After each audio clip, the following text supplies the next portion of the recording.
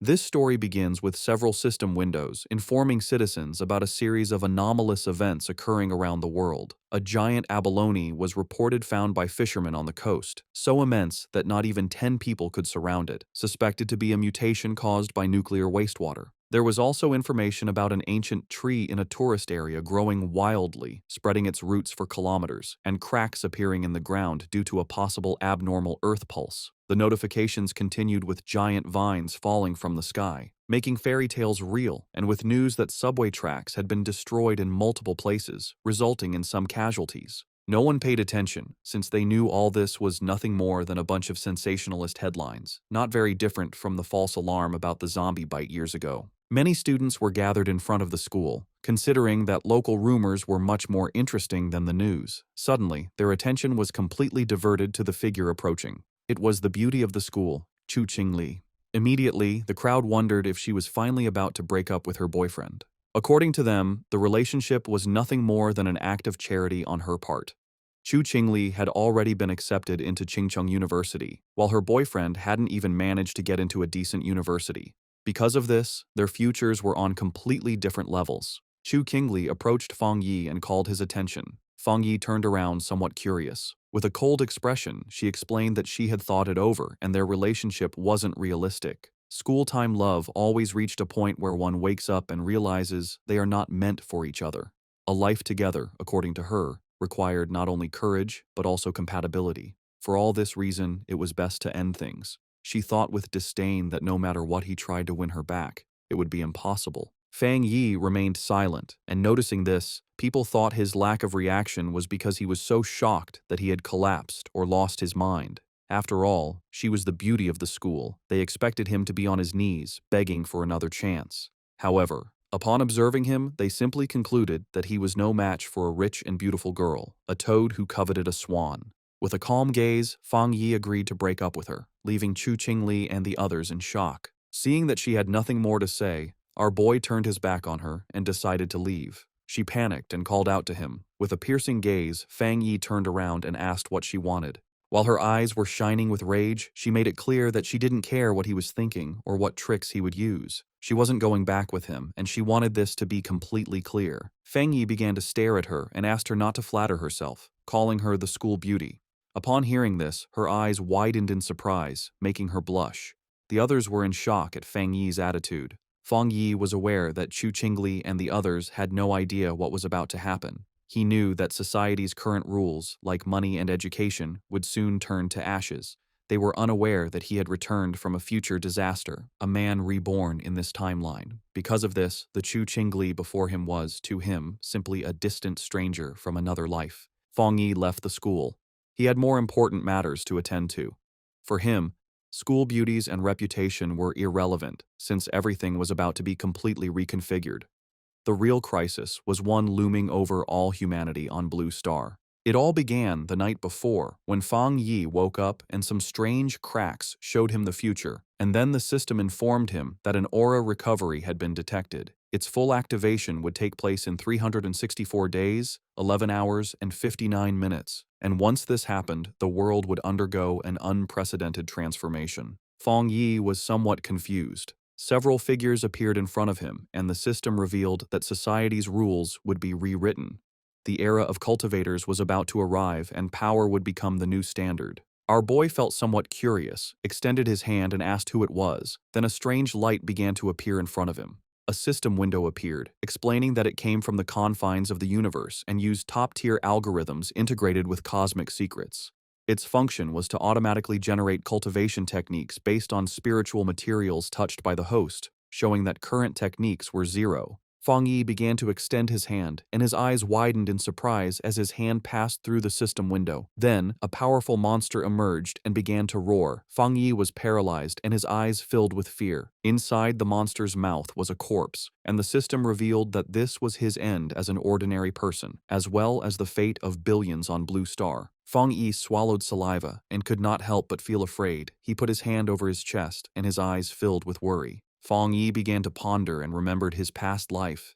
He had been just an average person, swept along by the tide of events, struggling only to survive with the hope of overcoming the disaster. However, he witnessed the fall of his nation and the suffering of the people, and in the end, he could not escape from the mutated beasts. He remembered dying in despair, full of rage, and with a deep desire for revenge. His eyes began to shine with determination, as he thought that perhaps this was why he had been chosen by the system and brought back 1 year before the recovery of Aura. He began to extend his hand, knowing that at this moment, most people had no idea about the change that was coming. Fang Yi touched the fragments of the system and decided that he would use each anomaly caused by the aura to his advantage. The system began to initialize a new evaluation. The eyes of our boy began to shine as the system informed him that it had been successfully linked. A new path had been unlocked, and now everything in existence could be used as material. His mission was to collect powerful techniques and abilities to become a strong cultivator and save the world. In the city, people were informed that humanity now faced an unprecedented crisis. Answers could not be found in the past. The only option was to adapt with their own strength. Everyone was surprised, except Fang Yi. When he turned on his phone, he saw several notifications. He understood that the government neither confirmed nor denied the strange phenomena, limiting itself to telling people to prepare. This, he knew, was Jia Nation's subtle way of issuing a warning, since reports once considered mythical nonsense would never have gone viral in this way. His eyes filled with sadness as he began to remember the past. He knew that this indirect and silent approach by Jia Nation helped citizens remain calm and trust their country. It was a hard and slow method, but much more effective than the chaos and gunfire of neighboring nations. Then he remembered that the system had told him that he could use anything, which meant that he should go wherever anomalies occurred. His attention was fixed on the phone. It was the #1 trending news. The UV index at Qingcheng University had reached a historic record of the century.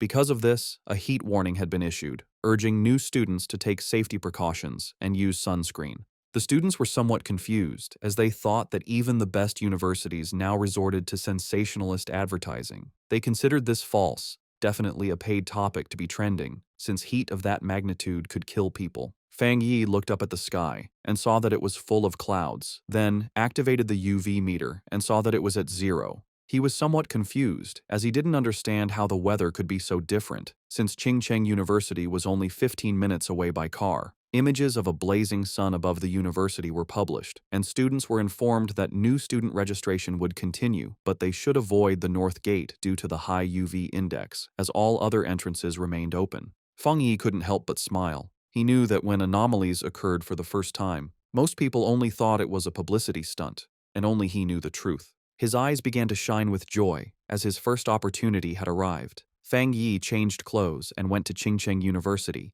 Everyone was carrying umbrellas. It was so hot that the leaves of the trees had fallen. Our boy went to the north gate of Qingcheng University, the least crowded of all.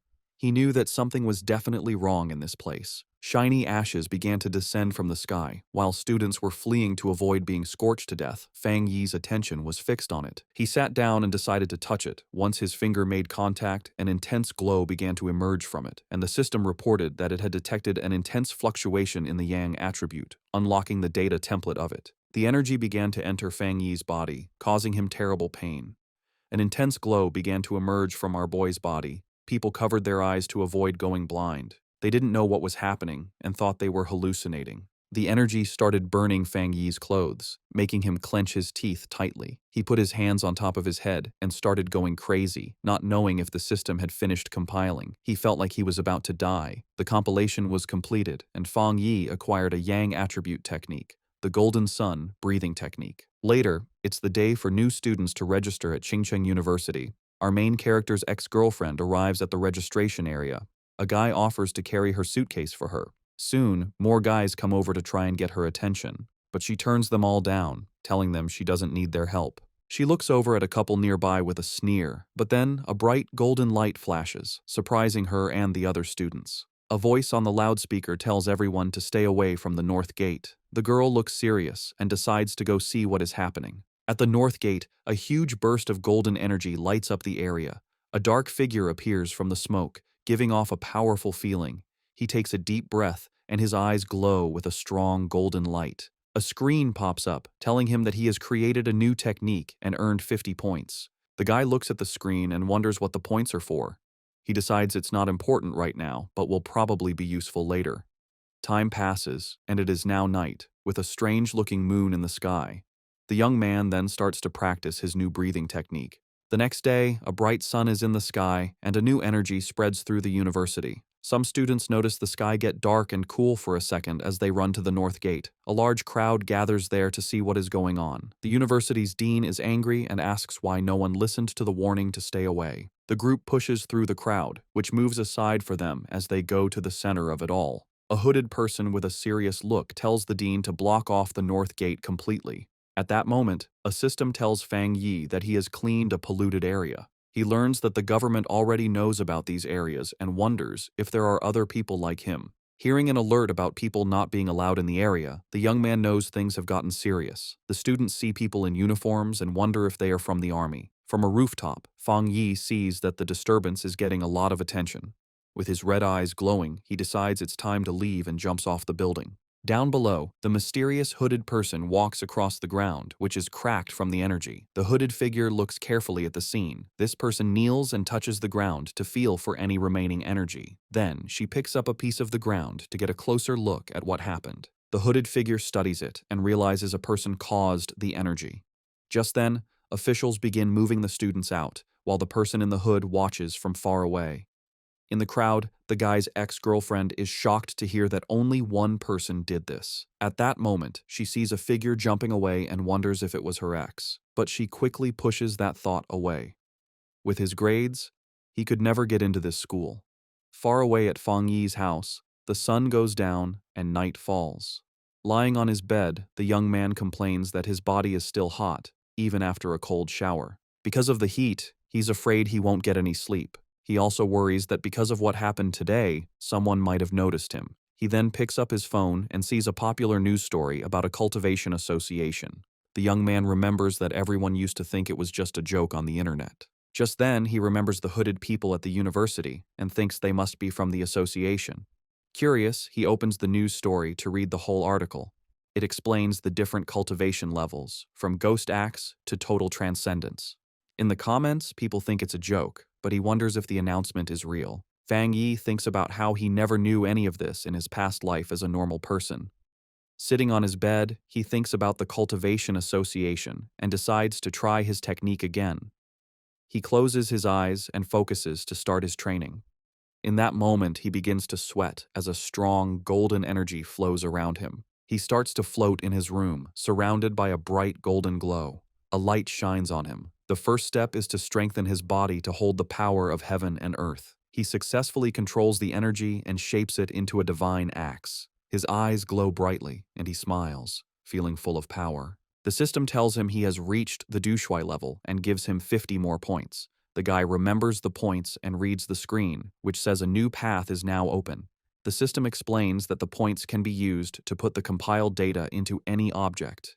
He thinks about the idea of putting power into an object and looks at his mug on the table. He holds his hand out toward the mug with a golden glow of power. The system asks if he wants to use 1 point to put the yang attribute on the mug. He realizes this is like enchanting an item to give it a special power. The young man thinks that if he did this to a weapon, it would become his own special item for fighting. He decides that having a powered-up weapon will be very important for what is to come. The guy then finds a small sword on his shelf and decides to try the power on it. He thinks that if the test works, he will buy a real weapon to be ready for the monsters. Suddenly, a strange noise from outside the building gets his attention in the middle of the night. Outside, a dark creature with huge claws is watching Fang Yi's apartment. With glowing red eyes, the strange creature shows its sharp teeth in the darkness. It looks like a giant demonic rabbit and gets ready to attack the building. But inside the apartment, the guy has no idea that danger is coming. Lying in bed, the guy feels uncomfortable from his new cultivation technique. With his red eyes, he wonders where the sound, which was like a rat, came from. He thinks the sound is not from inside or from the pipes, and it might be a neighbor's pet. Walking through the living room, he thinks that with his better hearing, it is normal to hear the neighbors. Then the guy focuses his hearing to listen more carefully to the strange sound, but he soon realizes something is wrong and becomes alert. Fang Yi goes to the door and comes face to face with the scary creature right there in the dark hallway. In the hallway, the strange creature with red eyes appears and glares at him, ready to attack. He is startled and recognizes the mutated beast. A memory from his past life scares him. At the same time, a drone flies over the city at night, showing that others know about the danger. On top of a building, a girl complains that they still have not caught the rabbit that ate a rare fruit. With a lollipop in her mouth, the young woman seems very calm and confident about the mission. She then orders her team to keep sending her updates about the target she is hunting. After that, the mysterious girl jumps from the top of the building to begin the chase. Falling very fast, she moves with ease between the huge city buildings. Suddenly, the young woman feels the mutated beast's power and realizes she is getting closer to it. With her eyes glowing, she finally finds the creature and gets ready for a fight. The mysterious hunter lands hard on a rooftop, moving with amazing skill. Running down the side of a building, she gets the order to chase the target no matter what.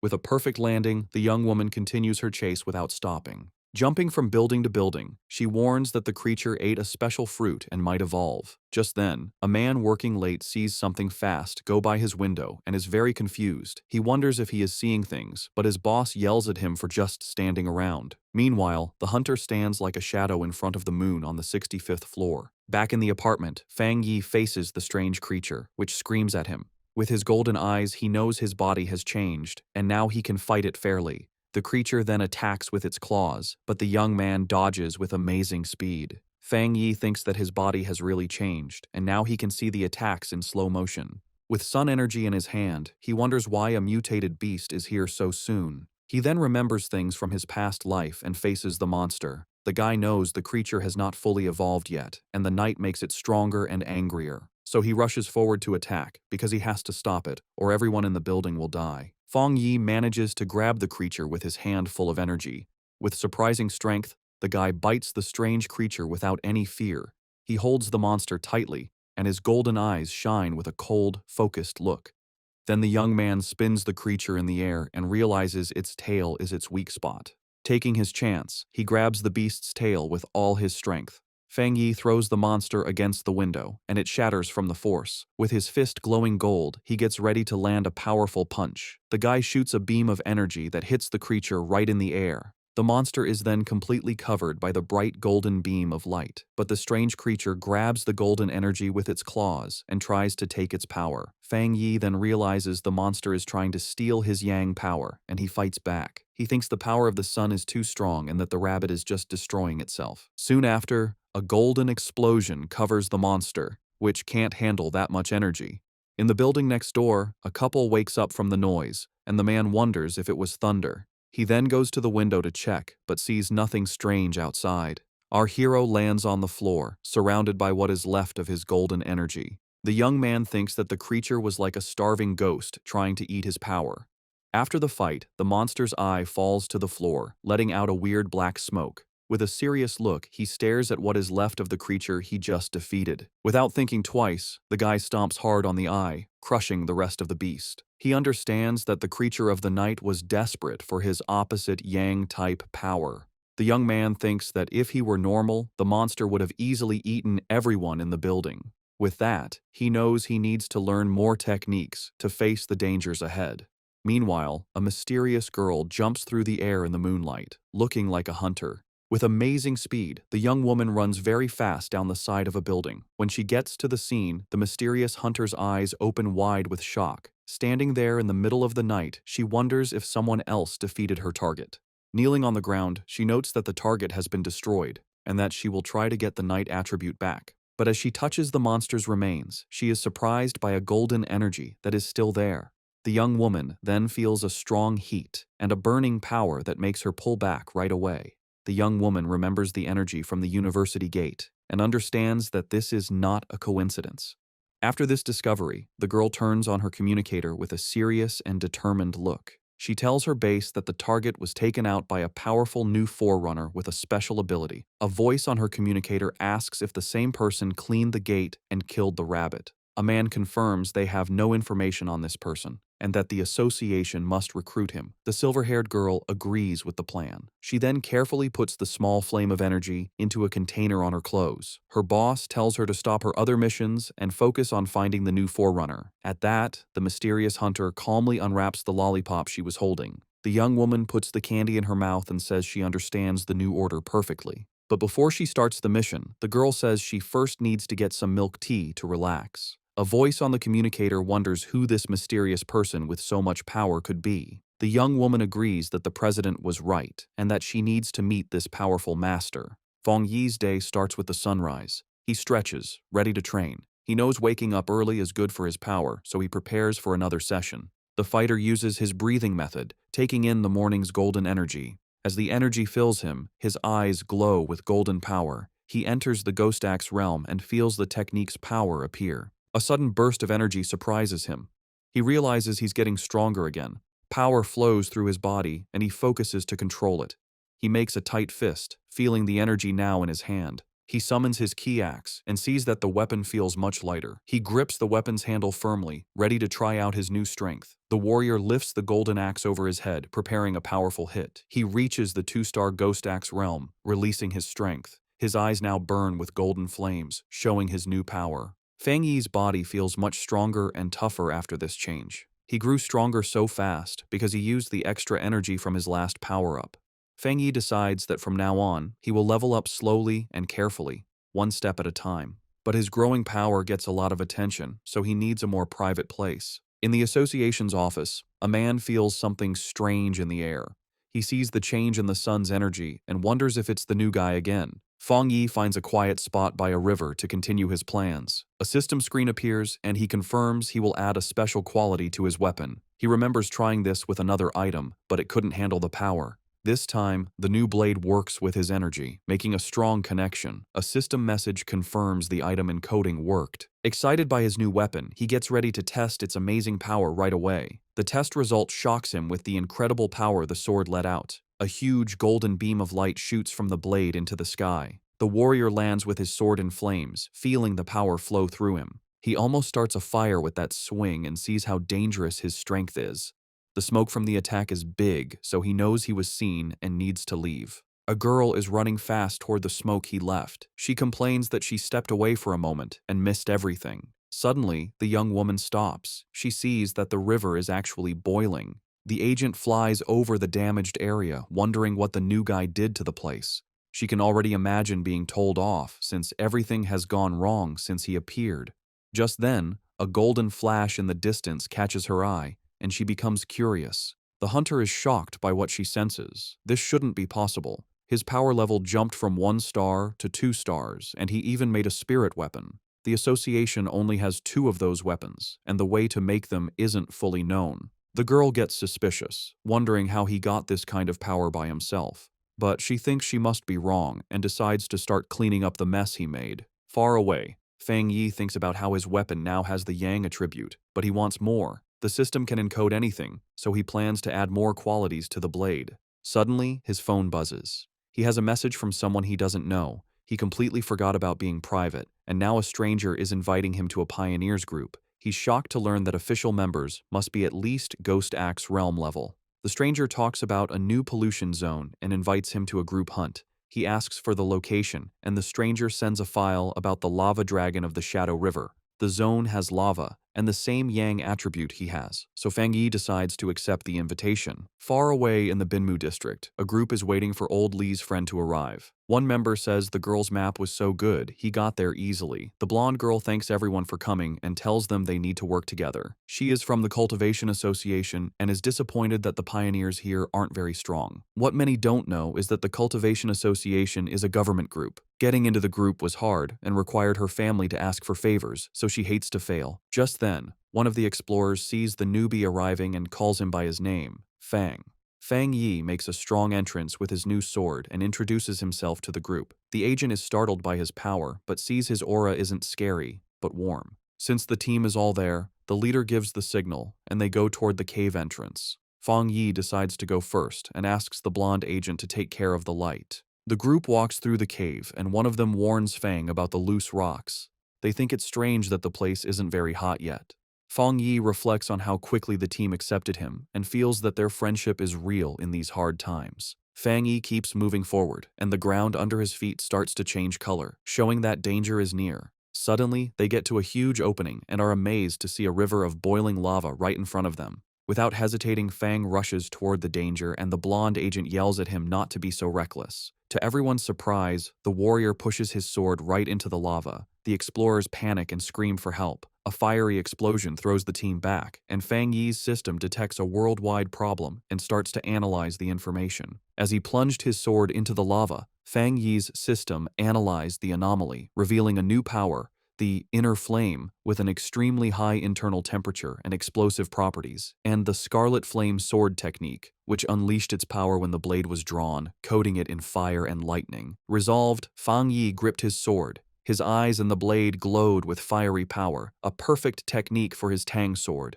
Below, the other explorers, thrown back by a previous explosion, watched in amazement as Fang Yi stood unharmed in a vortex of fire. Realizing his weapon was absorbing the lava's power, Fang Yi then used his script points to permanently embed the scarlet flame attribute into his sword, which now burned with energy. When the flames subsided, his teammates concluded he had suffered a small cultivation accident and had recovered. The group was euphoric, noticing the cave's spiritual energy had stabilized. One of them celebrated being able to absorb it smoothly, while another, on the verge of beginning his cultivation path, excitedly shouted Xiaoya's name. The blonde agent, Xiaoya, encouraged them to train while she kept watch, and the team thanked her for the opportunity. The peace was interrupted when Xiaoya detected figures approaching the entrance, warning that other pioneers were arriving. 3 muscular men entered, led by one with an eye patch and glowing red eyes who arrogantly declared the resource-rich land was now theirs. Xiaoya grew worried, recognizing all 3 newcomers were at the 1-star Ghost Axe realm, a level her team couldn't challenge. Despite the danger, Xiaoya tried to reason with them, politely stating they had arrived first and even offering to let them join. Her diplomacy was met with contempt. The eye-patch-wearing leader mocked her low level and ordered them to get lost or face the consequences. Xiaoya's expression hardened.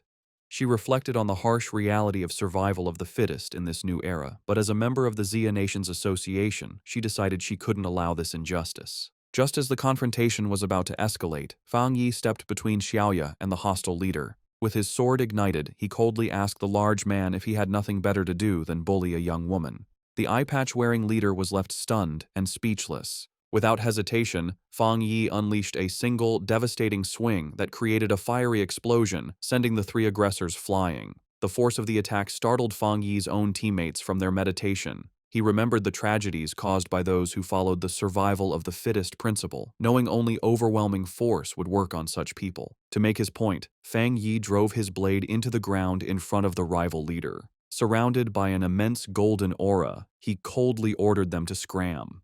Terrified by this second display of power, the leader called Fang Yi a monster and screamed for his men to run as Fang Yi watched them flee. His teammates rushed over, buzzing with excitement over his incredible power. Fang Yi smiled, brushing it off and suggesting it was time to leave. As they left, Xiaoya contemplated the immense power Fang Yi had shown, realizing he had held back. Convinced he was a top-tier pioneer, she knew she had to report this major discovery to her organization immediately. The scene shifts to the Spiritual Energy Cultivation Association office, where a woman on the phone with Xiaoya repeated in surprise that another high-attribute pioneer had appeared. The office worker grew flustered, realizing she had said too much, especially with an imposing man standing behind her. She awkwardly hung up after confirming the report. The young woman cheerfully asked her gray-haired superior if they were lucky enough to have 2 high-attribute pioneers in a row. He, however, grimly corrected her that luck had nothing to do with it, explaining that every high-attribute individual is destined to become a new center of power, a responsibility that stressed him immensely. Under a sunny sky, Fang Yi returned to the city.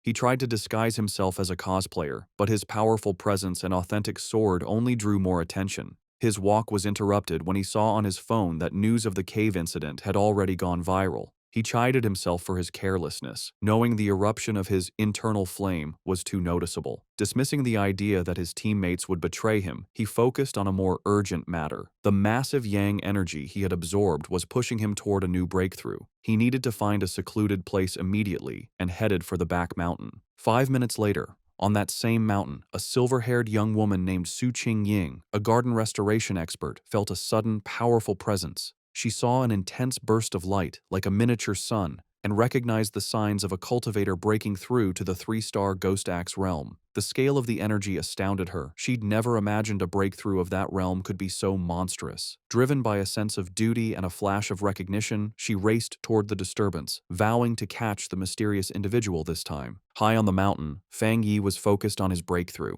He pulled in huge amounts of golden energy, which spun around him before forming a bright, sun-like ball above his head. As he meditated in the air, the power behind him formed a complex, star-shaped divine shape. Golden energy sparked across his skin, and his eyes glowed with great power as he tried to control the wild energy. Finally, the power came together, taking the shape of a giant divine axe made of pure golden and light blue energy, crackling with power. Meanwhile, Su Jingying arrived and stopped suddenly when she saw the amazing sight. She watched in total disbelief, seeing that the mysterious person was about to swing the divine axe he had just created. His level of control was incredible. She wondered how anyone could command so much spiritual energy with such perfect skill and steadiness, asking herself if this man had secretly been training for centuries. The sight brought back a painful memory. Su Qingying remembered her own attempt to break through to the Ghost Axe 2-star level. The pressure from her own divine axe had been too much for her, pushing back and making her cough up blood. It left her stuck in bed for a full week. She was naturally strong, but she had still failed badly. She couldn't understand how this monster could handle a breakthrough that was so much more powerful than hers. As she ran closer, she was even more amazed. The huge amount of spiritual energy, the perfect control in every move of the axe, and the way every bit of power seemed to have been purified thousands of times. It was all beyond anything she had ever seen. She decided that this person wasn't just an amazing monster. He was like a god who had come down from the sky. She also noticed his calm and steady way of doing things. Most pioneers, when they felt a breakthrough was about to happen, would rush to get it done. This person, however, moved with a deep sense of experience and a strong mind, like a master from old times. Her thoughts were stopped when the giant, fiery divine axe began to move. She watched the awesome sight as it swung with a purpose, heading east. At the peak of his power, Fang Yi's eyes burned with pure golden light as cracks of raw energy spread across his face. He floated inside a blinding storm of golden power, successfully controlling the huge amount of energy he had gathered to evolve. A system window then appeared, officially confirming he had succeeded. He had reached the Ghost Axe realm, 2-star. The new divine axe slammed down into the earth, releasing all of its power in one huge shockwave that tore across the mountain. Su Qingying was caught in the powerful blast and had to hold herself steady against the wave of golden energy. The leftover force cut a huge path through the forest before fading away, but when she looked up, the mysterious man had completely disappeared. Breathing hard from the effort and her frustration, Su Qingying couldn't believe she had missed him again, especially since she had arrived in only 30 seconds. A worrying thought came to her. He must have known that she was tracking him. She worried that if he stayed this hard to find, her mission to recruit him would be impossible. Just as she was about to give up, she paused. A sudden idea hit her. She looked away from the path of destruction and toward a giant old tree that was now glowing with a soft, leftover golden light. With a new feeling of certainty, she called out into the woods that seemed empty, calling him Senior and asking if he was still in the area. From the shadows of the forest, Fang Yi appeared, his hooded body giving off a cool confidence. His glowing red eyes were on Su Qingying. He immediately knew she was the person who had been looking into him for the past few days. Seeing she had been found, Su Qingying stood her ground and properly introduced herself. She said she was the captain of the Firefly Squad, a part of the Spiritual Practitioners Association of Xia Nation, and also one of the nation's first pioneers. On behalf of the association, she sincerely invited him to join them. She admitted she had been following him for 2 days and hoped her methods hadn't made him think badly of her. As she spoke, Fang Yi stayed quiet, and his face was hard to read under his hood. Su Qingying added that while the public didn't know yet, all the official papers for the association were ready. Inside, however, she was very nervous, choosing her words carefully, and worrying if she was bothering him or making the powerful man angry. She knew she had to sound soft and respectful. Her carefully planned speech was cut short by Fang Yi's simple, direct question. "Why should I join?" The direct question surprised her completely. She stuttered for a moment, panicking over what to say. She quickly saw that empty, nice words would be useless against someone so smart. The truth was her only choice. Pulling herself together, she explained what the association was for. She told him that the Xia nation wanted to gather and unite all the early pioneers, to guide them on an organized path and also give them extra protection. She knew that growth was messy right now, and that an association might feel like a cage to a free spirit like him. But she asked him to look at the bigger picture. A great return of spiritual energy was coming, and they would all need to stand together to face the unknown enemies of the future. After listening to her passionate speech, Fang Yi leaned casually against a tree, looking tired and uninterested. He told her plainly that he was not willing to join. He explained that, for now, he still couldn't bring himself to fully trust her or the association she represented. Su Qingying was left completely stunned and speechless by his direct refusal, her eyes wide with shock. Facing his refusal, Su Qingying grew desperate. She quickly pulled out her identification card from her jacket. Holding it up for him to see, she quickly introduced herself again as Su Qingying and mentioned she used to be a well-known athlete before the spiritual energy returned. She begged him to believe her, hoping her public identity would give him a reason to trust her. Fang Yi paused and thought about her words. He touched his chin thoughtfully, saying that he now vaguely remembered her. His mind remembered a framed picture of her celebrating a victory as the runner-up in the Xia Nation's long-distance championship. He realized her natural athletic skill was what made her such a fast and good pioneer. However, his face then became hard. A dark memory from his previous life came to mind, showing a vision of a ruined city. He knew that in his original timeline, the Xia Nation's work, including the association, had failed in the end, leading to the end of humanity. Now that he had returned with his system, he knew he had to be part of the solution, but joining the association at this point was not the right move. Putting on a more thoughtful look, he looked back at a hopeful Su Qingying and confirmed that he did remember her. He told her he would think about her offer, and before she could answer, he jumped into the air and sped away from the spot. Just as quickly, he reappeared right behind a startled Su Qingying. He gave her a firm condition. She must keep his location a secret from everyone for now. In his mind, he studied her respectful behavior and guessed that the association was careful about upsetting powerful pioneers who weren't with them. He saw this as a weakness he could use. Su Qingying suggested a deal. She explained that the association had detected the energy from his breakthrough and that she had to file a report. She suggested sending a report that was a mix of truth and lies to protect his identity while keeping her bosses happy. After a moment of thought, Fang Yi agreed to her plan. Su Qingying tried to call out to Fang Yi as he agreed to her plan, but in the blink of an eye, he was gone. She ran down the mountain slope after him, but it was no use. Tired and annoyed, she walked alone on a forest path, muttering in frustration about how many times she had failed to catch him and how he was now trying to avoid her. She sighed, complaining about the tiring work of erasing the powerful energy signs he left behind after every incident. Her thoughts were cut short by a voice in her earpiece, telling her to stop worrying about the hard-to-find pioneer and remember the mission she was on. The voice seriously told her that the strange creatures had appeared again. Su Qingying froze, her eyes wide with shock as she asked if they were really back. A scary memory flooded her mind, showing her surrounded by a crowd of terrifying wolf-like creatures with bloody mouths and glowing red eyes. She thought to herself that she would never forget those strange, bloody beasts. The story explained what they were. Cold, evil, and bloodthirsty monsters born from the pollution zones made by the spiritual energy's return.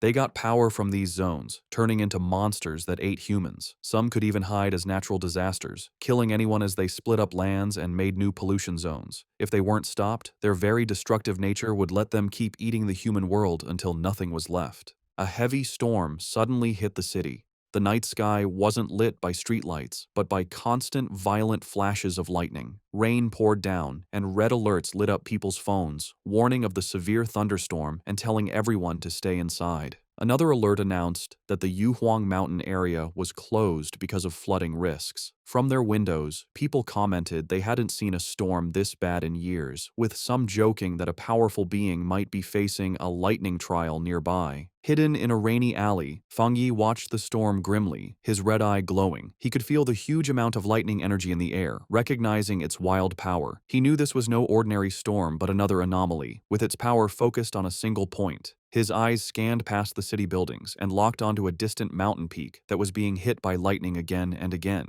He had found the center of the storm. Without hesitating, Fang Yi raced into the downpour, leaping across rooftops as he sped toward the mountain. When Fang Yi reached the base of Yuhuang Mountain, his system immediately confirmed a pollution zone was detected. He looked up at the peak, but instead of its usual beauty, he saw a grim scene with skeletal remains scattered among twisted trees. Another system notice added to the danger, stating the pollution level was unknown. Still, Fang Yi moved forward without hesitating, walking into the dark, stormy woods with a determined look. As he got closer to the center of the storm, he saw a massive bolt of blue lightning strike the mountain's summit, lighting up the whole area. He had found his target. Inside the Spiritual Practitioners Association's command center, officials held a tense meeting. A large screen showed a vortex of blue energy over a mountain peak. An official reported that the danger on Mount Yuhuang was rising quickly, so they had to close it off and call it a new contamination zone. The grim-faced association leader said the situation was so critical, he had to pull Su Qingying from another important mission. He asked her to report on what was happening. Su Qingying told the officials that it was currently impossible to climb the mountain, as the unstable thunder energy was about to explode.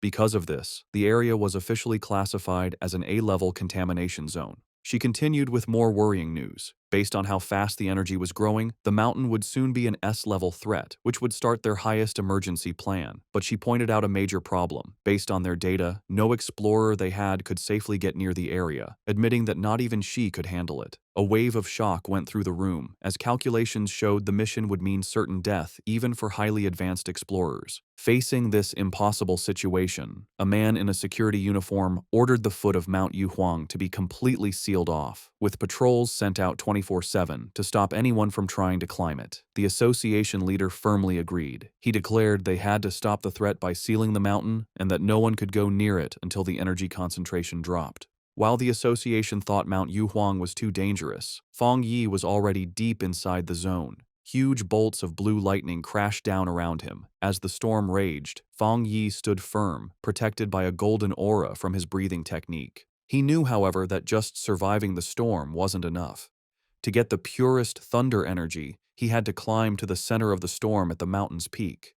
His decision was fueled by dark memories of the past. He knew that the creatures they faced now were just the beginning, and even more terrifying monsters would appear in the future. He realized that his current fire-based powers were not enough for the challenges to come. He had to become stronger himself, not just rely on his weapon. Surrounded by the lightning, Fang Yi saw a rare and perfect opportunity to use the thunder energy to strengthen his own body. Fang Yi knew if he didn't take this chance to get stronger, he would face certain death from the disasters to come. His eyes glowing gold, he drew his flaming sword and, with a defiant roar, plunged it directly into a massive bolt of blue lightning. The wild energy surged through him, causing terrible pain, but his face remained determined. His body shook violently as the electricity coursed through him. He realized this thunder power was like a divine punishment, actively fighting against him. The storm was furious that he had entered its territory and seemed to demand that he give up. Staring at the chaotic sky, he wondered how he could possibly make such a raw force obey him. Then, he had an idea. He calmed himself and remembered his system's rule. To get a power, he had to touch the energy source. A golden aura exploded from him as he unleashed his golden sun breathing technique, determined to fight through the storm. With a loud roar, Fang Yi pushed forward, using his flaming sword to cut a path through the storm of blue lightning. The clash of his golden energy against the raw storm created a huge, chaotic explosion. Blood trickled from his mouth from the strain, but his eyes burned with determination. He knew this was a desperate gamble where he had to push himself to his limit, facing death in order to live. Finally, after a hard struggle, he reached the peak. He plunged his sword into the ground, cracking the rock as he arrived at the center of the storm. Here, the power was even more terrifying, a violent flood of thunder energy that made it hard to even breathe. He felt the storm's full attention on him and realized it no longer just wanted to push him away, it wanted to kill him. As if to prove it, the storm gathered its full power and shot a single, massive beam of white-hot lightning directly at him, an attack meant to completely destroy him. As Fang Yi faced the storm's final attack, his system activated, detecting a powerful thunder attribute and starting to process it. Far below in the city, people watched from a tall building, amazed. One man taking a photo had never seen lightning so big. Another wondered if a god was going through a trial, even thinking he saw a person in the sky. At the mountain's peak, the fight ended in a brilliant explosion. Feng Yi had won. A system message confirmed it, announcing he had obtained refined divine thunder power and could now summon heavenly lightning to make his body godlike. He was rewarded with 5 writing points. Feng Yi now floated in the air, surrounded by blue lightning and his golden aura. He understood his new power. The thunder attribute was a top-tier force for both attack and defense.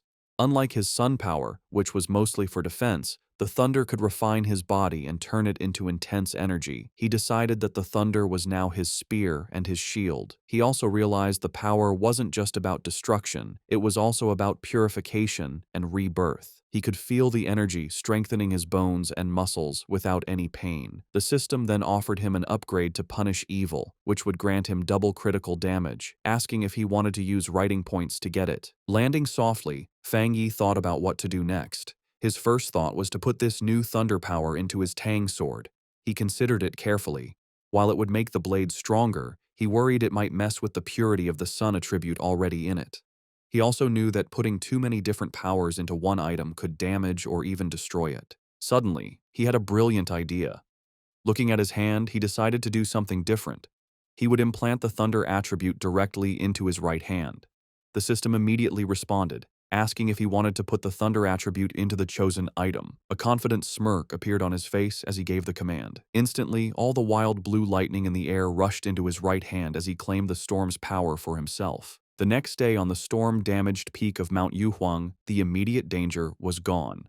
Below a cliff, Su Qingying and an army officer named Major Han Li stood over numerous figures in body bags. Su Qingying reported that the contamination zone's energy had strangely dropped from its most dangerous level to a mild level in just 3 hours, though some electricity was still in the air. Major Han Li listened and immediately figured out what had happened. Someone had been there. It was a seeker, a person who actively looks for these dangerous events. Su Qingying was shocked, wondering if another seeker was involved and if they could have survived. She knelt and looked for clues but couldn't sense anything, guessing that the heavy rain had washed away any evidence. She concluded that the seeker must have left the mountain safely around 8 p.m. the night before. Major Han Li agreed with her timeline.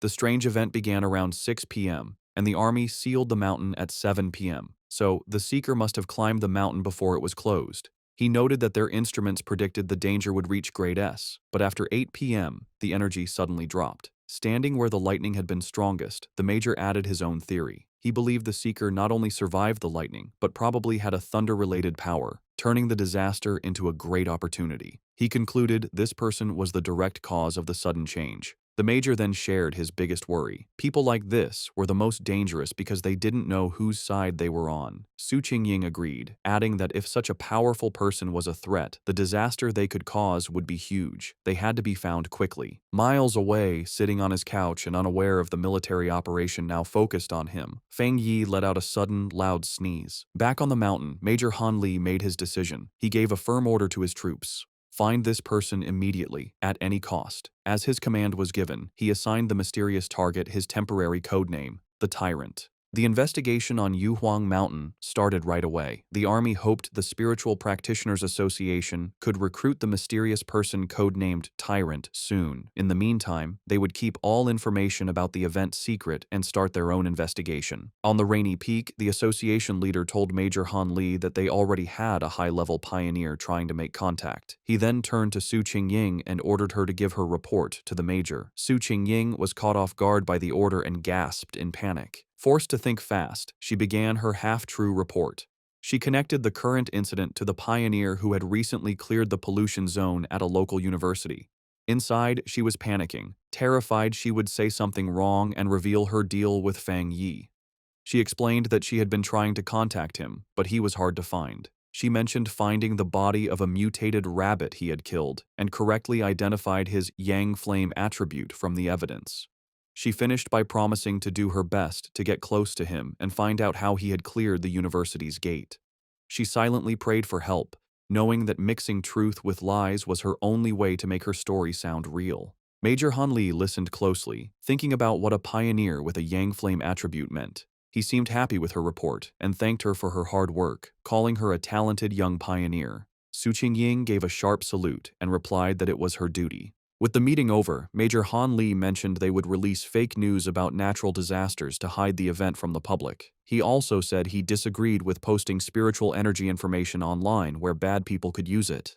As the officials talked, Su Qingying quietly sighed, relieved that the tough questioning was finally over. Back at his home, Fang Yi used his golden sun breathing technique to easily dry his white hoodie, making it glow with a warm light before holding it up, perfectly clean and dry. After putting it on, he checked the changes in his body. Even after adding the powerful thunder attribute, he could still feel a clear difference. He looked down at his right hand, which now sparked with blue lightning. It had completely changed, becoming the strongest part of his body and getting a huge boost. As he flexed his fingers, making small balls of lightning appear, he could feel that he was close to another upgrade. What surprised him most was how the once wild thunder attribute had become as calm as a kitten after being added to his body, letting him control it freely. He compared this to the terrible pain he felt when he first unlocked the Yang attribute, and wondered if the energies got weaker during the process. Remembering the system told him this new power dealt double damage to strange and evil creatures, he was eager to test it. His thoughts were broken by a sudden alert from his phone on a nearby table. He picked it up, wondering what was happening now. He had set up special news alerts after the last incident, knowing that in these crazy times, the government would issue warnings to protect people. For a pioneer like him, however, these warnings were more than just notices of danger. In every crisis, there was a chance to grow stronger, even if it meant risking his life. As Fang Yi thought about what to do next, he looked at the major news alert on his phone. The report said a huge explosion had just happened inside a chemical plant, causing a lot of pollution in the city. The official story said no one was hurt and told people to stay calm, but Fang Yi was suspicious of an event this big. He checked online forums, where people who saw it happen gave a much scarier story. People who lived nearby described a super creepy feeling they couldn't explain. One person asked if it was a cold, evil aura, and another quickly agreed. While many were doubtful, the overall feeling was one of dread and fear. The words cold and evil aura felt familiar to Fang Yi. Suddenly, a terrifying memory from his past life came back. A bloody hand and a horrible monster. He remembered hiding in fear from a giant, red, demonic beast as it destroyed everything around it. The creature, a gross, multi-eyed rat-like monster, was a threat he knew too well. Back in the present, he looked serious. He remembered the nature of these creatures. They were plants or animals that changed in a strange way after becoming self-aware, their power going wild and giving them terrifying hunting and killing abilities. They loved to appear in the dark of night. Realizing this new threat was 100 times more dangerous than the mutated rabbit he had fought before, Fang Yi knew he had to do something. Clenching his fist, which sparked with his new blue lightning, he decided he would go out that night to stop these creatures from surviving and getting stronger. Standing up, he was surrounded by blue electrical energy. It was time, he decided, to test his new 200% critical hit ability in a real fight. On a dark and stormy night, rain fell on the empty city streets. As a traffic light changed, a blur of motion sped across the wet road, a squad of cloaked figures moving with amazing speed. These were the members of the Destroyer Squad, and they were hunting. One member reported to their headquarters that they were tracking Anomaly File Number 7, codenamed Candle Knight, but had lost the target. The creature's known ability was to blend into the darkness, making it very hard to follow. The squad member added new, scary details to the file. The anomaly made a faint sizzling sound when it was close and liked to eat humans. As lightning lit up the sky, the squad landed on a rooftop to look over the city. Their leader, a determined man with light hair and a scar on his face, knew the stormy weather was perfect for the creature's hunt. He said with grim certainty that they could not let that happen. Miles away, in a busy command center, an operator got the updated information. He confirmed the new data for File 7. Candle Knight had been submitted. The situation was serious. An extermination request was filed as a high priority, with a goal to solve it in 12 hours.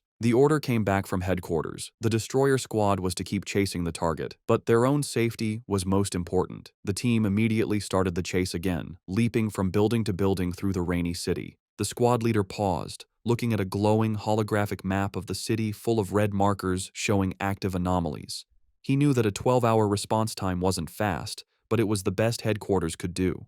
The country was large, and with anomalies appearing everywhere, even their advanced resources were stretched thin. Just as the destroyer squad got close to their target's last known location, a warning came from their headquarters. The operator told them that the area they were entering was currently occupied by Spiritual Energy Cultivation Association agents. A photo of Su Qingying appeared on the screen as the operator explained that her team was watching pioneers there and could be asked to help. The destroyer squad's leader acknowledged the message and asked headquarters to have her come help, saying he had heard of her good work. Elsewhere, Su Qingying was surprised to learn she had become so famous. The destroyer squad waited grimly in the rain. Soon, Su Qingying and her own cloaked team arrived, taking a spot on a higher rooftop. With a hand on her hip, she looked down at the squad below and casually asked if they were the ones calling her for overtime. The destroyer squad's leader was not happy with her casual tone. He sternly told her that the Candle Night anomaly eats people and that this was much more serious than a simple overtime request. One of Su Qingying's team members shot back, asking if that was the right way to ask for help. Su Qingying then turned to leave, saying that the destroyer squad seemed so good, they probably didn't need help after all. She announced that her team, the Ying squad, would be leaving. As they started to go, her team members muttered among themselves, one worrying about their boss's savage attitude and another defending her, saying their own missions were just as dangerous.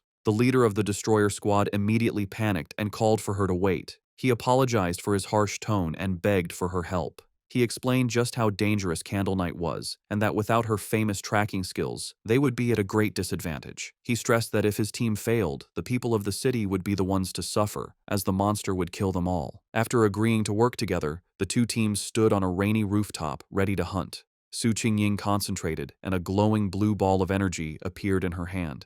She announced she had found the creature. The orb's energy expanded, showing the monster's location. Hidden in the dark, wet ruins of a chemical plant, the monstrous, multi-eyed rat-like creature called Candle Night was eating something. Its file noted that it liked darkness, dampness, and eating people. With the target found, Su Qingying gave the command for the joint operation to start. The creature's senses were sharp, and it instantly looked up, aware of their presence. It jumped away, just as an attack hit the ground where it had been. A member of the destroyer squad said the target had spotted them and ordered the team to form up. The squad members moved with incredible speed, their cloaks blurring as they chased it. They surrounded the creature from all sides, and with their prey trapped, they shouted together, ready to attack. One of the destroyer squad members lunged forward, shouting the order to attack. He hit the creature hard, sending it crashing into a pile of rubble. But instead of being weaker, the monster's body began to change, its back erupting with red sores and black spikes. With a furious shriek, the enraged Candle Knight fought back, creating a vortex of dark energy. Su Qingying desperately shouted for the teams to watch out for the sound wave and dodge. Her warning was a moment too late. A powerful sonic blast erupted from the creature, sending the squad members flying back.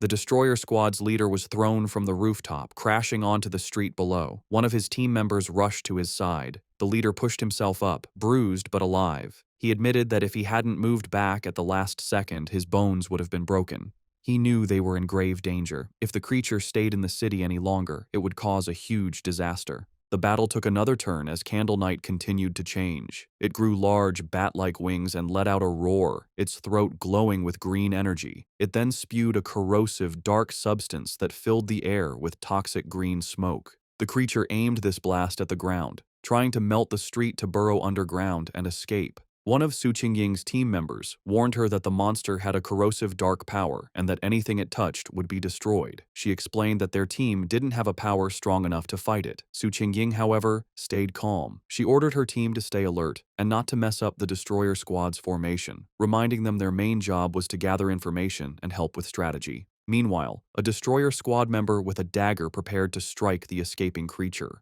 Suddenly, a pair of menacing red eyes glowed from the darkness. The winged Candle Knight lunged forward, narrowly dodging an attack from a leaping squad member. Enraged, the destroyer squad leader yelled at his team not to let the monster escape. The winged creature flew through the city streets, chased by the cloaked members of the Ying squad. From a high rooftop, Su Qingying and two of her team members watched. Suddenly, she sensed a sharp increase in spiritual energy from the creature's direction. Realizing something important was about to happen, she ordered her team to stay outside while she followed it in by herself. The chase led them to a large, dark, abandoned factory. Inside, Su Qingying said she would scan the area's spiritual energy. The destroyer squad's leader noticed the advanced watch on her wrist. She confirmed it was a new device from the association, explaining that the watch showed the energy level a squad could safely handle was 50. Candle Knight's reading had been just 48. Suddenly, the device on her wrist began to flash wildly, the reading shooting past 80. Su Qingying shouted that the energy levels were going crazy. At that moment, a massive, shadowy form with glowing green eyes appeared in the rafters above. They had been led into a trap.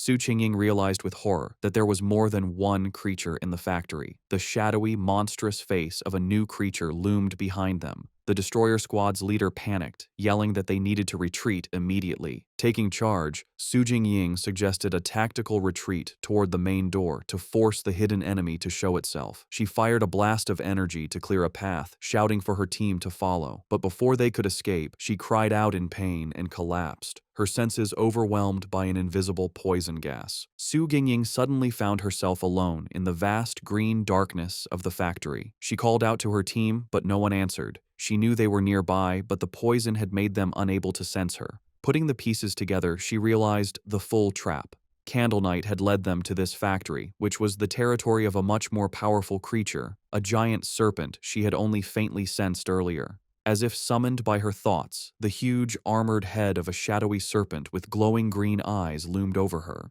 She now understood that unlike Candle Knight's simple dark power, this creature's black mist was a strong poison, and they had been breathing it in since they arrived. The gas worked silently, paralyzing its victims while draining their spiritual energy. Fighting back would only use up their power faster, leading to certain death.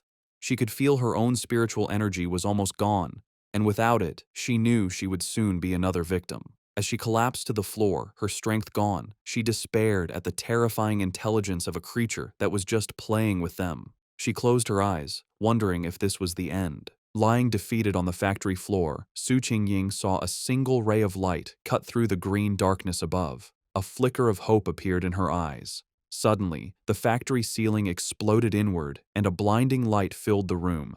Her eyes widened as a figure came down from the blast. It was Fang Yi.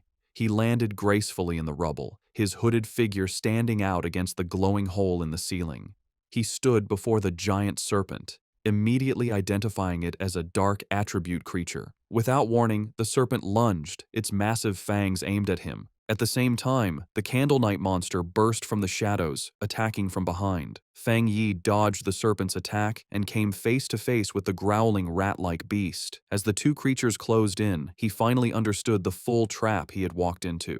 In a shocking move, Fang Yi let the Candle Knight monster bite his shoulder. As blood splattered, he noted their surprisingly smart tactics, one creature for luring prey, the other for killing them. He taunted the beast latched onto him, asking if it enjoyed biting people so much. In response, he unleashed his new power. Bright blue lightning erupted from his body as he challenged the monster to taste his thunder property. At the same time, he fired a massive beam of golden solar energy from his free hand, which hit the lunging serpent head-on. Now, covered in crackling electricity and free from the stunned rat creature, Fang Yi turned his full attention to the serpent, unleashing a flood of golden flames as he challenged it to see how well it could handle fire. The giant serpent lunged with a furious roar, its huge mouth open to eat its prey. With amazing agility, Fang Yi dodged the attack, flipping through the air while swinging his glowing golden sword. As he landed, he coolly told the monster to look at his blade, a clear challenge to the giant beast. The serpent seemed to pull back, cautious of the glowing weapon. Seeing his chance, Fang Yi counterattacked. Leaping through the air, he delivered a powerful slash to the serpent's face, his sword covered in the crackling blue energy of his thunder power. The force of the blow was huge, but the result wasn't what he expected. Instead of crushing its skull, the creature's head split down the middle, revealing a second identical head underneath as if it were shedding its skin. Fang Yi landed on his feet, his eyes wide with surprise at this strange development. The creature's split head then pulled apart completely, shedding its outer layer to reveal its true, healed form. As green energy pulsed in its neck, Fang Yi knew the fight was far from over. The serpent reacted with shock and pain as the leftover thunder energy from Fang Yi's sword ran through its body. It roared in fury as the electrical energy grew stronger, overwhelming its dark power. Watching the creature twist in pain, Fang Yi gave a small, confident smirk. He knew he had the advantage, as he had already sensed this serpent's dark aura was stronger than Candle Knight's. He then revealed his clever plan. When he attacked with his sword, he had held back the full force of his fire. Instead, he had used the blade to carry and channel the thunder power from his hand directly into the snake's body. He compared the two creatures, realizing this serpent was a far more dangerous and evolved monster than Candle Knight. Suddenly, he felt a sharp pain in his shoulder where the rat creature had bitten him. He hissed, looking down to see strange purple snake scales growing from the wound. He understood immediately. Just as he'd thought, this was a smart, mutated species. Its poison, delivered by its partner's bite, had a paralyzing effect that let it kill silently. He could feel a sharp pain from the wound, but he also felt his Golden Sun breathing technique working to fight the venom. With a determined look, he knew he had the perfect counter. The Yang Flame power could dissolve the poison, the Golden Sun technique would protect and heal his body, and the Thunder power would purify anything left. As the energy from his powers pulsed through him, Fang Yi recognized the benefit of his combined abilities. The mix of his Yang Flame and Thunder powers now gave him a clear pain signal to any poison, acting as an early warning system. He knew he was lucky. For others, the serpent's sneaky poison would have been impossible to cure. He guessed that for the serpent to have grown so large, it must have relied on surprise attacks. He thought of the monster's den, filled with the skulls of its victims. With Candle Knight acting as the perfect bait, the two creatures had become a deadly trap even for top pioneers, which explained why so many had disappeared. But in the end, it didn't matter. As he watched the creature's huge skeleton burn to ash in his holy fire, he knew its reign of terror was over. Standing before the fire, Fang Yi felt satisfied. His inner flame was powerful, but the triple critical hit from his new thunder power had sealed his victory. He felt confident that his fighting skills were now pretty good, even compared to other high-level pioneers. He stood silently for a moment, watching the flames burn the last of the monster. Just as he was about to leave, he paused, reaching out his hand as if he sensed something. His eyes narrowed. He wasn't alone. Someone was still there. He turned just in time to see a figure stumbling out from the smoke, coughing from the ash. It was Su Qingying. She stood silently, covered in soot and clearly tired, but she was alive. As the smoke cleared, Fang Yi found himself looking at the unconscious members of the other squad, with Su Qingying sitting among them. He recognized her as the agent from the association and coolly told her that there was no need to pretend. He added that her playing dead act needed work, which surprised her. Embarrassed, Su Qingying covered her face. Realizing this was the same powerful pioneer she had been tracking, she tried to make an excuse, claiming she woke up from the smell. Fang Yi, however, wasn't fooled. He complimented her, pointing out that while her teammates were out of energy, she was strong enough to keep a small reserve to protect herself. If she had really been unconscious, he explained, she wouldn't have been able to smell anything. Flustered, Su Qingying could only offer an awkward thank you. In her mind, she was amazed. He had seen right through her. She had indeed kept a bit of spiritual energy for protection. She had no idea how he had beaten both Candle Knight and the giant serpent all by himself. Noticing her embarrassment, Fang Yi's tone softened. He told her she didn't need to cover her eyes and that he only asked her to be honest with him and keep his identity secret. Seeing she and her team were safe, he said it was getting late and he would be leaving. Su Qingying tried to call out to him, but it was too late. Saying that explaining things would spoil the surprise, he jumped effortlessly through the hole he had made in the factory ceiling and disappeared into the night. As he traveled across the rooftops, Fang Yi thought about the battle. He was glad Su Qingying hadn't tried to absorb the dark power from the monsters, remembering its disgusting coldness. He wondered why he couldn't absorb it himself. He guessed maybe the dark energy was already gone, or his body had instinctively rejected it. He decided to think about it later, at home. Left alone in the huge, abandoned factory, Su Qingying looked up at the moonlit hole in the ceiling where Fang Yi had disappeared. She sighed, disappointed that she hadn't gotten a good look at his face, and realizing he still didn't trust her, or the association. Her quiet moment was short. Acting like a squad leader again, she walked over to the unconscious captain of the destroyer squad and gave him a few slaps, telling him to wake up. The man groaned and slowly opened his eyes, bruised and confused. His first thought was panic, and he shot up, shouting that they had been ambushed. Su Qingying just watched him with a calm look. The leader and his squad members then saw why she was so calm: the massive, smoking skeleton of the giant serpent. They stared in total disbelief, confused by the scene. The leader demanded to know what happened and where the powerful Yang energy came from. Su Qingying calmly explained that a powerful pioneer had rescued them.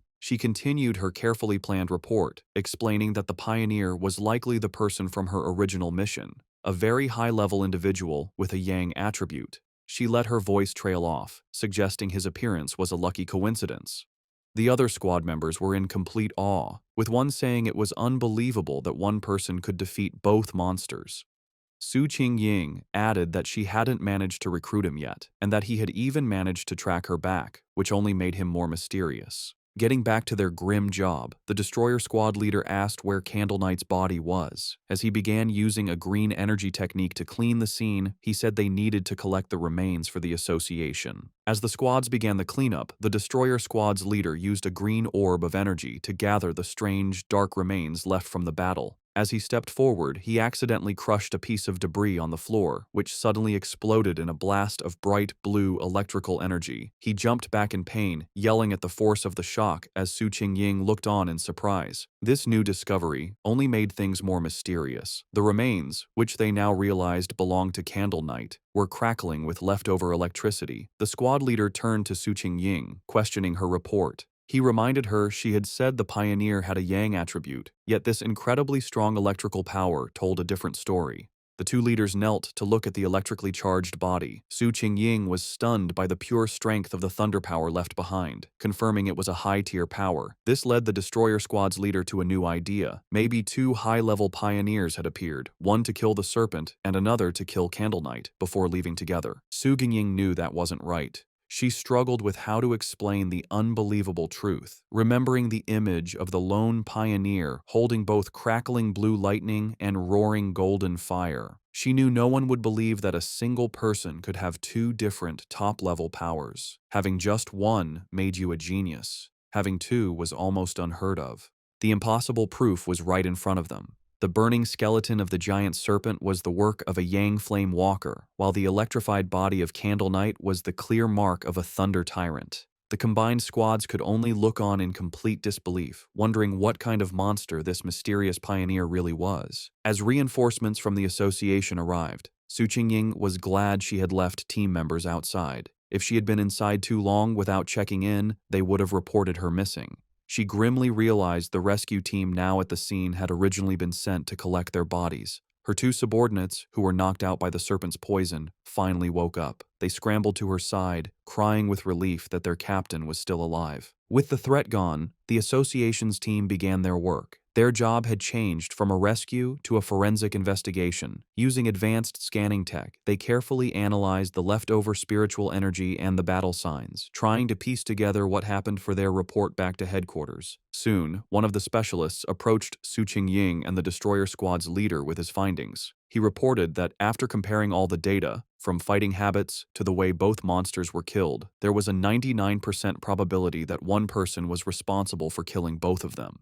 The two squad leaders stared at each other, their faces showing both shock and serious concern. The other squad members murmured to each other in disbelief. They were processing the fact that they had been saved by a pioneer with two different high-tier powers, something they never thought was possible. They knew either monster could have easily killed them all, yet this powerhouse had finished them both off, seeming to use single strikes. The power difference between them and this mysterious person was just ridiculous. Understanding the huge importance of this discovery, Su Qingying contacted her superior. She reported that the information on her target had been significantly updated. Looking up at the hole in the ceiling, she confirmed that the mysterious pioneer from the university and the powerful individual codenamed Tyrant were, in fact, the same person. Back in his office, the association superior listened calmly to her report. After thinking about the information, he gave a new command, telling Xiao Su to pause her mission for now. He explained that the pioneer had saved her team, killed the monsters, and secured the area. These were not the actions of an enemy. He added that he and Old Han, Major Han Li, didn't agree on the matter, and for her own safety and to avoid leaving a bad impression on their powerful potential ally, she was to stop all contact with the tyrant for the time being. While on the phone with her boss, Su Qingying, though she had agreed to pause her mission, couldn't help but add one more piece of information. She told him she had one more theory, based on what happened when she had tracked Tyrant to the back mountain where he was advancing his power. Her boss, interested, asked her to explain. She explained that during that encounter, she had sensed an incredibly strong aura where he was active. At the time, she suspected he might have a spiritual weapon but thought it was unlikely. However, now that it was confirmed he had two high-tier powers, the possibility seemed much more real. The association superior was surprised by this new information, questioning if the pioneer really had a spiritual weapon. He quickly became skeptical, leaning back and saying it was highly unlikely. He argued that no matter how talented, a solo pioneer couldn't possibly have such a rare item without outside help.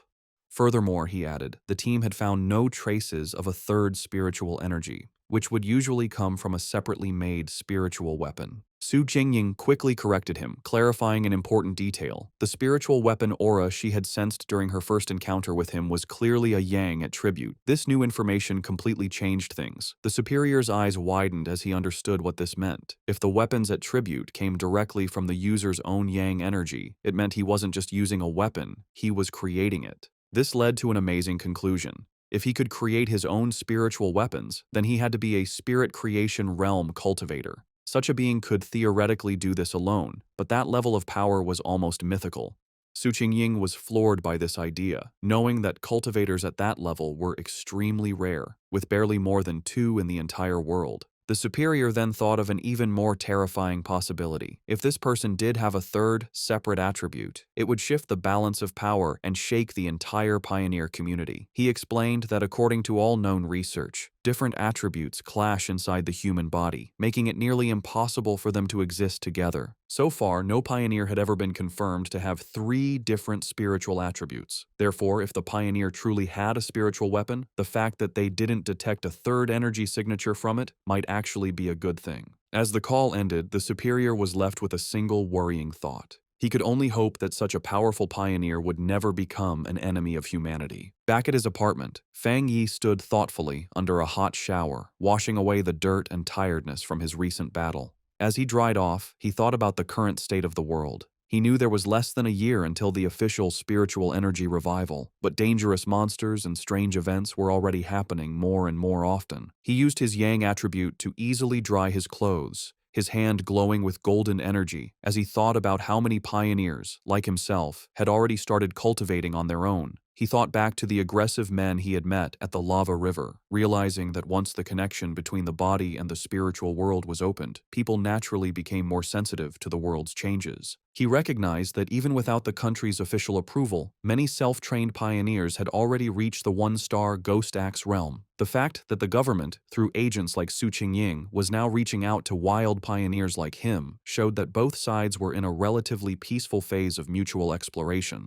Standing in his room, thinking about Major Han Li and Su Qingying, he concluded that for now, the monsters were still under control, and there was no serious conflict yet among the different pioneer groups. However, as he finished getting dressed, he knew this peace was fragile. The government had already created the Spiritual Energy Cultivation Association, but it still hadn't told the public about it. He understood their strategy perfectly. While people were talking more about local problems and strange events, the government was walking a fine line, trying to both protect humanity and give subtle early warnings without causing mass panic. Despite his recent victories, Fang Yi's analysis of the world situation was still grim. He knew the problem was the government's lack of confidence to officially start a full-scale cultivation era. With such a huge population, he understood that once the full truth was revealed, society would likely collapse into chaos and death. In the current state, even official pioneers couldn't stop the inevitable chaos, and the mix of internal problems and external threats from monsters would only make things worse. He admitted that the government's gentle, careful approach wasn't wrong, knowing that human fear and panic could be more destructive than any monster. However, what truly worried him was how fast the monsters were developing, which was far exceeding his expectations. He reviewed the information on the creatures he had just fought. They were a typical product of dark attribute contamination, specifically the shadow attribute, a sub-branch of dark energy that his system identified as a natural enemy to pioneers, and currently something he couldn't absorb. He realized these monsters were far smarter than typical beasts, working together to trap and kill pioneers, whom they saw as a good food source. He knew, however, that these creatures were still much weaker than the true dark-type monsters he remembered from his previous life. Monsters that could destroy entire countries on their own. Still, the close call was a serious reminder of the growing danger. He was certain that if he hadn't been there, Su Qingying and her entire squad would have been wiped out. A bit of hope sparked inside him as he thought about the system's wording. The fact that the dark attribute was only temporarily unabsorbable suggested that once certain conditions were met, he might be able to use its power himself. a possibility that could be key to winning in the future. He reviewed his current abilities. He now possessed the golden sun breathing technique of the yang attribute, the divine thunder tempering of the thunder attribute, and the crimson flame blade technique. With these perfectly suited, high-tier techniques and his current strength as a 3-star Ghost Axe Realm pioneer, he knew very few could match him. Yet, as he stood surrounded by his own great power, he knew with absolute certainty that it was still not enough. His thoughts were suddenly interrupted by his phone ringing. He picked it up, surprised to see a call from his auntie. On the other end of the line, his aunt asked about his health before explaining the real reason for her call. She told him that his cousin was coming to study in the city and, worried for her safety, asked if she could stay at his place for a few days instead of a hotel. Feng Yi was taken aback, his memory of his cousin extremely fuzzy. All he could recall was a quiet, straight-A student who was obsessed with her studies. He couldn't even remember what she looked like. Despite this, he agreed, telling his aunt that there was a spare room.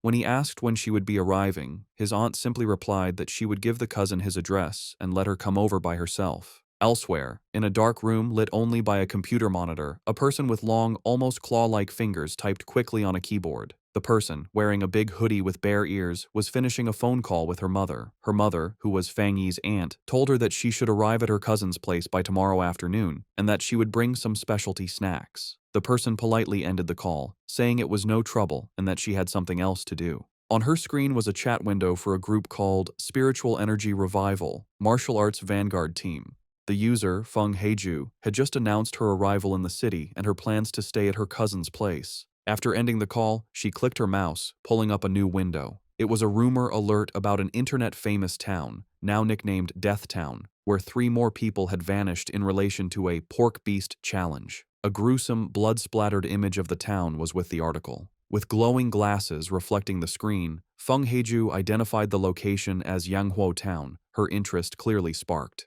Her browsing was interrupted when her mother entered the room, asking if she had finished packing. Feng Heiju told her mother that she was packed, but that she'd rather stay in a hotel than bother her cousin. Her mother insisted, saying it was much safer than staying alone and that she trusted the cousin completely. Gently pushing her daughter out the door, her mother gave her some final advice. Be sure not to cause trouble and help out around the house when she could. Feng Heiju reassured her mother that she understood. Once the door was closed, Feng Heiju let out a small sigh, preparing herself for the visit. She thought of it as just one more hurdle to overcome. Adjusting her glasses with a flash of determination, she resolved that no matter what her cousin was like, he couldn't possibly be more difficult to handle than a monster. The next day, under a bright blue sky, a young woman with long dark hair and glasses pulled a suitcase toward an apartment building.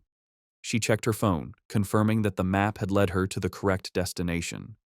Looking up at the building, she murmured to herself that this must be the place, ready to finally meet the cousin she barely remembered. As Lin Yi stood outside the apartment building, Fang Yi came out, carrying a bag. She called out, asking if he was her cousin. He stopped, surprised, and asked if she was Lin Yi to confirm, though he admitted to himself that he didn't recognize her at all. An awkward silence hung between them for a moment. Later, inside the apartment, they sat on the couch, making polite conversation. Fang Yi asked if she was in the city for a summer camp, which she confirmed. He told her to let him know if she needed anything, and she thanked him. After their brief chat, he gave her the key to her room, which was across from his, before going to his own room. As she watched him leave, she felt relieved, thinking her cousin seemed easy to get along with and wouldn't get in her business. However, Fang Yi was not clueless. From the moment she sat down, he had sensed a faint but strange spiritual aura from her. He wondered if his senses were off, or if she just wasn't good enough to hide her power. He immediately suspected that she was also a pioneer. The aura he felt was faint but clear, and he realized her story about a summer camp was probably a cover for her real reason for being in the city. Meanwhile, in her room, Lin Yi was on her phone, confirming Fang Yi's suspicions. She messaged her pioneer group, the Martial Arts Vanguard Team, saying her cousin seemed nice and wouldn't interfere. The chat turned to recent events, with members talking about the powerful pioneer at the lava river. Lin Yi warned her team to be careful, as many powerful people were still hiding. After agreeing to wait for her signal, she logged off. She decided it was best not to do any cultivation for now, worried her cousin might discover her secret. 3 days passed. Fang Yi soon found that living with his cousin was making his cultivation difficult. His meditations could be interrupted at any time, like when she came out of the bathroom wrapped only in a towel. He also worried that the bright golden aura from his breathing technique was too obvious and would be impossible to hide. But the hardest part was her overwhelming kindness. One evening, she proudly gave him a delicious-looking dinner she had made. He tried to insist on doing the dishes, but she refused, saying it was the least she could do. He found her perfect politeness and extreme cleanliness almost strange. Despite the trouble, Fang Yi decided to go along with it. He thought that by letting her be overly helpful, he might get her to let her guard down. He knew this was the only way he could find out what she was really up to. Their quiet dinner was interrupted when her phone on the table began to vibrate. Both cousins glanced at the message, their expressions surprised for a moment. Fang Yi used the chance to excuse himself, saying he would go back to his room while she chatted. His cousin could only quietly reply as he left. Left alone, she stared thoughtfully after him for a moment before turning to her phone. Sitting on her bed, she took the call, her expression turning serious. She repeated the information she was getting, confirming that the great change of heaven and earth would happen again the next day at 3 in the afternoon, and she promised she would be there. Fang Yi easily overheard his cousin's phone conversation. She agreed to meet at the entrance of Yanghuo Town. He recognized the name as an internet-famous town in the suburbs, about an hour's drive away. With his suspicions confirmed, he watched her through the wall, his own spiritual energy flaring. He was now certain his cousin was also a pioneer. He was confident, however, that with her current strength, she wouldn't be able to sense him spying. He was impressed by her power. She was still just a middle school student, but she had already reached the 2-star Ghost Axe realm and was close to another breakthrough. He wondered if her high natural talent was the reason for her somewhat strange personality. He now understood her real purpose in the city. The summer camp was just an excuse. She had learned about the coming great change of heaven and earth, and had come to be at the center of it.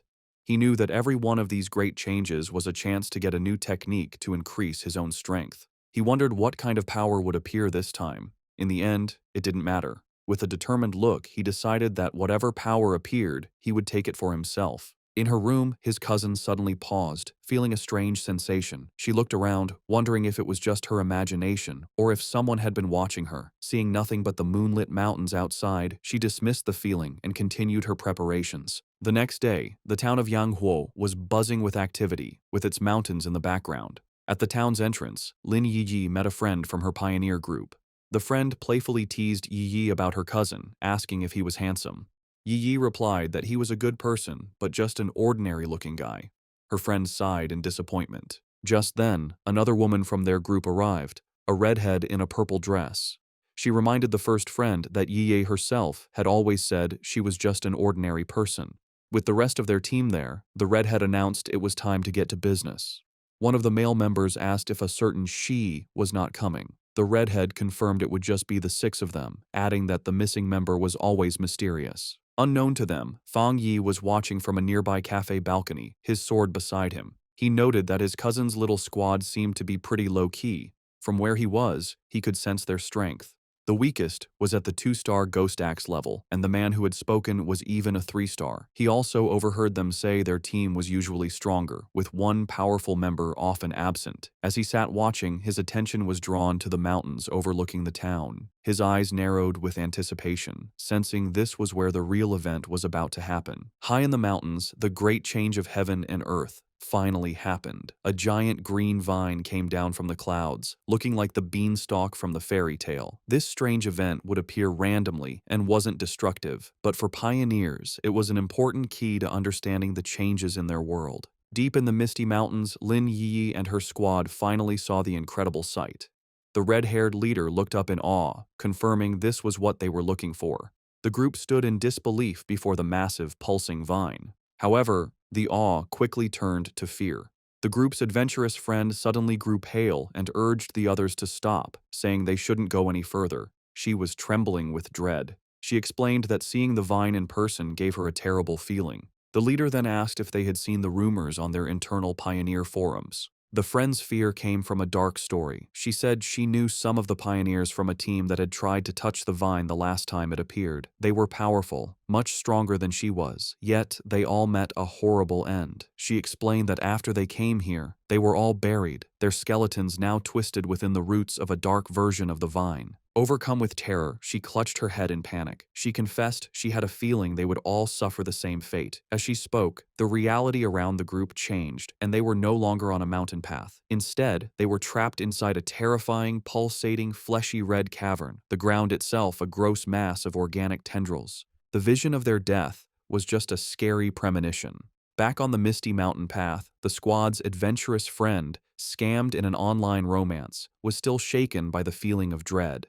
She admitted that while she was originally ready to take the pioneer's risk, to either come back rich or die, the moment she saw the vine, she felt an overwhelming fear. Her gut told her this was a new, unknown, and powerful high-level monster, a mutation she couldn't handle. Tears filled her eyes as she said she wasn't ready to die here and wanted to back out. The red-haired leader and Lin Yi looked at their upset teammate with understanding.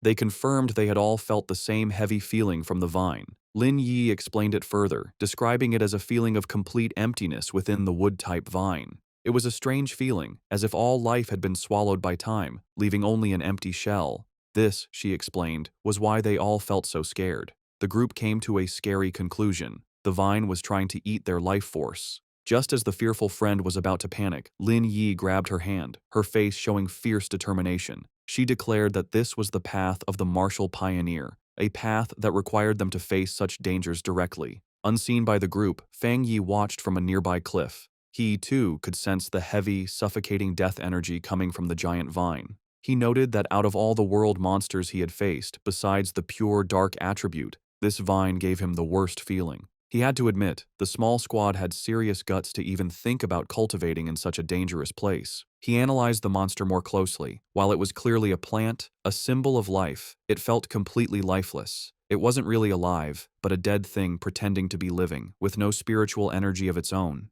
He could see it was stained with the blood and bodies of its past victims. Back with the squad, Lin Yi took charge. She stood on a cliff edge, speaking to her team with new purpose. She told them they didn't have much time to waste. Knowing the danger, she suggested a new plan. They would carefully sense the energy around the area, checking out the monster without getting too close. Confident in her plan, Lin Yi believed that by sensing the monster's energy from a distance, her team would be safe enough. She found a spot high in a tree and began to meditate, surrounding herself in a protective bubble of blue spiritual energy. From a clifftop far away, Fang Yi watched them. He was impressed by their caution, noting they had chosen a distance that was both safe and good for cultivating. He gave credit to his top student cousin for correctly figuring out the best range, a position that was neither too reckless nor too timid. As Yi's cultivation grew stronger, the spiritual energy around her began to surge. Fang Yi watched in surprise, realizing she was about to have a breakthrough to the 3-star Ghost Axe realm. He was genuinely impressed. His cousin was truly talented. In a bright flash of blue light, she successfully broke through. Her teammates watched in awe, amazed that she had already reached such a high level of power. However, the huge energy disturbance from her breakthrough did not go unnoticed. Deep in the forest, the sleeping roots of the giant vine began to twist and glow with a scary green light. The pioneers felt the ground shake, and one of the men looked back in alarm.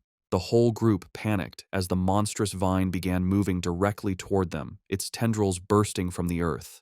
The team's leader was shocked that the creature could have possibly sensed them from so far away. The vine's attack was fast and brutal. Vicious green tendrils shot up from the ground, trapping 2 of the male pioneers. The rest of the squad scattered in fear as their friend screamed for them to run, warning that if they didn't escape now, they would all die there. The team's leader quickly realized what caused the disaster. Yi's breakthrough had created too much of a disturbance, getting the monster's attention.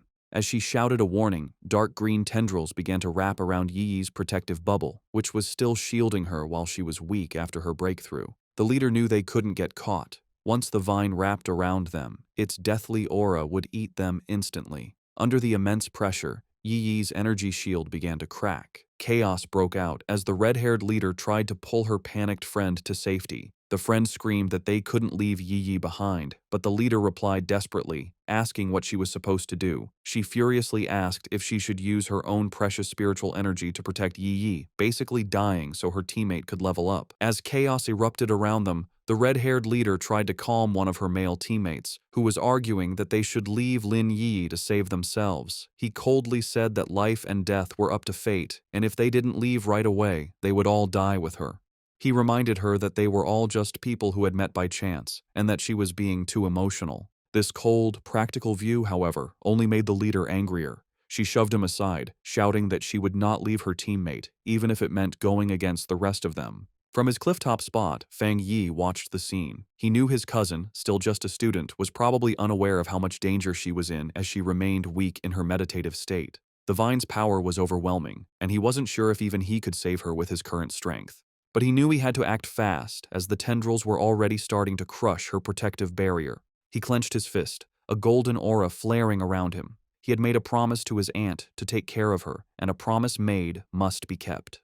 The red-haired leader jumped into action, leaping through the grabbing vines to reach Yi Yi. She landed a powerful kick against one of the tendrils, breaking it with the force of the hit. But her victory didn't last long. Dozens more vines shot out, wrapping around her and trapping her completely. Just as the vines were about to crush her, Yi Yi's protective shield finally broke. But before the monstrous plant could grab its new victims, Fang Yi stepped in. Leaping through the air, he sent out 2 arcs of bright golden energy from his sword. The rest of Yi Yi's squad could only watch in horror, screaming her name as they saw her shield break. A massive, fiery, phoenix-shaped blast of energy shot down from the sky, hitting the mass of vines with explosive force. Fang Yi landed gracefully in the now cleared area, a small pillar of golden flame rising from the ground where he stood, having saved both his cousin and her brave leader just in time. As Fang Yi floated in a bright aura of golden light, just his presence was enough to overwhelm the deathly vine. The surviving members of the pioneer squad watched in stunned silence as the monstrous plant, which had just been moments from killing them all, stopped its attack and began to pull back from the overwhelming yang energy. The tendrils pulled back from the intense light, hissing and dissolving as they retreated. As Fang Yi came down, surrounded in a radiant glow, the pioneers could only cover their eyes from the blinding light, barely able to understand what was happening. The practical male pioneer who had suggested leaving Yi Yi was completely shocked, questioning if this newcomer was another pioneer. The red-haired leader, just as stunned, recognized the power for what it was, the purest form of the yang attribute. She knew that only a high-tier power of this level could possibly push back such a powerful, life-draining monster. The male pioneer had a crisis of confidence. He had always thought of himself as extremely talented, having reached the 3-star Ghost Axe realm in a very short time, a feat few in the country could match. He knew that even the talented Lin Yi Yi's skill barely matched his own, and yet this mysterious stranger was on a completely different level. He looked down at his own hands, then up at the glowing figure on the clifftop, feeling completely insignificant. If pioneers like that existed, he wondered, then what were they? The newcomer hadn't just beaten him, he had beaten all of them with his pure, overwhelming power. As Fang Yi stood bathed in the golden light of his power, his system activated. It had detected the extreme wood attribute from the deathly vine and had started the auto-writing process, quickly finishing a new technique. The system window then showed the details of his new ability. Endless Vitality, a technique that could instantly absorb all nearby life force to quickly heal injuries. As the power of the vine flowed into him, he was surrounded in a surge of green, life-giving energy. He was amazed at the incredible wood attribute technique he had just gotten, realizing that as long as there was life nearby, he now had what was basically a non-stop energy-absorbing engine. As Fang Yi absorbed the last of the anomaly's power, his system successfully extracted the vine's main attribute. A notification confirmed it. Extracted attribute, Desolation. The system described its scary power, the ability to instantly create a desolate aura that would destroy all surrounding life. Fang Yi stood calmly in the swirling green energy, fully taking in the new power. When he opened his eyes, they glowed with the same vibrant green as the desolate vine. He stood in the now lifeless clearing, a faint green aura around him. He now understood why the vine could only grow in such a dangerous, remote place. If it grew anywhere else, it would drain every bit of life for miles around. He thought about the ruthless nature of the desolation attribute, a powerful force that forcibly stole the life force of others. His thoughts were interrupted by a grateful voice. The red-haired leader of the pioneer group approached, her clothes torn and her body bruised, but she was alive. She thanked him greatly, saying that without him, they would all be dead. She then asked how they could possibly repay him for saving their lives. Fang Yi simply waved her off, coolly telling her there was no need and that they would meet again someday. He then turned and walked away. In his mind, however, he didn't feel like a hero.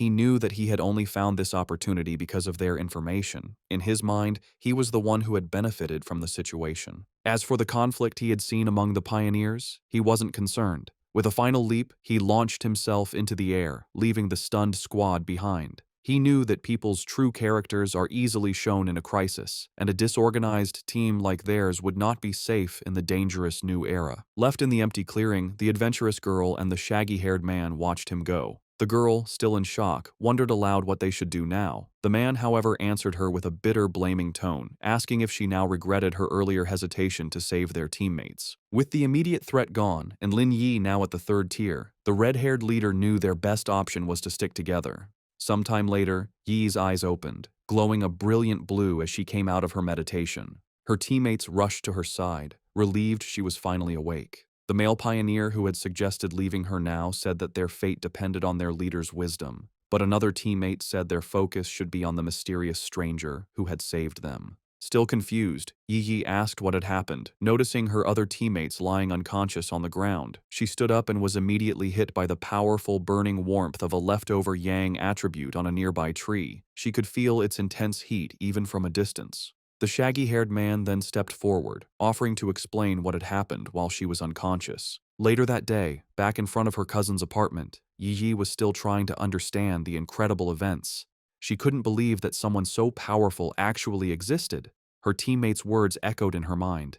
He had called the mysterious pioneer a monster. He had described how the vines they couldn't even scratch had been easily pushed back by his power, and how the massive beanstalk had retreated far into the sky, no longer daring to come near them.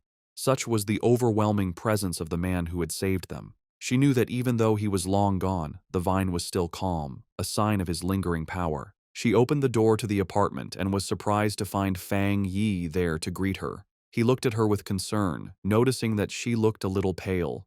Yi quickly pulled herself together, forcing a smile as she brushed off his concern, blaming her tiredness on a long day of studying. Fang Yi accepted her excuse, telling her she had worked hard and should go rest. He offered to order takeout for dinner, and she agreed before heading to her room. Once inside, she collapsed onto her bed, completely exhausted. She knew that breakthroughs were mentally draining, requiring a lot of concentration. She felt more tired than if she had stayed up for a month straight. Lying on her bed and scrolling through her phone, she felt a sense of relief. She was no longer an ordinary person. She wouldn't die from a few all-nighters. She accepted that this constant, life-threatening struggle was the fate of a pioneer in a world where things had begun to change. She thought of her cousin's seemingly normal, peaceful life and knew that such a life was no longer possible for her. Her quiet thoughts were interrupted by a new message in her Pioneer group chat. It was from a user named Jiaolan, the mysterious, powerful member who was usually absent. Jiaolan had sent a simple, direct message. "If there are any more traces of that strong man, please inform me." This was the first time Jiaolan had ever spoken in the group, and it immediately got Yi's attention. She replied, agreeing to the request, before asking her own question to the group. She asked if they thought the man who had saved them could be the same one from the Dark River Lava Dragon incident, and if so, why he would have helped them. The group chat immediately lit up with a post about the mysterious high-tier Yang attribute master. The post described his sun-splitting slash in great detail, telling how the witness had been forced out of the cave by a blast of white-hot light. The author of the post declared with total certainty that no other pioneer in the Xia country could match his power, and warned everyone to stay away if they ever met him. Meanwhile, Fang Yi was heading out for the evening on his bicycle. He was confident that after the day's events, his cousin would have let her guard down around him, letting him come and go without making her suspicious. With his new freedom, he had a new mission in mind. It was time to find a suitable carrier for his new desolation attribute. He knew that this power was most compatible with plants, and he pedaled off into the night to begin his search. As he rode through the night, Fang Yi thought about the best way to use his newly acquired desolation attribute. He knew that despite its power, it was still a bad attribute at its core, based on destruction and decay. He worried that putting it on his own body could lead to bad reactions. Furthermore, he was concerned that its evil nature might conflict with the good, purifying power of his thunder attribute. He decided that the best solution would be to find a carrier for the attribute, something like the strange vine itself. He guessed that the original vine monster had been born when a regular plant sensed the return of rich spiritual energy and chose to evolve, creating the desolation attribute as a way to gather more power. With this in mind, a plan began to form in his mind. With a confident smirk, he knew exactly where he needed to go. He followed a moonlit road, guided by a sign pointing toward the forest park. He arrived at the large urban park and left his bike, going into the woods. Under the bright full moon, he walked through a field of vibrant, glowing flowers. He knew he needed to find the perfect lucky one, a plant that could create the greatest connection with his own spiritual energy and show a sense of closeness to him. Closing his eyes, he focused, reaching out with his own spiritual energy. A vibrant green aura flowed from him, spreading throughout the forest and covering the plants. He could feel a response from the plants, a wave of their own spiritual energy rising up to meet his. He noted that while their response was a lot, it still wasn't strong enough for what he needed. As Fang Yi continued to send out his spiritual energy, he realized he needed a much stronger response from the plants around him. Suddenly, he stopped, his attention drawn to a specific spot in the forest. There, in the tall grass, a single white flower with a glowing center gently swayed, as if calling to him. He wondered if this was the one he had been searching for. He approached it carefully and reached out his finger. As his fingertip touched it, the flower's petals closed around it, and he could feel it absorbing the spiritual energy he was giving off. The flower then bloomed again, seemingly happy, as if it had just had a good meal. Fang Yi knelt beside the flower, a small smile on his face. He noted its strong spirituality. Though it was just a plant, it had reacted to his touch like a greedy puppy, eagerly eating his spiritual energy and then rubbing against his fingers for more. He knew he had found his carrier. Out of the entire forest, this small flower had the strongest reaction to his aura, making it the perfect container for the desolation attribute. He told the flower that it was the chosen one and asked if it was ready. Without waiting for an answer, he unleashed a vortex of green spiritual energy, focusing it entirely on the small white flower. A system window appeared, asking for confirmation. Do you want to forcibly implant the desolation attribute into this plant? With his eyes glowing a vibrant green, he gave his consent. A brilliant light erupted from his hand as the flower began to transform, its petals opening into a much larger, more complex, and powerful form. The implantation process was finished in a bright flash of green light. Fang Yi was surprised for a moment by the sudden burst of power. The small, simple white flower had been completely changed. Its petals had opened into a beautiful, lotus-like flower, and its leaves had grown thick and bright, all of it glowing with a powerful green aura. The newly powered flower immediately began to show its influence. It released a massive wave of desolation energy, its roots digging into the ground as it drew power. The effect was instant and destructive. The green, healthy forest around Fang Yi was drained of its life in seconds, the trees dying and the ground turning to dust. He was amazed at the pure, evil power of the desolation attribute. In just a few moments, the energy had eaten the entire section of the forest and was still spreading quickly. As the flower's light began to fade and its form shrank to a smaller size, Fang Yi knew he had to leave. If he let the process go on any longer, the huge energy disturbance would surely get the attention of the Spiritual Energy Association. He reached down and plucked the glowing flower from the ground, roots and all. He knew this park was a risky place for such an experiment. Being so close to the city center, it was certainly watched by the association, who were worried about how the spiritual energy revival could turn even normal plants into dangerous threats. He had noticed the increased number of security cameras and the lack of any other people in the park when he arrived. As he walked away, holding his new prize, he noticed something incredible. The flower was still absorbing energy from the air, surviving and even doing well without its roots connected to the earth. He looked at it more closely, a smile of wonder on his face. He found it magical that its spirituality hadn't weakened at all since being pulled up, especially since it had been just an ordinary wildflower moments before he chose it. This led him to a deep conclusion. By giving the desolation attribute to the plant, he had unlocked its evolutionary potential, setting it on a path to becoming something far greater than it was ever meant to be. Just as Fang Yi was about to leave the park, a loud alarm blared through the forest, its red light flashing. A loud robotic voice gave a serious warning. Abnormal value exceeded. Fang Yi immediately realized that even though he tried to be quick, he had still set off the park's monitoring system. With no time to waste, he grabbed his newly acquired desolation flower and quickly left. Miles away, in a high-tech control room labeled Spiritual Energy Revival Plant Research Department, the same alarms blared. Technicians scrambled, shouting that the anomaly value was going crazy and demanding to know what was happening. An order was quickly given. All staff were to put on their protective bracelets, enter the park, and immediately block off the area, stopping anyone from entering or leaving. A team in full protective gear entered the now lifeless section of the forest. One member checked the reading on his wrist device, which showed a dangerously high value of 30. He noted that this was terrifyingly high. For comparison, the incident at Qingcheng University had only ranged between 8 and 10, and even the powerful Dark River lava dragon had peaked at 25. Another team member added that the park's original spiritual energy level had never even gone above 10. As one of the researchers took a soil sample, another reported his strange findings. The air humidity, surface temperature, and sunlight were all completely normal. Yet, all the plants in the area looked as if they had been drained of their life in a matter of seconds. The team leader decided they needed to get closer to the center to figure out what kind of spiritual attribute could have caused such an event. However, as one of the members stepped forward, another researcher with glasses, who seemed to be a senior member, shouted at him to stop and not get any closer. He warned them with serious authority not to touch anything, identifying the leftover energy as the desolation attribute.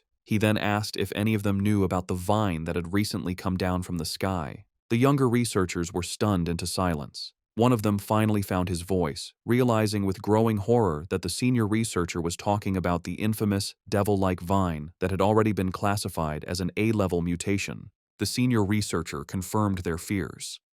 Standing before a ghostly image of the vine with the souls of its victims trapped at its base, he explained the source of its terrifying power.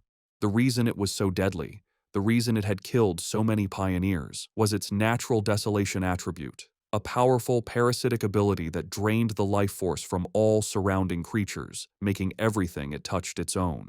The young researcher, who had been about to step into the dead area, clutched his chest, sweating and gasping in terror. He thanked his superior, realizing that he had just been saved from certain death. The senior researcher explained that the area around any plant that had awakened the desolation attribute was a dead zone, where anyone who entered would have their life force eaten. He remembered seeing data on another such plant in the Xia country, a rotting ancient tree in a forbidden zone in Wan City that instantly destroyed any life that came near it. He looked around at the lifeless clearing with serious concern, noting that the mutation of plants in this new era could not be ignored. From what they knew, the desolation attribute was the strongest a plant could awaken, and now, in addition to the ancient tree and the celestial vine, a third had been born. His lecture was interrupted by a hand clapping him on the shoulder. The research team turned in surprise to see the stern face of Major Han Li, who had arrived with his own group of soldiers. The major had already been told about the situation. He ordered all the researchers on site to change into the advanced protective suits his men had brought, and to follow him into the contaminated area. With Major Han Li leading the way, the newly equipped team, now joined by Su Qingying, stepped firmly into the dead zone. As they moved forward with their scanners, they made a series of confusing discoveries.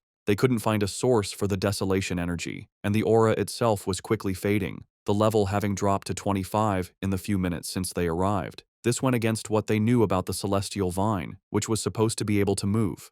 Major Han Li turned to Su Qingying, suggesting they investigate the area more closely. She agreed, her expression serious. As Major Han Li and Su Qingying began their investigation, two members of the team with glowing blue auras started tracing the flow of the leftover spiritual energy. The energy trails led them from the outer edges of the dead zone back to a single starting point. As they got closer, they stopped, their faces filled with shock. The Major and Su Qingying realized the horrifying truth at the same time. The source of the desolation energy had been dug up and taken away. A researcher in a protective suit couldn't believe what he was hearing, questioning how such a thing was even possible. Major Han Li knew that if someone truly had the power to enter a desolation dead zone and steal its source, their identity was extremely important. Su Jingying, however, had another theory. She showed a glowing data pad to the Major, explaining that after running a big data analysis, they had found a person whose movements matched both this incident and another recent mutation.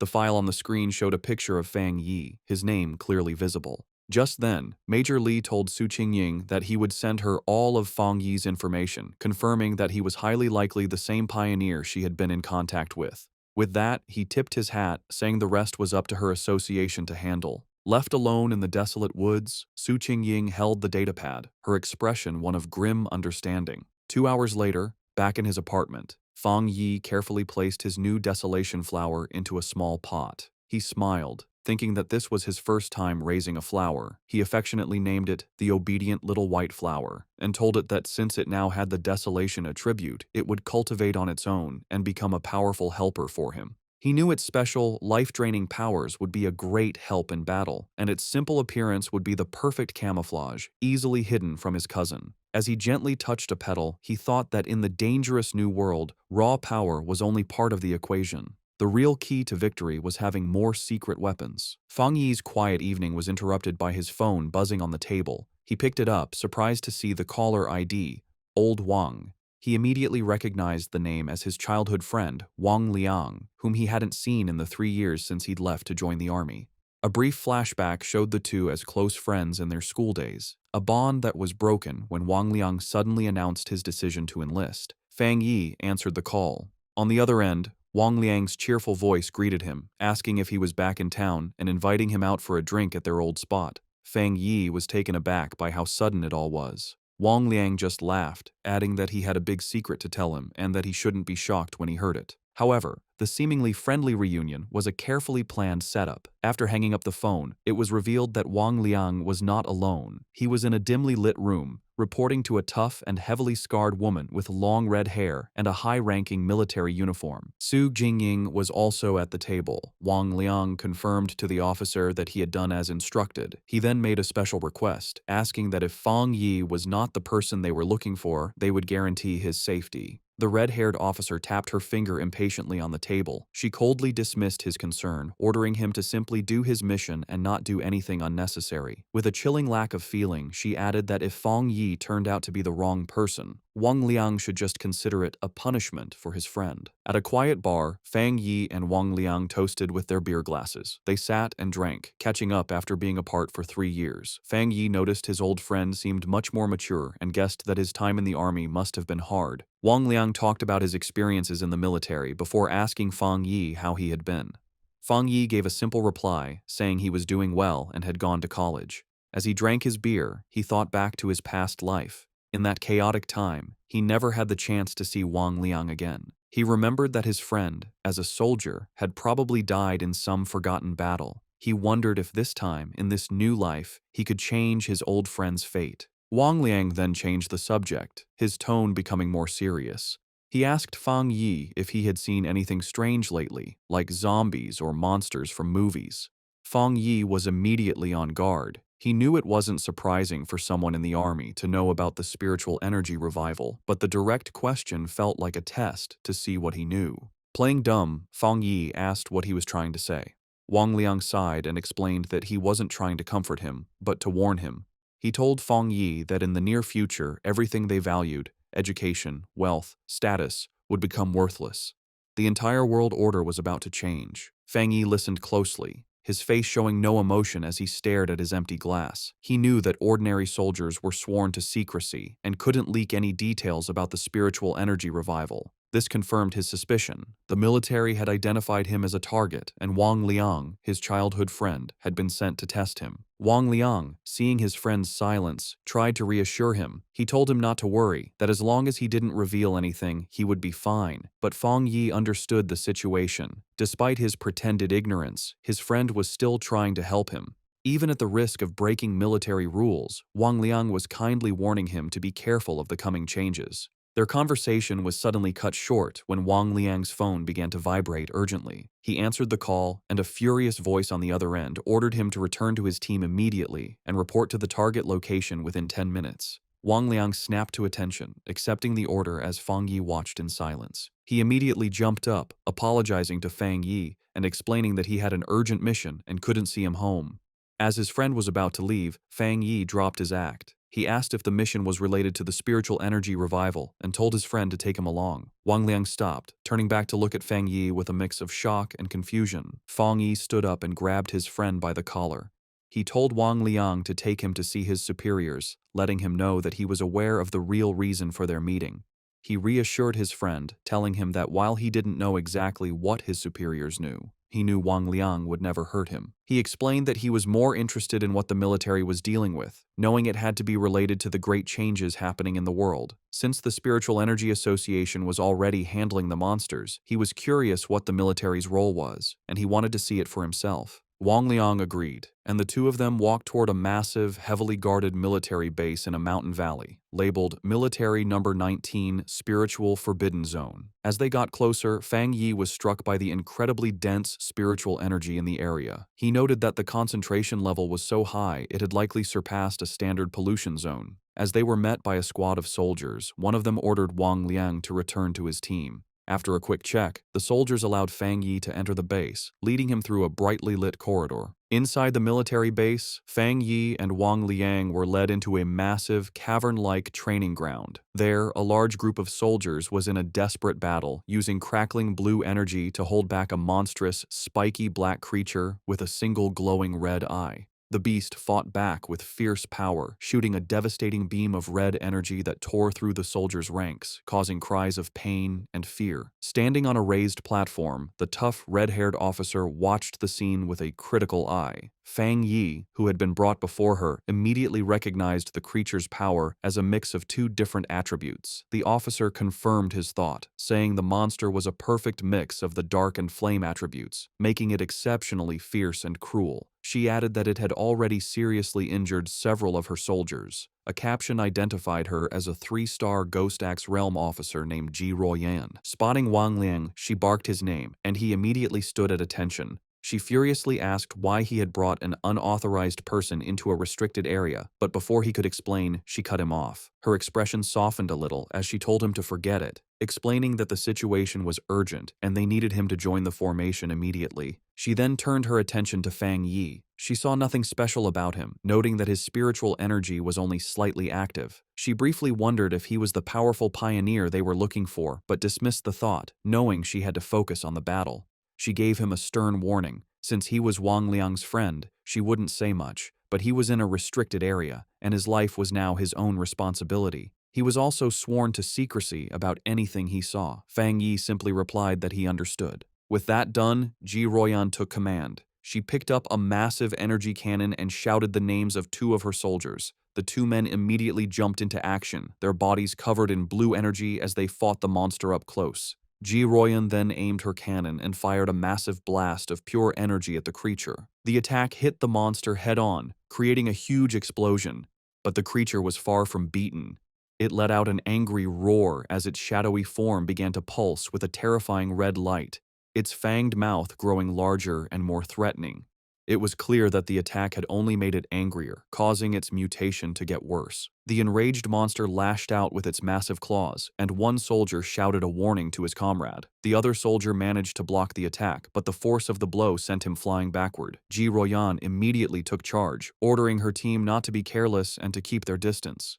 She knew they had to finish the creature off before it could complete its evolution. Watching from the side, Fang Yi was impressed by the soldiers' performance. He saw a well-trained team of comrades who trusted each other completely, with incredible discipline and coordination. He knew that every person was essential, and that when they worked together, they could unleash a power far greater than their individual strengths. This thought, however, was immediately broken when he realized the monster's power was increasing at a scary rate. He shouted at them to run, warning them that they were no match for the creature in its current state. But his warning was lost in the chaos. The monster shot out a massive blast of dark purple energy, sending the soldiers flying. Ji Royan refused to back down. She ordered her team to raise their alert level and upgrade the restricted area's mutation level. With a furious roar, she commanded that no one was to retreat. It was too late. The monster's transformation was complete. It now stood as a huge, demonic beast, covered in black and red flames, its eyes glowing with pure evil. One of the soldiers shouted a terrified warning. The evil dog had fully mixed with the dark attribute and completed its mutation. The creature's single eye, now a burning red orb, focused on a new target. It fixed its gaze on Wang Liang, who could only stare back, frozen in terror. As the monster prepared to strike, Ji Royan and Fang Yi both reacted in horror, realizing with a jolt that Wang Liang was in mortal danger. Just as the monster completed its evolution, lunging forward in a blast of power, a soldier was violently thrown backward by a surge of energy. Ji Royan immediately shouted for her team's attention, announcing that the C-level evil dog had fully mutated and was now reclassified as a B-level threat, requiring an immediate change in their battle plan. The soldier who had been thrown to the ground coughed up a spray of blood. Fang Yi rushed to his side, catching him and asking if he was all right. The injured soldier explained that he had been trying to send spiritual energy to the monster's restraining collar, but the creature's evolution had caused the device to violently explode. Despite coughing up a black, thick liquid, the soldier tried to be brave, telling Fang Yi not to worry about the officers of Restricted Area 19. Fang Yi could only look on with a grim, angry expression. Realizing her normal weapons were now useless, Ji Royan dropped her heavy energy cannon to the ground. She stood before her remaining troops, her determination unshaken. She gave a final, desperate order. No matter what they had to do, even if it cost them their very lives, they could not let this B-level mutation escape the restricted zone. But just as she and her team were about to make their last stand, Fang Yi stepped directly in front of her, blocking her path. Ji Royan demanded to know what he thought he was doing, but he ignored her. His eyes and hand began to glow with a brilliant blue light as arcs of raw lightning crackled around him, a clear sign that he was about to join the battle himself. Surrounded by crackling blue lightning, Fang Yi mocked the monstrous creature, his eyes glowing with power as he questioned how tough it was. He then charged toward the mutated beast, his arm a bolt of bright blue energy aimed right at the creature's head. The impact was huge, as a massive explosion of divine thunder erupted when he hit it, completely overwhelming the monster. The sheer force of the attack created a powerful shockwave that sent the nearby soldiers flying backward. One of the soldiers, stunned, said he couldn't believe it, realizing this was the same B-level monster that even their commander, Ji Royan, couldn't beat alone. Wang Liang, just as shocked, turned to Ji Royan and asked if his friend was really who they thought he was. With a serious look, she confirmed that none of them were wrong. She declared that he was, without a doubt, the pioneer known as the Tyrant. Fang Yi stood calmly before the beast, which was still on fire but clearly hurt by the lightning. Seeing it wasn't completely beaten, he noted that he would have to finish the job. He then told Ji Royan and Wang Liang to stand back for their own safety. Ji Royan watched him, thinking about how her whole squad needed a complex formation just to face a B-level threat, yet he was getting ready to handle it all by himself. She wondered what kind of power he had. She had to admit that his was the most extreme form of the thunder attribute she had ever seen. She knew that even now, he was a top-tier pioneer in the entire country, and she began to wonder about his potential once the spiritual energy revival was fully underway. As Fang Yi raised his hand, gathering even more electrical energy, a shocked look appeared on Ji Royan's face. She looked up to see a massive storm of thunder energy forming in the sky above him, and she couldn't help but wonder just how scary his power would become as he continued to evolve. With a final step forward, Fang Yi unleashed the full power of his thunder attribute. A massive pillar of bright blue lightning erupted from the ground where the monster stood, a display of power that truly matched his codename, the Tyrant. His eyes, still crackling with leftover electricity, showed a calm determination as the blinding light from his attack began to fade. The surviving soldiers watched in terror. One commented to another that the sight made his whole body shake. While he could handle the monster's corrosive dark power, the pure, destructive force of the thunder was on a completely different level. Once the dust settled, Fang Yi casually gave a thumbs up to his friend, announcing that the threat was gone. Wang Liang rushed over, shouting with relief that Fang Yi had scared him to death. Overjoyed, Wang Liang playfully punched his friend on the shoulder, laughing that he never expected his old buddy to be so powerful. The mood then shifted as Wang Liang apologized, admitting he had suspected Fang Yi was a pioneer but had to follow orders. Fang Yi brushed it off, asking why his friend was being so formal after 3 years apart and telling him he understood. Their reunion was interrupted as Ji Royan approached them. She formally thanked Fang Yi for his help, extending her hand as a sign of respect. With a slight smile, Fang Yi accepted her thanks. He shook her hand, replying that it was no trouble and that he had mainly acted to save his friend. She then formally introduced herself as Ji Royan, the warden in charge of Forbidden Area 019. She explained that since he had saved the entire base, she needed to file a proper report and asked if he would be willing to leave his contact information. Fang Yi agreed without hesitation, while Wang Liang watched from the side, silently amazed at the strange experience of seeing his tough commanding officer act so respectfully toward his childhood friend. With the formalities done, Ji Ruoyan made a direct and serious offer. She said that Fang Yi's strength was greater than many of the military's own special pioneers and formally invited him to join the army. However, she admitted that an invitation from a single base warden like herself was probably not enough to convince him. Inwardly, she was still trying to grasp the sheer scale of his power. What shocked her most was the realization that he was also a 3-star Ghost Axe realm cultivator, the same as her. Yet, his abilities had reached a level far beyond the known limits of that realm, making him a monster of incredible power. Fang Yi calmly asked Ji Ruoyan if she truly meant that she felt she was not worthy of inviting him. With the weight of her superior's authority on her, she confirmed his words, saying there was nothing to deny. She explained that the order to involve him had come from high command,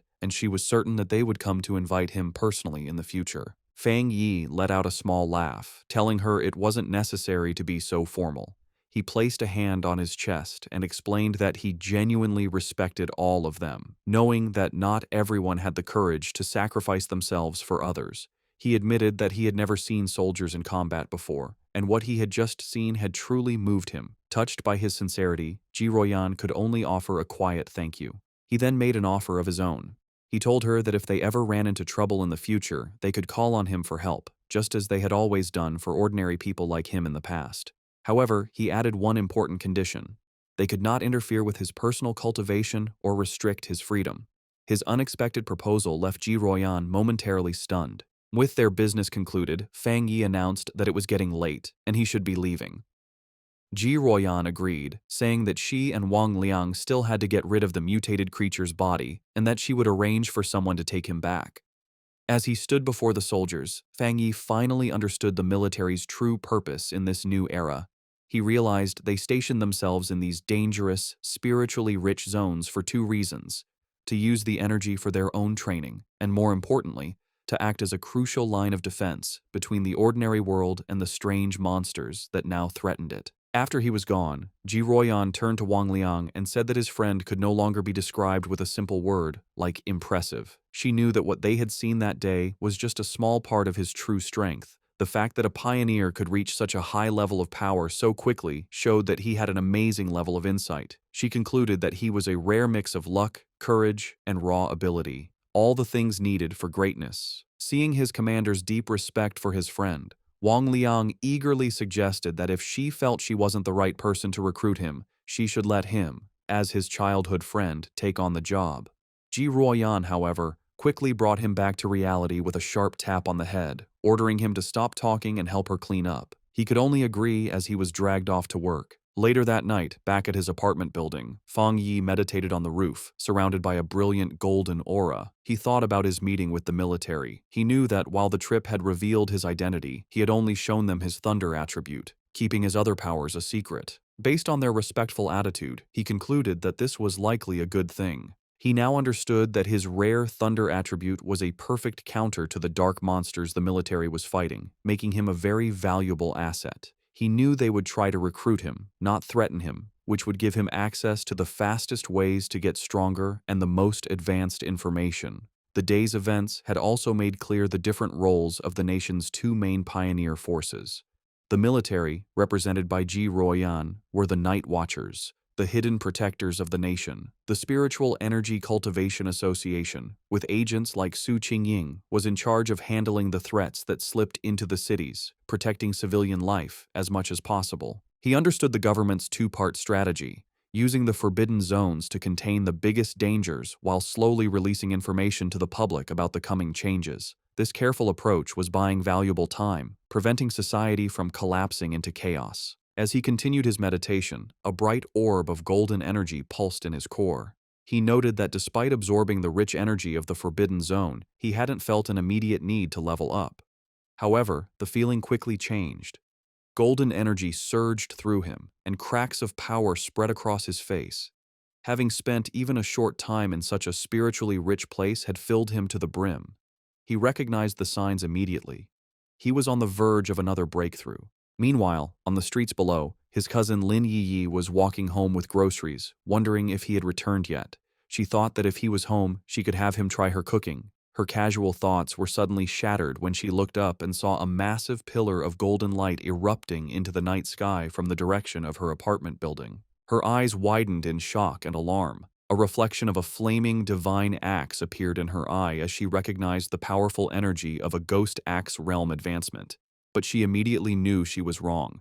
The sheer scale of the power, showing up as a massive, fiery divine axe in the sky, was far too terrifying for an ordinary breakthrough. She could only stare in disbelief, wondering if another powerful pioneer was making their move in the city. On the street below, Lin Yi stared at the sky in complete disbelief. She recognized the immense power of the Ghost Axe realm, but this was something else, a force so powerful it was changing reality itself. As a giant, divine hand made of pure golden energy formed in the clouds above, she realized the terrifying truth. This was the power of the legendary spirit creation realm. The realization that a pioneer of such incredible strength was living right next to her sent a wave of shock and fear through her. The massive energy surge did not go unnoticed. Miles away, in a high-tech command center, red alarms blared as technicians scrambled. An urgent warning flashed across their screens. The anomaly value had reached a catastrophic level of 99, its location pinpointed to the southeast of the city. An official and Su Qingying reacted with alarm. The official demanded to know what was happening, ordering all units to the target area. Su Qingying wondered how such a powerful anomaly could have gone undetected, noting that an energy reading of this size was powerful enough to destroy an entire city. Before a holographic map of the city, military leaders held a tense emergency meeting. They debated the two terrifying possibilities. Either a new, godlike spirit creation pioneer had just appeared, or the city was on the brink of a massive disaster. One grim-faced officer suggested it could very well be both. The situation escalated as the senior official frantically called headquarters, demanding they send all advanced equipment, short of large-scale weapons. His panic was cut short, however, when a subordinate burst into the room, breathlessly announcing that the alert had been cancelled.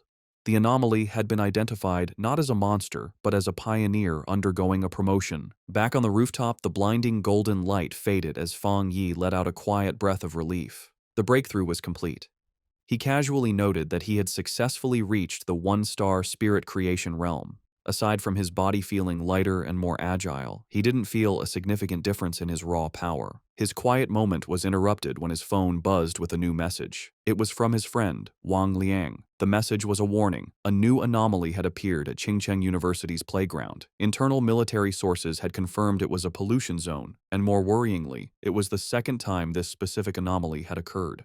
Fang Yi texted back, saying he knew about the previous heat anomaly. Wang Liang confirmed it was the same one, back again, and playfully warned Fang Yi not to tell anyone he was the source of the intel. After Fang Yi jokingly threatened to report him, Wang Liang's tone turned serious. He told Fang Yi that he was genuinely worried for his safety and urged him to be careful. Fang Yi put down his phone, his expression thoughtful. His friend's warning only confirmed his own strategy.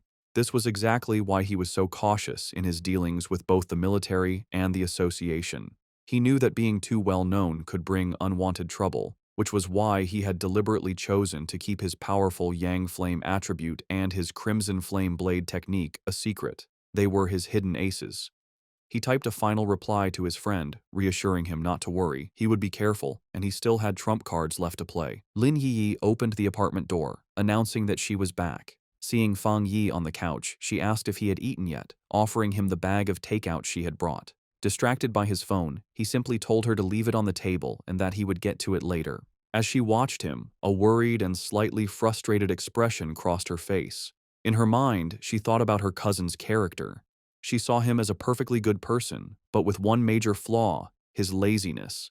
He seemed content to just stay at home all day playing on his phone, not even bothering to go to college. She found it ironic that while she and her fellow pioneers were constantly busy, seeking opportunities and hiding their true identities, her cousin lived such a carefree, seemingly aimless life. Exhausted, she went to her room and collapsed onto her bed. She knew that news of the incredible spirit creation pioneer who had just appeared in their district would spread like wildfire. Feeling a sense of duty, she resolved that when the time came, she would protect her seemingly clueless cousin as a way of repaying him. Meanwhile, Fang Yi was not just playing on his phone. He was analyzing the news report from Wang Liang, which showed a massive, raging fire at the university playground. He noted that the first anomaly had been intense heat, and now it was a fire. He wondered if this was another form of the Yang attribute. The video showed the fire had started incredibly fast and was burning with terrifying intensity. Online comments from witnesses expressed shock, with some wondering if special forces were now being called in for simple fires.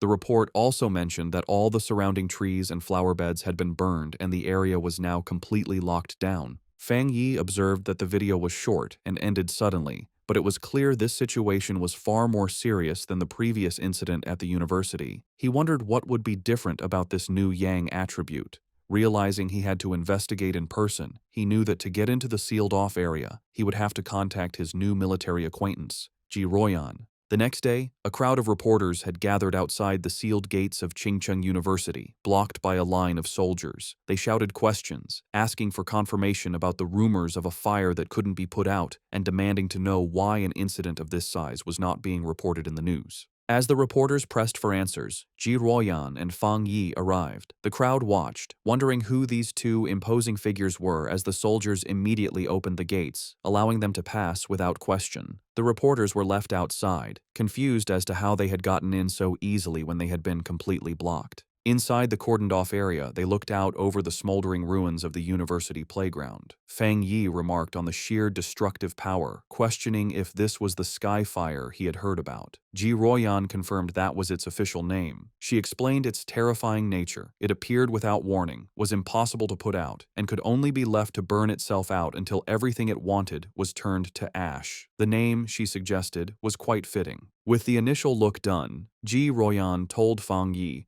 she needed to head to the principal's office and asked if he would wait for her. He told her to go on ahead, saying he would be fine there. Alone, Fang Yi walked along the edge of the destroyed area, which was now blocked off with yellow tape. He knelt and touched the scorched earth, analyzing the scene. He noted that the ground was already cold, and more importantly, there was no leftover spiritual power left from the sky fire. He realized with some disappointment that this meant he couldn't collect its attribute. His plan had been too simple. His thoughts were suddenly interrupted when a familiar voice called his name.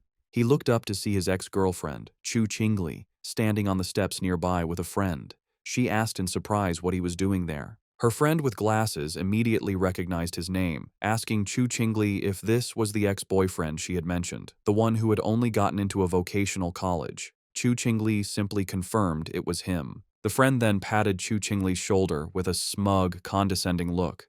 She told Fang Yi that she understood he was likely there because he was still hung up on his ex, but now that the gap between their lives was so big, he should just give up. Fang Yi could only stare back, genuinely confused by her assumption, questioning the very idea that he would be hung up on her. From a distance, other students began to gossip about the scene. They wondered who the guy with the school beauty Chu Qingli was, guessing he must be another sad suitor. They noted he didn't look like a student from their university and complained about how security could have let an outsider in. Chu Qingli's friend with glasses stepped forward, aggressively confronting Fang Yi. She told him that Chu Qingli was now the university's campus belle and that he should think clearly about his actions. She warned him that countless guys far better than him were pursuing her and that he didn't even rank. She ordered him to leave, telling him this was not a place he belonged. She then threatened to report him to the disciplinary office if he didn't explain how he got in. Meanwhile, Chu Qingli watched him with a complicated expression. She remembered him claiming he wouldn't regret their breakup, yet here he was. She concluded that his previous lack of interest must have been an act, and that he was just putting on a brave face. Their confrontation was interrupted when Ji Royan returned, asking Fang Yi if the girl was his friend. Chu Qingli was surprised by the sudden appearance of the imposing red-haired woman. Fang Yi coolly dismissed the idea, clarifying that they were merely high school classmates and couldn't be considered friends. Ji Royan accepted his explanation, simply saying they were just classmates. Ji Royan then put on a pair of sunglasses, her already intimidating presence growing even stronger. Both Chu Qingli and her friend were visibly nervous by the woman's powerful aura, wondering who she was and how she could possibly know someone like Fang Yi. Ji Ruoyan then turned to Fang Yi with an update. She explained that she had spoken with the principal, and the matter of the Skyfire was more complicated than they had thought. She told him that the principal was coming to take them to the fire's starting point, and since Fang Yi was now a special military consultant, his presence was required. Fang Yi agreed without any issue. Just then, a group of stern-looking officials in suits arrived, ordering everyone to scatter and announcing that the playground was to remain sealed off. Chu Qingli gasped in shock, recognizing the man leading the group as the university's principal. The other students were equally stunned. The principal was known to be an incredibly busy and hard-to-find figure, someone who was rarely seen on campus. They realized with awe that he had come personally to meet with Fang Yi and the mysterious red-haired woman. Chu Qingli's friend, however, completely misread the situation. She smirked, thinking that the principal had finally arrived to deal with the two people who weren't supposed to be there. Chu Qingli, however, remained silent, a look of uncertainty on her face. To the absolute shock of Chu Qingli and her friend, the principal and his group did not approach Fang Yi and Ji Ruoyan as trespassers. Instead, the elderly principal walked directly up to Fang Yi and greeted him with a warm, respectful handshake. He addressed Fang Yi as the consultant introduced by Ji Ruoyan, explaining how worried he had been about the school's recent anomalies and the safety of the students. He expressed his immense relief that they had come to solve the situation. In an even more stunning display, the principal then bowed slightly to Fang Yi, formally putting him in charge of the entire playground matter. From where she stood, Chu Qingli could only watch, her eyes wide with total disbelief as her entire view of her ex-boyfriend was shattered in an instant. The principal's security then moved to secure the area, forming a human barrier and ordering all unrelated people to step back. As the crowd of students, including Chu Qingli, was pushed away, they buzzed with confusion, unable to understand why their respected principal was bowing to such a young man. Lost in the crowd, Chu Qingli listened as the students' opinions changed around her. They now guessed that Fang Yi must have some extraordinary special identity to deserve such treatment. Someone recalled that just moments ago, he had been dismissed as Chu Qingli's suitor or ex-boyfriend. Another person remarked on the complete reversal of status, suggesting that now, even if she were to pursue him, she might not even be able to get his attention. The final cutting realization settled in as the crowd noticed that throughout the entire exchange, the young man had not once looked at or acknowledged the campus belle, leaving her to stand alone and completely ignored. At Qingcheng University's North District, the principal led Fang Yi and Ji Ruoyan to the site of the anomaly. He explained the series of events, starting with the Golden Sun incident, which he had hoped was the end of their problems. However, a few nights ago, a fire had started on a playground. A fire so intense that even the fire department couldn't put it out. He was thankful it happened at night when no students were around, allowing them to quickly seal off the area. The principal continued, his face growing more serious. While a single fire might have been a fluke, it was followed by fires on 2 more playgrounds. He said he had personally seen a crimson flame come down from the sky and float in mid-air, a clear sign of a supernatural event. He told them that while the other fires were eventually put out, one still remained.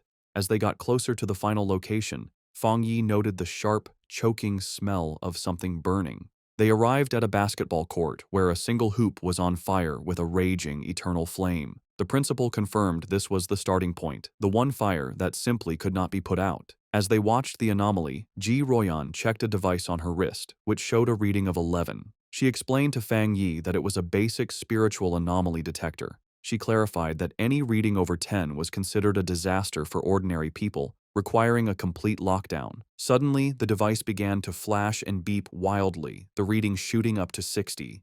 Ji Ruoyan cried out in alarm at how high the value had become. Panicked, she warned the principal that if the energy kept rising, it wouldn't just affect the university, but the entire city. She declared they needed to immediately send an elite squad of pioneers to contain the threat. Before they could act on the plan, however, Fang Yi took matters into his own hands. Without a word, he leaped over the chain-link fence, ignoring the no-entry sign and heading directly into the fire. He was instantly covered by the intense flames, as Ji Ruoyan and the principal watched in shock. At that exact moment, the reading on Ji Ruoyan's device jumped again, now showing an incredible 110. She shouted that the anomaly had just been upgraded to S level. The principal, panicked, asked what they were supposed to do now that Fang Yi was inside. Ji Ruoyan could only stare into the fire, questioning his recklessness and muttering that even the strongest soldier from the Forbidden Zone wouldn't dare to enter such a dangerous area alone. Inside the fire, however, Fang Yi stood completely unharmed, his silhouette calm against the raging flames. He knew that just as his Yang attribute had protected him from the divine thunder, it could also shield him from this sky fire. But he quickly found a major problem. While his power was protecting him, it also stopped him from touching the source flame itself, which meant he couldn't activate his system's ability to create a new technique. Realizing his protective aura was both a help and a hindrance, Fang Yi knew he had to get to the source flame. He watched as the fire wrapped around the basketball hoop like a great fiery dragon, understanding that he needed to get to its heart. Without hesitation, he prepared to face the fire head-on as the fiery dragon lunged toward him with a ferocious roar. In an incredibly risky move, he deliberately turned off his Golden Sun protective aura, leaving himself completely vulnerable. The sky fire instantly rushed in, covering his body in a storm of raw, burning energy. He gritted his teeth against the searing pain as the flames burned him, but he forced his hand forward, determined to touch the anomaly's core. His gamble worked. The moment his hand touched the source, his system activated, confirming it had detected the strong fluctuation of the Skyfire attribute. Despite the pain, a determined grin spread across his face. He was amazed at the Skyfire's power, noting its will was even stronger than the Desolation attribute he had recently gotten. With fierce determination, he declared that he would absorb this power no matter the cost. The system began its final calculation, successfully compiling the new data. With a triumphant smirk, he knew he had succeeded. A new system window appeared, announcing his reward. He had obtained the Skyfire attribute technique, the Nine Dragons Skyfire Sealing Art, a power designed to eliminate evil and seal all demons. As he mastered the new ability, the once wild flames became extensions of his will, wrapping around his arm like a tame dragon. The system confirmed that the compiled technique was now unlocked and ready for immediate use. As he focused his will, he began the final process of extracting the Skyfire attribute itself, absorbing its essence directly into his being. His eyes began to glow with a burning red light as fiery markings appeared on his face, a physical sign of his new power. With his hands clasped in a seal and his eyes burning with red energy, he prepared to unleash his newfound ability, calling out the name of the Nine Dragons Skyfire Sealing Art. As Fang Yi unleashed his new power, massive, glowing red chains erupted from his back, lashing out into the fire. Outside the fence, Ji Ruoyan and the principal watched in awe. Ji Ruoyan immediately recognized the energy signature, identifying it as a sealing aura. She remembered seeing a high-level military pioneer seal a forbidden land once before. While their methods were different, the powerful sealing aura was unmistakably similar. With a single command to shrink, Fang Yi commanded the chains to pull back. They pulled inward with immense force, gathering all of the wild sky fire and squeezing it into a single, tightly bound orb of pure energy. Floating in the air, Fang Yi held the chained ball of fire, the sealing process now complete. The sealed orb of fire then gently floated back down towards the basketball hoop. Fang Yi landed gracefully and explained the situation to the principal and Ji Ruoyan. He stated that he had temporarily sealed the Skyfire and told them not to unseal the playground or allow anyone near it for repairs. This, he explained, would at least stop the fire from spreading any further. The principal readily agreed, assuring him that the playground would remain sealed, adding that it wasn't a problem since the university had 7 or 8 others. Ji Ruoyan, however, watched Fang Yi with a silent, intense look, her expression hard to read. The principal, very impressed, remarked on how humorous Fang Yi was and offered any further help he might need. Ji Ruoyan, however, interrupted, telling the principal she needed to speak with Fang Yi about some things. The principal happily excused himself, leaving the two of them alone. Once he was gone, Ji Ruoyan turned to Fang Yi, her tone direct and serious. She told him that he had been hiding his true depths very well. Fang Yi tried to play it off casually, saying that the Skyfire was indeed powerful and hard to deal with, but she saw right through his act. With a sharp look, she told him to stop pretending, making it clear that she wasn't talking about the fire, but about his own incredible talent and level of power. Ji Ruoyan dropped her intense questioning, admitting that it was normal for pioneers to have secrets, especially for one as powerful as him. Fang Yi simply listened with a calm expression. Her tone then shifted, becoming more serious and sincere. She explained that although she had no right to ask anything of him, she hoped he would listen carefully. She painted a dark picture of a future world in chaos, a time of great change where the Zio nation would desperately need top-tier talents like him. She put his potential into clear perspective, telling him that once the spiritual energy fully revived, a person of his power would be as important as a modern-day nuclear weapon. Because of this, she warned, every major power, from the various military forbidden zones to the Spiritual Energy Association, would rush to recruit him. She told him to be prepared for high-level officials to personally give him invitations with incredibly generous offers. She admitted she had her own reasons for telling him this. If he were to join her military unit, it would be a great asset, and they would gain a powerful friend. Therefore, she advised him to start thinking about his options now, so he wouldn't be caught off guard when the time came. Fang Yi, however, was silent for a moment before asking a curious question. He asked why both she and Wang Liang seemed so hesitant to recruit him for their own forbidden zone, even acting as if they weren't worthy. Ji Royan explained that it was because of another legendary military region, a group so insanely powerful that she felt he would be far more interested in joining them instead. A small smirk appeared on Fang Yi's face as he confirmed if she meant a top-level unit. She confirmed that was the case, though she admitted she hadn't seen them much herself. She had heard they were extremely busy lately, so much so that even officers from other military regions were feeling the pressure of their activities. Changing the subject, she suggested they stop talking and go, as the principal had invited them to eat at the university cafeteria. As they walked, Fang Yi silently concluded that even the nation's most powerful forces were facing their own big troubles. His mind raced with the implications. Ji Royan's words meant that terrifying anomalies, with power far beyond the capabilities of current pioneers, had already begun to appear. He realized that the pioneers fighting these threats must include spirit creation realm cultivators like himself, and perhaps some who were even stronger. A new sense of urgency washed over him. He felt that the day of the full spiritual energy revival was fast approaching, and his preparations were still far from enough. His thoughts then shifted back to the immediate task at hand, how to best use the Skyfire attribute he had just collected. He analyzed its nature, an irregular, wild, and all-consuming flame that left nothing in its wake. He realized it would be the perfect weapon against anomalies that could reproduce or regenerate endlessly. Suddenly, an idea struck him. The wild and powerful nature of the Skyfire was a perfect match for his Crimson Flame Blade technique. He imagined enchanting his sword with this new power, realizing it would be an incredible enhancement to his fighting style.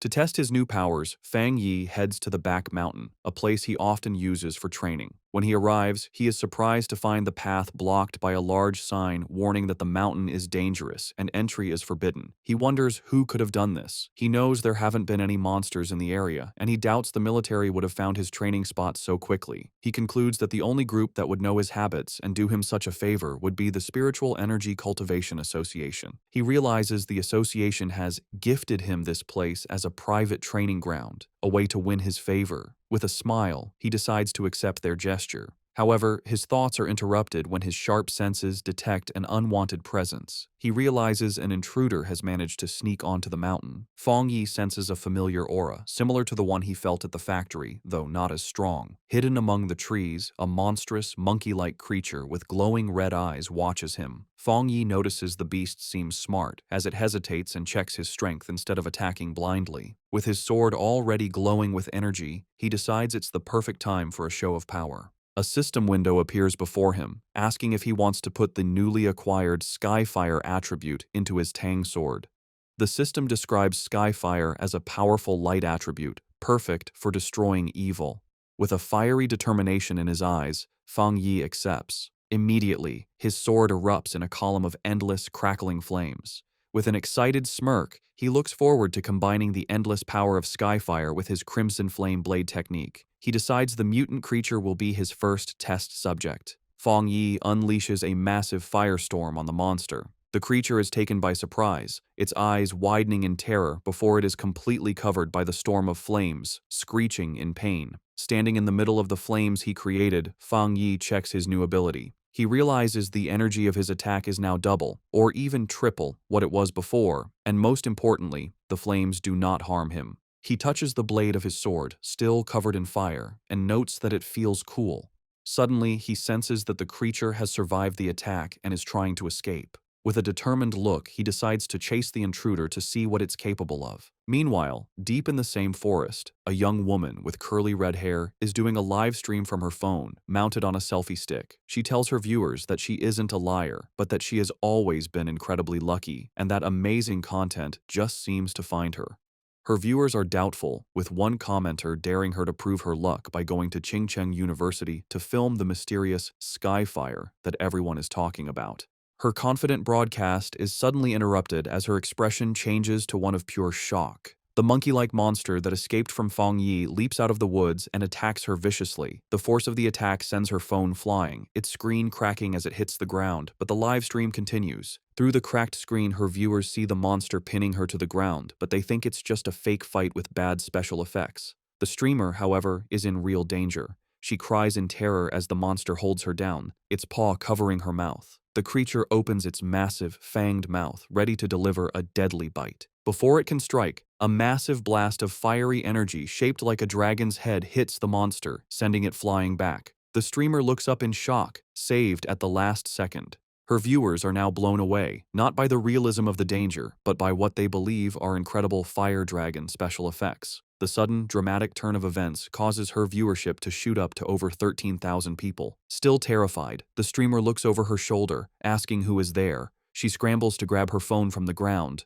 Getting to her feet, she aims the camera at the source of the attack. She stands before a raging fire and shouts to her audience that she has captured it on film, that there is a person standing inside the fire. Her camera captures the silhouette of Fang Yi standing completely unharmed within the flames. In her terrified and amazed mind, she concludes that she has just been rescued by a true immortal. The video of Fang Yi's rescue of the live streamer, Malala, instantly goes viral. It becomes the top trending topic online, with over 13.5 million views. The headlines are dramatic, calling him a mysterious man of skyfire, the king of flames, and an immortal come down to earth to save the world. In an office, Chu Qingli's friend excitedly calls her over to look at the video on her computer screen. She is thrilled, telling Chu Qingli that this proves powerful cultivators are real and that the skyfire at the university was no fake. Chu Qingli, however, is dismissive, telling her friend not to believe such things and that it's all just acting and special effects. But as she looks closer at the screen, her doubtful expression freezes into one of shock and recognition. Her friend, not noticing her reaction, points excitedly at the screen, triumphantly saying she was right and commenting on how handsome the man in the video is, before noticing her friend's stunned silence. Internally, Chu Qingli is in turmoil. She desperately tells herself the video must be fake and that the figure only looks like Fang Yi. She reasons that if it were really him, he would have been burned to ash by such intense flames. Her denial then shifts to fear as she considers the possibility that it truly is him. She worries that he might use his new power to get revenge on her for their breakup, but she stubbornly resolves that she will never bow her head to him, no matter what. Elsewhere, the red-haired leader of Lin Yiyi's pioneer squad shows the same video to Yiyi on her phone. The leader asks if the man looks familiar, suggesting he's the same person who saved them from the monstrous vine. Yiyi agrees that he does, and then adds a stunning piece of information. She recently learned that a powerful master who broke through to the spirit creation realm lives in her neighborhood. She begins to wonder if her quiet cousin and this incredible pioneer could possibly be the same person. In yet another location, Zhang Xiaoya and a male pioneer from the lava cave incident also watch the video. The man recognizes Fang Yi's fighting stance and points out how much stronger he has become, while his companion notes that the way he wields his blade is identical, realizing they were incredibly lucky to have had such a powerful figure on their side. The news of Fang Yi's public display of power reaches the highest levels of the nation's two main organizations. Inside a sleek, modern skyscraper, likely the association headquarters, the city's crisis seems to be getting worse, with the current pioneers struggling to keep up. In a high-level meeting room, Su Qingying addresses a group of officials. She informs them that the military has already been in deep communication with Fang Yi, and she expresses her firm belief that he will agree to help them. Meanwhile, in a military command center, Ji Ruoyan, Major Han Li, and other officers discuss the new intelligence. They are astounded by his rapid progress, calling him a monster for reaching the spirit creation realm so quickly. They debate how many high-tier attributes he could possibly possess, with one officer concluding it must be 3 or even more. They agree that trying to intimidate him was foolish and that their only option is to recruit him. Major Han Li asks if the High Command has decided to approach him personally. Ji Royan confirms they have, but adds that the top brass is still hesitant to humble themselves, as all previous top-tier pioneers have come from within the military's own ranks. Taking charge, Major Han Li outlines their new strategy. He orders his subordinates to find out what new weapons or equipment Fang Yi might need and to provide him with information on suitable training locations as a gesture of goodwill. He also gives a crucial final command. The viral livestream video and all the rumors spreading from it must be properly managed and controlled. The entire spiritual energy circle in the Xia nation has now turned its attention toward Fang Yi. Both Su Qingying and Ji Royan think about his future. Su Qingying appears concerned about the immense pressure he now faces, while Ji Royan wears a slight, confident smile. Both women, leaders of their respective groups, eagerly await to see what this extraordinary young man will do next. In a quiet hospital room, a heart monitor beeps steadily. A mysterious woman with long purple hair sits by the bedside of an unseen patient, whom she calls her teacher. She speaks softly, telling the patient that the Xia nation seems to have found a new hope. With the appearance of a person as powerful as Fang Yi, she adds, the chances of her teacher finally waking up have become a little higher. One day later, back at the apartment, Fang Yi is having breakfast and thinking about the previous day's events. He reflects on how the news of his battle in the back mountain went viral, all because a daring live streamer had managed to sneak into the restricted area for views. As he eats, he notes that the video has since been completely removed from the internet and the live streamer's account has been banned, correctly assuming it was the work of the military or the Spiritual Energy Association. His casual thoughts are suddenly interrupted as he realizes something is wrong. His cousin, Lin Yi, never came home the previous night and hasn't sent him any messages. He finds this very unusual, even if she was out on a mission. A feeling of unease grows as he tries to call her, but the call goes directly to an out-of-service message. Now genuinely worried, he knows something must be wrong and decides he has to go find her. Meanwhile, deep in a dark and misty forest, Lin Yi and the red-haired leader of her pioneer squad are lost and trapped. The leader asks Yi if she has any idea how long they've been stuck there.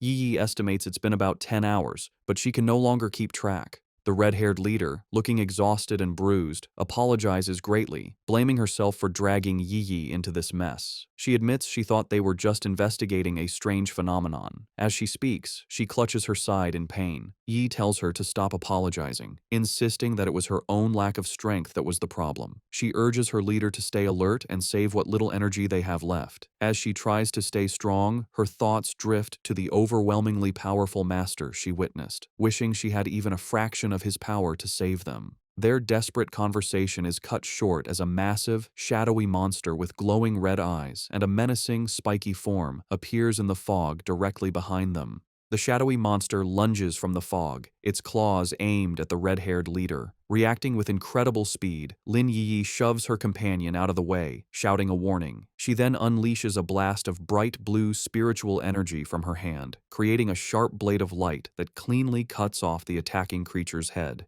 As they get to their feet, more of these shadowy, zombie-like figures come out of the fog.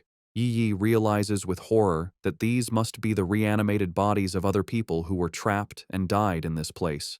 After defeating one of the creatures, which dissolves into a puddle of black mist, Yi explains that the main monster is just playing with them, turning its victims into these strange puppets.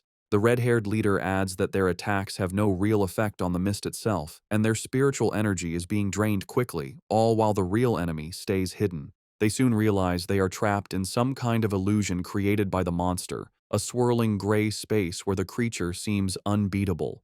It is a waiting game.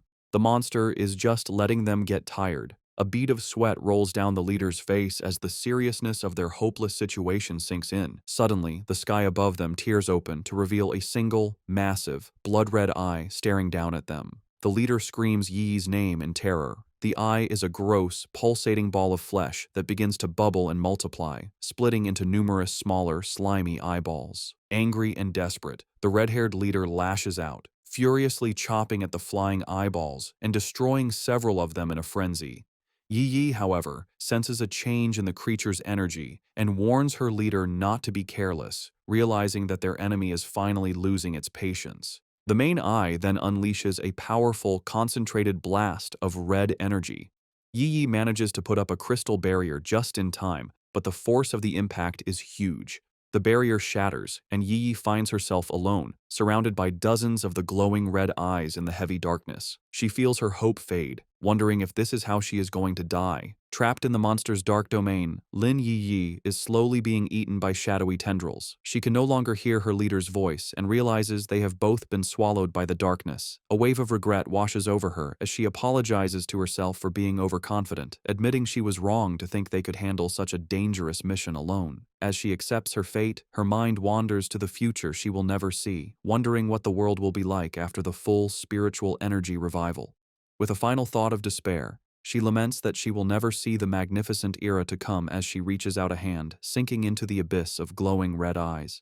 Tears stream down her face as she closes her eyes, ready for the end. Just as all hope seems lost, a massive explosion of brilliant blue light erupts, tearing the darkness apart. A figure bursts through the shadows, radiating an immense aura of crackling blue energy. It is Fang Yi, his eyes glowing with power. He remarks to himself that he almost didn't make it in time. Yi stares in utter shock and disbelief, tears still fresh on her cheeks, as she recognizes her rescuer and gasps his name, identifying him as her cousin. With a powerful blast of divine thunder, Fang Yi completely shatters the monster's shadowy domain. He lands gracefully in the now clear forest, his hand still sparking with leftover electricity. He has saved both his cousin and her unconscious leader. Yi can only stare, her world turned upside down by the stunning revelation that her seemingly ordinary and lazy cousin is, in fact, an incredibly powerful pioneer. The battle is not over yet. The true form of the anomaly, a grotesque, multi-eyed, fleshy orb, appears from the shadows behind Fang Yi. Yi snaps out of her shock and desperately shouts a warning, telling him that the creature's main body is behind him.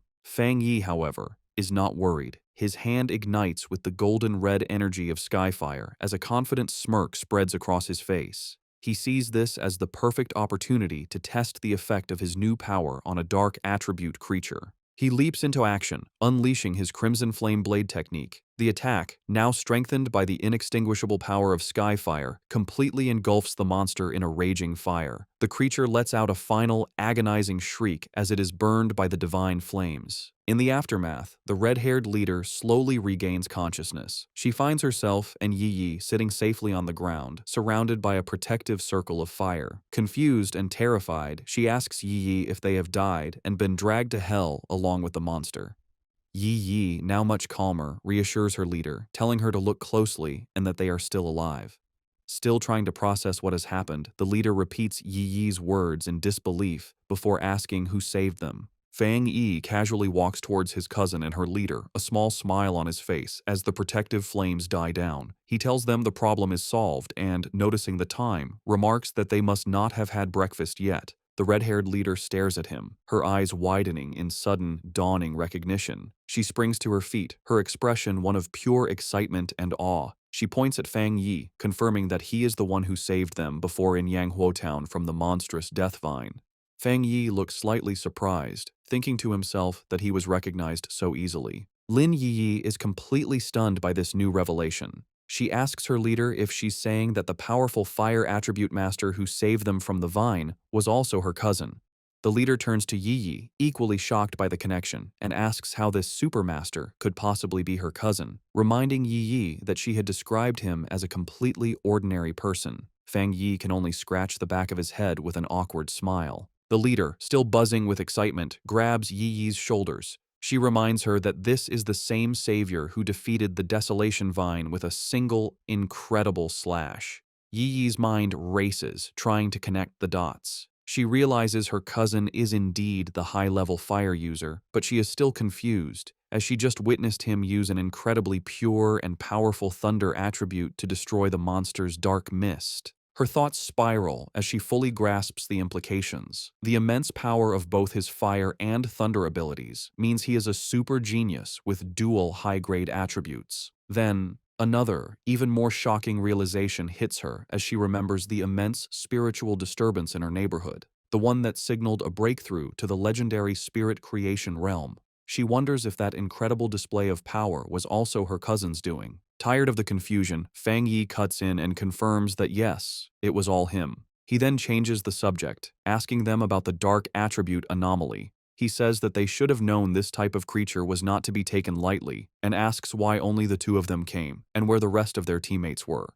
The red-haired leader explains that their other teammates were unavailable. One was sick and grounded at home, while another was on a more difficult mission, clarifying that their squad doesn't always operate as a full unit. Yi Yi then admits it was her own fault, confessing that she had become reckless after her recent breakthrough and wrongly believed she could handle the mission alone. Fang Yi listens, his expression thoughtful. He recalls the infighting he witnessed within their team before. He notes that the leader, who had been openly critical of her teammates, is now defending them to an outsider. He sees her loyalty, and he knows his smart cousin has likely sensed the team's instability as well. With his identity now revealed to two people he feels he can trust, he makes a proposition. He turns to his cousin and her friend and asks if they would like to form a team with him. Both women are stunned into silence for a moment before the red-haired leader erupts with joy. She clasps her hands together, overjoyed at the prospect of teaming up with such a powerful master and exclaiming that she is incredibly lucky to benefit from Yi Yi's connection. Yi Yi, however, is having a more profound realization. She understands that a pioneer as powerful as her cousin must have known her secret all along and had been quietly watching over her. The thought that on this difficult and lonely path of cultivation, she has a reliable and powerful family member helping her without asking for anything in return brings her an overwhelming sense of happiness and relief. A single tear of gratitude rolls down her cheek. Wiping it away, she flashes a bright, happy smile and a peace sign at her cousin, thanking him greatly and promising to make him 2 extra eggs for dinner. Just then, Yi Yi's phone buzzes with a notification. She announces that Sister Jiaolan, the mysterious and powerful member of their pioneer group, has just posted a new mission. The message is an alert for a high-risk collection task in a place called the Extreme Dark Zone, which is explicitly stated to be related to the dark attribute. Jiaolan's message ends with a stern warning for everyone to think very carefully before signing up. Fang Yi asks if they know about this zone. Yi Yi explains that it is a border area that is strictly forbidden by the Xia nation. The dark attribute energy there is so overwhelmingly powerful that most pioneers make it a point to avoid the area entirely. She adds that most of the strange anomalies that have been appearing in their city are actually energy leakages from this forbidden zone.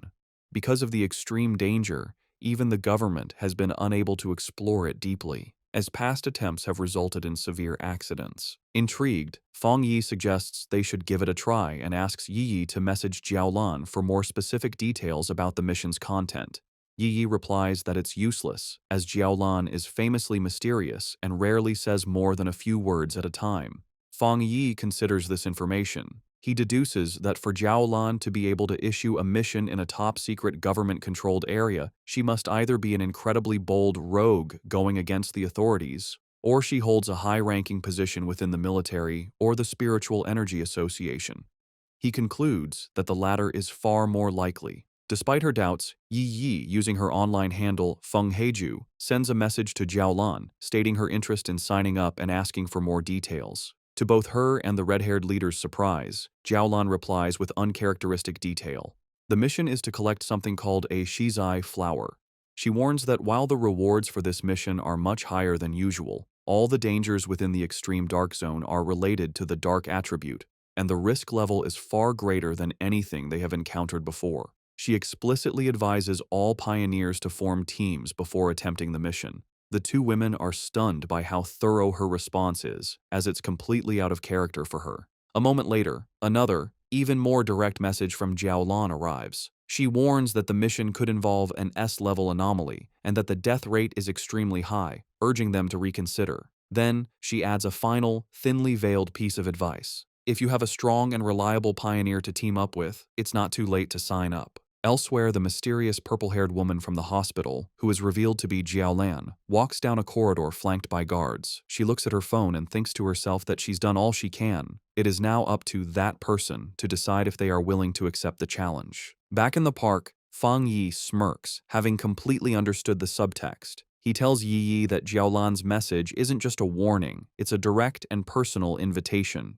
He translates the hidden meaning, "I know who you are. I know a pioneer of your caliber would be interested, and I'm daring you to come." Fang Yi realizes with certainty that this entire mission posting was aimed directly at him. Looking out at a vision of the dark and desolate landscape of the extreme dark zone, he finds the prospect interesting and decides he will indeed be making a trip there. Lin Yiyi, using her online name Feng Heju, officially accepts the mission, telling Jiaolan that her team has 3 people. The scene changes to a hospital waiting area, where Jiaolan is walking with 2 female helpers. One of them is worried about the small size of the team that just signed up. Jiaolan, however, is calm and confident. She says that if he is a pioneer that the Xia nation can truly trust, he will come. The helper asks more, worrying about what will happen to the other pioneers if he doesn't show up. Jiaolan simply replies that if he doesn't come, then it means their fates were not meant to be. As they walk, a smirk appears on Jiaolan's lips. She asks her helpers if they really believe the purpose of a mission to collect the Shizai flower is to send powerful pioneers to their deaths. She explains that the true goal of this incredibly dangerous task is the exact opposite of what it seems. A vision reveals what the flower is. It blooms from a dark, evil pool, fed by the bodies and souls of fallen pioneers.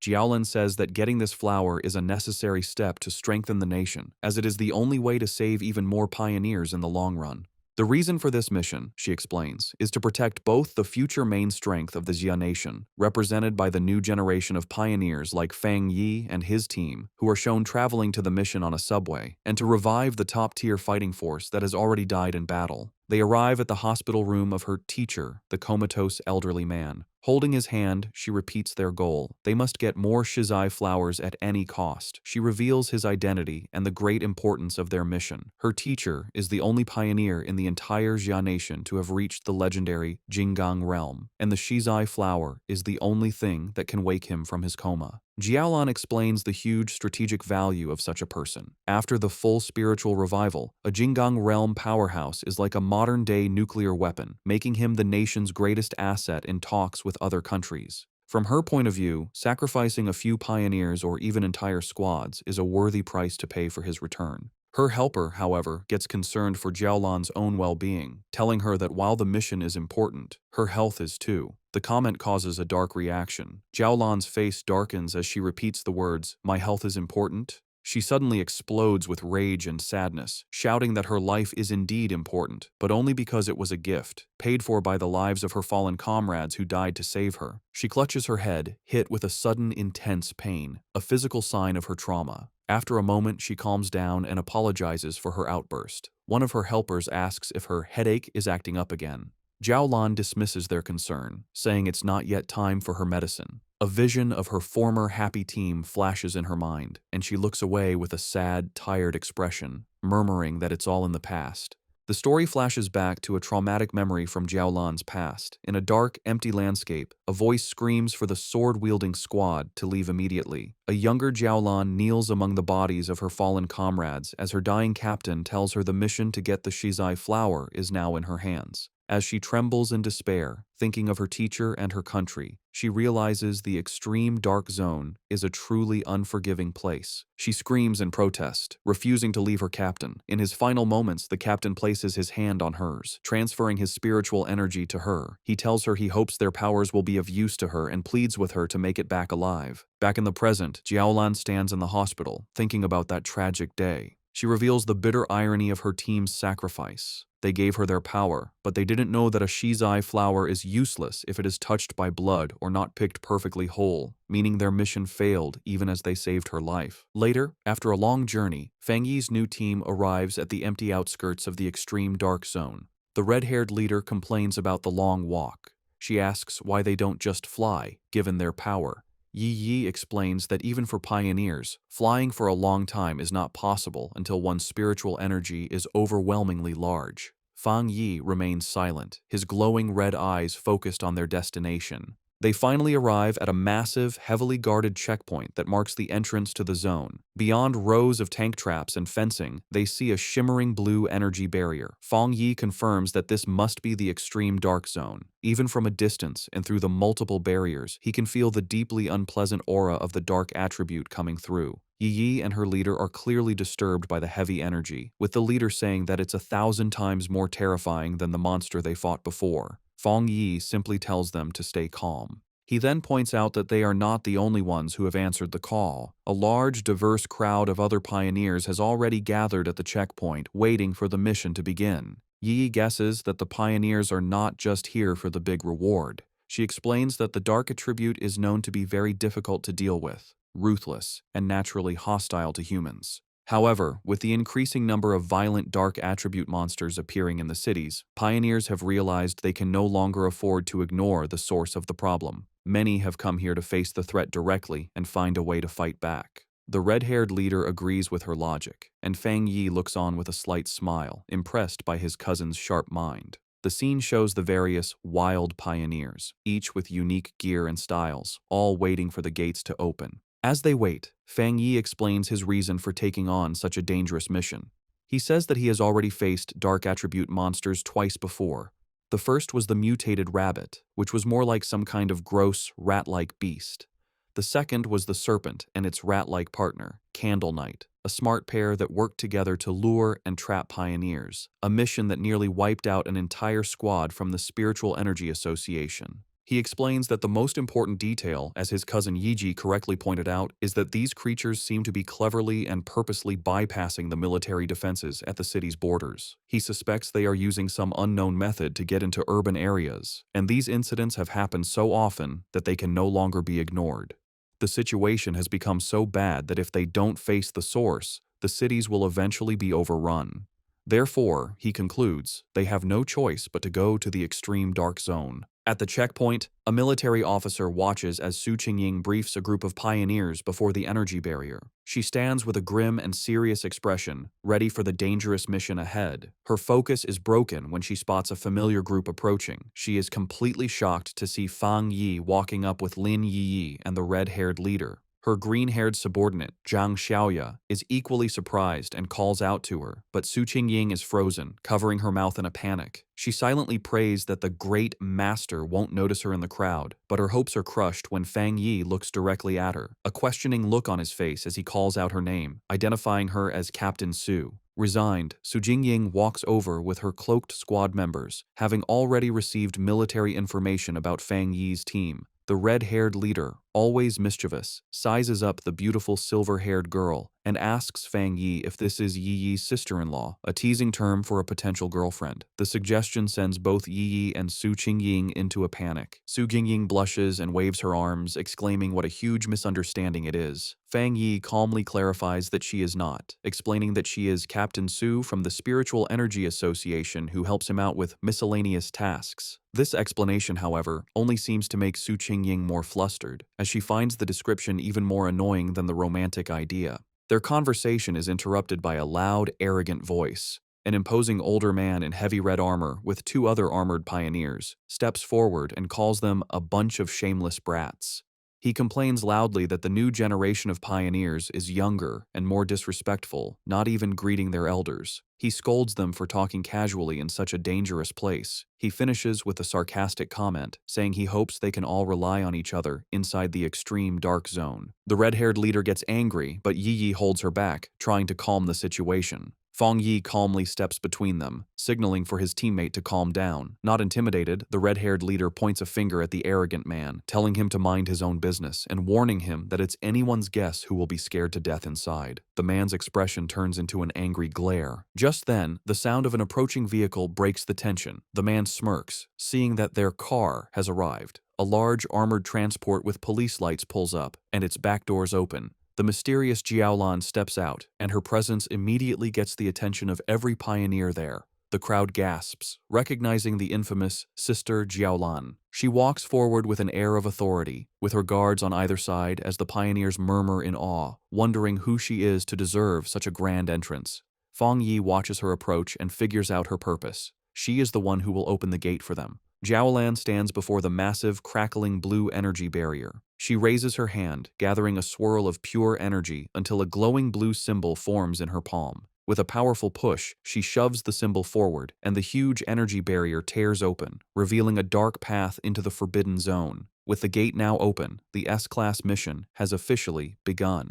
With the huge energy barrier torn open, Jiaolan stood before the dark portal, with red and black energy whipping around her. She announced that the pioneers could now enter but gave them one last, important warning. The Shizai flowers they were sent to get had to be perfectly whole and must not be touched by human blood. She said that if the flowers didn't meet these rules, there would be no reward, and with that, she told them to start. The large group of pioneers began to walk into the scary portal. As they walked, a member of the arrogant pioneers group grumbled to his leader, complaining that Jiaolan was sending them to their deaths without going in herself. The arrogant pioneer's teammate told him to be quiet, reminding him that if they died, the government would pay a lot of money to their families. As Fang Yi's group watched the others enter, Su Qingying analyzed the strength of the various teams for him. She identified the arrogant pioneer as a one-star spirit creation realm cultivator, the same level as Fang Yi. She also noted that there were several other powerful people who were hiding their auras, making them hard to judge, while the rest were solid pioneers at the 1-star or 3-star Ghost Axe realm. She concluded that the teams were all about equal in strength. Fang Yi was surprised to hear that the arrogant man was also at the spirit creation realm, as he hadn't sensed a high level of spiritual energy from him. He thought to himself that the mission must be very difficult to have attracted so many elite teams. Back outside, one of Jiaolan's helpers gave her a final report from a tablet. She confirmed that a total of 37-star Ghost Axe Pioneers, 7 1-star Ghost Axe Pioneers, and 3 1-star Spirit Creation Pioneers had entered. The mission involved monsters ranging from B level to S level in danger.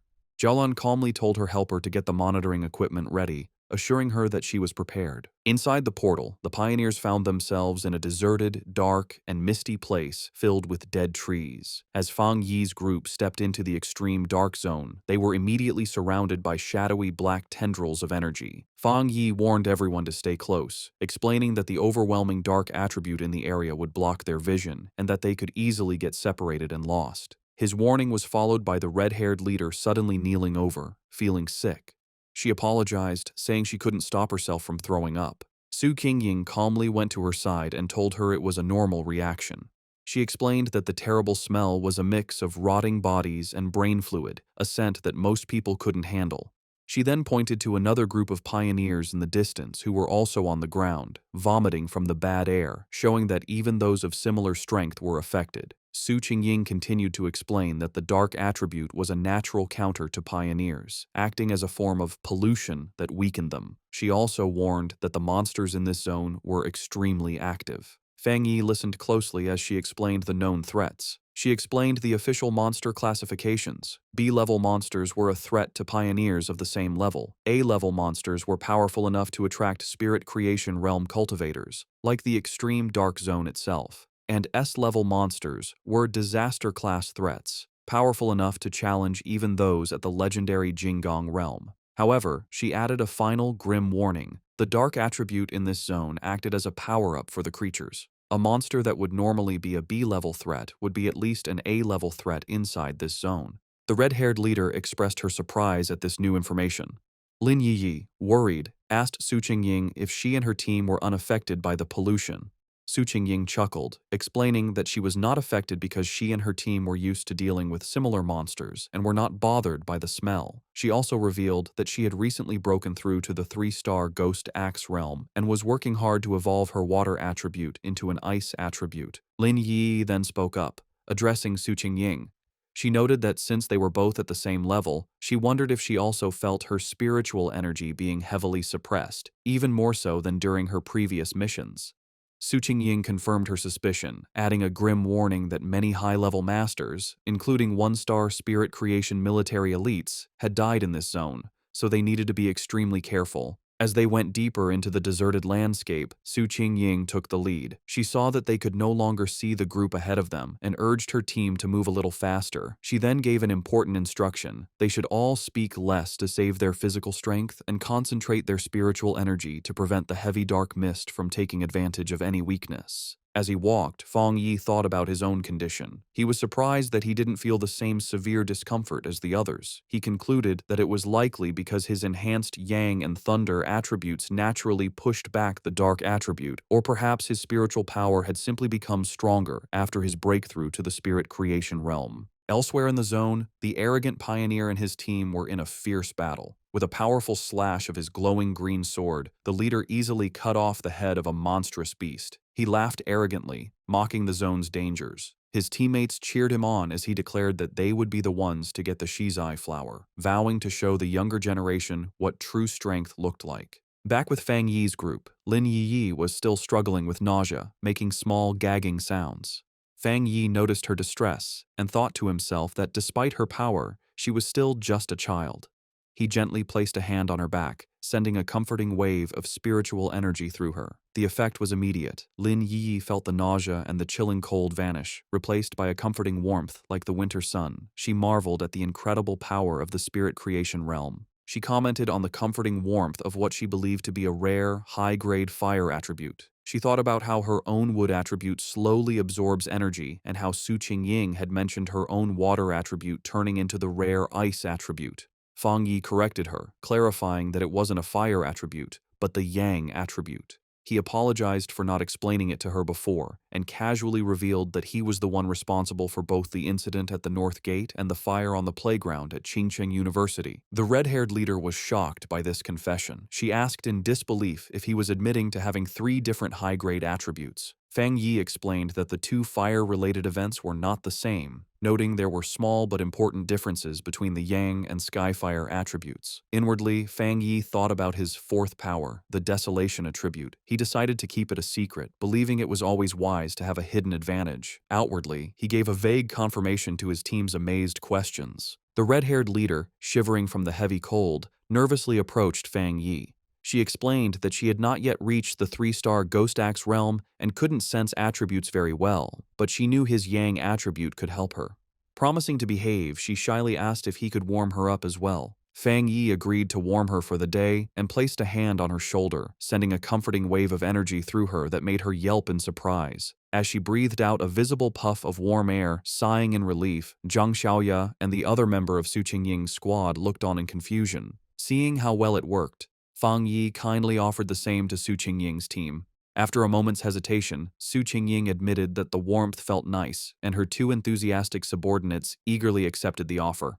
With a series of quick pats, Fang Yi shared his protective yang energy with the 3 women, who all expressed their surprise and gratitude for the comforting warmth. Their brief moment of comfort was shattered by the sound of heavy, clawed footsteps crunching on the dead ground nearby. Fang Yi's expression instantly hardened as his senses picked up the threat, and he warned the group that a monster was approaching. Suddenly, a massive, shadowy wolf-like creature lunged from the mist. Su Qingying reacted instantly, leaping forward and creating a long blade of blue energy to stop the attack. The beast landed with a thud directly behind the terrified red-haired leader, causing Fang Yi to shout a warning to her. The monster, surrounded by a menacing purple and black aura, let out a furious roar and charged. Su Qingying identified it as a dangerous A-level monster. Declaring that she would handle it, she stepped forward and unleashed a powerful blast of sharp ice energy from her hand, which hit the creature directly. To their surprise, the monster vanished into nothingness upon impact.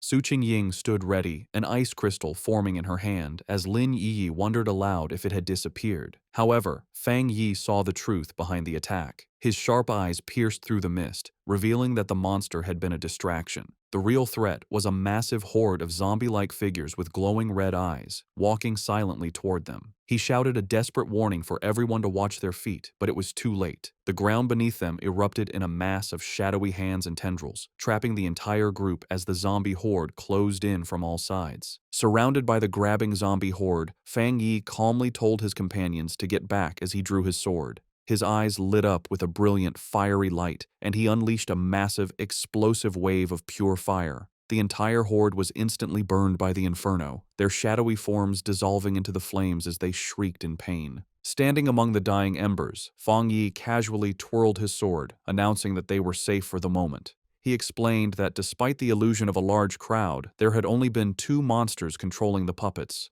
Su Qingying was shocked, realizing that the monsters in this zone had already evolved to the point where they could mimic human language. Fang Yi grimly suggested that it was likely because they had eaten many people and learned from their victims. The group was stunned by the power they had just seen. Su Qingying noted that the extreme dark zone was so dangerous that it had made even the weakest of these creatures into A-level threats, making them impossible for anyone below the spirit creation realm to fight head-on. In a separate location, the mysterious Jiao Lan watched the event unfold. She was impressed, realizing that Fang Yi had destroyed 2 A-level phantom beasts with a single strike. She admitted to herself that even she would have needed to fight them for several rounds to win. Understanding the new level of danger, Lin Yiyi declared that if what Su Qingying said was true, it was more important than ever for them to stick together. She warned that the monsters could disguise themselves and attack when they let their guard down, and she urged the red-haired leader to get up from the ground. The red-haired leader, however, was still shaken, not by the monsters, but by the overwhelming power of Fang Yi's attack.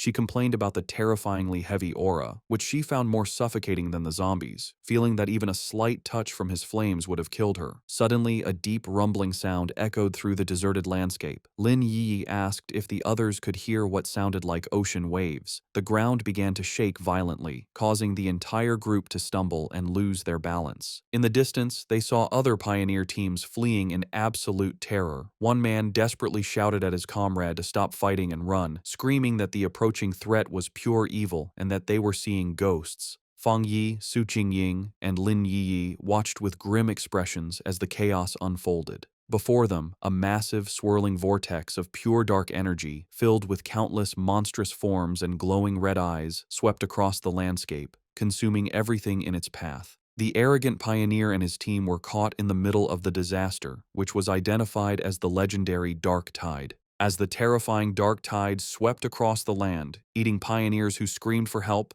the arrogant pioneer scoffed. He dismissed the threat, proudly declaring that if the regular troops couldn't handle it, it didn't mean he couldn't. With a defiant roar, he summoned a huge barrier of green energy with his sword, proclaiming that everything inside the zone was his to take. He then charged recklessly into the heart of the swirling red and black storm. His confidence was instantly broken. The moment he entered the tide, he was covered by its suffocating dark tendrils. He realized with horror that the monsters inside were far more powerful than he could have ever imagined, far beyond A level or even S level. Full of terror, he knew he couldn't let himself be caught, but it was already too late. He and many other pioneers were swallowed by the overwhelming darkness, their screams echoing as they were pulled into the deep. From a safe distance, Fang Yi's group watched the horrifying sight. The red-haired leader, shaken, wondered if the others were all dead and if they had any chance of escaping. Lin Yiyi asked Su Qingying to explain what the dark tide was. Su Qingying grimly described it as the ultimate form of the dark attribute, a tide of pure corruption that ate everything in its path, including other monsters. She was confused and terrified, explaining that their mission was supposed to have been planned to avoid the Day of the Tide, and she feared that all the pioneers who had gone ahead were now gone. Lin Yi remembered hearing about the dark tide on pioneer forums, where it was described as a force that could destroy an entire city. Terrified, she urged her cousin to retreat while they still had time. Fang Yi, however, stayed calm. He told everyone not to panic and created a large protective barrier of golden energy, crackling with blue lightning, around the whole group. He explained that this spiritual shield was a natural counter to the dark attribute and told them that, if they needed to, they could combine their powers to keep the barrier up and survive the tide's impact. Su Qingying was shocked by his plan, asking what he was going to do.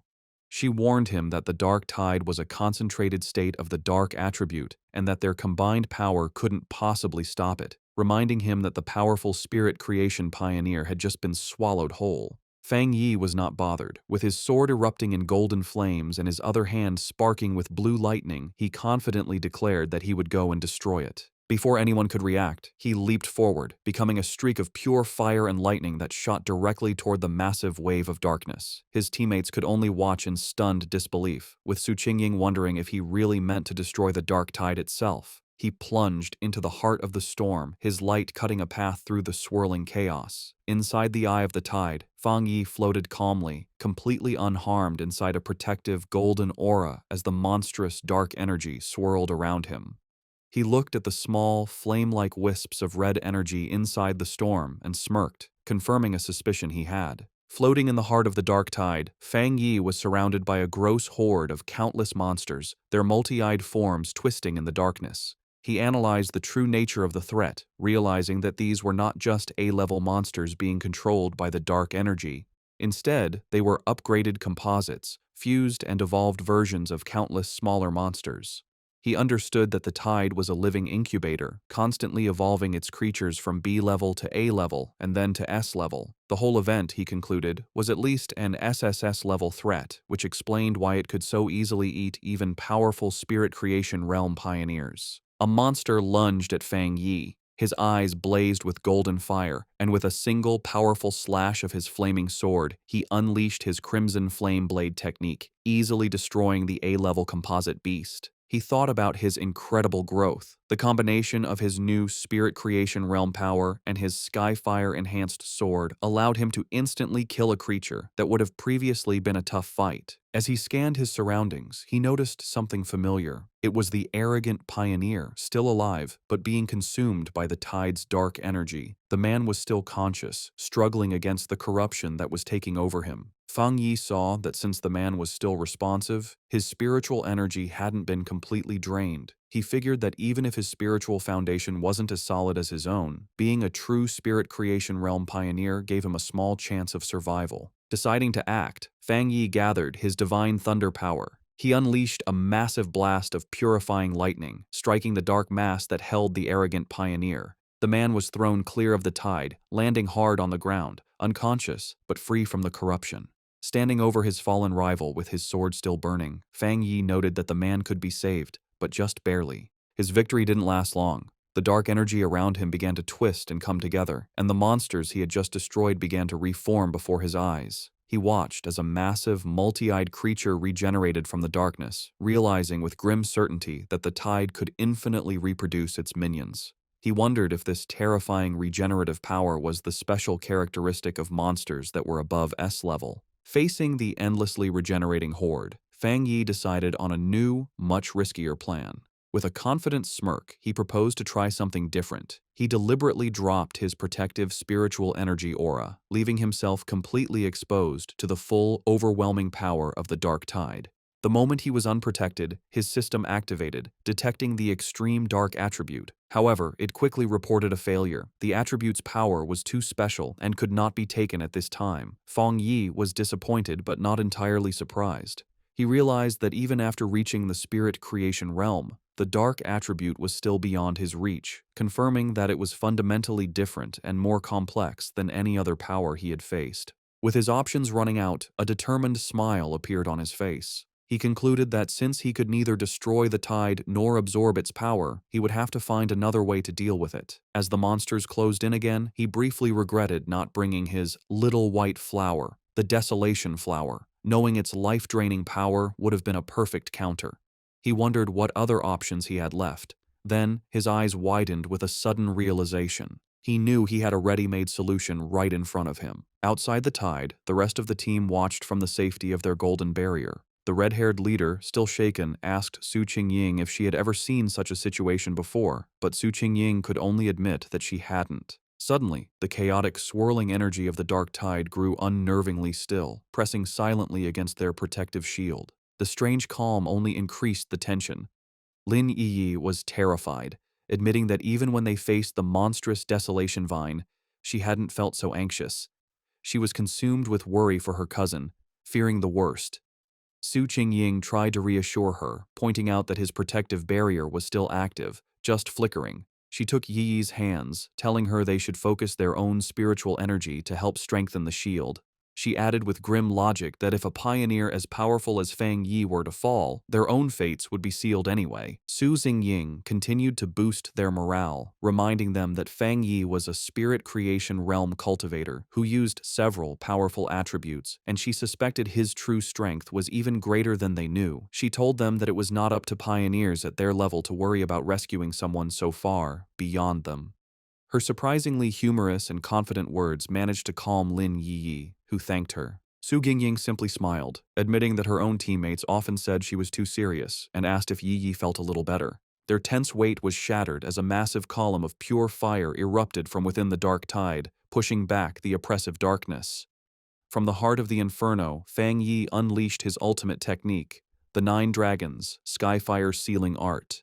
He rose from the flames, his body glowing with a mixture of blue and golden energy. Outside, his teammates watched in absolute awe. The red-haired leader excitedly pointed him out to a stunned Lin Yi, while Su Qingying stared in disbelief at the sheer scale of the power on display. The technique appeared as 9 colossal, fiery dragons that swirled and danced, their combined light completely overwhelming the dark tide. Elsewhere, the mysterious Jiaolan, who had been monitoring the mission, was thrown off balance by the immense spiritual pressure. She recognized the power as the legendary Skyfire attribute and the technique as a powerful seal. She watched in utter disbelief as the 9 dragons came together, compressing the entire, city-destroying dark tide into a single, unstable orb of fiery energy, questioning if he had truly managed to seal the entire event. But Fang Yi was not finished. Having contained the tide, he gathered his divine thunder power in his hands, unleashing it in a massive vortex of crackling blue energy that swirled around the sealed fiery sphere. With a powerful roar, he invoked the name of his combined technique, the 9 Dragons' Edict. The 2 immense powers of fire and thunder crashed together, creating a massive explosion that shook the very foundations of the extreme dark zone.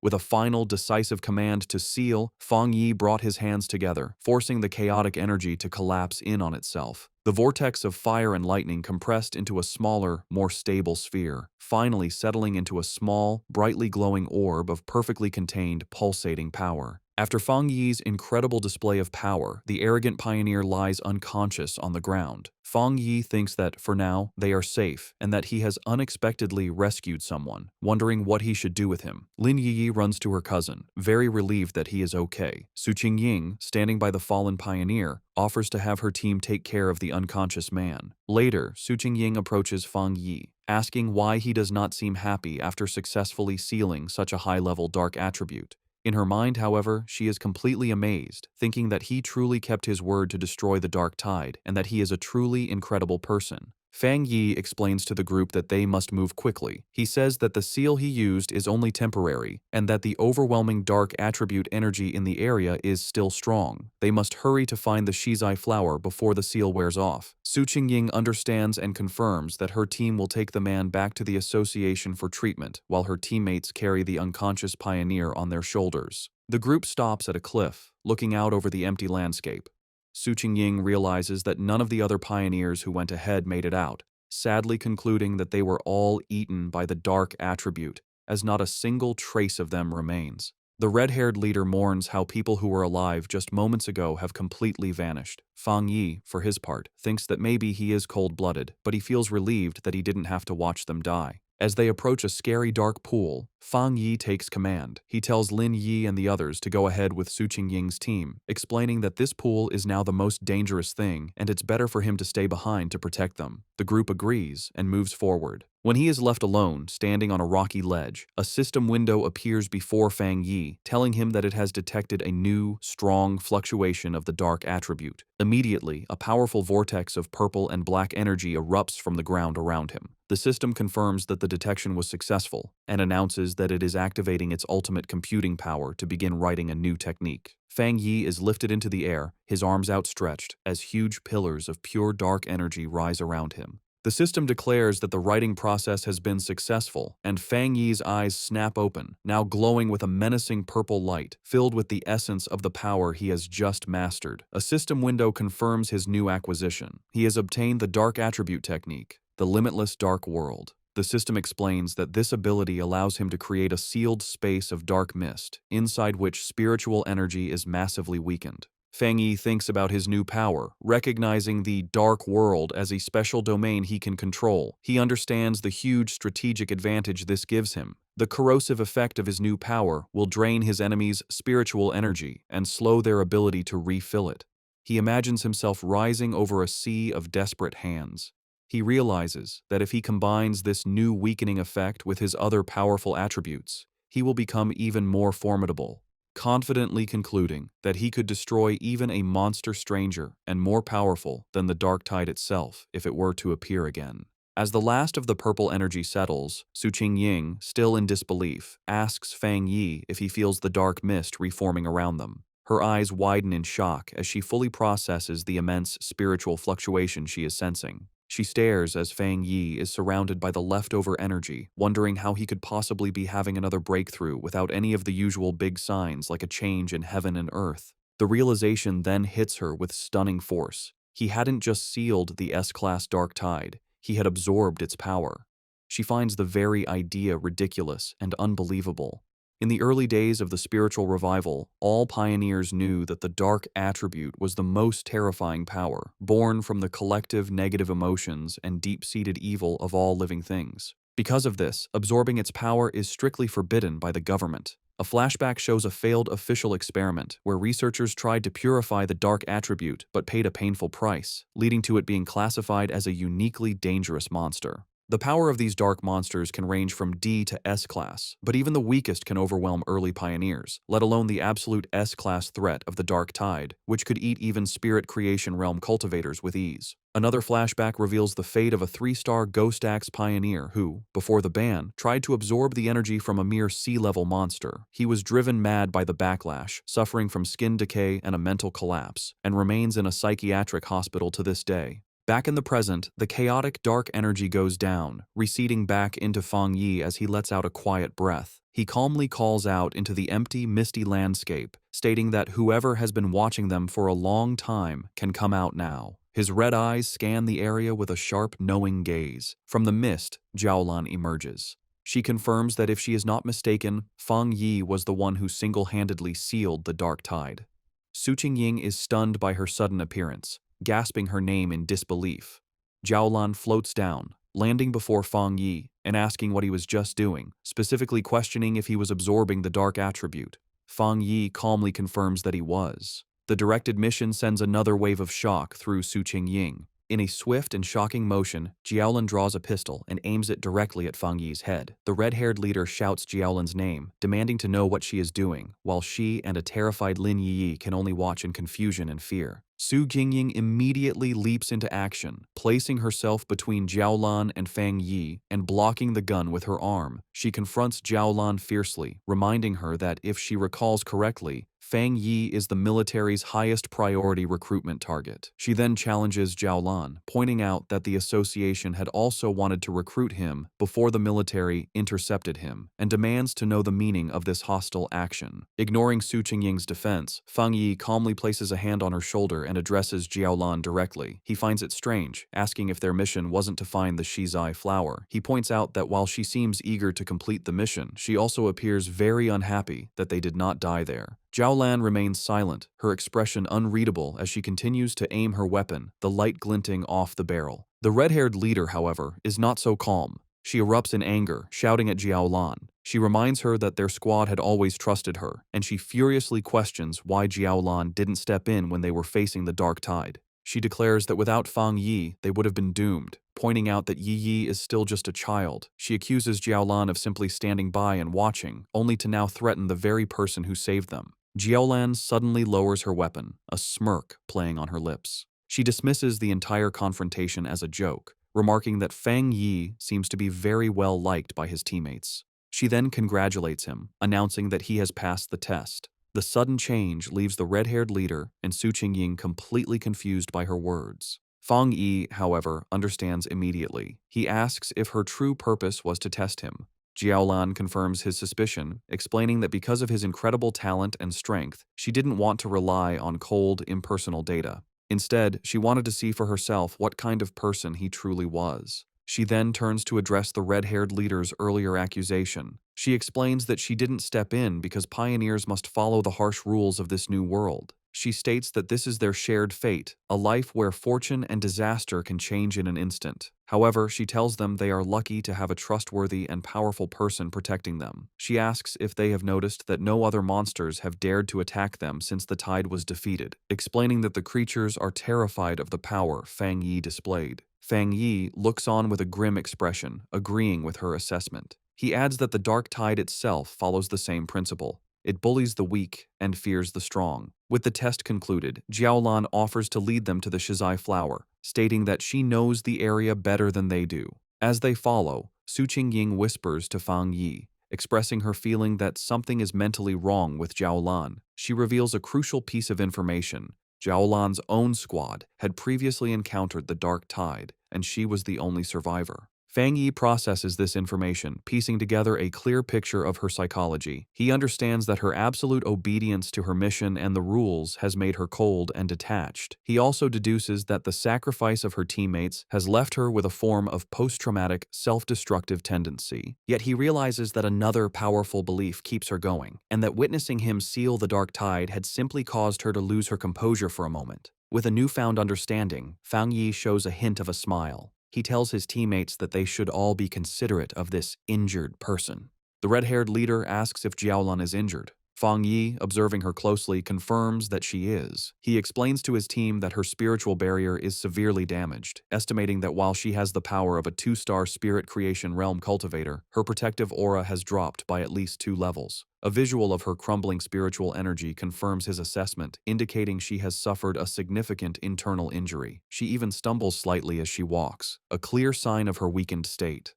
Noticing their concern, Jiaolan looks back and quietly thanks them, but dismisses the issue, stating that her injury is not a problem. Led by Jiaolan, the group travels through an empty, misty landscape filled with dead trees and the bones of fallen creatures, an area identified as the chaotic burial mounds.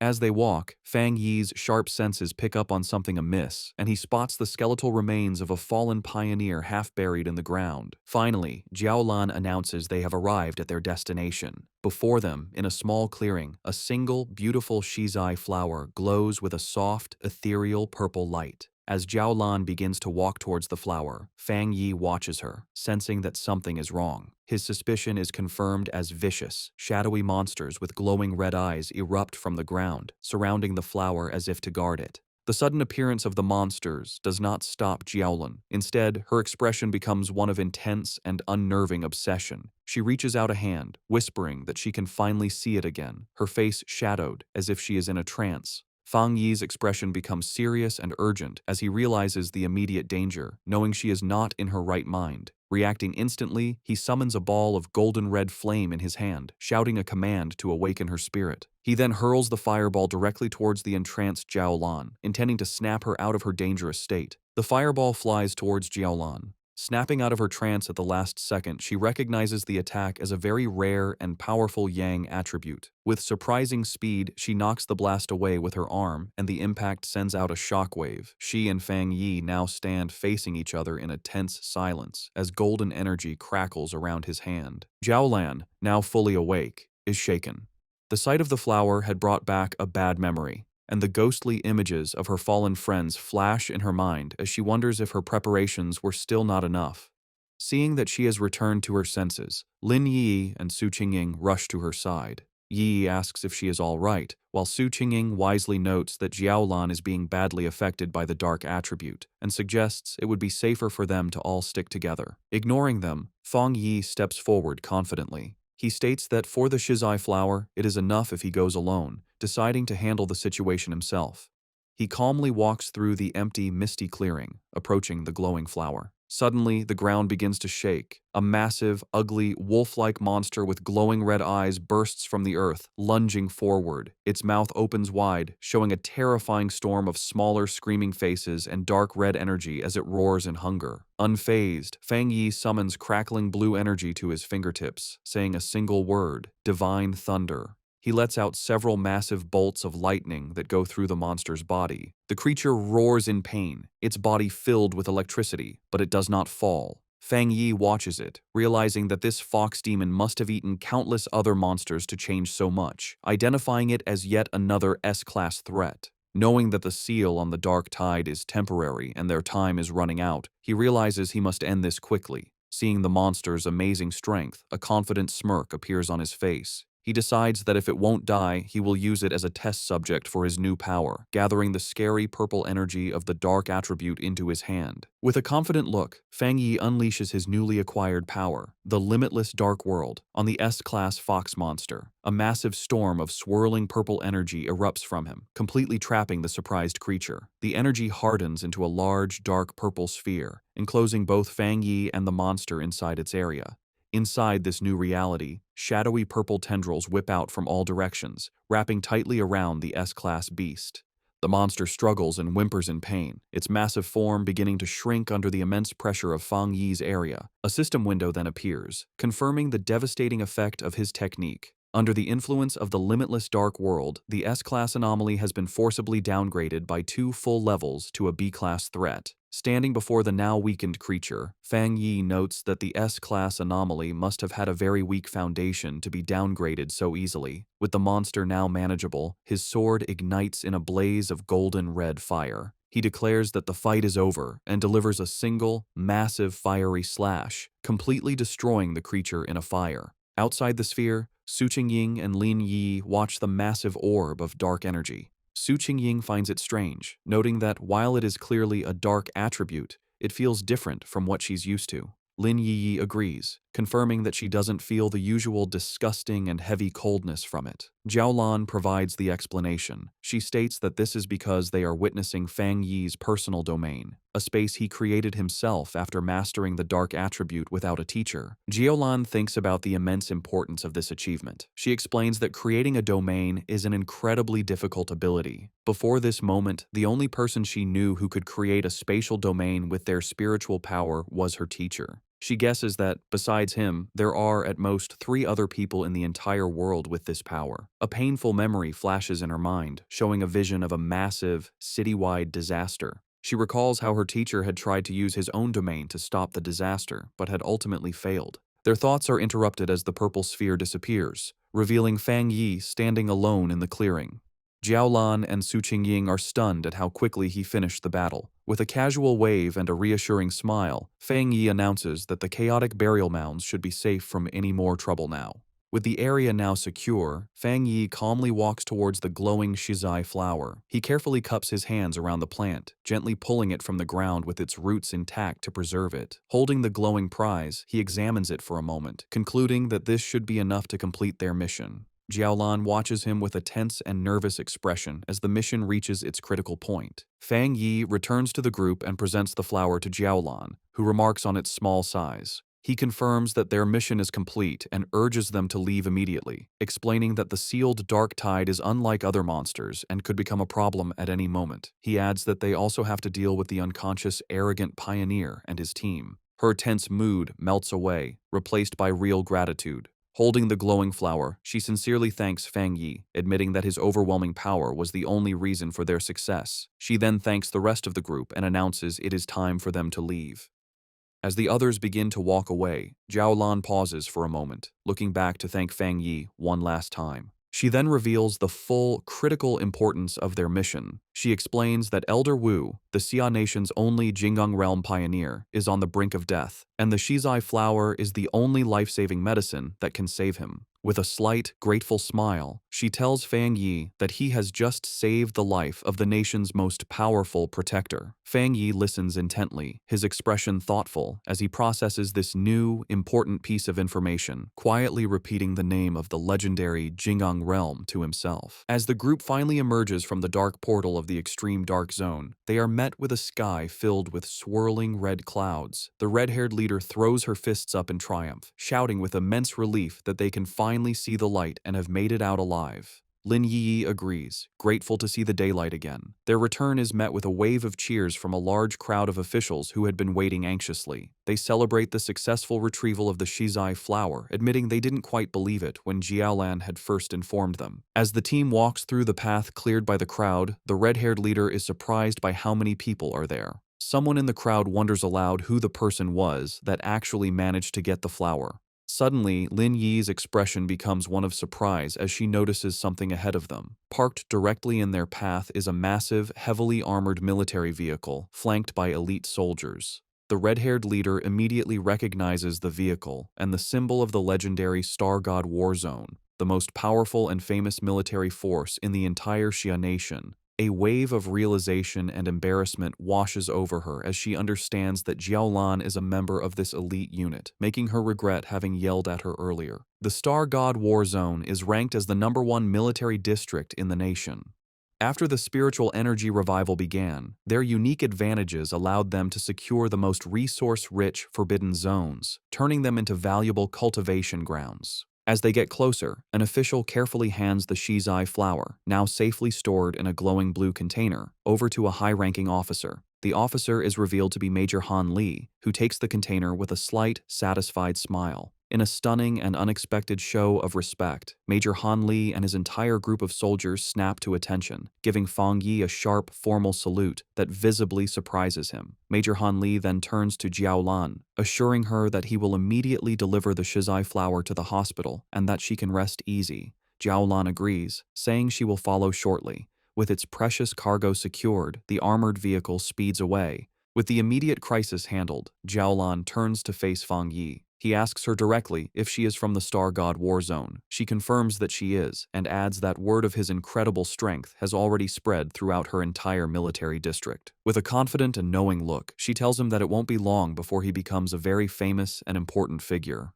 Jiaolan continues her conversation with Fang Yi, openly admitting that she recognizes his individual strength is great enough to single-handedly overwhelm even the most elite squads in her war zone. She then makes a formal recruitment offer, pointing out his seemingly limitless potential and inviting him to join the Star God War Zone, promising him access to the best cultivation resources.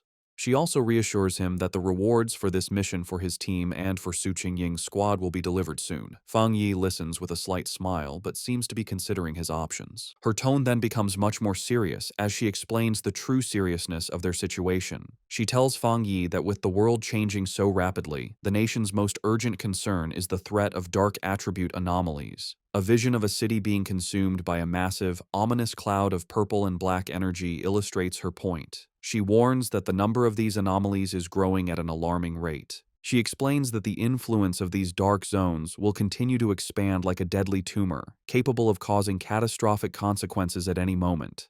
Because of this immense danger, she says, they have no choice but to establish forbidden zones and have organizations like the Spiritual Energy Association strictly guard them. She clarifies that she is not telling him this to pressure him into joining, but because she believes that an outstanding and powerful pioneer like him has earned the right to know the truth of the world's situation. Understanding her sincerity, Fang Yi smiles and gives her his assurance. He tells her that he understands, and that if he encounters any anomalies in the future, he will not stand by and do nothing. He tells her she can rest easy on that point. Hearing his promise, Jiaolan's stern and weary expression finally softens into a genuine, relieved smile. Formally introducing herself, she says it's a pleasure to meet him and offers him a small, dark token. Fang Yi takes it, revealing a black tablet with a dragon symbol and the characters for Star God War Zone.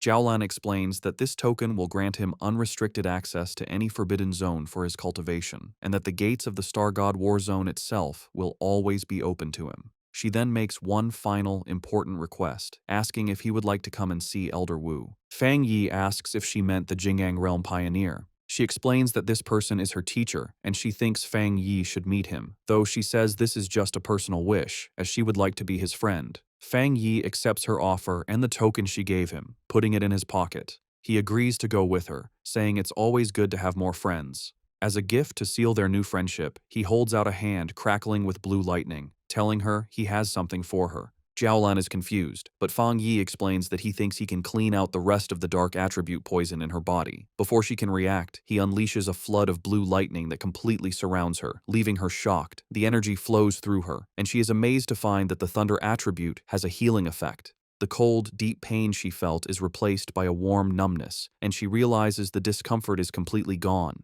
Internally, her old wounds from the dark attribute begin to heal as her body is cleansed by the energy. She feels like she is being reborn as the rare and powerful thunder attribute removes all the toxins from her body. When it's over, Fang Yi asks Jiaolan how she feels. Still surrounded by faint sparks of lightning, she confirms that she feels great and that the leftover dark energy has been completely removed. Su Jingying watches as paramedics take care of the unconscious, arrogant pioneer. Wondering if it's possible to save someone so badly injured, she turns and is surprised to see Fang Yi and Jiaolan still there, but she immediately notices that her aura seems different and her injuries appear to be gone. Jiaolan explains that Fang Yi used his rare, pure thunder attribute to completely clean the dark attribute poison from her system. Su Jingying is amazed by this, realizing that this is the true nature of our boy's power. It can be used to destroy enemies and to save people. She points at Fang Yi in amazement, who just asks her what she's looking at. A brilliant idea strikes Su Qingying, and she excitedly waves over the paramedics. She goes to Fang Yi and suggests a partnership, explaining that if they could combine his spiritual power with their advanced medical equipment, they could save many more pioneers suffering from dark attribute corruption. To show she is serious, she bows deeply, begging him to show his power just one more time. Fang Yi stays silent, thinking about her request. Fang Yi agrees and unleashes a controlled burst of blue lightning from his hand, asking if that is enough of a demonstration. One of the paramedics, seeing the pure energy, excitedly confirms that it seems to be working and that such a high-level thunder attribute can indeed fight the dark attribute. Jiaolan explains that when Fang Yi treated her, the power was sent directly and destroyed the corruption inside her. Su Qingying suggests that all they would need is for Fang Yi and the patient to hold hands. However, the paramedic clarifies that not every cultivator, even at the spirit creation realm, can handle such pure energy. He explains to a smiling Su Qingying that while Jiaolan's injuries were serious, they were minor compared to the other patient. He estimates that healing the arrogant pioneer would require 10 times the amount of spiritual energy. He adds that just saving the pioneer's life will be a great achievement, and a full recovery is likely impossible. Fang Yi agrees to the procedure, asking the paramedics how to transfer his spiritual energy. They lead him toward the ambulance. A paramedic tells him to place his hand into a special device and release his spiritual energy, which Fang Yi agrees to do. From a distance, Lin Yi watches, thinking about how she never imagined Jiaolan was a high-ranking member of the elite Star God War Zone. She is amazed that her cousin is so powerful that even this legendary military unit is trying to befriend him. She remembers how the normally cold Jiaolan personally asked to be her cousin's friend and even gave him her personal token. After a while, Fang Yi turns to Lin Yi and the red-haired leader, checking on them. Lin Yi confirms they are feeling fine. She then explains that she and the red-haired leader have decided to go out for more training and take on some missions by themselves. They feel they can't always depend on him and need to grow stronger on their own. Having finished transferring his energy, Fang Yi agrees with their decision, simply telling them to be careful. He watches them with a small, proud smile, thinking that his cousin has grown up. Su Jingying and her team prepare to leave. She waves goodbye, telling Fang Yi and Jiaolan they will see each other on the next mission. Jiaolan then tells Fang Yi it is time for them to go visit Elder Wu. As their ambulance drives away, Su Qingying is visibly frustrated, complaining loudly that the military's Star God War Zone has stolen such a powerful person from them. Her teammates try to calm her down. A final thought reveals the internal problems within the Spiritual Energy Association, which is described as being too chaotic, and its top elite squads unwilling to cooperate. Fang Yi and Jiaolan arrive at a large, modern hospital, which is the highest security ward of the Star God War Zone's medical base. Fang Yi asks if this is where Elder Wu is. Inside the hospital room, they stand before the bed where Elder Wu lies unconscious, surrounded by medical equipment. Fang Yi comments on the strange sight, noting how odd it is that the ultimate powerhouse of the Jinggang realm is actually a shriveled old man. Fang Yi observes the elder's condition. The old man's face and neck are covered in red veins, and he breathes through a respirator. Jiaolan explains that his condition was much worse before, saying he looked like a corpse.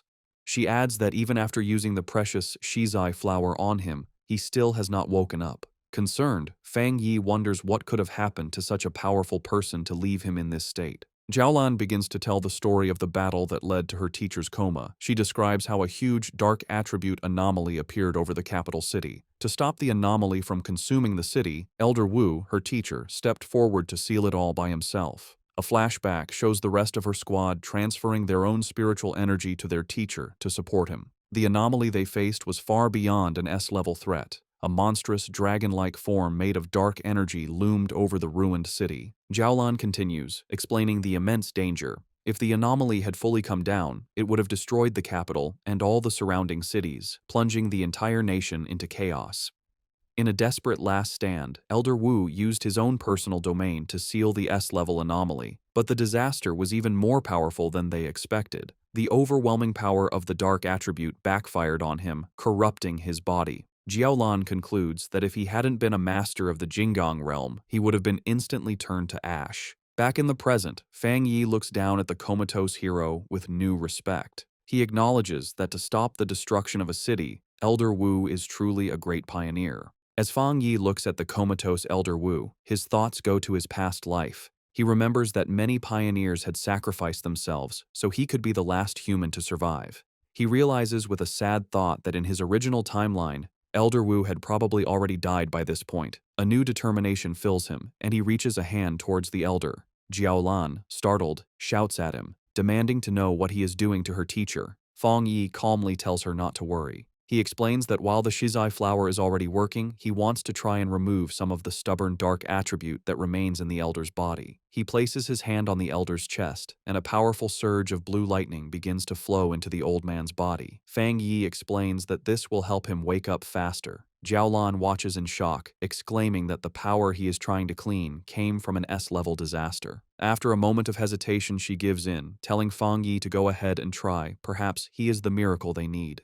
The room is filled with the crackling of Fang Yi's power as he pours his energy into the elder. Jiaolan warns him to be careful, explaining that the dark attribute inside her teacher is far more terrifying than the dark tide. She adds that, without the shizai flower, the elder's recovery would not have been so slow. Fang Yi, his face serious, confirms that he understands. He can feel the immense power of the darkness within the elder's body. He knows that even though the shizai flower's purifying power has weakened it, the dark energy can still exert an immense and oppressive force. Suddenly, a powerful wave of dark energy erupts from the bed, pushing both Fang Yi and Jiaolan back. Jiaolan shouts a warning, telling Fang Yi to be careful and focus his mind as the dark energy is beginning to affect him. In response, a brilliant golden aura erupts around Fang Yi as he activates his own spiritual protection. His eyes glow with a golden light, but he realizes with a start that the dark energy has pulled his consciousness into a vision of the past.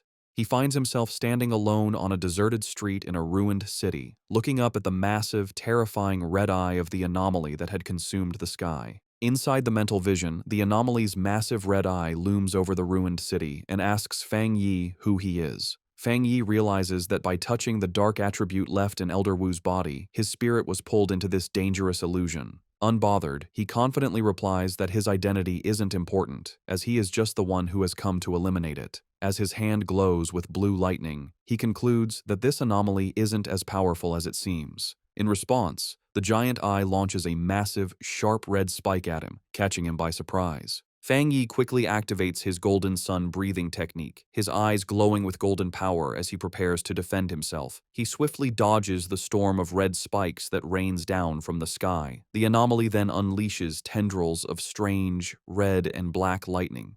Fang Yi notes that this strange lightning is as strong as the divine thunder he absorbed on Yuhuang Mountain. The anomaly reveals its true form, shifting into a huge swarm of countless insect-like creatures made of pure dark attribute energy, swirling around a central red eye. Fang Yi recognizes that each of these creatures is as strong as the monsters from the dark tide, and he understands there are tens of millions of them. The entire swarm then comes down on him like a terrifying vortex. In response to the huge threat, Fang Yi summons his flaming sword.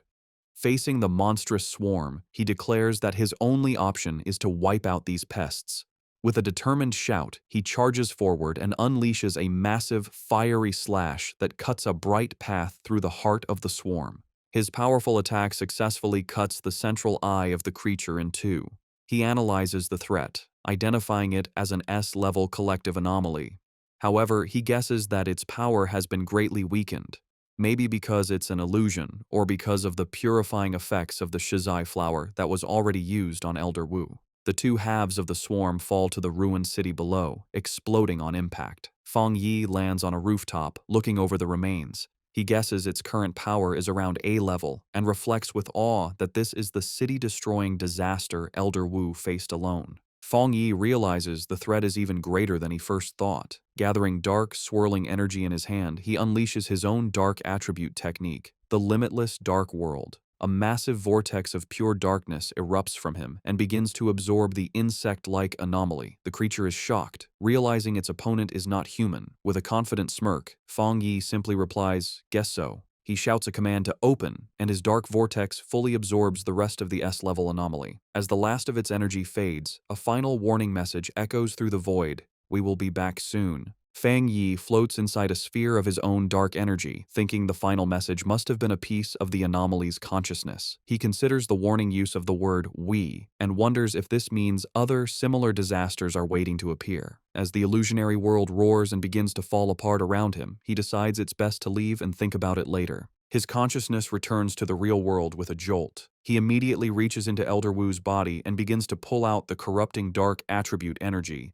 A mass of dark purple energy, crackling with his own blue lightning, is pulled from the Elder's chest. To contain the dangerous substance, Fang Yi uses his Nine Dragons Skyfire sealing art, trapping the energy inside a sphere of red, fiery chains. Holding the sealed orb, he explains to a stunned Jiaolan that this is the dark attribute remnant left in Elder Wu's body. He concludes that this must be the last piece of the city-destroying anomaly. He explains that while the sealed orb of dark energy is still powerful, its influence has been greatly reduced thanks to the Shizai flower and Elder Wu's own seal. He praises the Elder, noting that he is truly the nation's #1 pioneer for using his own body to hold back the dark power. He knows anyone else would have died many times. As Jiolan looks at her teacher, she sees the red veins on his face have faded and his breathing seems more peaceful. She tells Fang Yi that he has truly saved the Elder's life. Fang Yi, however, humbly says that it wasn't all his own ability. He explains that without the Shizai flower weakening the corruption first, he wouldn't have been able to remove the stubborn dark attribute. Jiaolan agrees, saying that while the flower saved the Elder's life, Fang Yi's power has now given him a chance for a full recovery. With a final surge of power, Fang Yi clenches his fist and completely crushes the sealed orb of dark energy, turning it to dust. He announces that the remnant is now completely useless.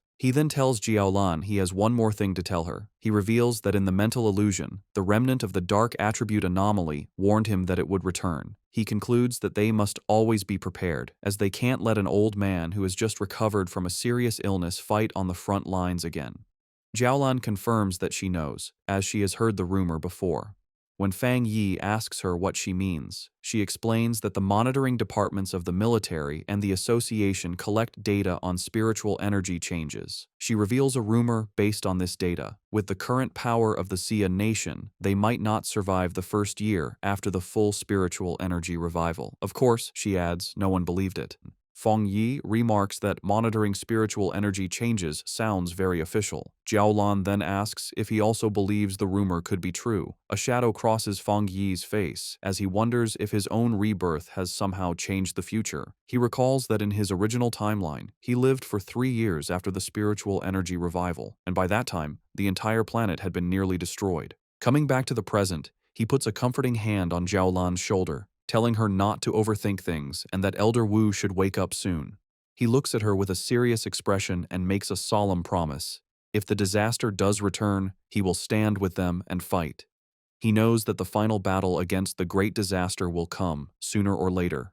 He declares with fierce determination that this time he will change everything. Later that night, Fang Yi is back at his apartment. He sits meditating on his couch, surrounded by the swirling energy of his new dark attribute. He thinks about his recent battles, feeling that after his 2 fights with S-level anomalies, he is close to breaking through to the 2-star spirit creation realm. However, he knows the full spiritual energy revival is coming fast, and even with his new dark attribute, his current strength is not nearly enough. He thinks about the terrifying power of the anomaly he faced in the mental illusion, realizing that even when it was weakened, its true power was immense. His thoughts are interrupted when he notices the potted plant he had left on his table, the obedient little white flower. He speaks to the glowing flower, telling it that it's not easy to carry around and admitting it was his mistake for not bringing it with him on his last mission.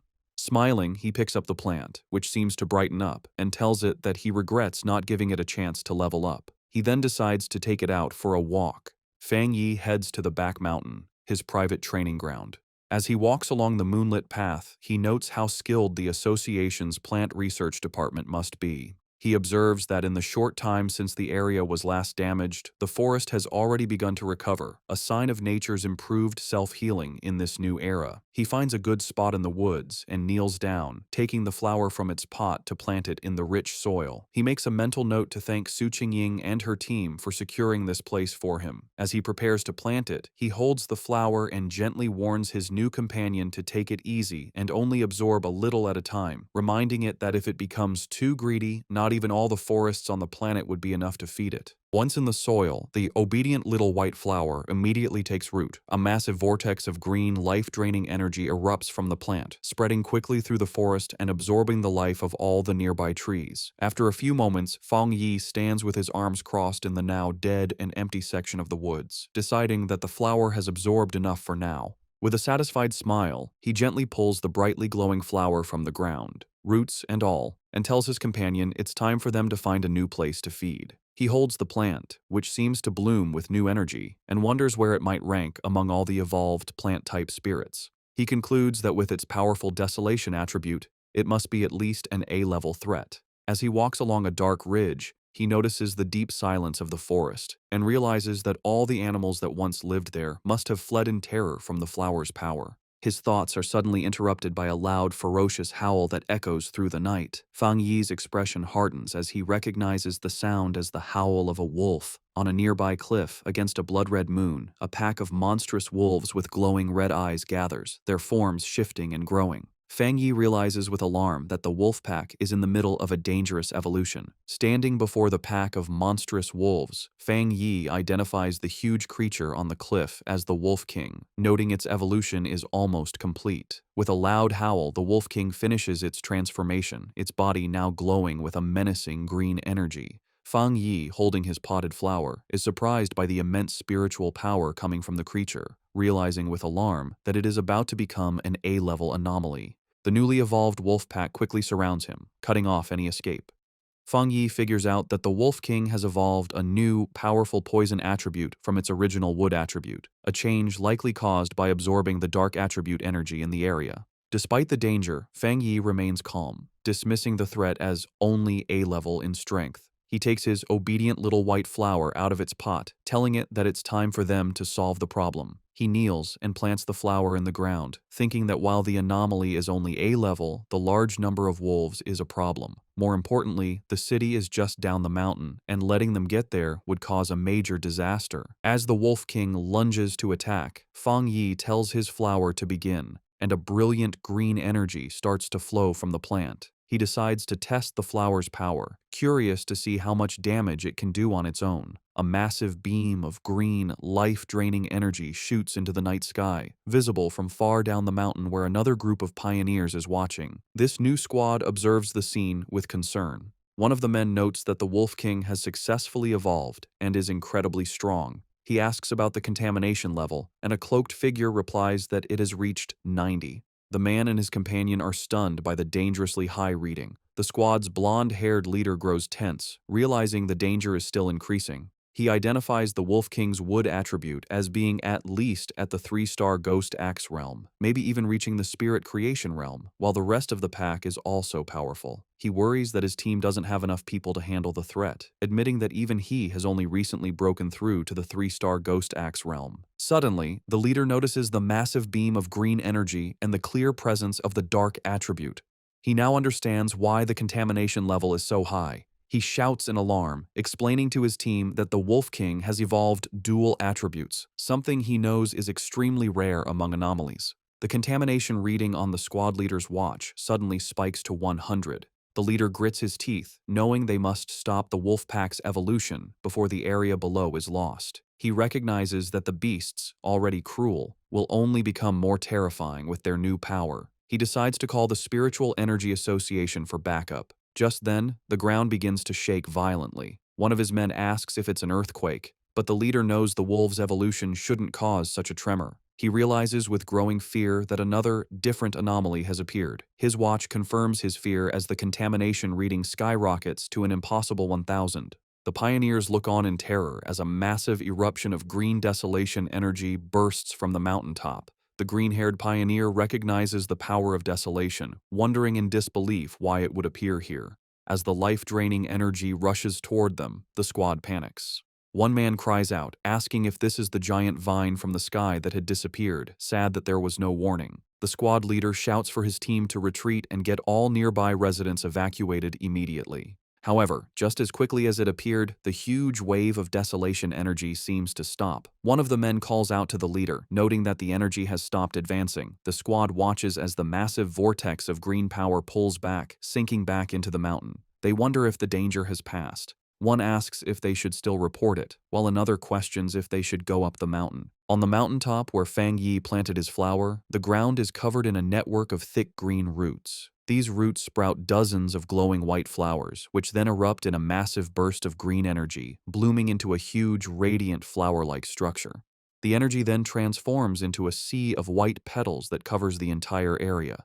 The Wolf King howls in fury as the seemingly harmless petals turn into a deadly weapon, forming a sharp blade that slices through the air. Fang Yi stands calmly among the swirling petals and explains the terrifying nature of his flower's power. The sea of spiritual flowers will endlessly grow back and multiply, absorbing and purifying the enemy until nothing is left. Fang Yi stands on his flower's massive root system. As the wolf pack begins to fall to its power, he taunts the Wolf King, asking how its pack members will do without the same spiritual protection he has. The smaller wolves are quickly trapped by vines covered in white flowers, their life energy rapidly drained until only their skeletons remain, collapsing into dust.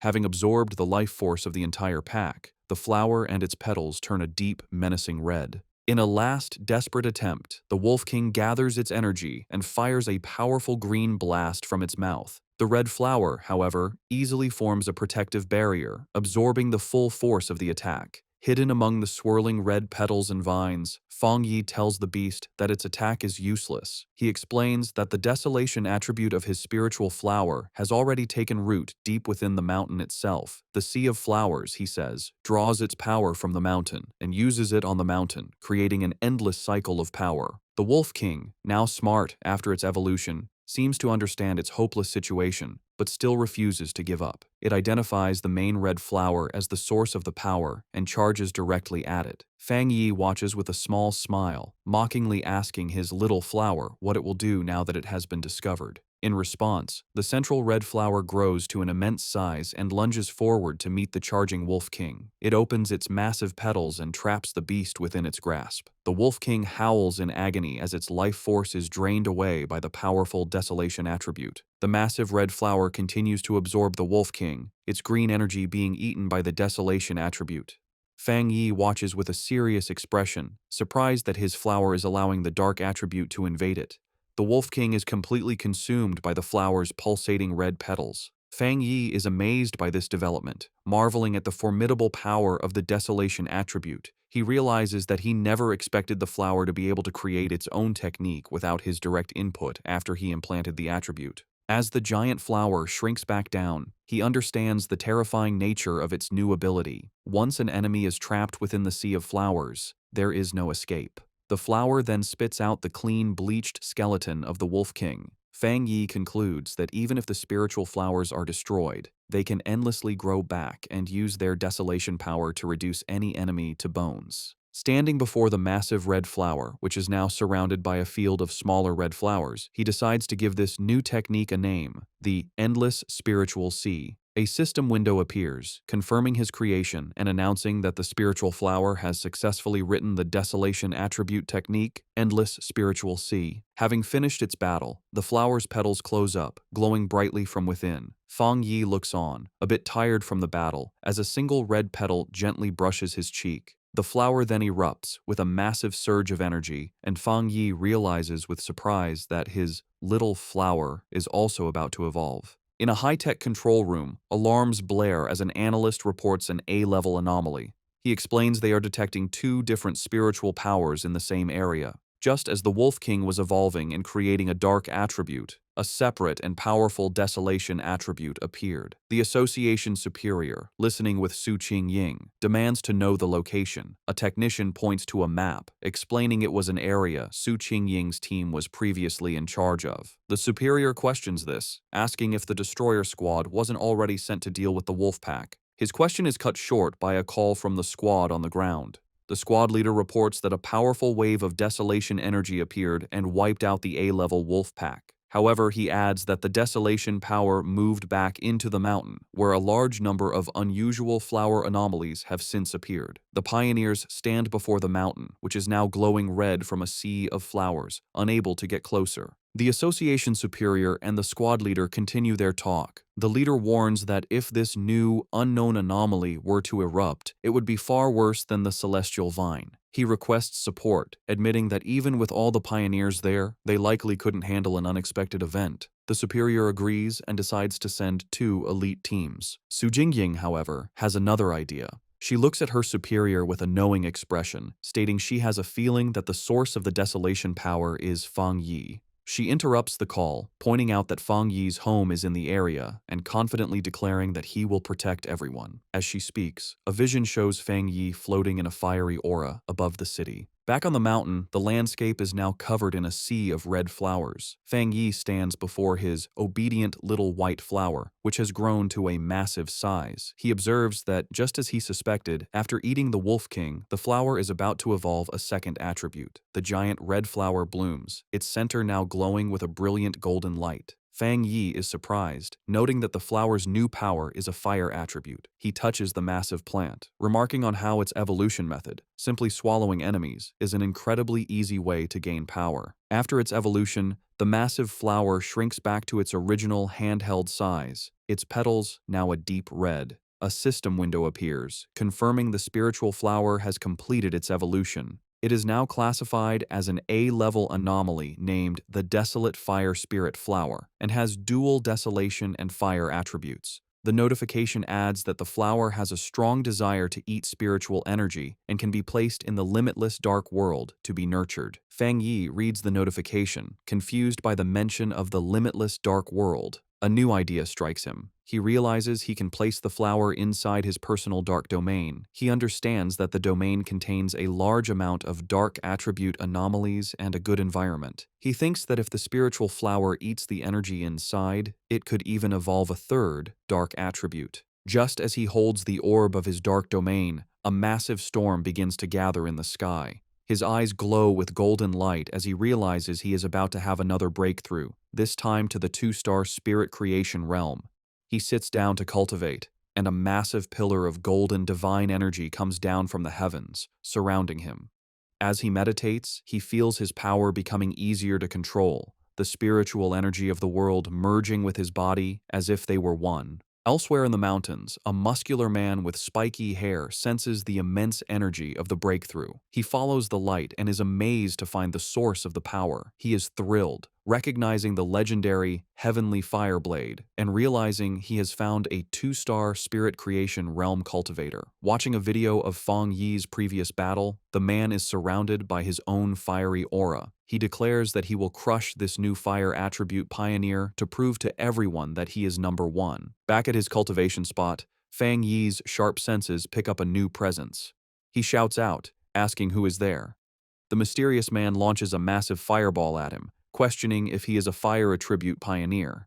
Unfazed, Fang Yi gathers his dark energy and easily absorbs the powerful attack with his own vortex. He smiles, satisfied that he has finally lured out this hidden enemy. Fang Yi recalls that he had sensed the man hiding nearby for a while, not even trying to hide his spiritual energy. He identifies the newcomer as a wild pioneer, someone not with any organization who loves to challenge others, who has just broken through to the spirit creation realm. The muscular man, now fully revealed and surrounded by a powerful fiery aura, lands before Fang Yi. He comments that Fang Yi is interesting and that he can feel a strong spiritual pressure from him. He then introduces himself as Jiang Lu and aggressively asks how Fang Yi managed to hide from his fiery attack earlier. Fang Yi remains silent, observing his new opponent. With a confident grin, Jiang Lu says he forgot to introduce himself properly. He declares that his name is Jiang Lu and that Fang Yi will remember it soon enough. With that, he charges forward, his body covered in flames, ready to attack. In response, Fang Yi calmly raises a hand, pointing 2 fingers toward the sky, and simply says the words, "Divine Thunder."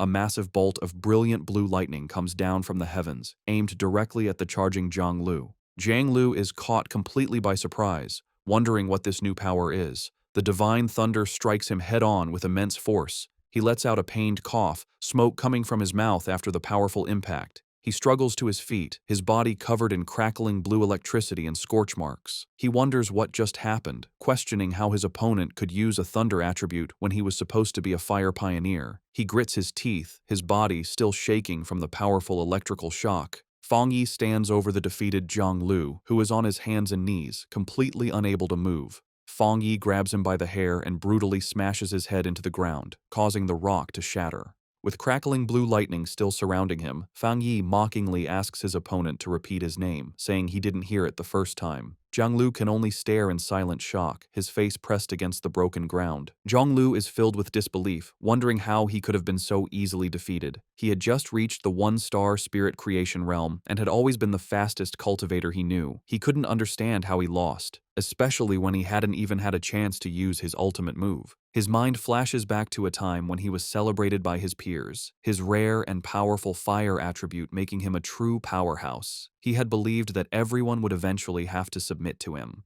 A small, dismissive sound escapes Fang Yi's lips as he sends another surge of electricity through Jianglu's body, causing him to scream in pain. Jianglu wonders how his opponent can have a thunder attribute when he was supposed to be a fire user. Fang Yi, his eye glowing with blue energy, looks down with disappointment, remarking that he had expected his opponent to be much stronger. With a condescending smile, Fang Yi mocks the younger generation's overconfidence as he pins Jianglu to the ground with his electrical power. Jianglu grits his teeth in pain and frustration, his mind racing. He realizes that even though his opponent is clearly at the two-star spirit creation realm, his spiritual pressure feels as if it is much higher than his own, by at least 2 entire realms. A final, terrifying realization hits him. It feels like a difference of 3 full realms. Convinced he is about to die, Jianglu thinks to himself that his end has come, and that he, the great Jianglu, is truly going to die here. Terrified on the ground, Jianglu begs Fang Yi not to kill him. With a cold, silent look, Fang Yi lets him go. He warns him that a pioneer's power shouldn't be used lightly against others, and suggests that if he has so much free time, he should focus on clearing up some of the new anomalies.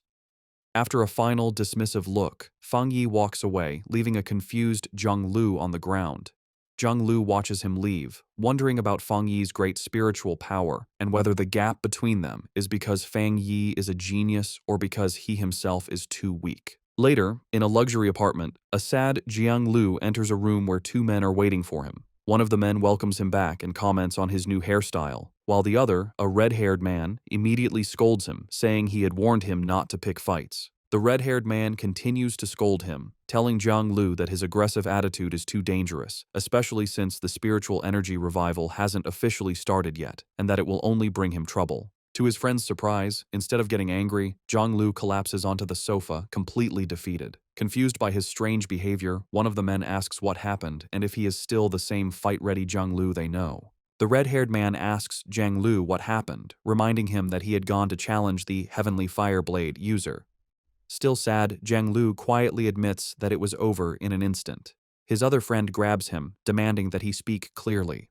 With tears on his face, Jianglu breaks down and confesses that he was the one who was defeated instantly. His friends are in total disbelief. Jianglu, in a frantic state, wishes he had realized something was wrong and backed down, which would have saved him from this shame. The seated man expresses his confusion, questioning how the Heavenly Fireblade could be so strong when Jianglu himself is a rare genius who broke through to the spirit creation realm in just a few months. Jianglu then remembers the fight, recalling how his best technique, the meteor flame, was shattered in a single moment by his opponent's powerful thunder attack. His friends try to make sense of the defeat. The seated man wonders if Jianglu simply fought the wrong person, arguing that with his pure firepower and his spirit creation realm level, it's almost impossible for anyone to beat him so easily. The red-haired man suggests that maybe this person wasn't a pioneer at all, and that their first guess about his strength was wrong. Jianglu furiously rejects their ideas, screaming that he couldn't have been mistaken and that the location was definitely his opponent's territory. He insists they wouldn't understand because they didn't experience it. He describes the man as a monster, recalling the terrifyingly powerful thunder that felt like it was going to make his head explode. Both of his friends are shocked into silence as Jianglu declares that his gut feeling tells him it was the right person. He explains his horrifying conclusion. His opponent is a top-tier pioneer with both fire and thunder powers, and his thunder power is somehow many times stronger than Jianglu's own fire. He believes the man was hiding his true strength, which he guesses must be at least at the 3-star spirit creation realm. His friends are stunned by this. The red-haired man thinks about how impossible a 2-star wild pioneer at that level should be, concluding that if Jianglu is right, this person will become a nightmare for all other pioneers. After a moment, Jiang Lu looks up with new determination and asks his friends if he should try to become his opponent's apprentice, leaving them completely speechless. While meditating in his apartment, Feng Yi is surrounded by a swirling golden aura. He finds it strange that the feeling of being on the verge of a breakthrough to the two-star spirit creation realm has suddenly disappeared. He opens his glowing, fiery eyes, deciding that the problem isn't with him, but must be because of some outside factor. He realizes that the spiritual energy in the air has become unstable, making it impossible for him to gather it and advance. This confirms his fears. Remembering the secret government monitoring of spiritual energy and the rumors of a coming disaster, he wonders if something truly terrible is about to happen. Looking out at the city, he sees a massive electrical storm brewing, confirming his suspicion. The full spiritual energy revival is beginning early, right here in his city. He immediately tries to call Jiaolan to find out what the military knows, but the call won't go through. He worries that they might have been forced to go silent, which would be the worst-case scenario. Just then, his phone rings with a call from Su Qingying. He answers to the sound of static as a panicked Su Qingying tells him the situation has changed and asks for his help. As Feng Yi asks if the bad signal is due to monsters appearing in the city, a monstrous, bat-like creature with glowing red eyes suddenly slams into his window, cracking the glass. Through the static, Su Qingying confirms the problem is huge and that she is in the city. With a final crash, the creature wreathed in dark energy shatters the window and charges toward the still-seated Feng Yi. Unimpressed, he calmly remarks that the creature is overestimating its own strength. Reacting instantly, Feng Yi summons a blade of pure blue electrical energy from his hand. He leaps into the air and throws it at the charging beast, piercing it completely and destroying it in a flash of light. The noise brings Lin Yi rushing from her room, shouting a warning to her cousin about the bat-like monster that has just appeared. She stops, staring in shock at the destroyed window and her cousin, who stands calmly amidst leftover lightning. She asks him what's wrong. Looking through the shattered window, Feng Yi explains that while monsters usually appear randomly, it's worrying that they are now appearing directly in their home, and more than one. He believes the situation is still under control for now. They both look out at the massive electrical storm over the city, and Feng Yi says this could be the start of a major disaster. He finds the situation very unusual, noting that a two-star Ghost Axe realm monster would typically hide in the dark rather than boldly attack a pioneer's home in the middle of the city. Realizing a difficult fight is coming, he tells Lin Yi to contact every pioneer she knows and have them gather at the apartment. She agrees without hesitation. Feng Yi then steps onto the ledge of the broken window, telling his cousin that since she is about to have her own breakthrough, he is trusting her with the safety of their home. He tells her to guard the window while he is gone. Elsewhere, across the chaotic city, Su Qingying and her squad are on a rooftop, their communications already being affected by the intense storm. One of her teammates, Zhang Xiaoya, wonders if their equipment is just broken. Su Qingying grimly states that if a true disaster happens, they will have to handle it on their own. They look up at a massive, swirling vortex in the sky, and Su Qingying hopes it's just a false alarm. Acting as captain, she gets on her communicator, checking patrol statuses and ordering all units to stay on high alert. Her command is cut short as she, Zhang Xiaoya, and the other member of the group look up with expressions of pure shock and terror. A massive swarm of the dark, bat-like monsters begins to descend from the vortex, and a warning is shouted that a group of anomalies has appeared, signaling the start of an invasion. Across the city, a red alert warns of the biggest rainstorm in 50 years, telling all citizens to stay indoors. The streets are filled with fear and confusion as people look at the dark sky, wondering if it's the end of the world. Meanwhile, Zhang Lu and his red-haired friend are speeding through the wet streets on their motorcycles. The friend yells to Jiang Lu that the situation feels wrong and asks if they should stay or go, but Jiang Lu is silent and grim. Suddenly, a monstrous bat-like creature in dark red energy dives at them from the sky. Jiang Lu reacts with anger, shouting that the creature is looking for death as he summons a fireball. He launches a powerful fire blast at the monster, while his friend wonders why it would attack them, since they usually avoid pioneers as strong as Jiang Lu.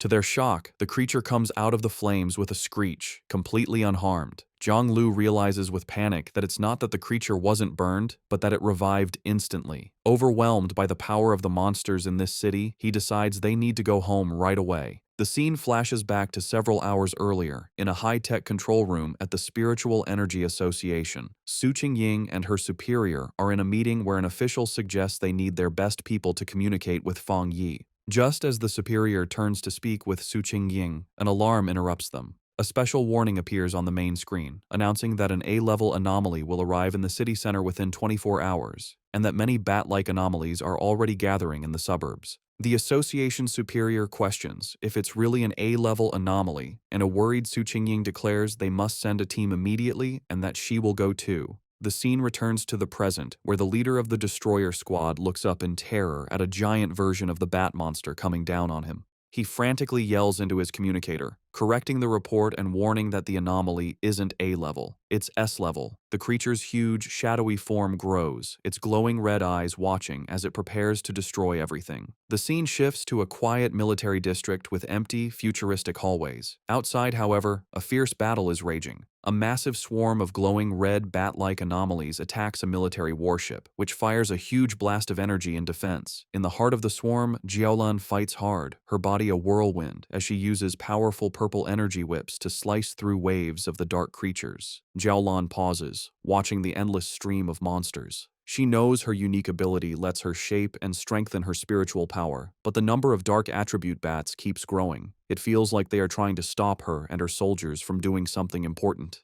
Just then, a young blonde man, crackling with yellow lightning, lands beside her. He smiles, complimenting her on her power. He then explains their bad situation. The entire military district is being held by only a few high-level officers. He asks for her orders. Jiaolan tells him that their communications are being jammed, making it impossible to contact anyone outside. She assumes the other military districts are facing the same problem. Facing a sky turning black with the swarm, Jiaolan makes a hard decision. She shouts her commands, ordering 2 squads to stay and defend the restricted zone no matter what. She declares that everyone else will follow her to break through the enemy lines and try to connect with other military forces. With her command given, she, the blonde lightning user, and their soldiers jump into the battle, ready to fight for their freedom. As they fly towards the city, Jiaolan has a horrifying realization. Looking at the city, now completely covered by the blood-red swarm, she understands their real goal. The anomaly's ultimate target was never the military zone. It was the entire city. In the pouring rain, citizens scramble for cover. At a bus stop, the live streamer Malala and a man wait, but she is excited instead of scared. She tells the man that the strange, heavy rain is a perfect chance for a popular stream. With a determined smile, she says that sometimes you have to take risks for amazing footage. Her excitement quickly turns to horror. In the next moment, a shadowy bat-like monster lunges from the darkness and eats the man as Malala watches, screaming. The air fills with chaos as a massive swarm of these creatures descends on the street. Malala runs for her life, hearing the terrified shouts that the bats are drinking their blood. One of the creatures catches up and attacks her, and she screams, believing her end has come. Just as the monster is about to strike, a bright blue blade of energy slices through the air, killing the creature and saving her. A figure surrounded by blue lightning lands gracefully behind her. The rescuer is Su Qingying, who stands with 2 of her cloaked squad members. She offers a hand to the terrified Malala, telling her that her teammates will take her home safely. As the 2 squad members help the shaken girl, one warns Su Qingying that the number of sea-level bat anomalies is growing, and they seem to be evolving. With a furious look, Su Qingying says that if they know the creatures evolve by eating humans, then they must hurry and get all civilians to a safe place. She then gives her final order, telling her team to meet her back at this spot later, as it is the area with the most anomalies. Her teammates agree as they lead Malala away, leaving Su Qingying alone to face the growing blood-red swarm. High above the city, Fang Yi leaps and lands on a rooftop, facing a huge, multi-eyed version of the bat anomaly. Looking at the endless swarm below, he is surprised that the whole group has already evolved, their power approaching the 3-star Ghost Axe realm. In response to the great threat, he summons a bright, blazing sword of golden fire. With a single, powerful swing, he sends a massive wave of flames that cuts through the swarm, burning a huge number of the creatures instantly. However, as he watches, his eye glows red, and he realizes this fight is not over. He understands this anomaly is different. The bat swarm seems unkillable, constantly healing and multiplying, making them impossible to destroy with simple attacks. He sees that swarms of these dark attribute creatures have appeared in every crowded area of the city. It feels like countless identical disaster zones have appeared at once, and he knows finding the association members in the chaos will take too much time. Looking out at the city, now covered in a swirling dark mist, he concludes that he has no choice but to deal with the swarms one by one. Deciding on a new strategy, Fang Yi raises his hand and uses his ultimate technique, the limitless dark world. A massive, swirling vortex of dark green energy erupts from him, and he declares that the anomalies will become food for his spiritual flower. As his vortex begins to absorb the swarm, he thinks of his allies. A vision of the pioneers he gathered at his home appears in his mind: Lin Yiyi, Su Qingying, Zhang Xiaoya, and others. He knows he must act quickly. He believes that with his cousin's ability and the protection of the other pioneers, his home should be safe for now. But he also understands that if the disaster gets worse, the nightmare will become real, and survival will become nearly impossible for everyone. 10 minutes later, Su Qingying is still fighting on a rooftop, surrounded by the endless swarm of bat anomalies. She grits her teeth in frustration, realizing that no matter how many she destroys, they just keep coming. Her spiritual power is recovering too slowly, and she worries that she will soon be completely out of energy. She also briefly thinks about her two teammates, hoping they are safe while escorting the civilian.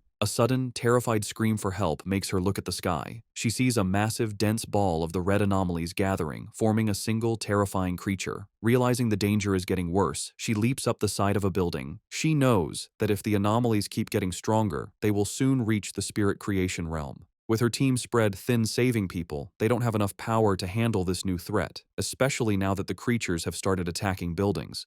She fires several powerful blasts of blue energy at the bats, trying to break through. However, the huge number of creatures is too much, and they overwhelm her, knocking her from the sky. As she falls, she has a horrifying realization. Looking at the massive, swirling vortex of dark energy and lightning above, she understands the swarm's true purpose.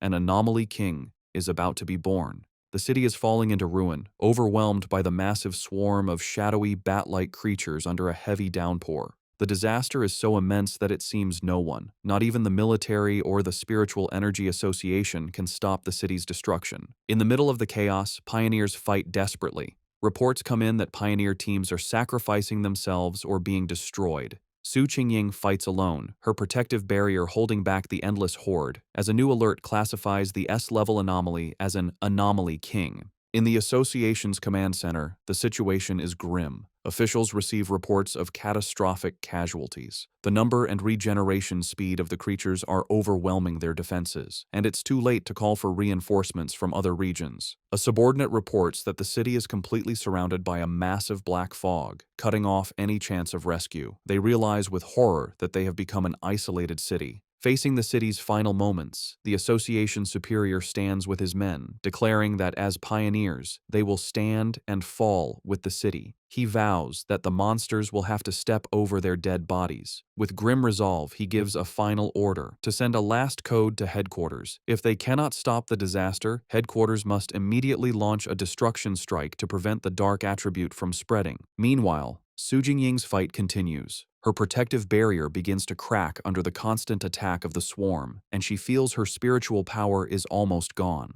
Gathering her last strength, she concentrates her energy and unleashes a final, massive blast at the swirling vortex of monsters. However, her attack is easily deflected. The evolved creature, now more visible, lets out a terrifying shriek as it reveals its true power, which Su Qingying is shocked to realize is at the level of a 3-star spirit creation realm.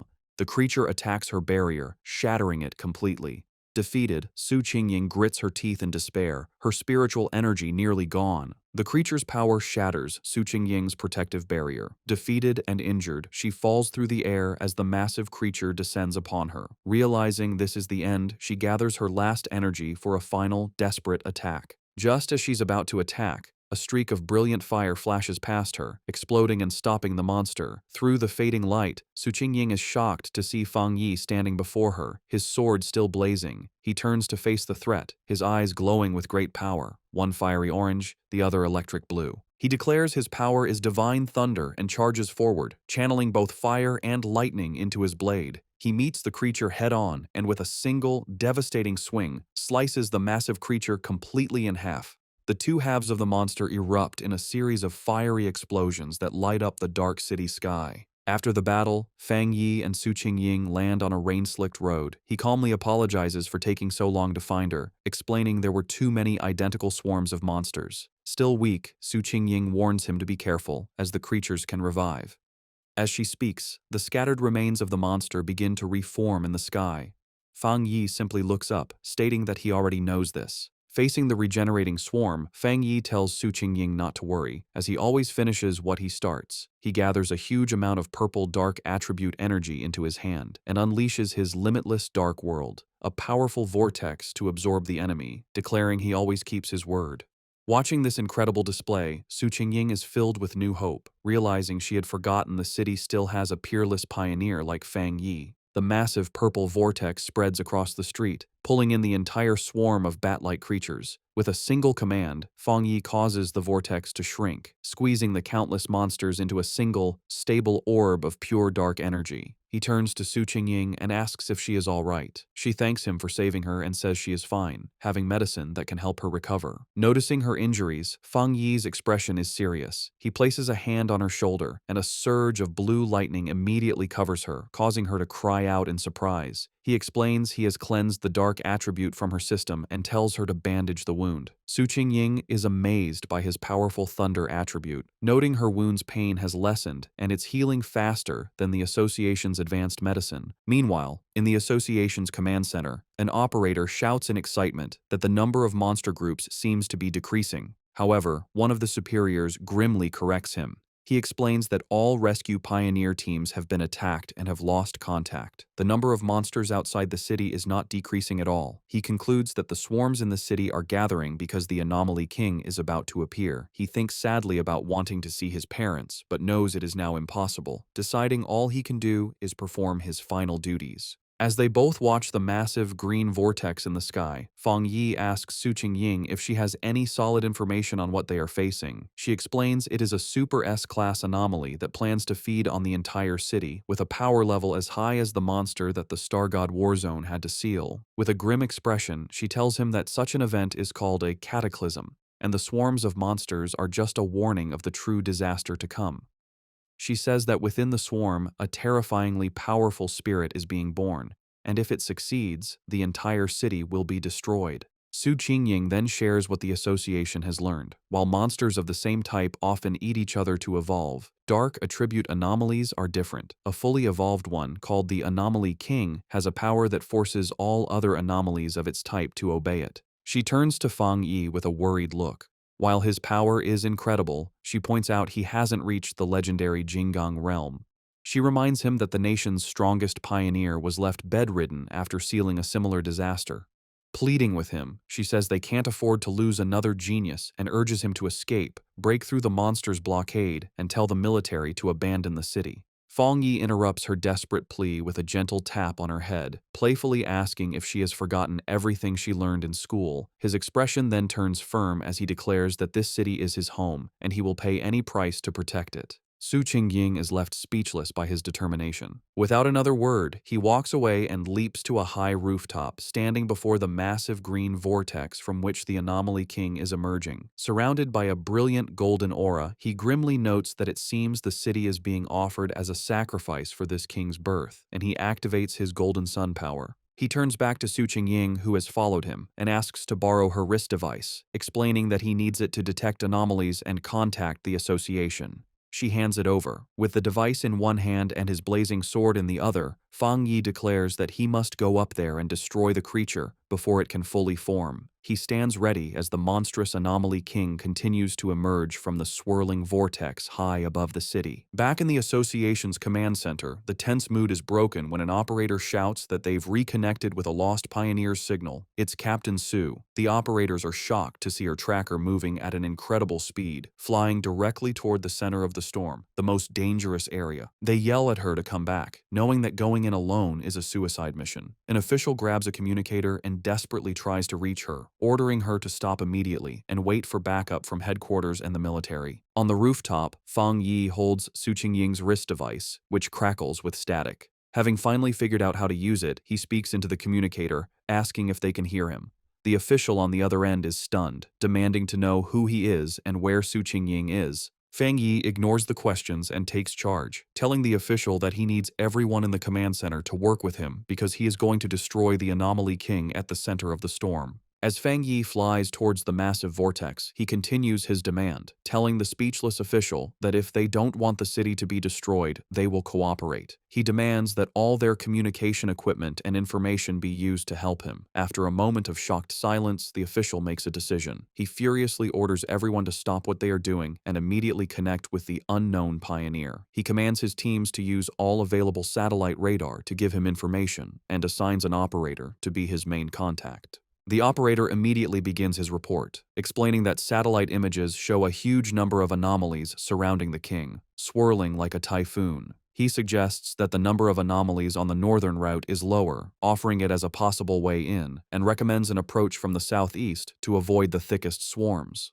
As the information comes in, Fang Yi continues to fly into the storm. Suddenly, the operator shouts a warning. Fang Yi has been spotted by two powerful anomalies, ranked A and S, both estimated to possess the strength of the two-star spirit creation realm. He desperately urges Fang Yi to get away. The official watches the monitors grimly, knowing that it is too late to retreat. At that moment, a massive shockwave hits the command center, throwing the staff into chaos as they scream in panic. High in the sky, Fang Yi effortlessly cuts one of the powerful bat-like anomalies in half with his flaming sword. His eyes burn with fiery energy as he calmly asks, and then, in the command center, the operators are in stunned disbelief. The main official exclaims that the anomaly's source has disappeared, realizing with shock that the pioneer killed a dark attribute S-level anomaly in one hit. His subordinate excitedly confirms that it must be the legendary pioneer known as the Tyrant. The entire command center erupts in cheers, happy that they have been saved. Meanwhile, Fang Yi analyzes the situation. He understands that after enchanting his sword, its flames can now counter the dark attribute, greatly slowing down the anomaly's regeneration. However, as the creature he just defeated begins to reform from the dark energy, he realizes his current power isn't quite enough to stop their regeneration completely. He concludes that if he had broken through to the next level earlier, one hit would have been enough. Realizing he needs a different plan, Fang Yi clenches his fists, gathering both his fire and thunder energy. Deciding that speed and frequent attacks are the only solution, he unleashes a flurry of fast slashes that cut the reforming monster to pieces, though he notes with annoyance that their endless numbers are a problem. Suddenly, a strange, swirling green orb of energy appears in the sky, catching the attention of the dark creatures, which begin to fly down towards it. On the ground, a group of cloaked pioneers watches in confusion. One of them wonders what is happening as the bat-like creatures have suddenly stopped their attack. The association superior, who is with them, grimly states that this is not good. He knows there is only one reason the swarms would stop. They are being called back by the Anomaly King, which means its arrival is getting closer. The remaining military and pioneer forces watch as the swarms gather into a massive, blood-red cloud over the city, understanding that their only chance is to stop the swarms before they can be fully recalled. Outside the surrounded city, the battle continues. Jiaolan, from a high point, unleashes a powerful blast of energy into the swarms of dark creatures. Her subordinate, the blonde lightning user, approaches her with a grim report. He asks how much longer it will be until they can enter the city, and Jiaolan replies that their instruments estimate it will take at least another half hour. The subordinate despairs, knowing that in half an hour, the Anomaly King will have fully hatched and the city will be lost. Jiaolan can only watch the huge blood-red swarm, explaining that they have no choice, as the number of creatures is more than 10 times what they first thought, a threat equal to 10 S-class anomalies. Even with the military's powerful weapons, they can't completely eliminate the endlessly regenerating creatures. Jiaolan worries that if they fail, the nearby cities will also be consumed by the dark attribute. She asks if they still don't have enough people to break through the blockade. Her subordinate replies that they are completely outnumbered, complaining that some pioneers are just watching from a distance, not realizing the danger will eventually reach them too. Suddenly, Jiaolan's expression changes as she notices something in the sky. Her subordinate asks what she sees. They both watch as the swarms of bat-like creatures within the city begin to come together, flying towards the area where the Anomaly King is being born. At that moment, a bright point of golden light erupts from the very center of the massive vortex. The subordinate recognizes the energy, asking in disbelief if the bright flame could be Fang Yi. He turns to her, questioningly saying her name. With a new, confident smile, Jiaolan simply replies that it is nothing. She then takes command, shouting to all her forces to increase their firepower and push forward without worrying about their supplies. She declares that they must enter the city because the Star God Warzone will not abandon any city. As her forces advance, a single fiery figure rises into the heart of the storm, a beacon of hope against the darkness.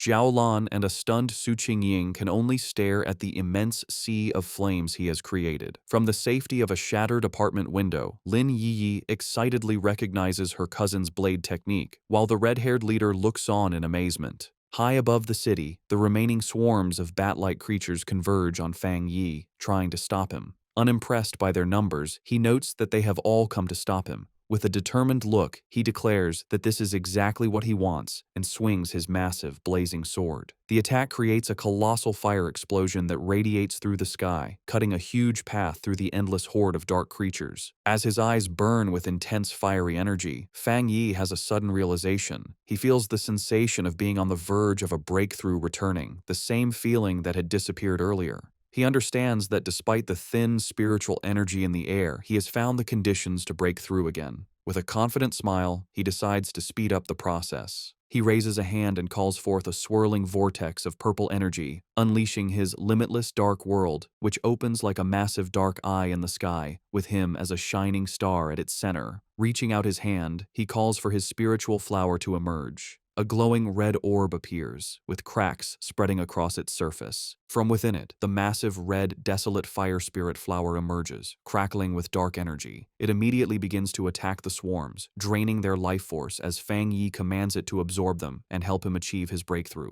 The newly summoned desolate fire spirit flower immediately starts to act. The red flower erupts with great power, sending out a lot of dark tendrils toward the swarm of bat-like creatures. The tendrils pierce through the monsters easily, and the flower begins to eat them, using their dark energy to help Fang Yi's breakthrough. Once the swarms are gone, Fang Yi lands gently in the middle of the now huge red flower. From there, he watches the big green and red vortex in the sky where the Anomaly King is still forming. With his eyes glowing red, he thinks that although the giant creature is visible, it feels strangely unreal, like a reflection in water. However, a confident smirk appears on his face as he realizes he can sense the creature's core. He can hear its heartbeat, a dull, powerful sound like war drums. Fang Yi understands that the king's power can bring out the deepest and most evil desires in people, making it a serious threat. His eyes glow with an intense red light as he realizes the king is holding back, hiding itself, maybe because its evolution isn't complete yet. Standing on his flower, Fang Yi asks it if it has found the king's exact location. The flower seems to confirm that it has, sending the location to the device on Fang Yi's wrist. The device glows with a red light, shooting a beam into the sky that shows the Anomaly King's core inside the swirling vortex. With the target found, Fang Yi's eyes begin to glow with golden energy as he uses his golden sun breathing technique at full power. A huge explosion of pure golden energy shoots out from him, going toward the heavens like a rising sun, aiming to destroy the dark creatures for good. Far below in the ruined city, Zhang Lu and his friends watch the sky in total disbelief. They wonder what kind of power can create such a bright light, thinking it must be a fire attribute. However, one of them realizes that a normal fire attribute can't be so strong or fight the dark attribute so well. They come to the only possible conclusion: it has to be a high-tier yang attribute, the natural enemy of the dark power. Meanwhile, inside the association's command center, the tense mood is broken by shouts of joy. An operator reports that the number of monsters is dropping fast and the containment field is shrinking. Staring at the monitors in disbelief, the officials can hardly believe the situation has turned around so suddenly. Outside the trapped city, a military convoy is forced to stop. A subordinate reports to Jiaolan that all the swarms blocking their path are going back to the city, as if they get a new command. From where she is, Jiaolan watches the massive golden light of Fang Yi's power shining over the city, realizing that he must be attacking the Anomaly King's core. Her blonde subordinate joins her, confirming that the incredible power belongs to the Tyrant, and recognizing it as the purest form of the Yang attribute. Jiaolan, however, says she's worried about him facing such a powerful enemy alone. Her subordinate, feeling urgent, declares that they must enter the city immediately to help, but Jiaolan stops him, her eyes on the sky as she shouts for him to look. Her expression is one of pure shock. Inside the massive vortex, a strange, green, spiky ball like a giant virus has appeared.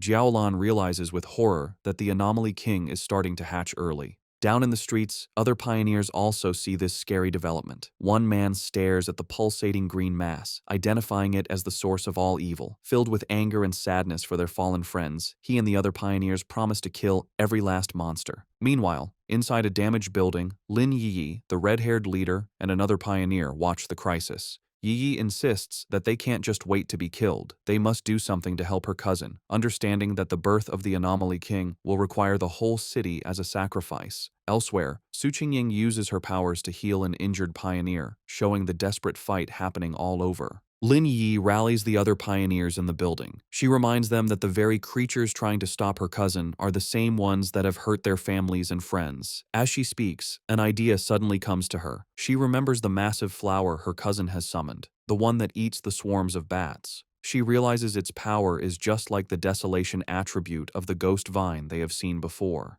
This leads her to a stunning conclusion. Her cousin also has the power of the desolation attribute.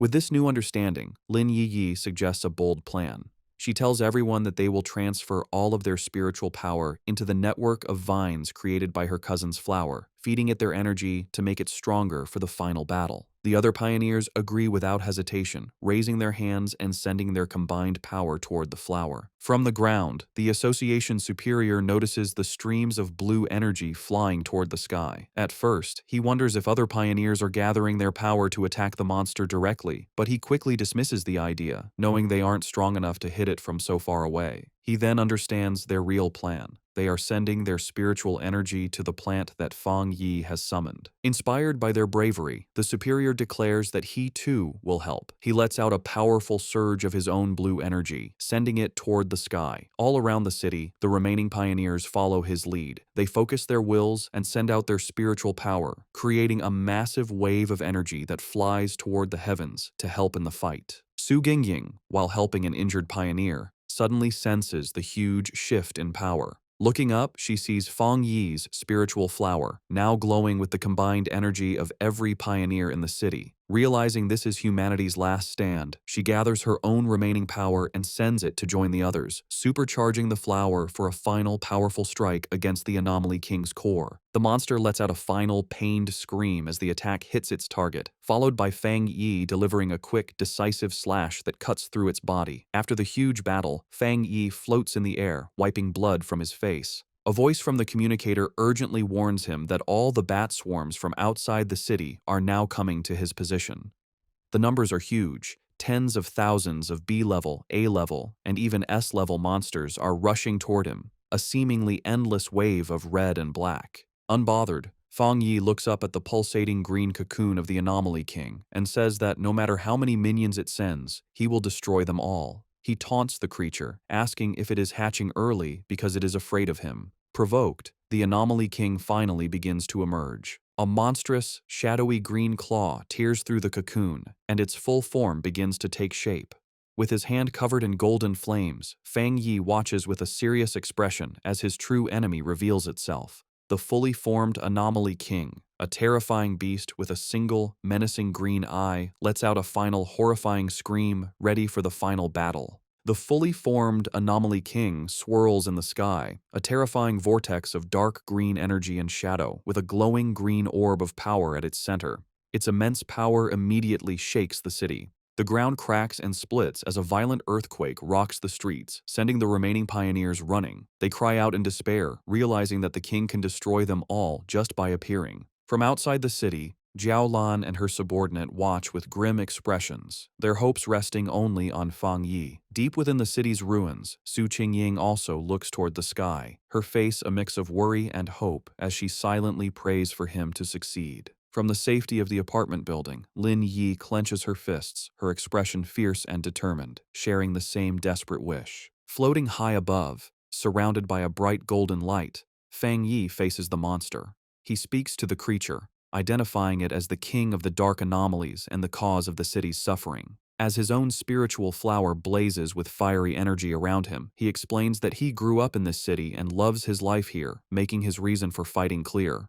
In response, the Anomaly King lets out a furious, deafening scream. With a final, determined look from his burning red eyes, Fang Yi gives his final message, telling the monster that for the sake of his home, it has to die. Their two immense powers collide in a massive explosion of red, green, and golden light, the fate of the entire city hanging in the balance. The huge clash between Fang Yi and the Anomaly King creates a massive, blinding explosion that lights up the sky. When the light fades, Fang Yi is floating in a strange, dark void, facing the single, giant green eye of the Anomaly King. The creature stares at him, its voice echoing in his mind as it mocks him for daring to challenge it when he is only at the one-star spirit creation realm. Before Fang Yi can react, the Anomaly King opens its huge, shadowy mouth, creating a powerful vortex. Fang Yi senses the danger right away, but cannot stop the force that begins to suck him in. As he is pulled into the monster's mouth, he realizes the Anomaly King is different from any other creature he has faced. Even after being hurt by his full power attack, it is still strong enough to swallow him whole.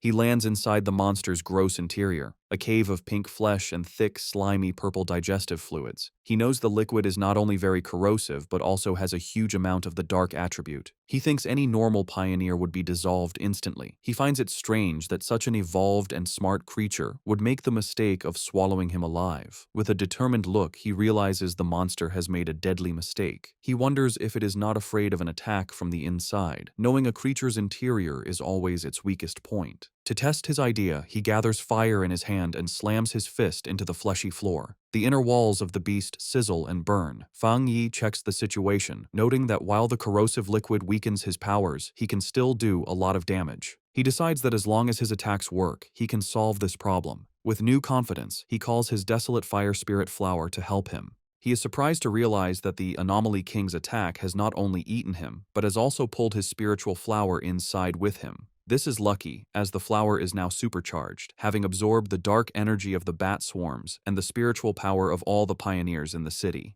However, as he holds the bright red flower, he notices it seems to hesitate. He asks it what is wrong, wondering if it dislikes the Anomaly King's dark attribute. To his surprise, the Desolation attribute flower, which usually feeds on dark energy, seems to be pushed away by the Anomaly King's unique power. Fang Yi finds this unexpected, as his original plan is to use the flower's life-draining ability to empty the monster from the inside. Realizing he has to change his plan, he holds the flower in one hand and once again slams his other fist into the fleshy walls of the monster's stomach. After the battle, the Anomaly King's form dissolves, but it immediately begins to reform in the sky, swirling into a huge vortex as it calls back all the remaining bat-like swarms. On the ground, Lin Yi and the red-haired leader watch in confusion and fear. The leader asks what is happening, but Yi can only say she doesn't know, her main worry being where her cousin is. Elsewhere, Su Qingying bravely leads the evacuation of civilians, telling them to move in an orderly way and promising the pioneers will do everything to protect them. When asked where Fang Yi is, she explains with a look of pure panic that he is still fighting the Anomaly King from inside its body. The military, led by Jiaolan, arrives with a large force. An officer reports that the swarms and the Anomaly King are attacking the city randomly and orders a quick evacuation to reduce casualties. Jiaolan stands on a military vehicle, giving firm commands to her soldiers, but she cannot help but look at the terrifying creature in the sky with a look of dread. The Anomaly King begins to absorb all the swarms, pulling them into its swirling form to get its power back. Inside the monster's stomach, Fang Yi is shocked by this, realizing the creature is far from beaten. As the monster begins to digest him, its powerful corrosive energy coming down on him, he feels his own power dissolving and his body being broken down. He notices the dark energy fading from around him and closes his eyes for a moment. When he opens them again, he is no longer inside the monster. He finds himself standing alone in the ruins of a completely destroyed city, with broken skyscrapers around him under a dark, threatening sky, leaving him to wonder where he is and what has just happened. In the ruined cityscape of the illusion, Fang Yi stands with a grim look. Behind him, a huge, shadowy beast with glowing red eyes begins to come out of the darkness. The monstrous creature immediately lunges forward, throwing a powerful punch down at Fang Yi. Fang Yi focuses his senses and realizes with concern that his spiritual power is gone. The beast continues its attack, bringing its huge fist down towards him once more. Leaping away with amazing agility, Fang Yi narrowly dodges the attack as the impact shatters the ground. He lands safely on a piece of rubble and realizes something important. He notes that even without his spiritual power, his body still feels strong from his training. He now understands the situation. This is an illusion created by the Anomaly King to trick him into thinking he has returned to his past life before he became a pioneer. The beast tries to crush him with a huge stomp, but Fang Yi once again leaps out of the way, dodging the attack. As he lands, he comes to a critical conclusion. The Anomaly King is not powerful enough to completely take his strength. Its power is not actually greater than his own. He understands that his abilities are not truly gone. Now, he just needs to figure out how to break through this mental block. He figures that every illusion must have a flaw, and that this flaw will be the Anomaly King's own weakness, which it will accidentally show. Just as he is planning, the beast moves with blinding speed, trapping him in its huge hand. The monster brings him close to its snarling face, its voice echoing as it tells the foolish human that once he enters this place, he will never be able to leave. Held in the monstrous beast's hand, Fang Yi's situation seems hopeless. However, a confident smirk appears on his lips as he realizes he has found the key to breaking the illusion. The Anomaly King's fake form begins to merge with his own, showing him a mocking, monstrous smile. The creature then opens its huge jaws, declaring that it is all over and that this is the unavoidable fate of him and all of humanity. To break his spirit, it shows him a horrifying vision of his defeated friends, Jiaolan, Su Qingying, and the others, lying lifeless, reinforcing its belief that humans are nothing more than food for its evolution. Pretending to be defeated, Fang Yi remains silent for a moment, before looking up with a small, defiant smile. He calmly asks if that is truly what the monster believes. In that instant, Fang Yi unleashes his true power. His body explodes in a brilliant golden surge of energy as he declares that the monster is nothing but a puppet. He explains that the monster does not seem to understand the truth of his existence. Golden shapes of countless people appear around him as he reveals he has been reborn for the sole purpose of protecting his home and everyone he cares about. The huge golden light completely covers the shadowy beast, causing a massive explosion that shatters the illusion from within. A wave of pure fire sweeps through the mental space, its power reflecting in a single blazing eye. Now free from the illusion and back in the real world, Fang Yi's form has changed. His hair blazes like fire, and his body crackles with blue lightning as he calls upon his system to get to work. Floating in the stormy sky, he is surrounded by a huge handshape of pure golden energy, fully prepared to end the fight. Just then, a system window appears before him, confirming that he has met the requirements for a breakthrough and asking if he wishes to advance to the 2-star spirit creation realm. With his power surging, Fang Yi accepts his breakthrough to the 2-star spirit creation realm. He declares himself the king of anomalies and charges forward in an explosion of golden energy. Fang Yi realizes that, thanks to the Anomaly King, he has reached a new understanding. Channeling his immense power, he delivers a devastating slash. In his new form, with golden flame-like hair and blue lightning crackling around him, he declares his rebirth is meant to change the world's fate and that he is the chosen avenger. Back in the real world, the Anomaly King laughs, mocking Fang Yi for being only a 2-star cultivator. Unfazed, Fang Yi leaps into action, preparing for the monster's next attack. He agilely dodges a powerful blow from the shadowy creature. The Anomaly King looms over him, its dark form filling the sky, telling him he can't escape and will become its food. However, the monster's expression changes to confusion, not understanding what is happening. In contrast, Fang Yi shows a confident smirk, knowing his plan is working. Suddenly, blue thunder energy erupts from within the Anomaly King. The monster writhes in pain, yelling at the stinking human for causing it pain and wondering what this strange body is. With his power at its peak, Fang Yi prepares his final move, declaring that he will seal the monster. He calls on his technique, the 9 Dragons Skyfire, to purge all evil. From his fiery aura, 9 huge fire dragons emerge and converge on the Anomaly King's core. The monster screams, realizing the power is far greater than a 1-star cultivator's. The attack ends in a massive explosion of light that fills the city sky. The pioneers on the ground watch in awe as Fang Yi eliminates the anomaly. The Anomaly King lets out a final scream of pain as its essence is destroyed by Fang Yi's power. The last of the Anomaly King's power disappears from the sky, leaving a clear blue day. High above, a massive vortex of purple energy, the last of the dark attribute, is absorbed. Fang Yi, his form back to normal but still holding his blazing sword, stands as the swirling purple energy is drawn into a sphere before him. He looks on with a calm, serious expression, his eyes glowing red. He creates his limitless dark world, a vortex that pulls in all the leftover chaotic energy from the battle. On the streets, surviving pioneers and soldiers look up at the peaceful sky in disbelief. One of them wonders if the nightmare is finally over, while another confirms the battle has ended. Atop a military vehicle, Zhao Lan is met with a massive cheer from the survivors. They celebrate that the city has been saved and they have survived. As dawn breaks, Zhao Lan's blonde subordinate asks if she is going to find Fang Yi. She looks toward the rising sun with a gentle smile, explaining they have their own duties now. She explains their job is to help people's lives return to normal and restore the city. Below them, the survivors embrace, cry, and cheer in the morning light. Miles away, the Spiritual Energy Association's staff celebrates. They are overjoyed they helped stop the Anomaly King, feeling like they've woken from a bad dream. They stand by a window, reflecting.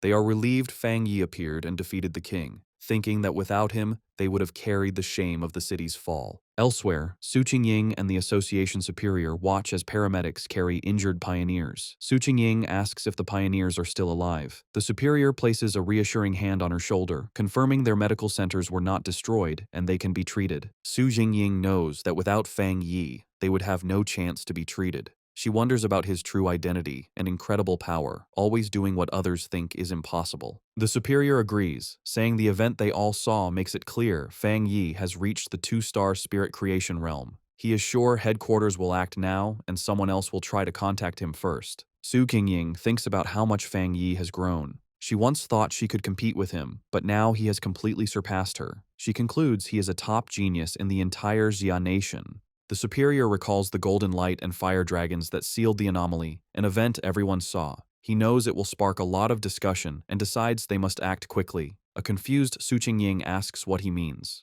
The superior suggests a new title for Fang Yi, the Sealer, thinking it's a fitting name. After the great battle, Lin Yi and the red-haired leader rush through the ruined streets, with Yi calling for her friend to wait. Panicked, Yi asks where her cousin could be, while the red-haired leader tries to calm her. Suddenly, Yi notices something in the distance. Her expression changes to relief, and with tears in her eyes, she joyfully calls out her cousin's name. She has found Fang Yi, who stands calmly in the rubble, holding his sword. Fang Yi asks why they came to look for him. Yi rushes to him, asking if he is all right after the battle. She tells him she knew he would need them, but Fang Yi is silent, looking exhausted. He finally tells her he is fine and says she did a good job. He then puts his arms around both his cousin and the red-haired leader for support. Internally, he thinks about how hard the fight was, admitting he used all the energy from his recent breakthrough for the final attack. He feels a little embarrassed that they are worrying about him. Overhearing this, Lin Yi suddenly notices something. She exclaims in shock, asking if he really broke through to the 2-star spirit creation realm. She is amazed by his fast advancement and incredible talent, while the red-haired leader is also stunned that the big shot has broken through again.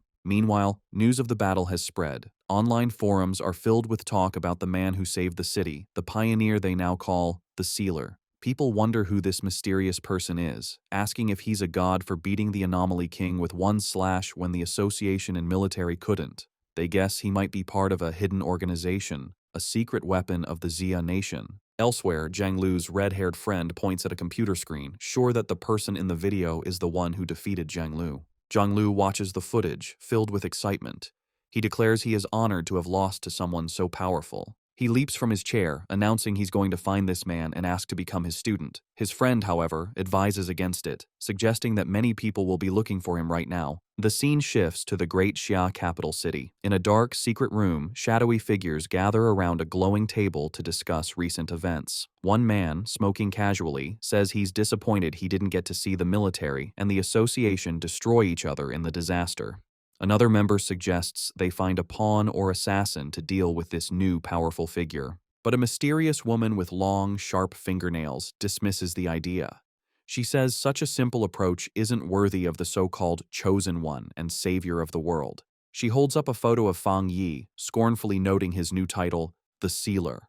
With a swift motion, she pierces the photo at Fang Yi's neck with a sharp nail, tearing it. She calmly says there's no need to rush, as the photo in her hand bursts into a purple flame. She declares that anyone who stands in their way will be destroyed. As she speaks, the purple flames form the shape of menacing eyes, making their threat clear. While Fang Yi and Lin Yi are resting in their apartment after the intense battle, they are startled by a knock at the door. Fang Yi opens it to find Su Qingying and the association's superior. Su Qingying is holding several large gift boxes, and the superior expresses his sincere thanks on behalf of the Spiritual Energy Association. He explains that they made a grave mistake during the S-class anomaly invasion, and it was only thanks to Fang Yi that they avoided terrible consequences. Su Qingying excitedly thinks of him as a big shot. Fang Yi tells them it's no problem and invites them inside. After Fang Yi serves them water, the group sits down at the table, with Lin Yi also joining them. The association superior thinks to himself that the association should get a better home for Fang Yi. He then gets to the point, explaining that the association has another matter to discuss. He reveals that they plan to publicly promote the title of the Sealer. Intrigued, Fang Yi asks him to explain. The superior projects a map showing powerful pioneers who have appeared in every major city, explaining that they are well-known figures. He contrasts this with the recent S-class anomaly, which he calls the most terrifying disaster yet. He explains that they want to use the name the Sealer to establish their city, Tai, as a key strategic city. Fang Yi listens to their proposal. The superior clarifies that after the disaster, they have decided that their city needs a powerful pioneer leader. Su Qingying adds that in the future, anomalies will become more frequent, and they can't risk their city being nearly abandoned again. When Fang Yi questions the term abandoned city, Su Qingying explains that without him, everyone in the city would have died.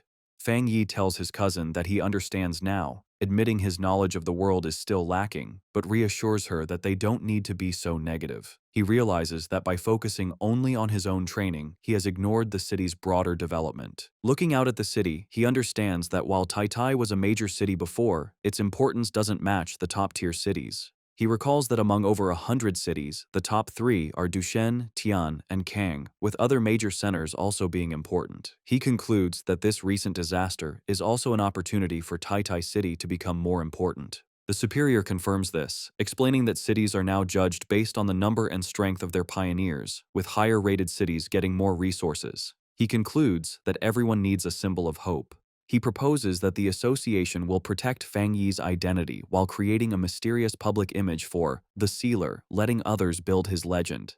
Fang Yi agrees, understanding that some mystery is smarter than full exposure. Lin Yi agrees, adding that human imagination can sometimes be more threatening than reality. Fang Yi calmly says he has no problem with the association's plan, as it helps him and the people he cares about, and he hopes for a good partnership. He extends his hand to seal the deal, which surprises both the association superior and Su Qingying. Fang Yi and the superior shake hands, finalizing their new partnership. The superior officially welcomes him, calling him by his new title, the Sealer. In the following days, with the full cooperation of the association and the military, Tai City begins to recover quickly. The reconstruction of the city and the rescue of the injured go on in an orderly way. The great disaster has helped speed up the creation of a new order across the world. The scene then shifts to the modern headquarters of the Spiritual Association in Dushan City, where news of Fang Yi's actions has already arrived. Officials wonder if the Sealer is the pioneer who solved the S-class anomaly in Tai. Inside an office, several men discuss the reports. One notes that Fang Yi is the most prominent among the newest pioneers, with another adding that his high-grade Yang attribute makes him a chosen one and a natural enemy to the dark attribute. An official, pointing at a monitor showing footage of Fang Yi, reveals that the data indicates he has more than just one high-grade attribute.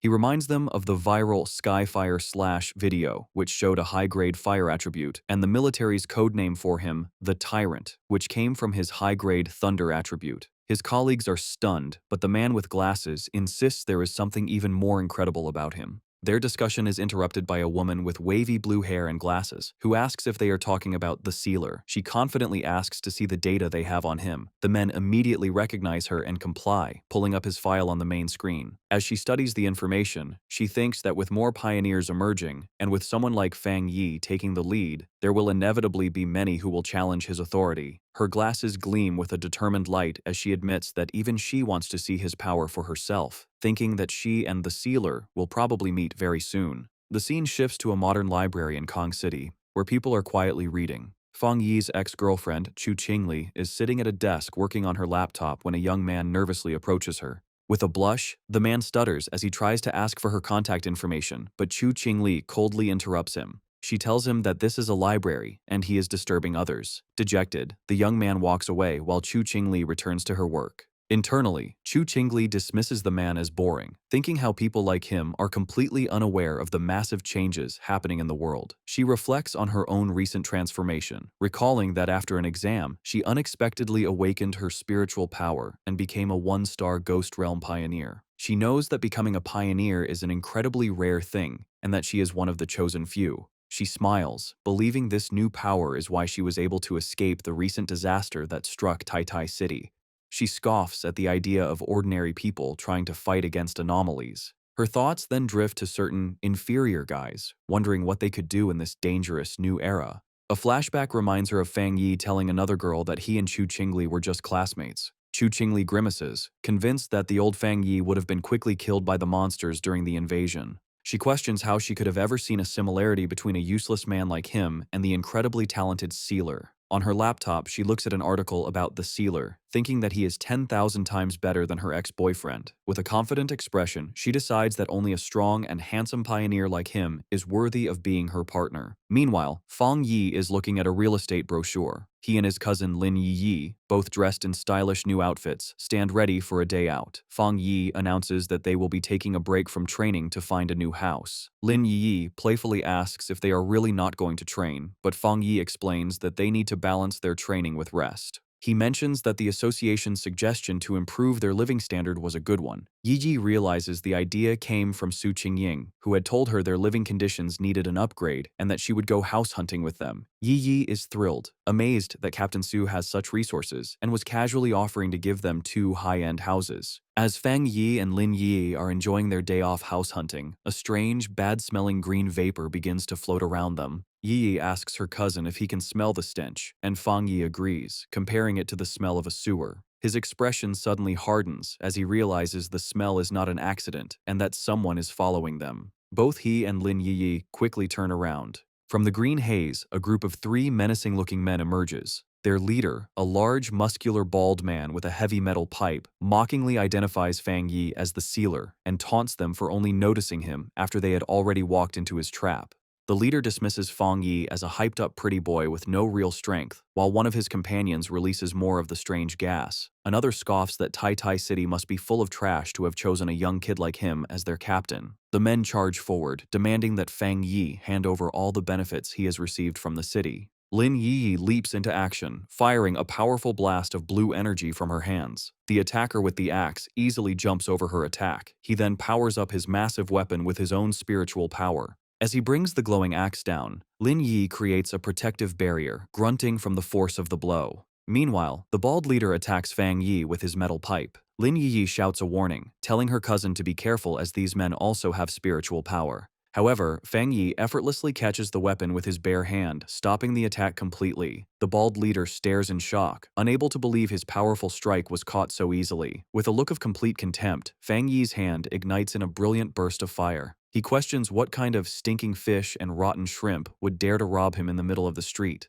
Without hesitating, Fang Yi punches the bald leader in the face, his fist covered in flames. The man flies backward, screaming in disbelief that he was beaten so easily. His friend with the gas tank watches in shock, confused why Fang Yi is not affected. He thinks his special, universal permeating potion should have paralyzed his opponent. Fang Yi just stares back, his hand still flickering with fire. The green gas is described as a potion made from the sweat of a wood attribute pioneer, designed to break an enemy's spiritual barrier, but it has a terrible, lasting smell. Angry about his defeat, the bald leader gets up, shouting he was just careless, and that since they are all at the spirit creation realm, they have nothing to worry about. He charges forward again, his body glowing with a purple aura. Fang Yi smirks, identifying his attacker's powers as mutated earth and wood attributes. He remarks that their sneaky tactics fit their crooked style. He confidently thinks that while a normal spiritual barrier might be weak to such tricks, they are useless against him. Meanwhile, the man with the axe-like weapon jumps high to attack Lin Yi. However, she reacts with amazing speed, kicking him in the groin and making him cry out in pain. As Yi lands, Fang Yi watches, thinking that while he doesn't want to cause a big scene, having his daily life interrupted is very annoying. He takes off his sunglasses, his expression now serious and his red eyes glowing with power. Telling his cousin to move, Fang Yi unleashes his true power. A huge surge of bright golden energy erupts from him, pushing back the attackers. He stands in the middle of a sun-like explosion of golden light that covers the area, stunning his opponents. The golden energy expands, trapping the three men. Covered in the intense, holy flames, the men scream in pain. They wonder what kind of terrifying fire this is, finally realizing the true power of the sealer as they beg for the pain to stop.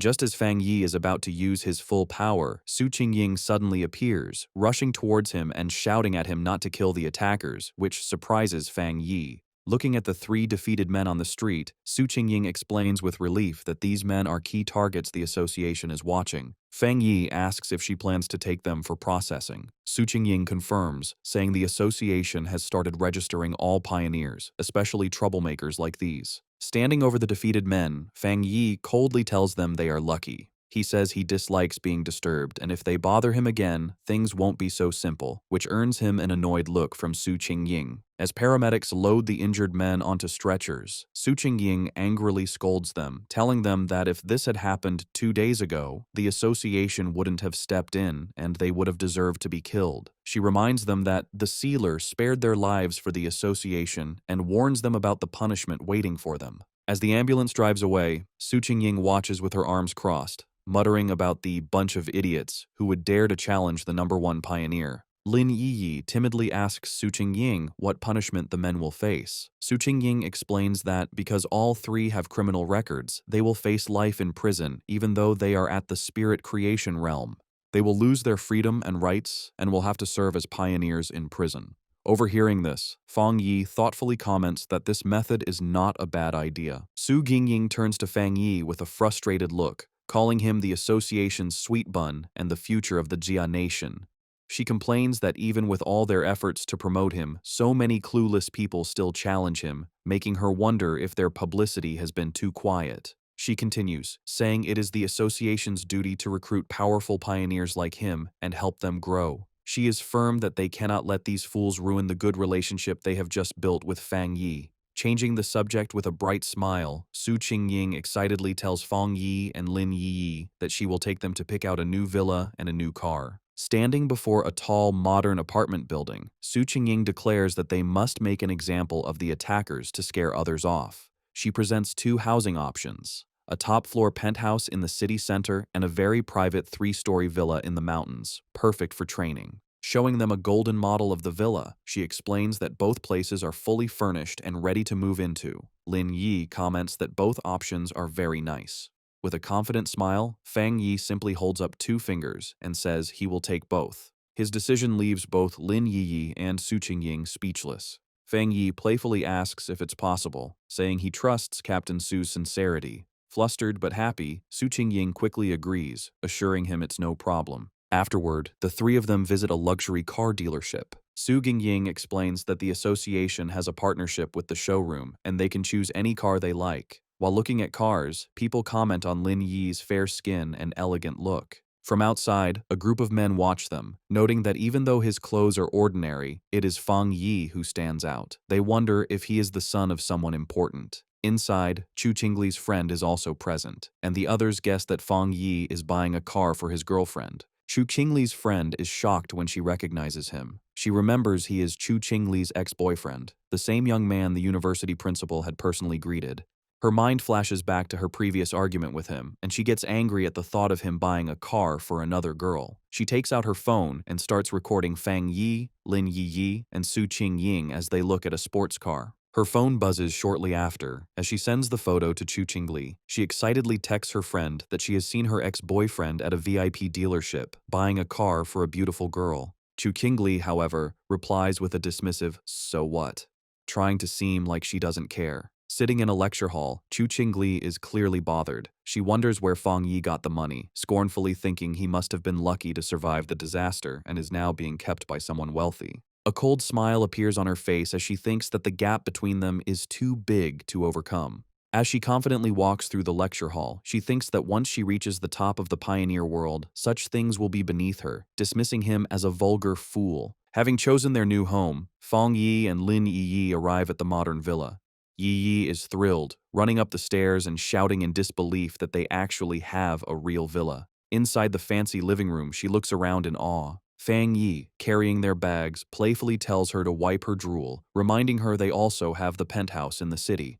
Filled with excitement, Yi Yi announces she is going to check out the upstairs, running up the grand staircase while Fang Yi watches with a fond smile, thinking how childlike she is acting. As he watches her go, his thoughts turn more serious. He thinks that she is finally acting her age. His mind drifts to a vision from his past life, a memory of a fallen pioneer, and he realizes that before his rebirth, he had never seen his cousin again. He assumes she must have been a trusted pioneer who died in the line of duty. With quiet determination, he vows that this time, he will not let her die again. His thoughts are interrupted by his phone ringing. The caller ID shows the name Zhao Lan. He answers the call, and Zhao Lan's voice congratulates him on his promotion to Captain Fang. She teasingly mentions hearing that the association recently gifted him 2 houses. Lounging on a sofa, Fang Yi replies with a smirk that he thinks it's a good habit they should continue.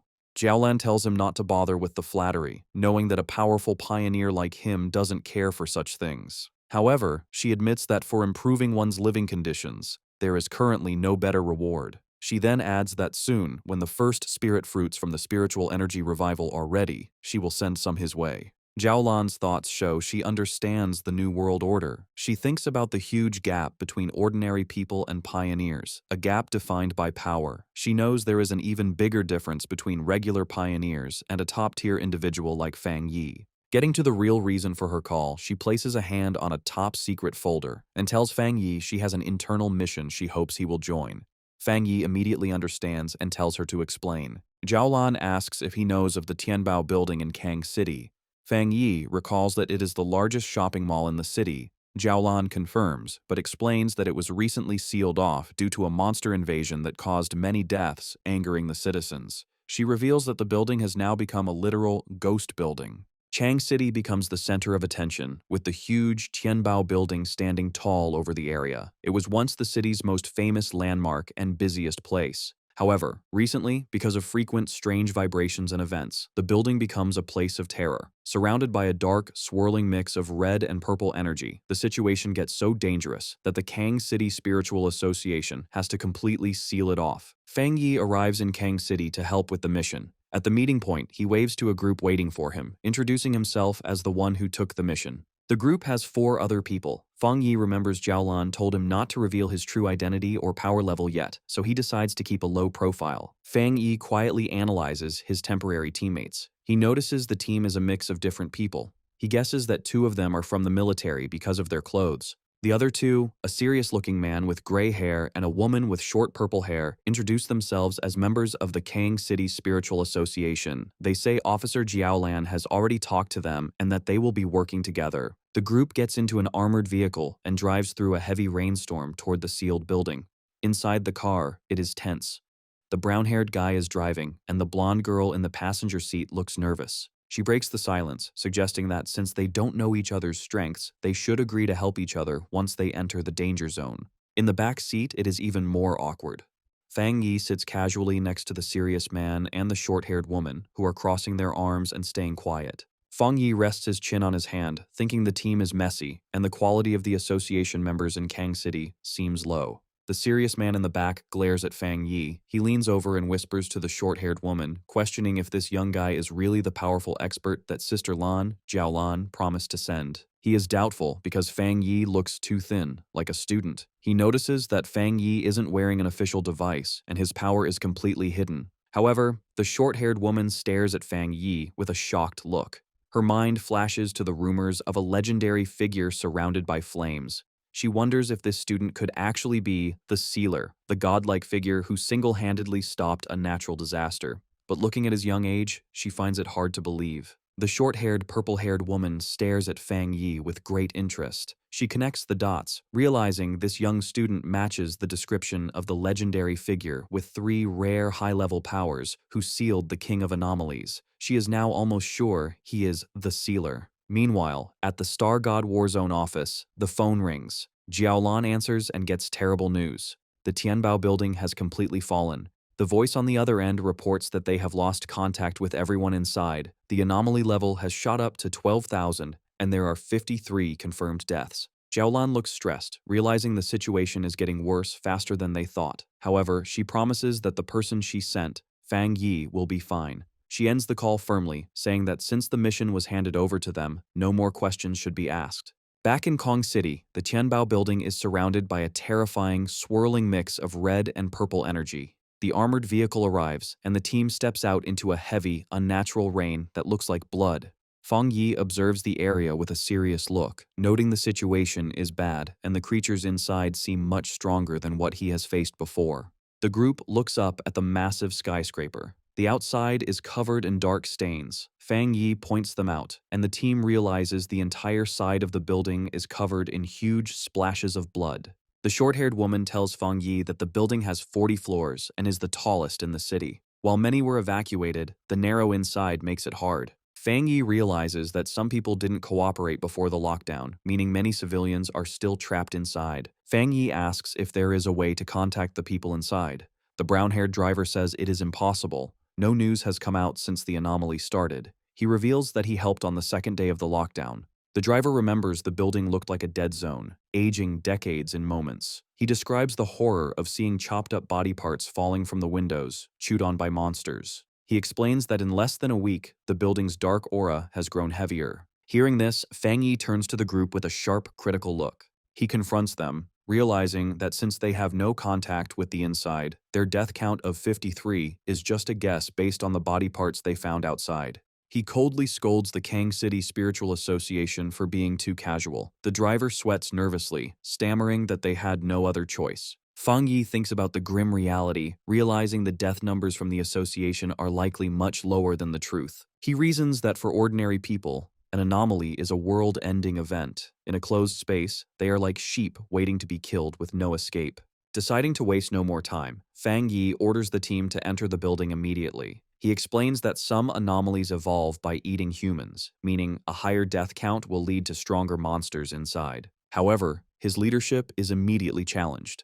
The serious gray-haired man grabs Fang Yi's shoulder, stopping him.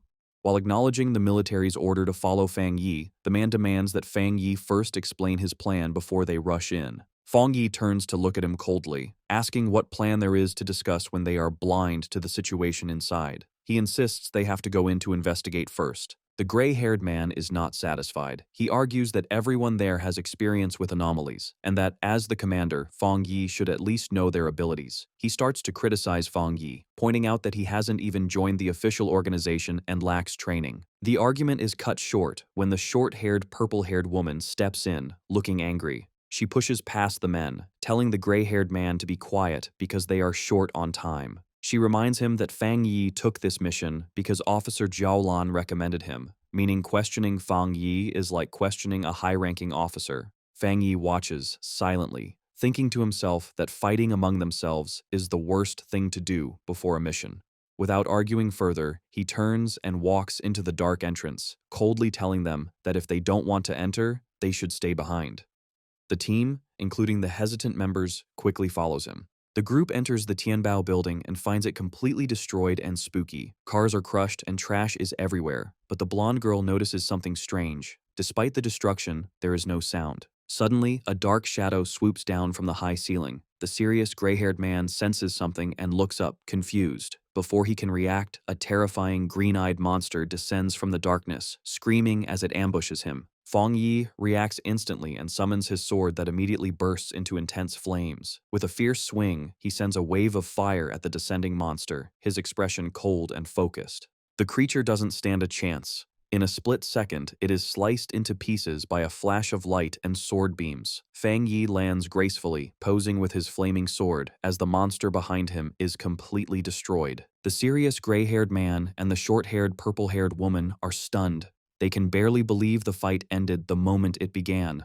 The woman stares in shock at the massive blade of fire in Fang Yi's hand, wondering where he got such a powerful weapon. Ignoring their shock, Fang Yi crouches down to inspect the creature's remains. He grabs a piece of the body to examine it. Standing up, he analyzes the monster, noting it looks like a twisted mix of a bird and a gecko. He grimly concludes that based on the high level of mutation, this creature has already eaten a lot of humans. The short-haired, purple-haired woman looks closer at the body and has a terrifying realization. She identifies the dead creature as an A+ grade anomaly. The team is terrified by the fact that Fang Yi has just instantly killed a monster that would usually take a full team of elite pioneers to handle. As the smoke from the dead monster clears, the purple-haired woman and the gray-haired man are left in shock. The woman realizes Fang Yi's power is much stronger than the one-star spirit creation realm, and the gray-haired man sweats nervously, realizing Fang Yi could have easily killed him. The brown-haired man admits he was wrong, saying he didn't expect this young man to be the legendary sealer. He always thought the sealer was an old expert who never put down his sword.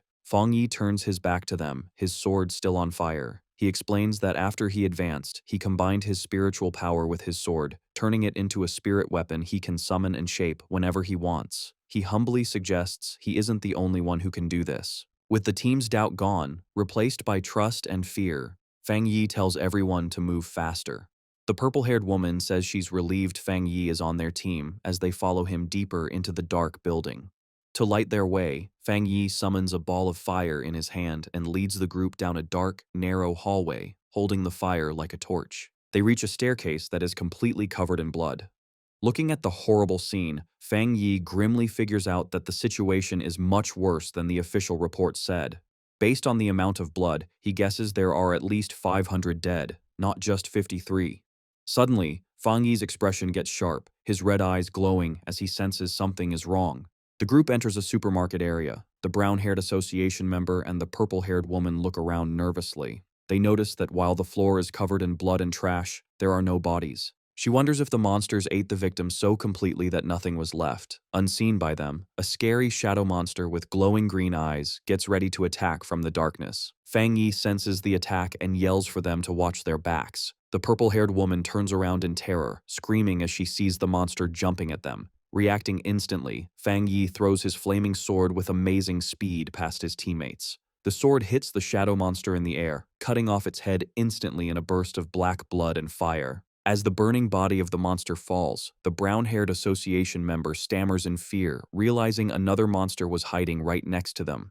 Fang Yi stands calmly in the middle of the flames. He looks at his teammates with a serious expression and asks if they really didn't sense something was wrong, showing the difference in their awareness. Fang Yi looks at his flaming hand and analyzes the situation. He tells the gray-haired man that even though the two monsters they just killed were strong, there weren't enough of them to have trapped and killed the previous rescue team. A thought hits him, and he suggests that the place they are in might not be the real Tianbao building. The team stands in the dark, blood-stained hallway, looking confused. The gray-haired man and the blonde girl ask him what he means. Fang Yi explains that even though the hallway is full of blood, the smell is wrong. He points out that the strong smell comes from the dark attribute and monsters, but there's no smell of dead bodies. He decides he needs to test his guess. The purple-haired woman watches anxiously as Fang Yi prepares to use a powerful technique. She agrees with what he said, noting that the place feels empty, as if no living thing has ever been there. Fang Yi guesses that this place is just a simple, empty copy created by the monster. He extends his hand and releases a huge surge of purple energy, saying that if he's right, this place has been turned into an empty shell. He creates a giant sphere of black energy, the limitless dark world, shocking his teammates who recognize it as the dark attribute. A system window appears, confirming his theory. It detects a similar dark attribute called the inner dark world and asks if he wants to see the data. The system explains that the inner dark world is a space created by splitting the dark attribute, acting like a nest that takes over the original space. It reveals that to enter the real inner dark world, one must find the door that builds it. Fang Yi now understands. He tells the team that to enter the real Tianbao building, they must find this door, and the same rule applies to those who tried to escape. He explains that the people trapped inside were affected by the dark attribute, causing them to hallucinate. They probably mistook windows for the door to safety. As he controls the dark energy, Fang Yi concludes this is why the people who tried to escape through the windows ended up dead. The purple-haired woman realizes with horror that the victims were tricked by the dark attribute until they died. She asks Fang Yi if their next step is to find the door. The situation gets worse instantly, as Fang Yi's system warns that the hostile, dark inner world has been drawn to him and has fully appeared. Fang Yi is shocked by its sudden arrival, as a huge blast of purple energy comes down from above, crushing the team. The brown-haired association member and the blonde girl immediately fall under the pressure, holding their heads in pain. They scream that their spiritual defenses are failing. Fang Yi's eyes glow with intense power, one red, one golden, as he glares at the energy. He instantly summons a barrier, creating a powerful dome of golden light to protect his teammates. Inside the barrier, the blonde girl and the brown-haired association member gasp for breath, relieved the pain has stopped. They look up at Fang Yi in awe, realizing that while they were almost knocked out, the sealer is completely unharmed. They admit to themselves that the dark energy nearly killed them without even hitting them directly, and without Fang Yi, they wouldn't have survived. Fang Yi suddenly focuses on a point in the empty air, his sword lighting up with intense flames as he declares he has found it. He unleashes a technique called Fire Dragon, pulls out his blade, and swings it violently at the invisible target, shouting that the entrance is right here. The force of the attack causes the space itself to break like glass. The gray-haired man and the purple-haired woman watch in shock as the hallway breaks apart before their eyes. Fang Yi steps forward onto the new ground, his expression dark and serious. The broken illusion reveals a huge, scary gateway swirling with dark green mist and shadows, the true entrance to the dark inner world. Fang Yi takes the lead, his sword blazing with fire to light the way, and orders everyone to follow him closely. As they walk deeper into the real building, Fang Yi keeps up a golden barrier to protect the team from the gross, red fleshy veins that now cover the walls. The blonde girl suddenly looks sick, covering her mouth as she says she can smell something terrible. Fang Yi looks ahead with a grim expression, identifying the smell as the smell of dead bodies and blood from their own kind. The group finally finds a horrible scene. The floor is covered with the dead bodies of the previous pioneers who had gone missing, confirming they had been trapped and killed in this dark space. The group is immediately ambushed as a swarm of shadowy, bat-like creatures descends from the ceiling, surrounding them. Looking up, the team sees a terrifying swirl of monsters above them, trapping them. Suddenly, a massive A+ grade demon-like monster with glowing red eyes dives down from the swarm to attack. The gray-haired man and the brown-haired association member are shocked, shouting that it's crazy to find another high-level dark monster so soon. Fang Yi reacts instantly, summoning his flaming sword. He throws the sword, and it pierces straight through the descending monster's chest in a burst of fire. The monster roars in pain as Fang Yi rushes forward to finish it. He drives his sword into the ground and grabs the hilt. With a series of incredibly fast swings, Fang Yi unleashes a storm of fiery attacks against the swarm and the large monster. He lands gracefully, setting off a massive explosion of holy fire that burns the enemies around him. The blonde girl and the purple-haired woman shield their faces from the intense heat, shocked that the dark monsters melted instantly when they touched his flames. They realize that since the mission started, they haven't had to do anything. Fang Yi walks through the destruction, his sword glowing like lava. He reaches his hand toward the floor, where the bodies of the previous victims lay. Fang Yi uses his fire to cremate the bodies of the innocent victims, giving them a proper burial. The brown-haired association member and the blonde girl watch the flames in awe, saying that his title as the Sealer is well-deserved. Fang Yi turns to the group and gives his orders. He tells them that since they entered the building, they should help out. He instructs them to search the first floor for survivors, while he goes upstairs to handle the remaining monsters. The team, including the gray-haired man and the purple-haired woman, stands ready to follow his orders, their doubt now replaced by respect. Fang Yi continues to clear the building floor by floor. On the 10th floor, he battles a swarm of flying shadow creatures, swinging his flaming sword to keep them away. He analyzes the enemies, realizing they have evolved to at least the 1-star spirit creation realm, but he easily cuts them in half, noting their abilities haven't changed much. Fang Yi then leads the team up the escalator to the 15th floor, his sword leaving a trail of fire. The air becomes even heavier. The blonde girl complains that the cold, dark power is getting through her protective barrier as they find a hallway filled with bodies. The gray-haired man notices something strange about the bodies. He warns the others that something is moving inside the corpses and that they are corrosive, telling the team not to breathe in the spores. A drop of liquid falls into a puddle, and a massive spiked shadow rises behind Fang Yi and the brown-haired association member. The monster reveals itself to be a terrifying, multi-eyed creature that looks down at them. It roars, unleashing a barrage of energy spikes. Instead of being scared, Fang Yi smiles, saying that things have finally gotten interesting. Fang Yi spins his sword rapidly, creating a shield of fire that deflects the incoming energy spikes. The monster comes down to attack directly, but Fang Yi prepares to counter, realizing the creature is trying to buy time to evolve further.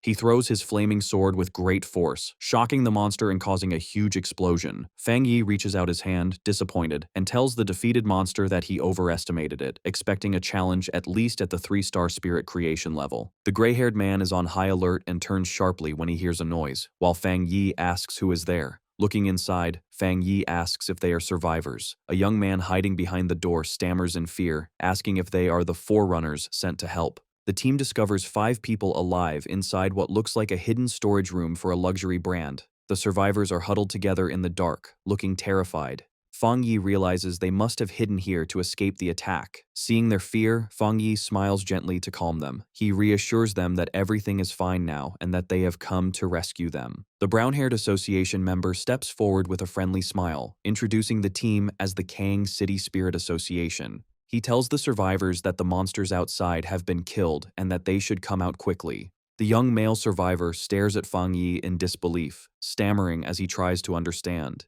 He shouts in shock, asking if it's true that Fang Yi killed all those terrifying monsters with just a single slash. Meanwhile, outside the Tianbao building, a monitoring team watches the situation. The building is covered in a red, ominous energy, but the monitors are hopeful, noting that this time is different. They track Fang Yi's spiritual energy, observing the fire of his spirit weapon on every floor. Suddenly, an analyst shouts that the latest reading is from the 40th floor. The analysts are stunned. They report that the sealer cleared the Tianbao building from bottom to top in only 9 minutes and 56 seconds. They realize this news will shock the entire Pioneer Circle in Kang City. However, the celebration is cut short as a red alarm goes off. The monitor warns that it's not over yet, as they have detected an S-class monster eruption at the very top level. Back on the top floor, Fang Yi stands among the rubble, looking up with a serious expression. He realizes he has found the main target. Looming over him is a massive, skeletal creature with glowing green energy and black feathers. Fang Yi identifies the terrifying monster as the anomaly king of this location, the Bone Bird.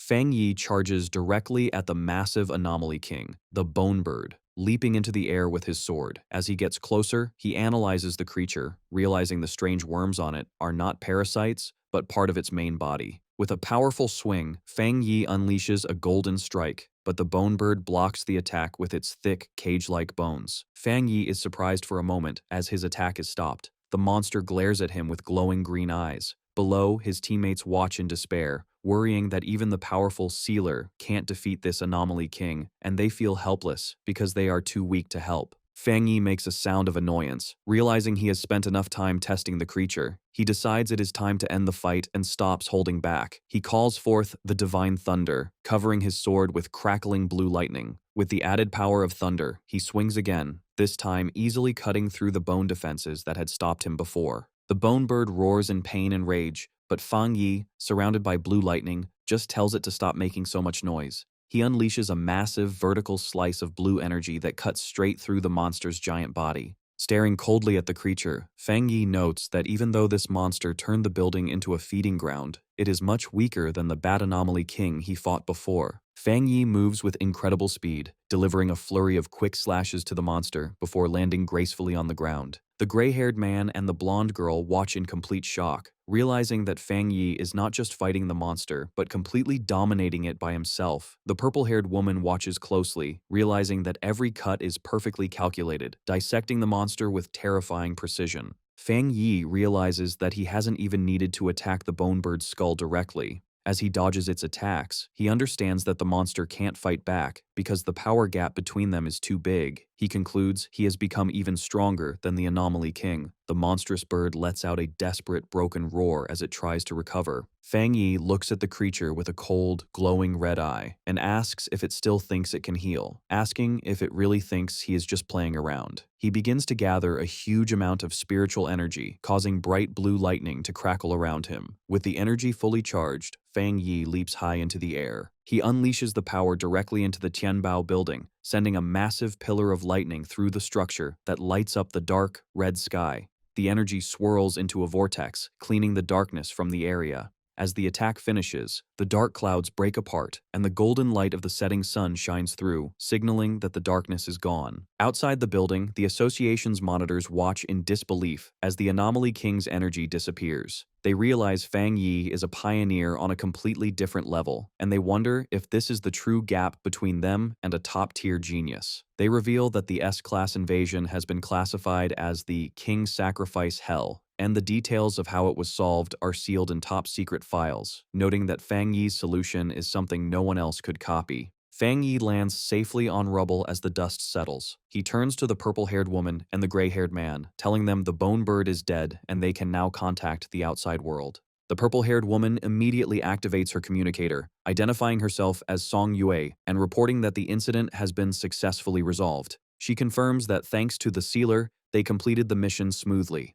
As she speaks, Fang Yi walks away toward the exit. She expresses hope that the Kang City Spirit Association will cooperate and be grateful for his help. Suddenly, the purple-haired woman looks shocked by what she hears on the communicator. She asks about a Kang City captain who was just elected, angrily asking why he is coming now that the mission is finished. A streak of light flies through the city toward them. The voice on the communicator explains that the captain learned the sealer was there. They tried to stop him, but he is too arrogant to listen. The purple-haired woman is furious, arguing that the mission was given to the military zone and they are responsible for the Tai captain. She declares they need to send Fang Yi away immediately, seeing the new captain's arrival as a challenge. As Fang Yi walks down a staircase, the purple-haired woman states that the sealer is the most important captain recommended by their zone and warns that anyone who challenges him will face the consequences. Fang Yi walks out of the Tianbao building, looking to leave now that the battle is over. He pauses, confused, as he senses something approaching quickly from above. A figure comes down from the sky with great speed, crashing toward him. The attacker lands with a powerful impact, holding an energy weapon. He introduces himself as Yue Fengjiang, the new captain of Kang City, and aggressively asks if Fang Yi is the sealer from Tai City. Fang Yi stands his ground, staring back coldly. Ye Fengjiang gets in his face, analyzing him. He mistakenly thinks Fang Yi is a wind attribute pioneer, but notes that Fang Yi is hiding his power, guessing he is at least at the spirit creation realm. Yue Fengjiang changes his energy weapon into a claw and attacks. Fang Yi draws his flaming sword and they begin a fast-paced duel. The captain leaps high for a crushing blow, forcing Fang Yi to dodge as he lands heavily on the street. Yue Fengjiang looks down on Fang Yi, thinking he is just a brat. He decides to use this fight to establish his own reputation and his family's dominance. Outwardly, he laughs arrogantly. He thanks Fang Yi for solving the crisis, but then accuses him of overstepping his boundaries, lecturing him about rules and seniority. Fang Yi, not impressed, explains that he only came because the military asked for help, and there was no captain when he arrived. He coldly asks what this new captain wants from him. Yue Fengjiang smirks, claiming he is a man of excellent style and has no bad intentions. However, he reveals his true greedy reason. He wants to borrow Fang Yi's powerful sword. He begins to gather dark energy in his hands. Surrounded by a purple and white aura, Yue Fengjiang threatens Fang Yi, saying that if he doesn't comply, he will never leave Kang City. Fang Yi remains completely calm. He smiles, finding the demand ridiculous, while Yue Fengjiang looks at him with a twisted, excited expression. Fang Yi decides to end the conversation. He summons his full power, unsheathing his sword as flames erupt around him. Yue Fengjiang is shocked by the sudden and huge spike in Fang Yi's power. With his eyes glowing and his aura flaring, Fang Yi mocks the captain's request to borrow his weapon, saying he will borrow the captain's entire family instead, signaling he is about to beat him severely. Fang Yi starts the battle with a powerful fire slash. Yue Fengjiang dodges the attack with incredible speed. Instead of being scared, he smiles and says the fight is getting interesting. Nearby, the purple-haired woman, Song Yue, realizes the fight has cut off their signal again. She urgently tells her team they must leave immediately to tell the military and their bosses, and to get the survivors to safety. Fang Yi, surrounded by flames, gives them a stern warning. He gives them 10 minutes to leave, hinting that if they stay, they might see a captain die. The brown-haired association member tries to warn him, but Song Yue quickly covers his mouth. She shouts that she understands and drags him away to keep them safe. As the group runs away, Song Yue complains angrily that Yue Fengjiang is causing trouble right after he got elected. Her teammates agree that it might be good for the sealer to teach their arrogant captain a lesson. With the others gone, Fang Yi glares at his opponent and holds out his hand. He unleashes a powerful thunderbolt at Yue Fengjiang. The captain deflects the lightning with his weapon, but the force is huge. Yue Fengjiang shouts a challenge, telling Fang Yi that if he wants to kill him, he should stop holding back and use 100% of his power. Fang Yi responds by landing a heavy attack that sends shockwaves through the area. A massive explosion erupts behind Yue Fengjiang, destroying the nearby buildings. Yue Fengjiang slides backward to regain his balance, thinking the sensation he just felt was terrifying. Sweat runs down his face as he looks at Fang Yi. He realizes Fang Yi's yang power is incredibly strong and explosive. For the first time, the arrogant captain admits to himself that his body feels fear. Fang Yi stands in the raging flames, his figure dark with glowing red eyes. He smirks at Yue Fengjiang's earlier taunt about using full power. He coolly replies that if he were to use 100% of his power, he is afraid Yue Fengjiang wouldn't even last 10 minutes. Yue Fengjiang smiles confidently. He laughs like a maniac, convinced the power is in the sword itself. He believes it is a new secret weapon from the Spirit Association, and that Fang Yi is just lucky to have it. Fang Yi stays silent, staring at him with a cold, unimpressed look. In Yue Fengjiang's mind, he imagines the weapon in a containment tube, believing it holds terrifying power. He is jealous that such a special prototype was given to this kid. He grabs his chest, deciding his trip to the city was worth it because he has found a treasure to steal. Filled with greed, Yue Fengjiang tears off his shirt with a surge of purple energy. He arrogantly calls Fang Yi a mere 2-star cultivator and demands he hand over the knife. He threatens to kill him to take it, shouting that Fang Yi still hasn't shown enough power to impress him. Meanwhile, at the Tai Tai Spirit Association headquarters, the mood is tense. The superior slams his hands on the table, furious to learn that the Kang City captain has started a fight with their captain, Fang Yi. Su Gingying looks worried as the superior sweats, realizing how serious the situation is. She points out that the Sealer was invited by the Star God War Zone, meaning this conflict involves high-level military politics. The superior is confused when his assistant whispers an update, asking him to repeat the absurd news. The assistant explains that they contacted Kang City, but the other side arrogantly replied that if the fight isn't stopped in 10 minutes, the situation will be irreversible, thinking Fang Yi is the one in danger. The Kang City officials believe that since they are the third-ranked city, their captain is better and will not lose. The Tai Tai officials are shocked and insulted that Kang City is looking down on them. The superior slams his fist down again, calling the Kang City officials fools. He realizes they think sealing a top-level monster is easy and have completely underestimated Fang Yi. The assistant adds that the Kang City captain is rumored to have just reached the 3-star rank and is supported by a huge family with endless resources. Looking out the window, the superior scoffs at the mention of the 3-star rank. With a serious look, he explains that the Sealer has multiple top-level powers and his true fighting ability is far beyond his visible rank. He grimly concludes that because Kang City didn't experience the King's Sacrifice Hell, they don't understand the true meaning of Fang Yi's title. He predicts that the Kang City captain won't just lose, he might even die. Back at the battle, Fang Yi prepares a devastating punch, his red eye glowing. He lands a brutal punch on Yue Fengjiang's face, sending blood and teeth flying and shattering the arrogant captain's defense. The battle continues in the sky above the city.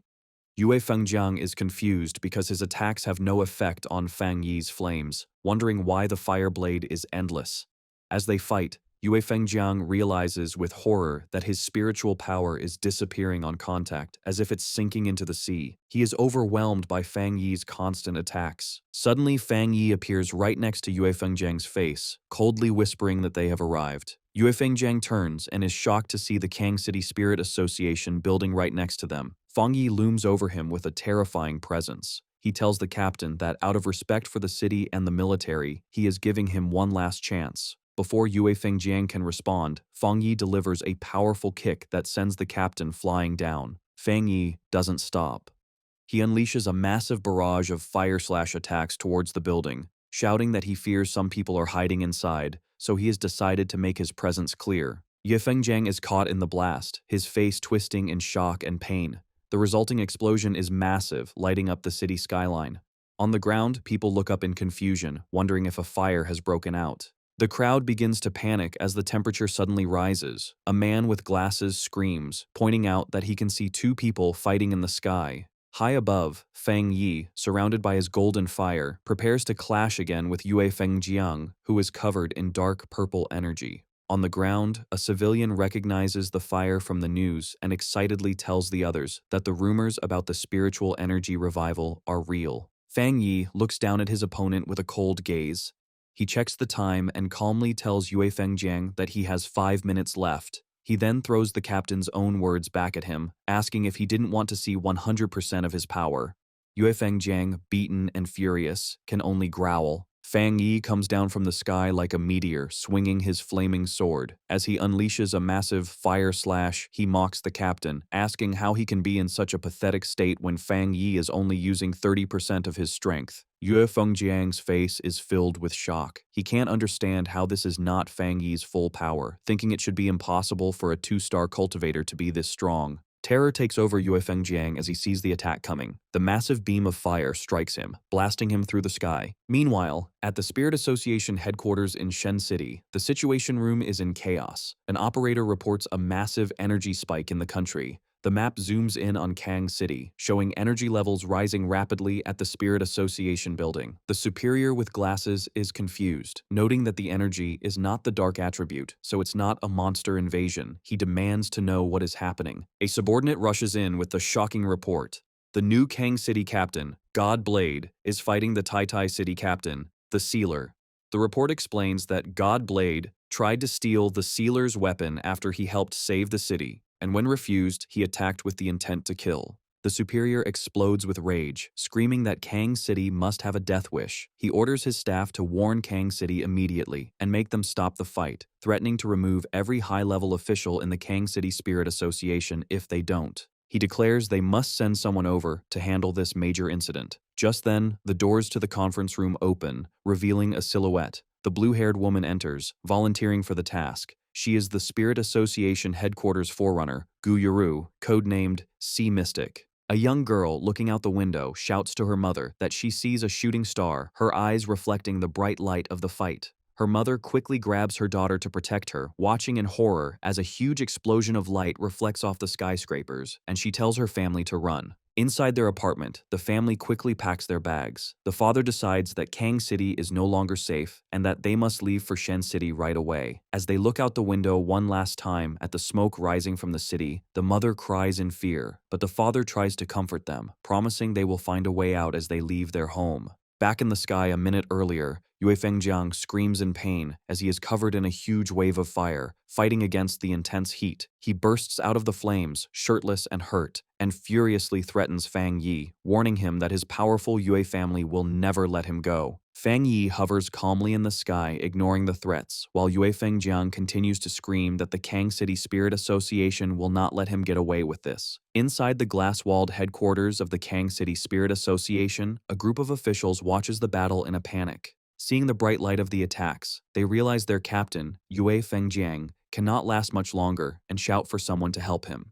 They demand that the Tai Tai City captain stop his attack, but Fang Yi just stares silently with a cold, annoyed look. Looking down at the officials in the building below, Fang Yi listens as they declare that Yue Fengjiang is their captain and that attacking him is a direct challenge to their association. One of the officials slams his fist against the glass, shouting angrily that they will not accept this behavior. Fang Yi glares at them with his glowing red eyes, not impressed that the Kang City Spirit Association is so arrogant even when facing a stronger force. He creates a huge swirl of fire around him, mocking them by suggesting they didn't care about the other captains because they thought their own captain was stronger, or maybe they just didn't want to get involved. Deciding to teach them a lesson, Fang Yi unleashes a massive fire slash directly at the Spirit Association building. The officials inside hide in terror as the holy flames crash through the windows, burning the office and proving that their threats mean nothing to him. Fang Yi turns his back on the destruction with a look of disgust. As he floats above the defeated captain, he mocks Yue Fengjiang, asking if he really thought he could take the sword from his hand with such poor skill. The battle reaches its peak as Yue Fengjiang, the arrogant captain, is left tired and bleeding, breathing heavily as he reaches his limit. High in the sky, Fang Yi challenges him to see if he can handle his attack and throws his flaming sword straight down at him like a meteor. Instead of dodging, Yue Fengjiang smiles with greed and rushes forward to catch the blade, mocking the local association for being useless while believing that only he deserves such a powerful treasure. His face twists into a crazy expression as he screams that this treasure belongs only to him. Fang Yi watches him with a cold, glowing red eye, thinking that he will never understand pioneers who use their power to rob and kill for things that don't belong to them. He thinks that these types of people are just like common criminals and that their existence is one of the reasons humanity faces destruction. With a final glare, Fang Yi decides that he must end this situation for good, while Yue Fengjiang rushes toward his death with pure excitement. A huge explosion happens the moment Yue Fengjiang tries to touch the weapon, covering the area in a giant ball of fire. Fang Yi stands calmly in the flames and reveals that he forgot to mention that his Tang sword is not a normal spirit weapon. It is a special weapon he created that only recognizes one master. The force of the blast sends the officials of the Kang City Spirit Association running for their lives, screaming for help as the building collapses around them. As they watch the fire, they are confused, remembering reports that the sealer was only at the 2-star spirit creation realm, while Yue Fengjiang was a full realm higher. The leader of the Kang City Association stands trembling in fear, realizing their information was completely wrong. He knows that Yue Fengjiang was the only 3-star spirit creation person in the city, a genius with huge resources who was close to the Jinggang realm and ranked in the top 5 captains of the nation. However, despite his impressive background, he was no match for Fang Yi, who lands softly on the rubble as the dust settles. Standing silently with his burning sword, it is clear that Fang Yi has far surpassed the level of a captain, and now has the power to destroy an entire city. Wang Zhong, the leader of the Kang City Spirit Association, trembles in complete terror, asking himself what he should do now. He looks at the destruction and wonders if Fang Yi really plans to make the entire Kang City Spirit Association be buried along with the defeated captain. Overcome with fear, Wang Zhong collapses to the ground among his terrified team. He begs the Tai City captain for mercy, screaming that this whole incident was their fault. Suddenly, the sound of a helicopter approaching breaks the tension. Inside the cockpit, the pilot reports to his boss that there is a pure and extremely strong Yang attribute ahead, but notes that the flames near the Spirit Association seem to be weakening. Gu Yuru, standing at the open door of the helicopter, gathers a massive amount of blue water energy in her hands, wondering if the fire is really dying down. Fearing they have arrived too late, Gu Yuru unleashes her power, sending streams of blue energy raining down from the sky to put out the remaining fires. As she looks at the destruction below, she admits Fang Yi's strength, thinking it is truly amazing that he could almost destroy the 3rd largest city on his own. She concludes that his abilities are at the level of a national-level pioneer. However, as her rain falls, she has a deeper realization. Her rain is only able to put out the fire because Fang Yi actively pulled back his power. She realizes that he showed mercy. Otherwise, her water would not have been enough to stop his flames. On the ground, Wang Zhong looks up with joy, shouting to Fang Yi that headquarters has arrived to save them. Fang Yi simply stands silently, staring up at the newcomer in the sky. From the helicopter, Gu Yuru stares back at him. As a water attribute pioneer herself, she senses that Fang Yi's pure power is far greater than what Yue Fengjiang had, ranking him among the top pioneers she has ever met. Suddenly, Gu Yuru's expression changes to one of surprise as she notices something specific. She focuses her gaze on the flaming Tang sword in Fang Yi's hand. Analyzing the pure power and fusion level of the weapon, she knows from her information that the Tai City Spirit Association does not have the technology to develop such an advanced spirit weapon.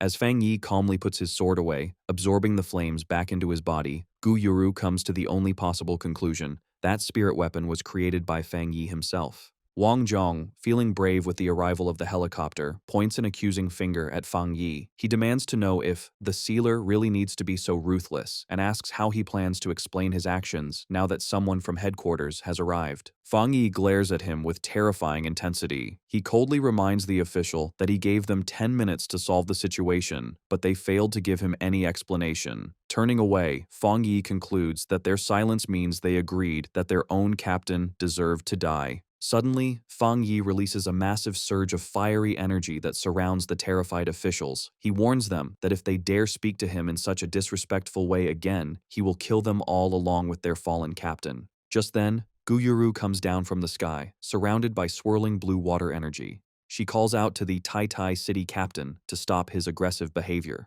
Fang Yi turns his head silently to face the new arrival. Wang Zhong is overjoyed, thinking that Fang Yi is finally in trouble. He thinks that no matter how strong the sealer is, he cannot simply kill a city captain and get away with it. He believes that if this is not punished, captains everywhere would be in danger. Gu Yuru lands and introduces herself. She sternly asks how they are supposed to manage the spirit associations in different regions if such chaos is allowed. Wang Zhong smiles wickedly, thinking she is on his side. He eagerly waits for her to punish Fang Yi for destroying their headquarters. However, to everyone's surprise, Gu Yuru does not attack. Instead, she stands respectfully before Fang Yi and admits that this incident was a failure of duty on the part of the Spirit Association. She bows her head in apology, promising Fang Yi that headquarters will give him a proper explanation for what happened. Fang Yi's expression softens into a small smile, and he simply hums in agreement, accepting her apology. Wang Zhong is left completely frozen, his face a mask of pure shock and disbelief, as he realizes headquarters has sided with Fang Yi over him. Wang Zhong trembles, unable to understand what is happening. He watches as Gu Yuro bows to Fang Yi, realizing this is the headquarters' respectful way of dealing with the sealer. She explains their goal is to support and reward him to prevent more conflict. Wang Zhong is terrified, wondering if this is the end of it. He thinks about how his captain was burned alive and can't believe the headquarters isn't treating this as a serious issue or blaming Fang Yi. Fang Yi stands calmly, thinking the local association's opinion doesn't matter. He reflects that the Kang City captain, Yue Feng Jiang, tried to kill him for his weapon and was ungrateful for his help, so his death was deserved. Gu Yuru walks over to the scared officials. She coldly asks why they did not stop the fighting, calling them arrogant fools. She then asks who is in charge of the Kang City Spirit Association, and Wang Zhong nervously raises his hand. Wang Zhong tries to smile as Gu Yuro gives him his orders. She tells them they have 3 days to calm the public in Kang City and come up with a good excuse to cover up the news of the battle. Her face then turns icy as she gives them their punishment. She announces that after 3 days, all of them will be fired and headquarters will send new people to take over Kang City. The officials are shocked. Gu Yuru gives a final warning that if they fail, they will face the full consequences. Fang Yi watches from a distance, surprised. He admits he didn't expect the Spirit Association headquarters to fire the entire staff of Kang City just to please him.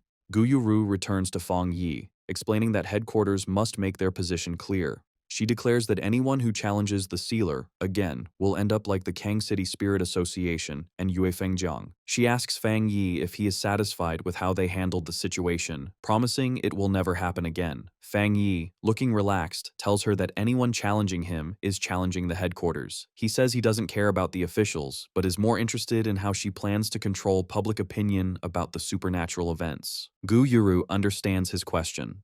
She addresses the doubt about whether the news of the spiritual energy revival can still be kept secret in major cities. She explains that supernatural events are happening often, and disasters caused by anomalies are always appearing. She admits that many people have already guessed the truth, but the government can't make it public yet because the time isn't right. She warns that if they made it public now, the world would change instantly. Chaos would start within society, destroying the order they are trying to keep. She implies the situation is delicate, noting that if Fang Yi hadn't been there to save Tai Tai City, the results would have been terrible for the whole world. Fang Yi thinks about the results of his recent battles. He realizes the era of spiritual energy recovery might have officially started when the Anomaly King was destroyed. He considers that without the sacrifice of powerful people like Elder Wu, this new era would have come even faster, and humanity would have been unprepared. He finally understands the government's plan. Chaos among a small group of pioneers is better than total chaos for everyone. He pictures the powerful leaders of this new world, people like Ji Ruoyan, Jiaolun, and Su Qingying. He realizes that to keep the appearance of peace for normal citizens, the country needs these top-tier pioneers to face the crises. Fang Yi looks at the ruins, understanding why the Xia nation is so strict about controlling public opinion.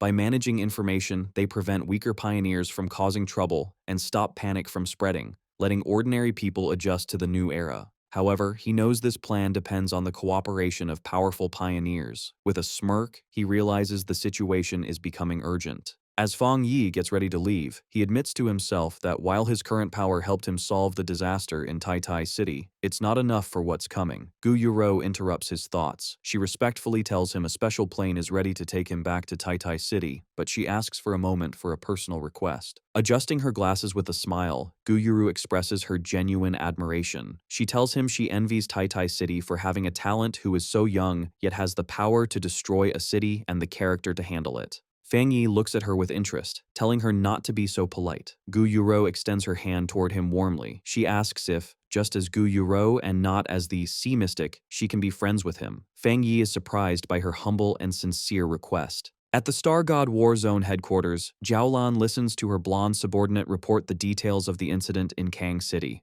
Jiaolan slams her hand on her desk in anger, shouting that the situation is ridiculous and calling the Kang City Spirit Association fools. She looks at a chart showing the strategic rankings of cities. She notes that Kang City, currently third, is losing its position. She predicts that if this continues, Kang City will fall out of the rankings. She concludes that the Spirit Association headquarters needs to take over Kang City immediately. Jiulan's blonde subordinate remarks that the Spirit Association headquarters is reliable, especially Sea Mystic, who might be trying to get Fang Yi on their side. Jiulan agrees, saying their reward for the Sealer must be better than the association's. She decides to double the original reward for his help in Kang City. The subordinate expresses his admiration for Fang Yi's strength, saying his balance of ruthlessness and control makes him fit to be a city leader. He then suggests a specific reward that he thinks suits him best. He places a folder labeled Top Secret Restricted Area on the desk. Jiaolan goes silent, understanding the seriousness of this suggestion. She remarks that if she didn't know he admired Fang Yi, she would think he was trying to make things hard for him.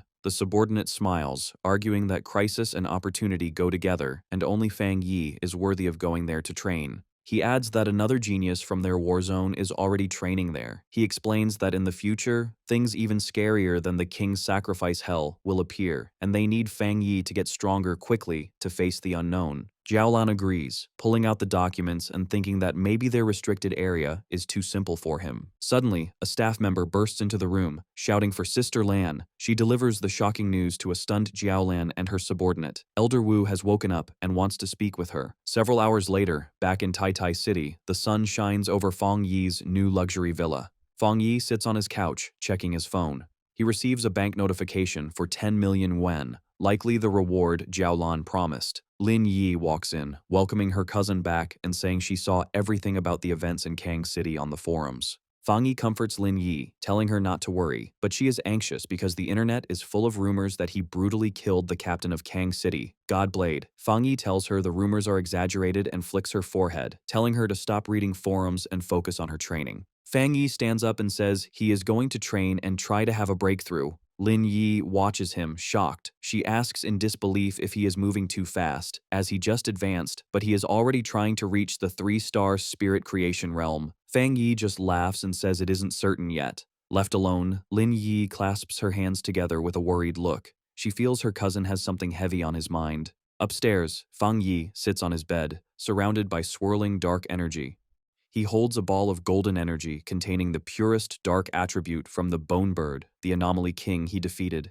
He decides to merge this energy into his limitless dark world to make it more powerful. As he activates the energy, the spirit of the Bone Bird appears. A system window asks if he wants to embed the dark attribute. He agrees, and a golden sphere of energy surrounds him as the process begins. The system confirms the fusion is successful and his limitless dark world is upgraded. Now, when enemies are pulled into his dark domain, the Bone Bird and other anomalies inside will attack them. Fang Yi floats in his meditation, his body glowing with power. Inside his mind, he sees the shapes of the countless monsters he has absorbed. He wonders if this means they can actively fight for him. He realizes that, like the Anomaly King, he can now command these anomalies. With this new understanding, Fang Yi unleashes his full power. A massive, multi-armed golden avatar made of fire appears in the sky, towering over the dark energy. Suddenly, a golden system notification appears. It detects he has met the requirements for another advancement and asks if he wants to break through to the 3-star spirit creation realm.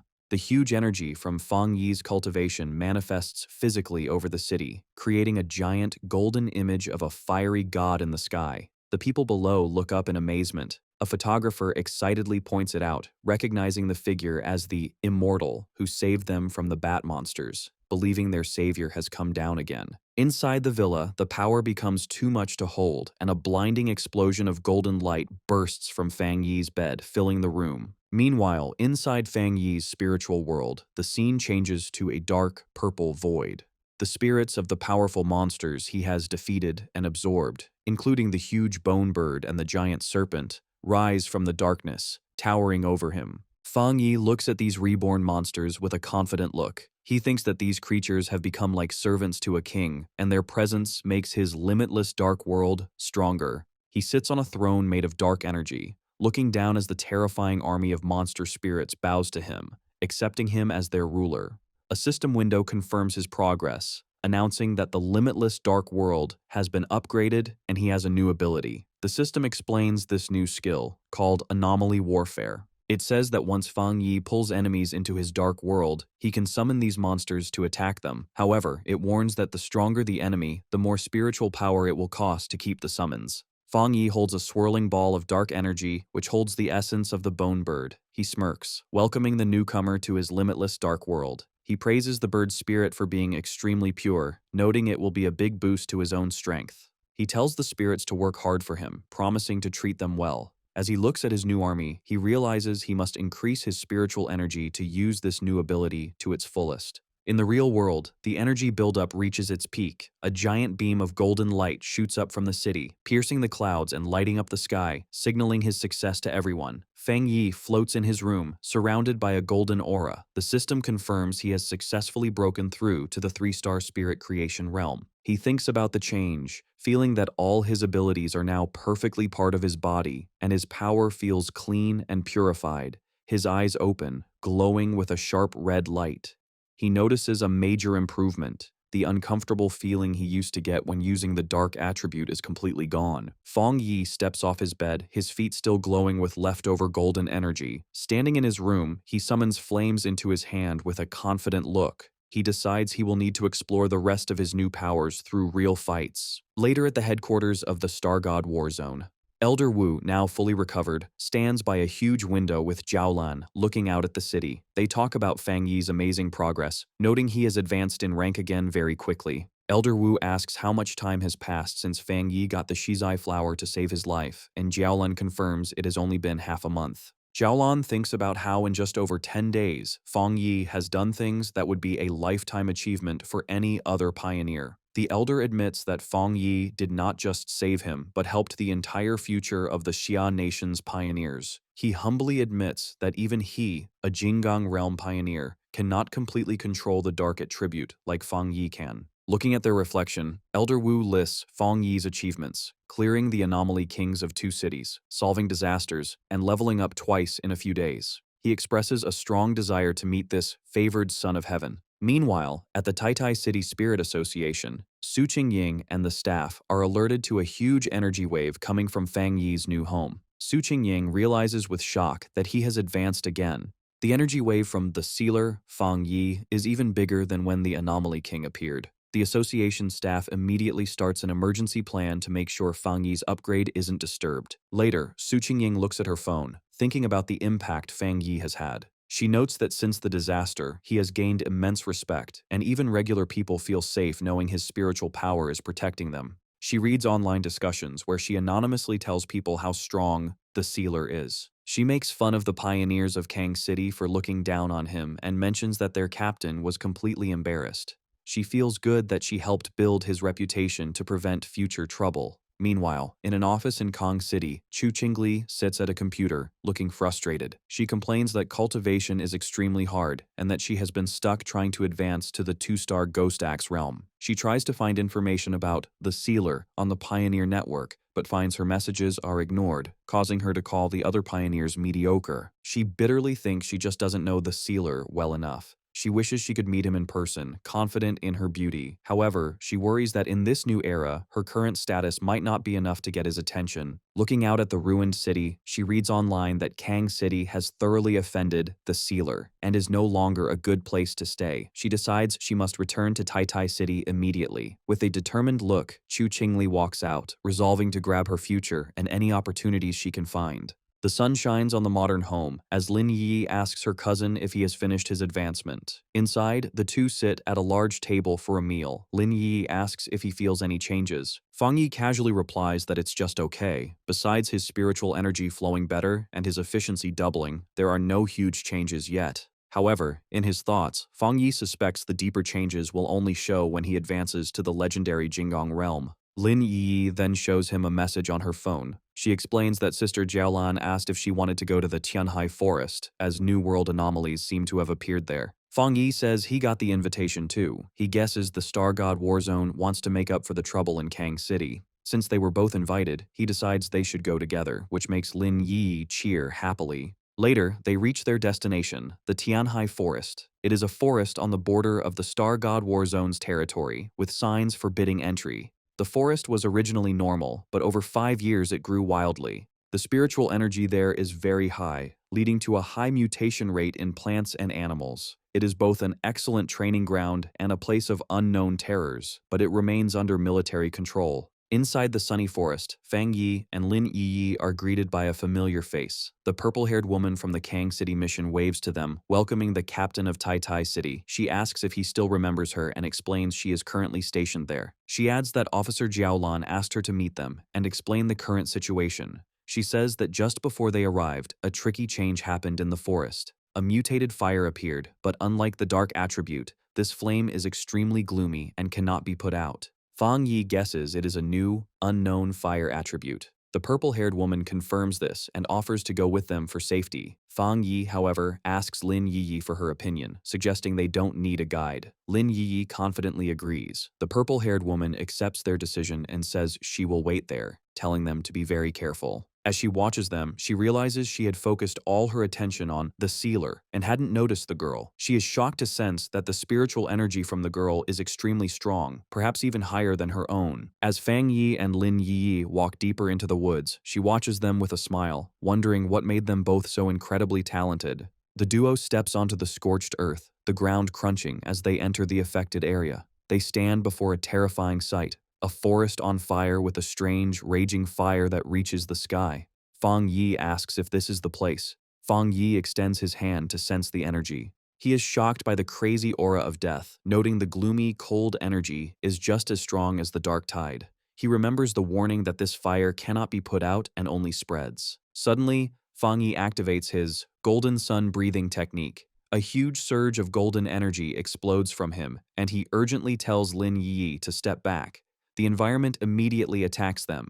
Dark, shadowy tendrils lash out from the burning forest, lunging at them. As Fang Yi defends himself, he realizes these flames are much stronger than normal fire and have a desire to eat human spiritual power. The dark energy clashes against his power, and he realizes that even his supreme yang attribute is not having a strong effect. Fang Yi puts a golden barrier around Lin Yi to protect her. He tells her the source of the black fire is ahead. He warns her that since her spiritual power is the wood attribute, she is naturally weak against fire and must stay inside his protection. Lin Yi confirms she understands. Fang Yi summons his spirit sword, the blade glowing as he prepares to clear a path. With a single powerful slash, he cuts the dark, burning trees in half. Fang Yi and Lin Yi walk through the path he cut, the forest burning on either side, but they move safely. As they go deeper, the death energy becomes even heavier. They reach a cliff and look down into a massive dark pit filled with glowing red veins of heat. Fang Yi notices something dripping from the rocks above.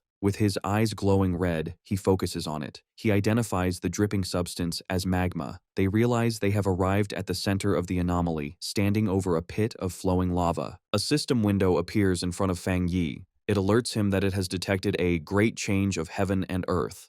The system identifies the power as the Twilight Fire attribute and announces that it will automatically begin acquiring data to write a new technique. Fang Yi reaches his hand into the flowing magma. As he touches the strange energy source, a system window appears, announcing he has obtained the Twilight God domain. The system explains this power can absorb surrounding attribute powers to strengthen his own Yang attribute. Floating in the air and surrounded by a fiery sphere, Fang Yi wonders if this power is like the fire attribute of his Desolation Flower. The system adds that this power is specifically designed to boost his main Yang power. Suddenly, a terrifying red aura shaped like a demonic face erupts around him. The system alerts him that he has a new ability called Death Brand, warning him that it's special and dangerous. Fang Yi looks confused as the system explains the ability grants infinite death. If he is killed, this brand is put on the killer, trapping them in a cycle of endless death with yellow spring flames that burn them forever. Death collapse, which breaks down their body, and a hell scene where evil spirits welcome them to their grave. Fang Yi looks serious, thinking that while the ability is powerful, it might not be right for him at the moment. He orders the system to save the Death Brand ability, but chooses not to learn it for now. With the dangerous ability stored away, Fang Yi focuses on absorbing the Twilight Fire. A swirling orb of red and black energy forms as he finishes. Watching from a safe distance, Lin Yi is stunned that her cousin could handle such hellish flames so easily. As Fang Yi stands in the new Twilight Fire, she realizes with awe that he has gained yet another power. Suddenly, Fang Yi's expression changes to a sharp smile. His eye glows red as he warns Lin Yi not to get distracted, sensing something else is nearby. A massive, shadowy creature with glowing red eyes emerges from the smoke behind Lin Yi. Terrified, she stammers, asking if it's a dragon. Fang Yi instantly swoops down between his cousin and the monster. His hand glows as he corrects her, saying it's not a dragon, but a mutated lizard. The creature reveals itself as a gigantic, demonic lizard with wings. Fang Yi looks at it with disgust, mocking it as a slightly larger, four-legged insect. He decides this creature is the perfect target to test his new Twilight Fire domain.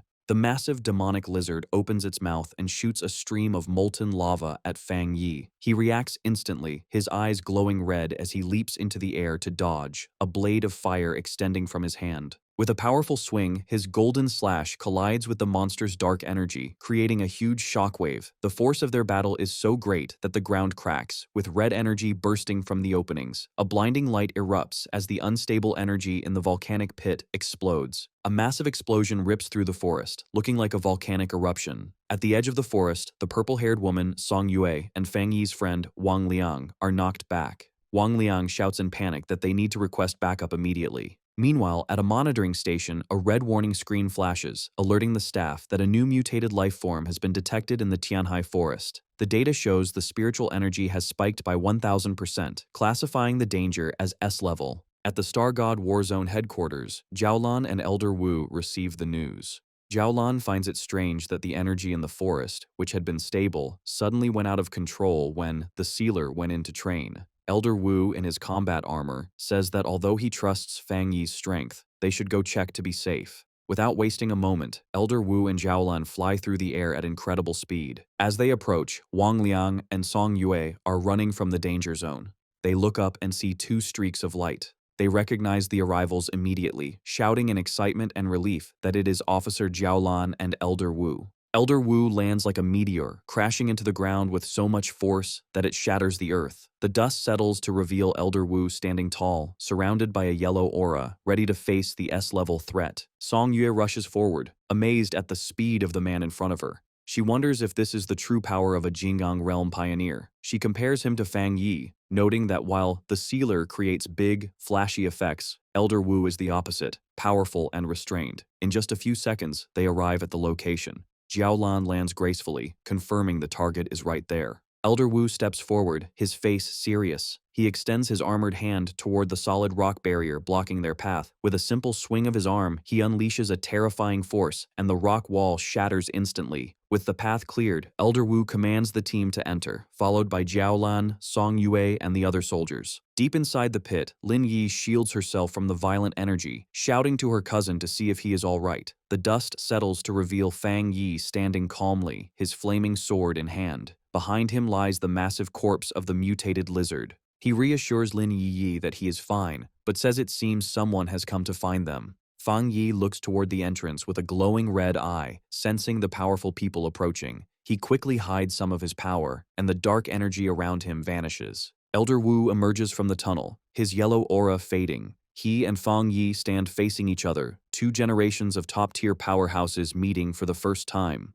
Elder Wu breaks the silence, recognizing Fang Yi as his savior and calling him the Sealer. Song Yue and the others catch up, looking shocked and worried. Elder Wu ignores them, his focus on Fang Yi. He looks at the massive carcass of the S-level mutated lizard and asks if the Sealer really grew this powerful all by himself, clearly impressed. Elder Wu figures out that the mutated lizard was about to have a perfect evolution. He realizes that once it became a dragon, its power would have been equivalent to the legendary Jinggang realm. Analyzing the body, he is amazed that Fang Yi killed such a terrifying creature in a single slash. He then senses the Twilight Fire aura on Fang Yi's body, noting it is similar to the half-dragon's power, but much purer. He wonders if the warning signal they received was actually detecting Fang Yi's power, not the monster's. Jiaolan steps forward, looking at the dead beast in disbelief. She asks if he has solved the problem again, shocked that he just killed it without waiting for backup. She realizes that if the half-dragon had succeeded in breaking through, it would have had Jinggang realm abilities. Since they hadn't detected it before, she shudders to think what would have happened if the Sealer hadn't been there. Fang Yi greets Elder Wu with a smile, expressing his happiness that the senior hero has recovered. Elder Wu laughs, replying that with such a powerful successor, he can finally retire. Elder Wu then asks Fang Yi to keep the true nature of this creature a secret from everyone outside of Tianhai Forest, even from the Spirit Association. Fang Yi smiles, understanding immediately. Fang Yi then thinks about the nature of the forest. He realizes that Tianhai Forest isn't just a training ground, but a hotspot for spiritual changes where anything could appear. He guesses that the thing that appeared here might be even more dangerous than the dark anomalies in the extreme dark zone. He understands the burden on the Star God War Zone and agrees with their approach. As he walks away, he analyzes his new Twilight Fire power, realizing it is mainly focused on devouring, a trait that reminds him of the legendary beast Tauti. He wonders if the secret of Tianhai Forest is that a Tauti once existed there. Elder Wu extends his hand toward Fang Yi,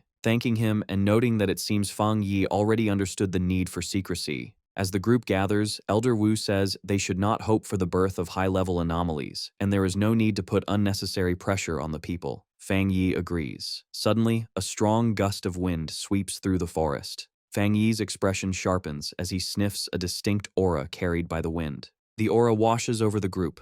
Lin Yi closes her eyes and smiles, saying it feels incredibly refreshing. Jiaolan, however, has a different reaction. Her eyes widen in shock as she recognizes the spiritual power, exclaiming at its intensity. High above in the forest, a figure is flying through the trees at incredible speed. Jiaolan questions in disbelief if that monster, a term for a top genius, has already broken through to the Jinggang realm. The figure stops and reveals himself. It is a handsome young man with long blue hair and piercing blue eyes, wearing a confident smirk. High in the bamboo forest, Bai Su, the wood attribute pioneer and ace of the Star God War Zone, descends gracefully, stepping onto a falling leaf in midair. On the ground, the group of pioneers looks up in excitement. They sense his powerful aura and speculate he has broken through to the legendary Jinggang realm, believing their war zone finally has a supreme expert. However, Fang Yi observes with a sharp, analyzing gaze, his eye glowing red. He realizes the man's spiritual power isn't what the others believe it to be. Bai Su lands and tells Elder Wu and Jiaolan that he has finished his training. He looks around with glowing blue eyes, and noticing Fang Yi, he asks who the stranger is. Elder Wu introduces Bai Su as their zone's ace, who had been in seclusion to reach the next level. Bai Su greets them but clarifies he is only at the half-step Jinggang stage and hasn't truly broken through. Fang Yi smiles confidently and introduces himself as the captain of Tai City and the Sealer. As Fang Yi observes the green energy from Bai Su, he notes that unlike others, Bai Su's power feels clear and comfortable. Fang Yi realizes their strength is similar, confirming the Jinggang realm is very hard to fully enter. Bai Su looks skeptical of Fang Yi's title, but Elder Wu corrects him, explaining that Fang Yi saved his life and solved the Tai City disaster, making him a vital partner. He sternly tells Bai Su to be respectful. Bai Su is surprised to hear how much happened while he was away. Elder Wu explains to Fang Yi that Bai Su was a prodigy who awakened early with the nation's best resources, matching Fang Yi's own speed of improvement. This is why he has been isolated and is ignorant of the outside world. Elder Wu explains the harsh reality of the new world, saying human cultivation goes against the natural order, causing them to evolve slower than the creatures they fight. He reveals that despite the large number of pioneers, true power is very rare. Currently, only 5 people in the world have reached the peak 3-star spirit creation level, known as the Jinggang realm. Fang Yi listens as the elder admits that while there may be hidden talents like him, the barrier to the next level is huge. Elder Wu describes the Jinggang realm as a massive cliff most pioneers can never climb, with many dying just trying to break through. However, he explains that once someone breaks through, their body transforms completely, becoming almost like the immortals of legend. Elder Wu then turns to Bai Su. He smiles proudly, noting that Bai Su has reached the half-step Jinggang stage, and that his energy is calm and pure, a great achievement. Fang Yi remains silent, observing the interaction. Suddenly, Bai Su steps closer to Fang Yi, staring him down. He reveals that while in seclusion, he felt the shockwave from Fang Yi's breakthrough. He explains this energy wave helped him reach his current level, and because of this connection, he is eager to test his skills against Fang Yi. The two powerful pioneers face off, unleashing their auras. Fang Yi is surrounded by a golden fire dragon, while Bai Su creates a green nature dragon. Bai Su comments that despite their differences, he feels they are the same kind of people. Fang Yi accepts the challenge with a confident laugh, his body glowing with golden energy as he agrees to the fight. Seeing a battle is about to happen, Elder Wu steps in as the referee. He orders the others to step back to a safe distance and warns the two fighters to stop before they seriously injure each other. Fang Yi and Bai Su lock eyes, their gazes burning with energy as they prepare to strike. In a split second, their powers collide, creating a massive explosion that tears through the forest.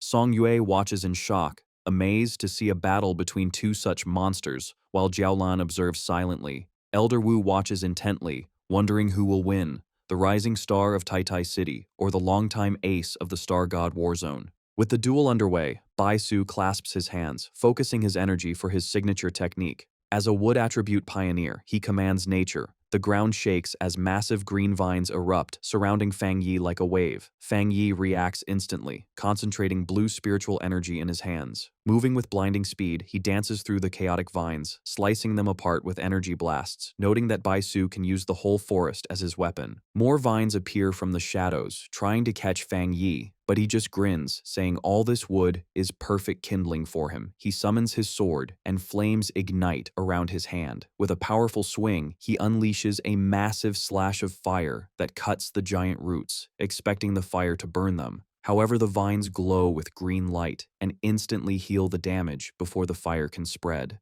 Fang Yi's expression turns sharp as he realizes his fire isn't working. Standing before the wall of vines, he asks if Bai Su's plants are immune to fire, noting wood should be weak against it. Bai Su touches the massive trunk and confidently explains that while that's normally true, his plant army is special and can no longer be suppressed by the fire attribute. Fang Yi glares at him, his red eye glowing. Suddenly, the vines erupt from the ground beneath Fang Yi again, giving him no time to react. The massive roots swarm over him, wrapping around his body and sealing him inside a giant spherical cage of wood. With Fang Yi trapped, Bai Su stands calmly outside, asking how he likes the move and noting that if they were real enemies, this prison would have been inescapable. Inside the dark prison of vines, Fang Yi remains calm, his red eye glowing as he checks the situation. He touches the cage wall, his hand glowing with energy. He notices the wood energy here is very pure, but as he makes contact, he feels a corrosive poison on his skin. Outside, Bai Su looks on confidently. He warns Fang Yi not to touch the wood for long, explaining that the giant tree naturally has toxins, and now that it's filled with his spiritual power, the poison is even more deadly. Instead of being afraid, Fang Yi smiles, his eyes burning with golden light. He challenges Bai Su's claim, deciding he wants to test how strong the poison really is. Suddenly, a blinding light erupts from the cracks in the wooden sphere. Bai Su's expression instantly changes from confident to shocked as he senses a terrifying surge of power. In an instant, a massive pillar of golden fire explodes upwards, shattering the wooden cage and lighting up the night sky. Bai Su stares in terror, sweat running down his face as the heat washes over him. He is in disbelief, thinking it should be impossible because his spiritually enhanced plants are supposed to be immune to burning. Watching the flames consume his creation, a shaken Bai Su realizes this is no ordinary fire and wonders what kind of terrifying power Fang Yi has. Fang Yi takes advantage of the moment to launch a surprise attack from above, telling his opponent he is distracted. Bai Su reacts just in time, his eyes wide as he leaps away in a blur of green energy to narrowly dodge the flaming sword. As he lands, Bai Su is shaken. He struggles to understand how Fang Yi, who is only at the 3-star spirit creation realm, has abilities that aren't inferior to his own. Fang Yi lands heavily on the scorched ground, surrounded by the intense flames. Looking at the burning landscape, Bai Su realizes Fang Yi's strategy. He understands that Fang Yi knew he would try to use the forest's energy again and planned his retreat perfectly.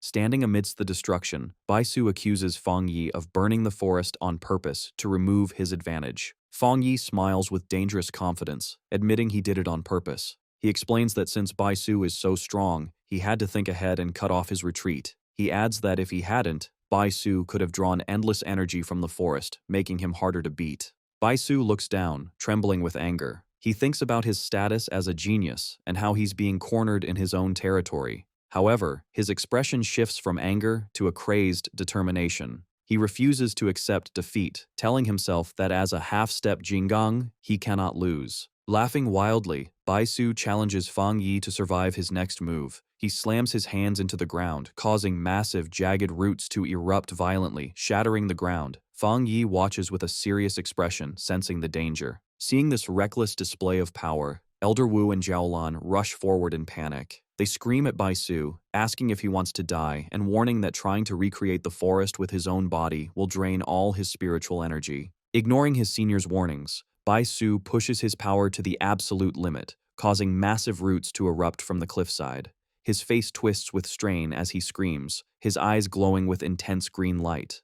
Elder Wu and Jiaolan watch in a panic, with the elder shouting Bai Su's name, fearing what will happen. Bai Su unleashes his technique, recreating heaven and earth, forming a giant avatar of vines that sends Fang Yi flying back with a gust of wind. However, Fang Yi remains focused. He summons a fireball, noting the density of the wood energy.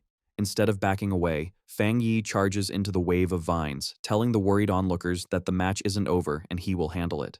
Elder Wu stares in silence, unable to step in. Suddenly, Fang Yi's eye ignites with a golden flame, showing a shift in his power. He slashes through the dense plants with waves of fire. High above, Fang Yi summons a massive sword of energy. Bai Su looks up in surprise, realizing he is open to attack. Fang Yi brings the giant blade down in a crashing slash. Bai Su barely manages to dodge the strike as it cuts through the vines behind him. The strain of the battle finally catches up to Bai Su. He covers his mouth and coughs up blood from overusing his power. Despite his injuries, he refuses to lose. With a wild look in his eyes, he clasps his hands together again, screaming that he can still fight and will recreate the entire forest once more. Fang Yi looks down with a faint mocking smile, asking if this is really all the strength he has. Without waiting for an answer, he closes the distance in a flash, launching into the air to deliver a powerful punch. Bai Su reacts desperately, crossing his arms to summon a green barrier of energy to protect himself. The impact creates a huge explosion, shaking the ground. Song Yue is stunned by the incredible power. She is shocked that Bai Su has been pushed so far. However, beside her, Lin Yi smiles confidently. She watches her cousin float down from the smoke, thinking to herself that Fang Yi hasn't even used his full strength or his other elements yet. She mocks the so-called genius for losing so easily. Elder Wu and Jiaolan watch with grim faces. Elder Wu notes that Bai Su's mind has broken under the pressure and admits the gap between him and the sealer is too big. Jiaolan explains that Bai Su is a pure fighting addict who has never been defeated like this before. Fang Yi thinks the fight is over as Bai Su kneels in the dust. Blood drips from Bai Su's mouth, and he quietly whispers a thank you, as if accepting the lesson. However, Bai Su suddenly screams that he can still continue. Green energy surges around him as he refuses to give up, shouting that his spiritual power isn't gone yet. Fang Yi, standing calmly, sighs, thinking it's time to end this. Bai Su clasps his hands together with intense focus. He commands all living things to listen, and multiple glowing green avatars of himself appear in the air, preparing for a final, desperate attack. Fang Yi analyzes the situation, admitting that Bai Su's ability to create clones proves he's a top-tier pioneer and the strongest opponent he has faced so far, as he has used up a lot of Fang Yi's energy. However, as the green clones fly down to attack, Fang Yi stands his ground. With incredible speed, he unleashes a storm of fire slashes, cutting the clones in half and destroying them instantly. The flames grow into a massive fire that burns the illusions. Bai Su is left confused, losing sight of his enemy, only to realize too late that Fang Yi is right next to him. Fang Yi launches a surprise attack that catches the wood pioneer completely off guard. Bai Su is immediately trapped in a vortex of golden fire. He looks paralyzed with shock, unable to move his body. Sweating and amazed, Bai Su looks up and sees the true gap in their power. Fang Yi stands on top of a massive dragon head made of golden fire, pointing his sword at Bai Su. He calmly asks if they can finally end the match. Elder Wu watches the amazing scene, knowing Bai Su's defeat is certain. He can only marvel at how the sealer keeps surprising him. Jiaolan comments that while she expected Bai Su to lose, she didn't think it would be such a complete defeat. Behind her, Lin Yi simply smiles, saying she knew this would happen. Song Yue and Wang Liang agree that the result isn't surprising, since Fang Yi is the man who solved 2 anomaly disasters alone. The duel ends with Fang Yi landing gracefully, while Bai Su stands across from him, breathing heavily. Bai Su looks at the man who beat him, muttering in disbelief about whether he is a half-step Jinggang or just a monster. A look of bitter disappointment crosses Bai Su's face as he admits his strength was nothing more than this compared to Fang Yi. Humbled, Bai Su clasps his hands and bows respectfully to Fang Yi. He thanks the sealer for the lesson but suddenly apologizes, saying he has urgent business and must leave. Before anyone can stop him, Bai Su bursts into a streak of green light and flies away. Jiaolan shouts after him, but Bai Su's voice echoes back that he is going back into seclusion to train. Jiaolan turns to Elder Wu in frustration, complaining that the war zone still needs him. However, Elder Wu looks on with understanding, noting that this is the first time the proud genius has been so frustrated, so they should let him go. Elder Wu then turns his gaze to Fang Yi, who is putting out the flames from his hand. The elder approaches him and makes a serious offer. He asks Fang Yi if he would consider staying in the Star God War Zone, suggesting he could hold a position with them while still being captain of Tai Tai City. With a serious expression, Elder Wu reveals his true plan. He wants Fang Yi to be his successor. Fang Yi looks stunned by the sudden offer. Elder Wu continues, explaining that the Star God War Zone has the second best resources in the entire Xia nation. He begins to describe the center of power, Shen City, the largest city in the nation. He explains that the people who hold power in Shen City are the absolute top pioneers. He promises that if Fang Yi accepts, he will eventually be introduced to that top circle. However, Fang Yi politely refuses. With his red eyes glowing, he thanks Elder Wu, but explains that he has no such plans. He reveals he isn't even technically part of the Spirit Association and only took the captain title to protect his hometown. He states firmly that he does not want to join any specific group. Hearing this, Song Yue and Wang Liang are shocked, unable to believe someone would turn down such an offer. Elder Wu accepts Fang Yi's refusal calmly. He understands that the most powerful pioneers dislike being tied down by rules. Instead of pushing, Elder Wu suggests a friendship. He tells Fang Yi that even if he doesn't join, he can still make any request, creating a bond of mutual support. Fang Yi announces that he and Jiaolan will stay in the forest to continue their own training. Suddenly, the sky darkens as storm clouds gather. Elder Wu looks up, noting that the forest is rich in elemental energy and a thunderstorm is about to start. He realizes that the intense battle stirred up the natural energy, making the thunder attribute incredibly strong. He recalls that Fang Yi didn't even use his thunder power during the match. Laughing, Elder Wu praises Fang Yi's potential. He immediately orders everyone to leave the forest and give the area to Fang Yi, ensuring no one disturbs his training. As he watches Fang Yi, Elder Wu thinks that as long as Fang Yi remains a pioneer of the Xia Nation, it is the greatest blessing for their country. Fang Yi smiles, realizing Elder Wu understood his intentions. As he leaps into the air, he reflects that the Star God War Zone won't pressure him because of his great strength. He realizes this power gives him ultimate freedom. His eyes glow with blue electricity as he senses the storm. Floating high in the sky, Fang Yi welcomes the lightning. He activates his Divine Thunder technique, surrounding himself in a massive web of electricity to begin his training. In the Tianhai forest, as the sky darkens, Fang Yi flies into the raging storm of lightning. On the ground, Bai Su, still recovering from their fight, creates a protective barrier. He watches in disbelief, thinking it's crazy for Fang Yi with his powerful fire attribute to touch an equally pure thunder power. Bai Su knows that two such strong opposing powers would clash and cause self-destruction. He knows that even pioneers with two attributes always have one that is stronger and one that acts as support, never two extreme conflicting forces. As he watches Fang Yi get covered by the electricity, he wonders if the sealer doesn't know this basic rule. Just then, a huge bolt of lightning strikes Fang Yi. However, instead of being hurt, a confident smile appears on Fang Yi's face as his eye glows with blue electrical energy, and he absorbs the power. From a safe distance, a panicked Song Yue shouts at Elder Wu and Jiaolan, asking why they aren't stopping him. She warns that the thunder power is too strong for any living thing to get near. To her surprise, both Elder Wu and Jiaolan stay calm.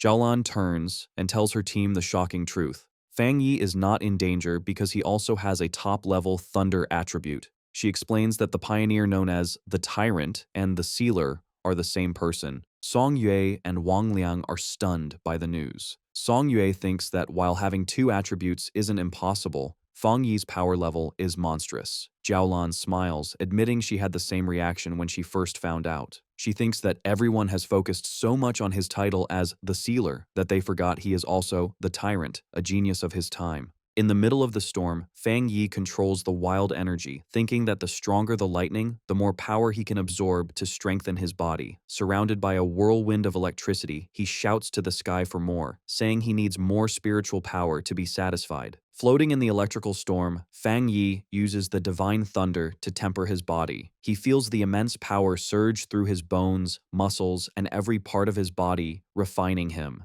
As the process continues, his different attributes, fire, yang, and even dark, begin to blend and become more balanced within him. A series of system notifications confirm that each of his attributes has been tempered. Finally, a message announces the completion of the divine thunder tempering, stating that his body and spiritual power are now better fused and his energy has been restored. With a confident smile, Fang Yi feels like he has been completely reborn. To test his new power, he casually throws a bolt of thunder at a distant mountain, shattering its peak in a huge explosion. Looking at the destruction, he realizes the thunder in this forest is truly special. From the ground, Bai Su watches in awe. He notes that the spiritual stones in the forest are fed by that same thunder, yet Fang Yi destroyed a mountain with a single strike, and he senses Fang Yi didn't even use a third of his full power. He concludes that no other pioneer could do such a thing from a distance. As the storm calms down, Bai Su watches Fang Yi descend, knowing the training is over. With a determined look, he thinks that he and the sealer will definitely fight again in the future. Nearby, Elder Wu smiles, thinking how this young talent keeps surprising him. His desire to have Fang Yi stay with their war zone is stronger than ever. He thinks about Fang Yi's amazing achievements and recognizes that his talent is almost limitless. He believes having such a person as his successor would leave him with no regrets. As the storm ends, Elder Wu laughs while Jiaolan says that the truth is the Star God War Zone needs the Sealer's help, not the other way around. Elder Wu then turns to Jiaolan, commenting on how much she has grown, which makes him more confident in their future. A flustered Jiaolan asks if that's really true. Elder Wu's attention then shifts, and seeing Lin Yi meditating peacefully, he gets a new idea. Maybe they can invite her instead. Fang Yi, his training done, lands gently near his cousin, who is still absorbing the rich spiritual energy from the storm. With his red eyes glowing, he tells her this is a rare opportunity and she should work hard. At that moment, he notices that Elder Wu and Jiaolan are still there. Fang Yi asks them why they are still there. Elder Wu explains that he has a new proposal that requires nothing from Fang Yi. He formally invites Lin Yi to train at their Star God War Zone. As he speaks, Lin Yi's green spiritual energy surges around her. Fang Yi considers the offer, thinking it's an amazing opportunity for his cousin, but he wonders what she herself would want. Having heard the conversation, Lin Yi opens her eyes, ending her meditation. Fang Yi turns to Elder Wu and thanks him for the offer. He explains that as her guardian, he finds it hard to refuse, but he can't decide for her. Just then, Lin Yi stands up, and, after being asked by Fang Yi if she has finished her training, she turns to Elder Wu and says simply that she will not go. Looking directly at the elder, she thanks him for the generous offer but repeats firmly that she does not want to go. Surprised but calm, Elder Wu asks for the reason for her refusal. Lin Yi explains that her way of thinking might be a bit childish. She says that if her reason was just not wanting her cousin to be used, it would be disrespectful. However, as a pioneer, she has her own pride. With a determined look, she declares that she wants to get everything she deserves through her own abilities, not because of her cousin. Fang Yi is momentarily speechless, surprised that his cousin has finally grown up. Elder Wu, not at all offended, laughs and gives her a thumbs up. He apologizes for being one-sided and tells her they will continue to watch her, encouraging her to do her best. A very happy Lin Yi promises that she will. Later, the scene shifts to Fang Yi's villa at night. As he and Lin Yi walk up the stairs, Fang Yi thinks about his recent power-ups. He considers his spiritual energy reserves solved and now needs to figure out how to best use his new Twilight Fire attribute. He also thinks about the more difficult Death Brand ability he acquired, seeing it as a problem he must solve.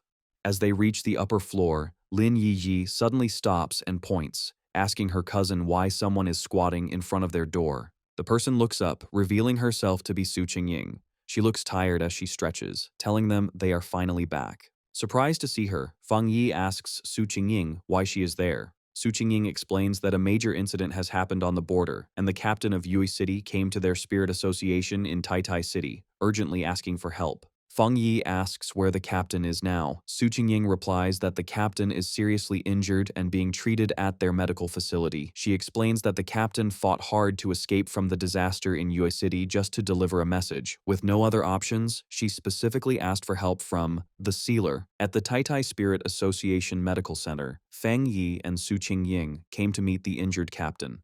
Inside a hospital hallway, a young woman with short, messy dark hair and bandages on her face and arms turns in surprise as someone calls her name. It is Su Qingying, who has arrived with Fang Yi. The young woman greets Su Qingying happily, then notices Fang Yi and asks who he is. Su Qingying introduces him as the captain of Tai City, the sealer, and then introduces the young woman as Chen Ruo, the captain of Yue City. Chen Ruo immediately greets Fang Yi and, in a desperate moment, grabs his hands, begging for his help. She explains that the anomaly in Yue City is much more dangerous than reported, definitely above A+ rank, and she heard he has experience with such major disasters. Fang Yi remains silent, calmly studying her. Realizing she was too forward, Chenruo lets go and apologizes, explaining her desperation. She says the anomaly was only supposed to be B-level, but many pioneers have disappeared. Her entire team was lost, reinforcements vanished, and even her powerful sister was among the missing. Fang Yi listens intently, his expression serious. He thinks it's very suspicious for a B-level anomaly to cause so many disappearances, as even a border city should have capable pioneers. He turns to the upset captain and asks a direct question. Are the pioneers, including her sister, truly missing, or are they dead? Chenruo cannot give a clear answer. Su Qingying tells her to calm down and speak slowly, then has her sit down. She explains that she does not know what happened because she cannot contact any of them. Clutching her head in pain, she insists she has a special connection with her sister and can feel that she is still alive. After a moment, she seems to remember something important. She tells Fang Yi she almost forgot the most important thing, a thank you gift for his help. She pulls a small, dark brown box from her bag and offers it to him, pleading that she has no other options. Fang Yi takes the box, sensing its contents are heavily sealed, but he can feel a familiar Yang attribute energy coming from inside. He asks her what it is and why it is sealed. Seeing his interest, Chenruo looks hopeful, thinking her plan might work. Chenruo explains the gift. It is a spirit crystal that was condensed from a high mountain in Yue City that had a massive eruption of Yang energy. She reveals that it contains immense spiritual power and is a treasure of their city. Opening the box to reveal a glowing yellow crystal, she says they had hoped to use it to cultivate a Yang attribute pioneer, but no one could absorb its power. Some were even burned just by trying. Su Qingying, standing beside Fang Yi, is shocked to see a real spirit crystal. She explains to Fang Yi that they are very rare and valuable because pioneers without a specific attribute can absorb them to awaken a power, making them highly sought after. With a confident smile, Fang Yi closes his fist around the crystal, absorbing its golden light. He tells Chenruo it's a deal and asks if they should leave now. A startled but relieved Chenruo stammers that there is no problem. Later, the group drives along a mountain road toward Yue City. Inside the car, Fang Yi asks Chenruo to describe the anomaly. She explains that it all began when tombstones started appearing in the mountains. Villagers who saw them reported hearing noises from within. However, when pioneers investigated, the tombstones showed no unusual signs. They sealed off the area, but that same night, skeletal arms erupted from one of the tombstones and dragged a villager inside. As Chenruo finishes, the car stops in the pouring rain. They arrive at a village now surrounded by a vast field of gray tombstones. Chenruo tells Fang Yi this is the place and asks for his opinion. Fang Yi looks at the eerie scene but finds it strange, noting that he can't sense any abnormal aura. As they walk through the field of tombstones, which now glow with a faint purple energy, Chenruo explains that more tombstones have appeared randomly all over Yue City. At unpredictable times, skeletal arms reach out and drag people into the graves. She looks around in shock, realizing the number of tombstones has increased dramatically in less than a day. She then tells Fang Yi and Su Qingying to follow her to the rest of her people. As they walk, Fang Yi thinks about how strange the situation is. The concentration of the anomaly's energy is incredibly low. He wonders if its purpose is to make people lower their guard or if there is another reason. He concludes that capturing people seems less like a random attack and more like a ritual. Placing his hand on a tombstone, Fang Yi has a realization. He explains that anomalies can also perform sacrifices to bring about the revival of a much larger, more powerful anomaly. He recalls how bat-like anomalies in Tai Tai slaughtered residents to bring forth their anomaly king. Hearing this, Chenruo stops, a look of horror on her face as she asks if this disaster is also a sacrifice. Chenruo explains with panic that the local mountain residents are very traditional and have refused to evacuate. They are even planning to hold their own ceremony the next day. Suddenly, she shouts that it's happening again. A skeletal purple hand erupts from the ground in front of Fang Yi. He dodges it with ease, noting the creature's strength is weak, only at the B level as reported. He summons his flaming sword and slices the arm in half. However, another skeletal hand immediately bursts from the ground and grabs his glowing blade. Fang Yi watches with a sharp, observant gaze. The skeletal hand belongs to a much larger, monstrous skeleton with multiple limbs that erupts from the ground. All around them, more skeletal creatures burst from the earth, surrounding Su Qingying and Chenruo. Chenruo shouts in shock, questioning why these creatures are not afraid of Fang Yi's powerful Yang attribute. In moments, a massive horde of glowing purple skeletons swarms the area. Instead of being concerned, a slight smile appears on Fang Yi's face. He thinks his theory seems to be correct, but needs to verify it, remarking that the mission has suddenly become interesting. Amidst the chaos, Chen Ruo plays her flute, surrounded by skeletons as she emits blasts of green energy, slicing them apart. Chen Ruo notes that while the skeletons are not high level, they are relentless because they have no sense of pain. She realizes with despair that their numbers are far greater now and seem impossible to wipe out. Her hope begins to fade as she wonders if even the sealer is powerless. Seeing her struggle, Su Qingying kicks away several skeletons and tells her not to get discouraged. Suddenly, Su Qingying finds herself surrounded by a massive wave of hellish red flames that burn the skeletons around her. She looks on in shock, wondering what this new power is. From the center of the battlefield, Fang Yi unleashes his Twilight Fire domain, rising into the air above a massive red sphere of energy. The ground below is covered in a sea of fire that instantly destroys the skeletal horde. As he activates his new power, a system notification appears, stating it has detected a special death attribute. The system then explains that his domain is continuously absorbing this unique attribute, converting its energy to strengthen his own yang attribute. A moment later, a final notification confirms the enhancement is complete. Su Jingying and Chen Ruo watch as a huge fire explosion wipes out the last of the skeletons. Chen Ruo is impressed, saying Fang Yi's, the sealer's, reputation is well-deserved. Relieved, she feels Yue City has a chance to be saved, apologizes for her earlier behavior, and offers to take them to meet her team. Chinruo leads them to a camp that serves as the base for the Yue City Spiritual Association. A group of pioneers greets her, calling her captain. Chinruo introduces Fang Yi and Su Qingying, explaining she brought reinforcements, the famous sealer and the captain of the Tai Tai Association. Her three teammates, Chen Feng, Chen Xing, and Chen Shi, look at Fang Yi in disbelief, doubting a young man like him could be the legendary pioneer who solved a disaster on his own. One of them comments that his age doesn't matter, as the situation in Yue City is completely different. The tension rises when Chen Feng scolds Chen Ruo for returning and bringing outsiders to die with them. He shouts that almost no one is left and the city is about to be devoured, revealing they were all deceived and lured here to be a sacrifice. As Chen Ruo tries to explain that her team has suffered, Fang Yi calmly observes them. With a serious look, he states that he accepted a request and will do his part. With complete confidence, he declares he will solve the problem here. Meanwhile, Chen Shi explains to a upset Chen Feng that because their city is far away and their customs are more traditional, their people pray to the gods when they face problems they can't solve.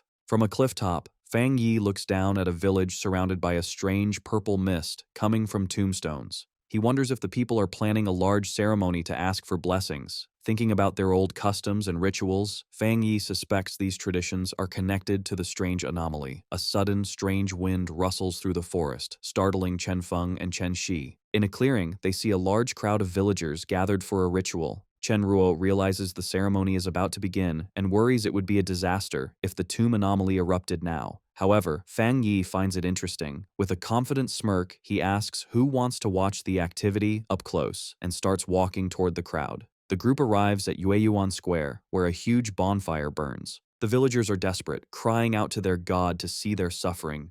One man offers his own life to save his children. All around, people are bowed on the ground, pleading for the heavenly god's mercy.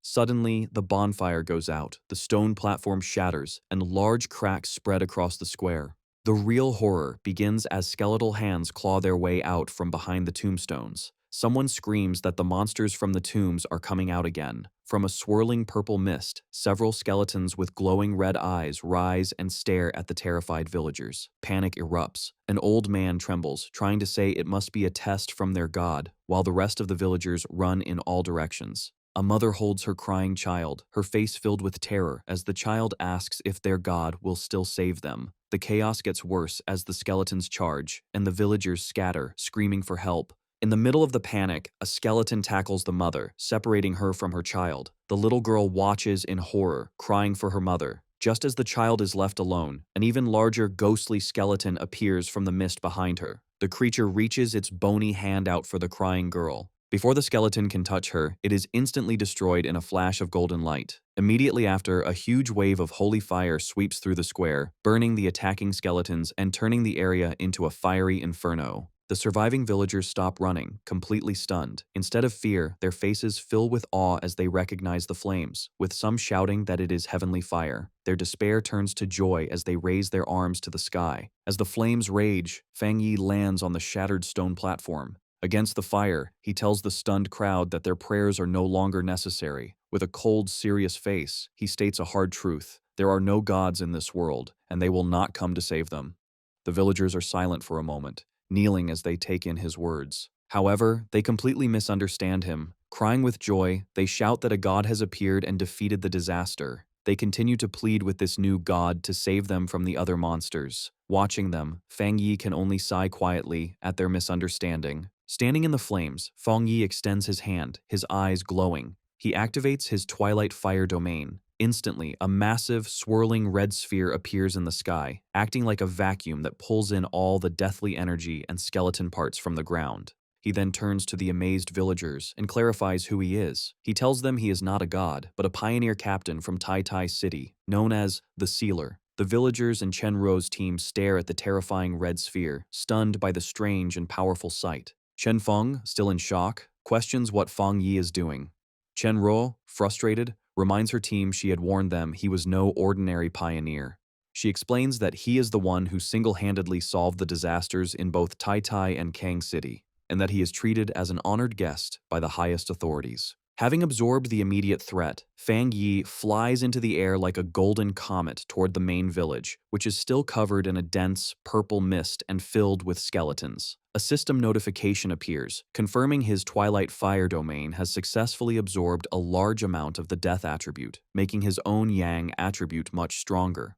Looking down at the countless skeletons below, he prepares to unleash his new power. He summons his blazing sword, its flames brighter than ever. With a powerful swing, he unleashes a huge wave of fire, declaring he will free Yue City for good. The fire, now mixed with a strange purple color from the absorbed energy, sweeps through the village, burning everything. From a safe distance, a group of survivors watches in disbelief and then cheers. They joyfully shout that the tombstones and skeletons have vanished, celebrating that heaven has not forgotten their city. After the attack, Su Qingying checks her device and reports that the anomaly readings in the Anding district are back to normal. Standing beside her, Chen Ruo confirms the Baimu district is also clear. She explains that only the Jinming district is left, the area with the highest concentration of the anomaly's power. However, as they prepare to move on, Su Qingying's face turns to shock. She urgently asks if they haven't noticed something terribly wrong. She points to the village, explaining that instead of disappearing, the pillars of purple light have actually multiplied, meaning the situation has gotten worse. Chen Ruo also shouts in alarm, confirming a massive energy surge is coming from the Jinming district and that the anomaly's power is rapidly gathering in one spot. Before their eyes, a terrifying event unfolds as a swirling vortex of dark green and purple energy begins to form a monstrous shape. From the mist emerges a giant skeletal being, a new anomaly king, its empty eye sockets glowing with a menacing green light. Facing this huge presence, Fang Yi stands his ground, calm and unafraid. As he faces the new threat, two system windows appear. The first tells him it is analyzing the unknown power it has detected. A moment later, the second window names this strange power, the Death Attribute. The huge anomaly king, covered in green and black energy, glares down at Fang Yi. Its massive size dwarfs the entire village. Floating in the air with his golden aura, Fang Yi stares back, sensing a strange and difficult presence coming from the monster. From a safe distance, Chen Ruo and Su Qingying watch in disbelief. Chen Ruo stammers, asking what this creature is, and says its strange energy is even stronger than the S-class disaster in Tai Tai City. The group realizes this new anomaly king must be the source of the light pillars. Su Qingying shouts a warning, telling everyone that it's about to attack. The anomaly king unleashes its power, sending a swarm of shadowy black tendrils rushing out. The energy washes over Fang Yi, who is shocked by its effect. He feels a powerful, sick force that seems to twist his mind, as if his brain is being poisoned by the creature's presence. He realizes with horror that this is a fully evolved anomaly king, with an aura of death far more powerful than any monster he has faced before. The swarm of black tendrils comes down on Fang Yi, trying to overwhelm him. His face hardens and his red eye glows with focus as he prepares to fight back. He reacts with amazing speed, swinging his flaming sword and slicing through the shadowy arms. As he fights, Fang Yi thinks about the situation. He knows the yang power should naturally beat the dark power, so his flames should be very effective. However, he worries that even his strong yang power is not completely stopping the enemy's attacks. Just as he cuts the tendrils apart, the Anomaly King's power surges again. At the same time, the surviving villagers begin to chant and pray once more, calling for their god to appear. The Anomaly King unleashes its full power. From the outside, Su Qingying looks on with a shocked expression, her eyes wide with disbelief. Inside the storm of energy, strange green tendrils erupt and wrap themselves tightly around Fang Yi's body, holding him still as Su Qingying screams his name in terror. A moment later, his sword falls to the ground and shatters. Far away in Tai City, Lin Yi is suddenly filled with a sense of dread, calling out for her cousin as if she can feel his pain. Pacing nervously in a forest, she tries to calm down, wondering why she is so afraid when it is just another mission for him. She reminds herself how powerful Fang Yi is, but a deep feeling of worry remains. She begins to regret her decision, wishing she had ignored his advice and gone with him. Her anxiety grows as she stares at her phone. Suddenly her phone rings, showing a call from Sister Jiaolan. Jiaolan's voice is serious as she delivers the terrible news. They have heard that Yue City is now completely surrounded by a massive group of tombs, and an official lockdown order has been issued. She then says bluntly that Lin Yi's cousin, Fang Yi, is in trouble. As she speaks, a large group of military vehicles speeds through the mountains, clearly preparing for a major operation. The news that Fang Yi might be dead shocks the Tai Spirit Association. The officials, who had just started to feel hopeful, are now filled with despair. They gather around a table, asking if their greatest hero, the Sealer, has truly died. They wonder if humanity's fight is pointless, if even someone as powerful as him can be beaten. At the Spirit Association headquarters, a high-level meeting is happening. A senior official expresses regret over the situation in Yue City. He says that the appearance of an anomaly king from a B-level threat confirms a key theory. These kings must be killed before they can fully evolve. However, Gu Yuro interrupts him, standing up and asking if this is really the time for theories. She declares she will go to Yue City herself. Another official tries to stop her, reminding her of her importance to Shen City and telling her the military is already handling it. Gu Yuro looks away, thinking grimly about the high cost of their strategy. First, they nearly lost Elder Wu, and now they seem willing to sacrifice Fang Yi. Her frustration boils over, and her body begins to glow with blue energy. She angrily confronts the official, accusing them of being willing to abandon a city just because the fight seems too hard. The man, shocked by her outburst, demands to know what she means. He shouts back that the Sealer went to Yue City on his own. In this dangerous new era, he says, a single mistake leads to death, and it's no surprise that even a hero like Fang Yi could die. Gu Yuro's anger explodes. Her blue aura flares as she questions the official's attitude, asking what the point of fighting is if they are all just going to wait to die. She reminds him of the disaster in Shen City and why Elder Wu risked his life if their plan was to just abandon cities they couldn't easily win. She brushes past several officials who try to reason with her. With a look of complete disgust, she calls them all a bunch of fools.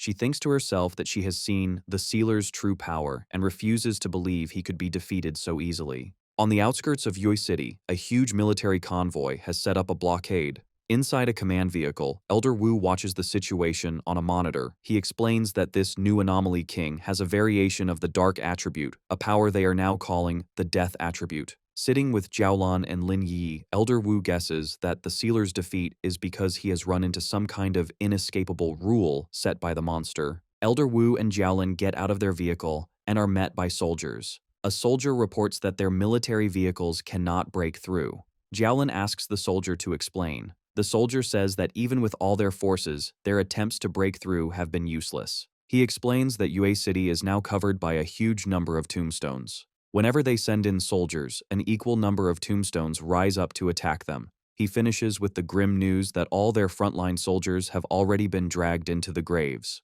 The soldier adds that the Anomaly King's power is still slowly expanding out from the city. Lin Yi trembles in fear. The soldier grimly says that the chance of fixing the situation in Yue City is 0 and asks Elder Wu if they should order a retreat. He explains that the Anomaly King seems immune to all powers and has captured all the pioneers at the front, including the Sealer. Hearing this, Lin Yi screams, refusing to believe it. She turns to Elder Wu and Jiaolan, thanking them for their hard work, but declares that she will return to Yue City alone, not wanting to drag anyone else into a suicide mission. Deep inside the anomaly in Yue City, the land has changed into a terrifying, silent graveyard lit by an eerie green light. The ground moves, and massive tombstones erupt from the earth. The names carved on these new stones are Su Qingying and Chen Ruo. Above the graveyard, the Anomaly King weaves the death energy into thick threads. The energy comes together to form a stone coffin standing upright. Inside, Fang Yi is trapped, his body limp. Ghostly green centipedes crawl over him, wrapping around him to hold him forever. He appears completely lifeless, sealed in the tomb made by the monster. His eyes are hollow and dark, making it seem like the sealer has truly died. But, in the darkness of this death, a system notification suddenly lights up. The Death Brand ability that Fang Yi had gotten before has been successfully activated. The system confirms that he has now obtained the power of infinite death. Soon the system announces that the Death Brand trial has ended. Fang Yi is exhausted, but awake. He lets out a breath, thinking that the Death Brand trial was a very intense experience. He looks up at the huge, scary green skull of the Anomaly King above him, noticing that the King of Death now looks much friendlier to him. However, as his eyes glow with power, he admits to himself that he never wants to go through that rebirth trial again.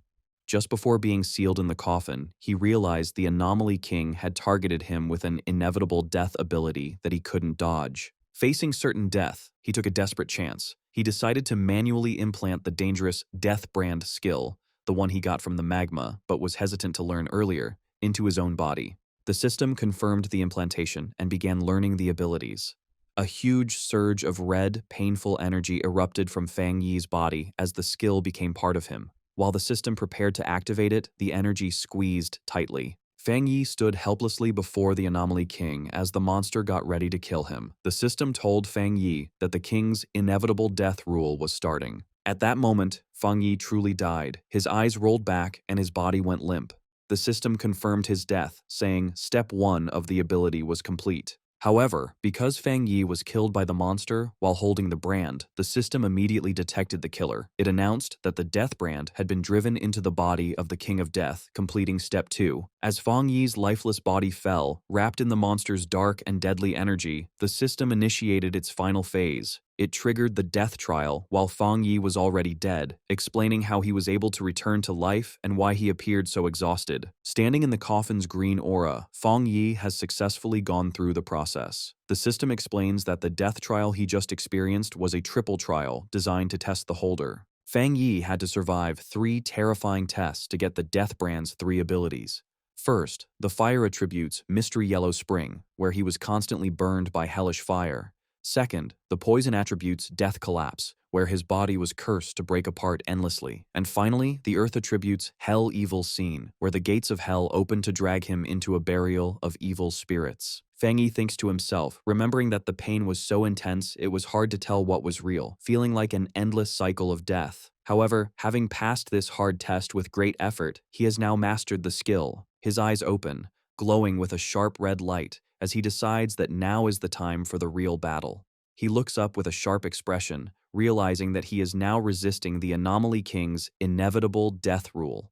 Blue electrical energy begins to surge in his hand, creating a disturbance that the Anomaly King feels. The huge skeleton looks down, confused by the sudden power rising from the coffin.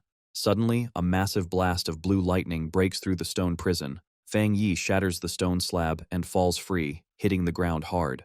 The monster stares down through the green mist, watching its prisoner escape. Fang Yi walks through the smoke and debris, covering his face and gasping for breath, tired from the resurrection, but alive and free. The Anomaly King is in a state of pure shock, unable to understand that the human it just killed has come back to life. As Fang Yi stands before it, the system reveals that the Death King has sensed Fang Yi's resurrection. The giant skeleton summons its power, getting ready to fight the revived threat. Not giving Fang Yi a moment to rest, the Anomaly King launches a series of massive green energy blasts from the sky. The attack hits the ground with great force, causing a huge explosion of green energy that covers the area where Fang Yi was standing. However, as the dust clears, Fang Yi is crouching on the ground, completely unharmed. A grin appears on his face as he realizes the monster's attacks no longer work on him. The system confirms that Fang Yi has successfully avoided the inevitable death rule. He stands tall before the giant skeleton, his cape flowing in the wind, while the Anomaly King looks down in confusion and fear.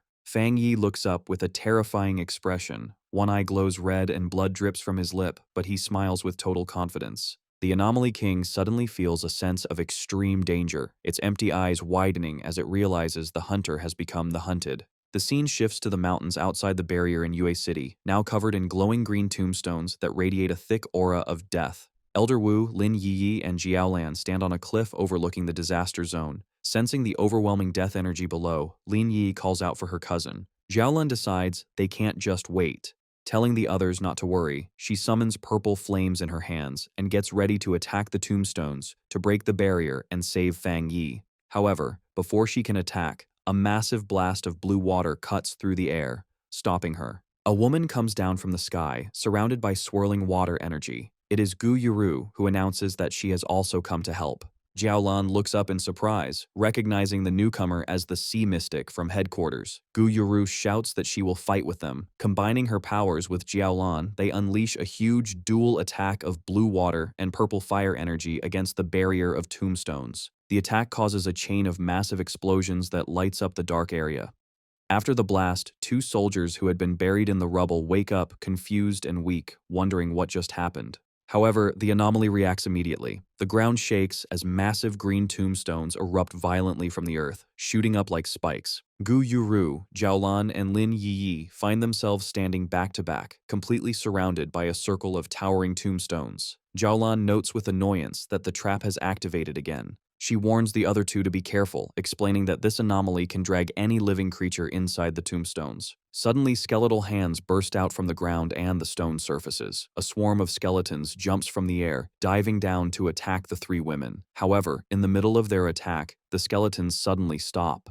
They look terrified, trembling as if they sense something far scarier than their current enemies. Instead of attacking, the skeletons frantically dive back into the ground and the tombstones, desperate to hide. Gu Yuru and Lin Yi look on in total confusion, wondering why the monsters suddenly ran away.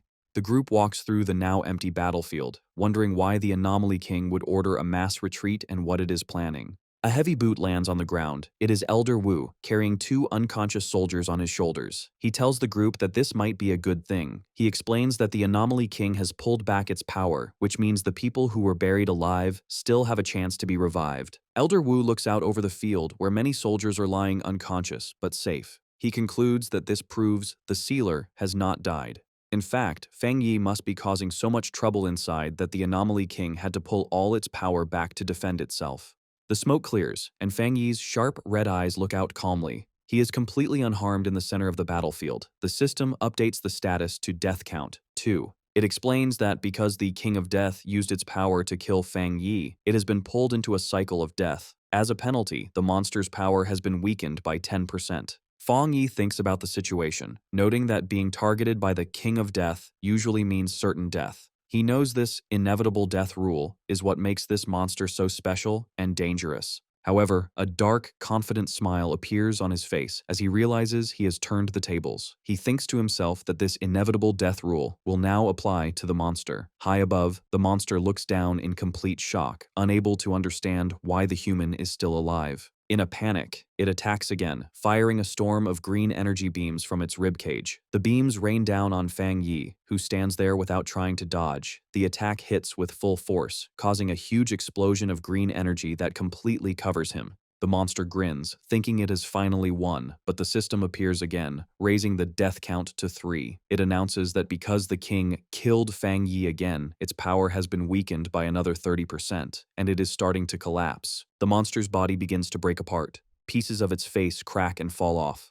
From the smoke of the explosion, Fang Yi walks out slowly, his body reforming and completely unharmed. The monster stares in absolute horror, its green eyes wide with fear, as it realizes its attacks are only hurting itself. Fang Yi wipes his mouth with a smirk. He mocks the creature, ready to continue this cycle until the monster is completely destroyed. He focuses his mind and fires a massive beam of energy at the monster. However, the monster easily deflects the attack with its hand. A system notice announces that a new mark has been activated.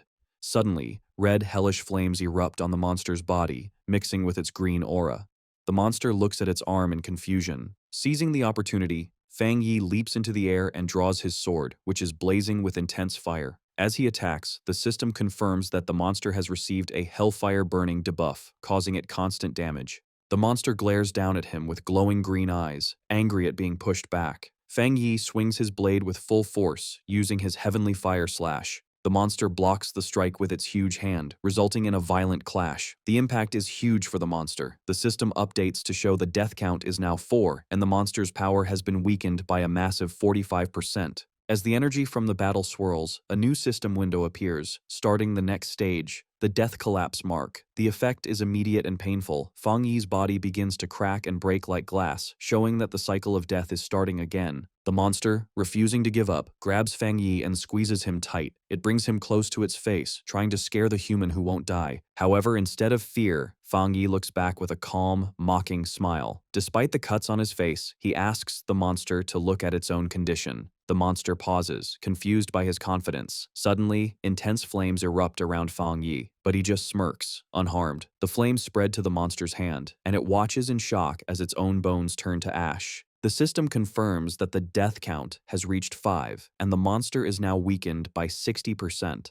Another notice announces that the Hell Evil Scene mark has been triggered, speeding up the destruction of the monster's body. The monster roars in a furious rage, but it can't stop its body from crumbling. Outside the barrier, the massive tombstones surrounding the city begin to collapse. Zhao watches in disbelief, realizing the entire anomaly is breaking down. In the sky, the dark clouds disappear, letting light shine through.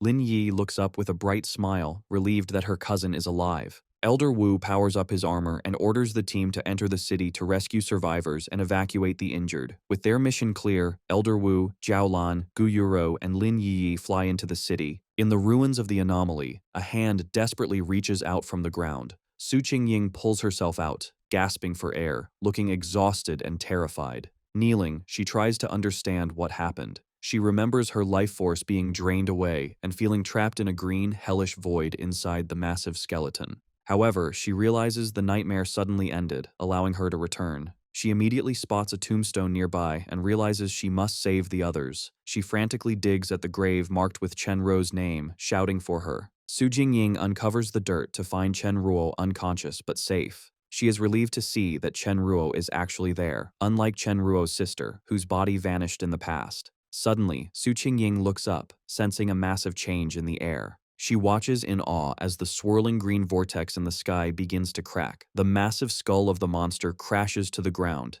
Despite its collapsed state, the monster refuses to accept defeat. It glares up, declaring that it is the noble King of Death, and questioning what kind of being Fang Yi is to challenge it. The monster is furious that a human dares to look down on it. Suddenly, Fang Yi's undead army of red-eyed shadow spirits appears from the darkness. The monster's eyes glow with intense red light as they glare. The system announces that the Hell Evil Scene mark has now weakened the monster by 80%. The monster freezes in shock, its face cracking further as it realizes it has no power left. The destruction speeds up. The system progress bar jumps to 100%, and the monster's green soul shatters completely. The system confirms that the monster's ability has been completely weakened and has now been seized by Fang Yi. Fang Yi opens his eyes, which have changed from red to a glowing, mystical purple. The system declares the outcome. The old king falls. The new king ascends.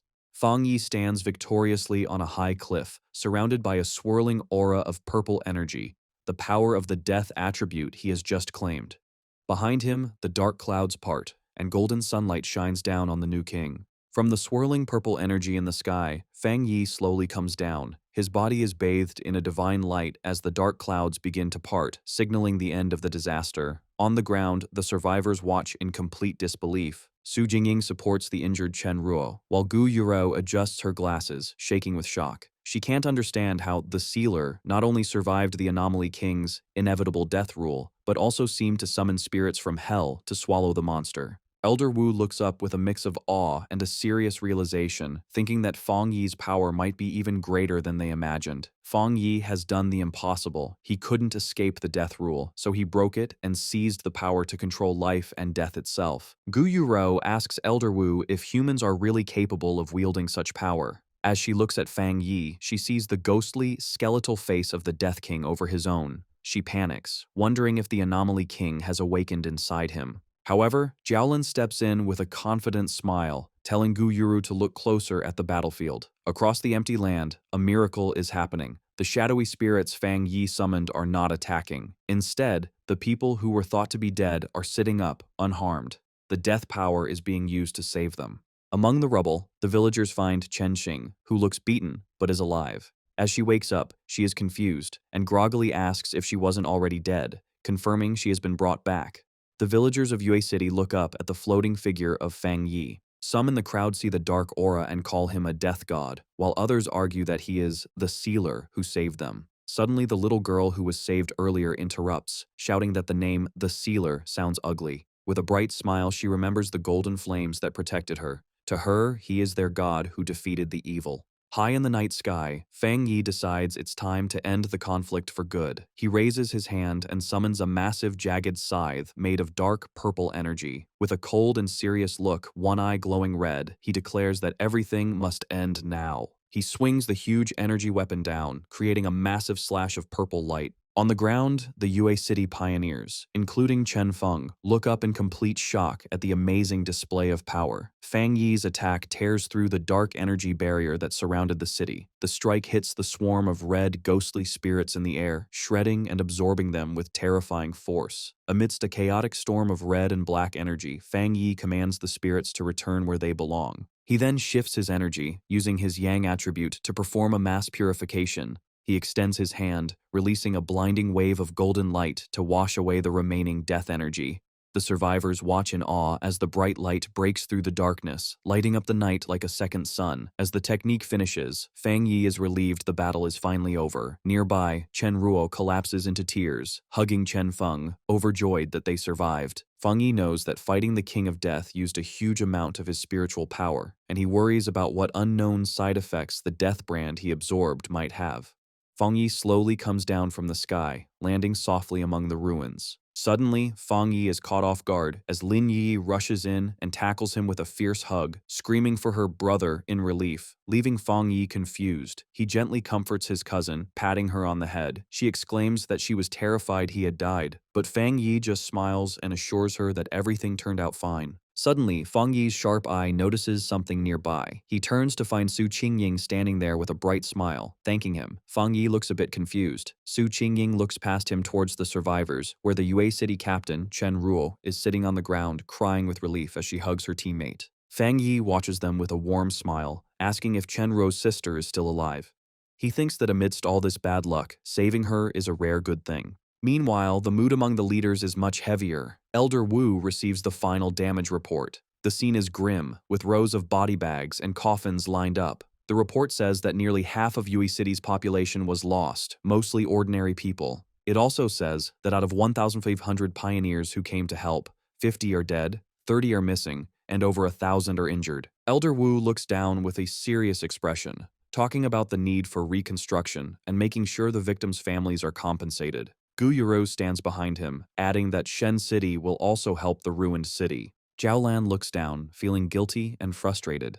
She asks her teacher if they can finally make the spiritual energy recovery public, saying she feels useless because they couldn't save everyone while keeping secrets. Elder Wu looks at her kindly but firmly, explaining that such a big decision is not up to them. He says that ordinary people are not as weak as she thinks, and that many have already figured out the truth and are preparing for the future. He places a reassuring hand on her shoulder, telling her she doesn't need to carry the weight of the world. Gu Yuru smiles, saying she originally came to meet the Sealer, but sees her help is no longer needed. The leaders watch as Fang Yi is surrounded by a crowd of cheering pioneers. They realize this battle has made him a central figure for the nation. The crowd chants his name, calling him their god and thanking him for saving them. Meanwhile, the battle's impact is felt globally. Elder Wu knows that publicly revealing that Xia Nation's pioneer, the Sealer, defeated the Anomaly King is a powerful warning to other countries. Spies from various nations scramble for information, frustrated that they still know nothing about his true abilities. Elder Wu understands that once the details of the Yue City incident are out, the world will believe Xia Nation has figured out the king's rule through Fang Yi, something no other nation has done. Because of this fear, other nations will not dare to act against Xia Nation. Fang Yi's victory has secured a huge strategic advantage for his country. Elder Wu addresses his team, ordering them to return and study all the data from the scene immediately. He gives a powerful speech, reminding them that the road ahead is long and they can't rely on the Sealer to solve every problem. Jiaolan and Guyuru smile, agreeing with their teacher. Guyuru says that retirement is impossible for them and that their Shen City team will be the ones to solve whatever comes next. Later, at his villa in Taitai City, Fang Yi is relaxing in a large bathtub, scrolling through his phone. He thinks about the battle. After clearing the area, officials found a dark attribute spirit crystal left by the King of Death and gave it to him as a thank you gift. He holds his phone, counting his rewards. He remembers the Yang attribute spirit crystal Chen Ruo had given him earlier. Two glowing crystals appear before him, the purple dark crystal and the golden Yang crystal. He realizes he now has two top-tier attribute crystals. Fang Yi stands up from the water. He decides to act immediately. Even though light and dark attributes usually clash, he thinks that since the system recognized him as the new King of Death, absorbing the dark energy should be fine. He presses the purple crystal into his chest, letting the dark energy swirl around him. A system window appears, confirming it has detected the dark attribute and identified the spirit crystal. The system announces it is starting an ultimate calculation and begins creating a new technique. Soon after, the system announces a new dark attribute technique called Death Walk. When Fang Yi activates it, his body is covered in purple shadows, and the system explains that the skill allows him to teleport through darkness. He thinks that while it sounds mysterious, it is basically a teleportation skill. To test it, he vanishes from his second-floor balcony and reappears on the floor below.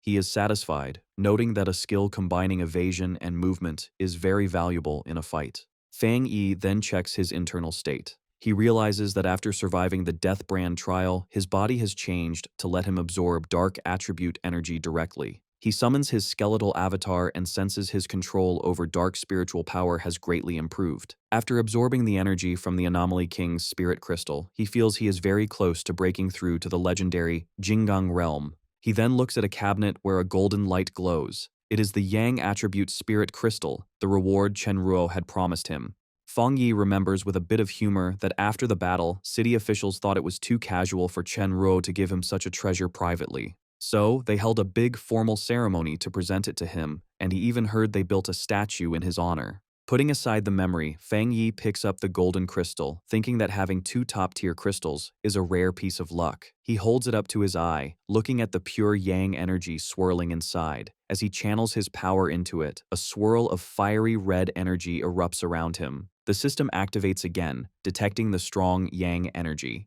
Just like with the dark crystal, the system announces it is starting its ultimate calculation to create a new technique from this power source. Fang Yi focuses all his energy on processing the crystal, and the system confirms the new technique is successfully created. Suddenly, a blinding golden light bursts from Fang Yi's body, shining as bright as the sun. The system announces he has a new Yang attribute technique called the Sun God. Surrounded by intense, swirling flames, Fang Yi unleashes the full power of this new ability. The system explains that the Sun God technique lets him summon a sun avatar that can burn through anything. A glowing golden symbol appears on his forehead. High above the city, a huge golden bird made of fire appears in the sky, lighting up everything. On the streets below, a reporter broadcasts the amazing scene while online comments flood in. People joke about being blinded by the light even in faraway cities. The reporter tells the citizens not to panic, suggesting that their guardian, the Sealer, is just getting stronger. Online, people guess that the Taoist god, who had saved them before, is going through another trial.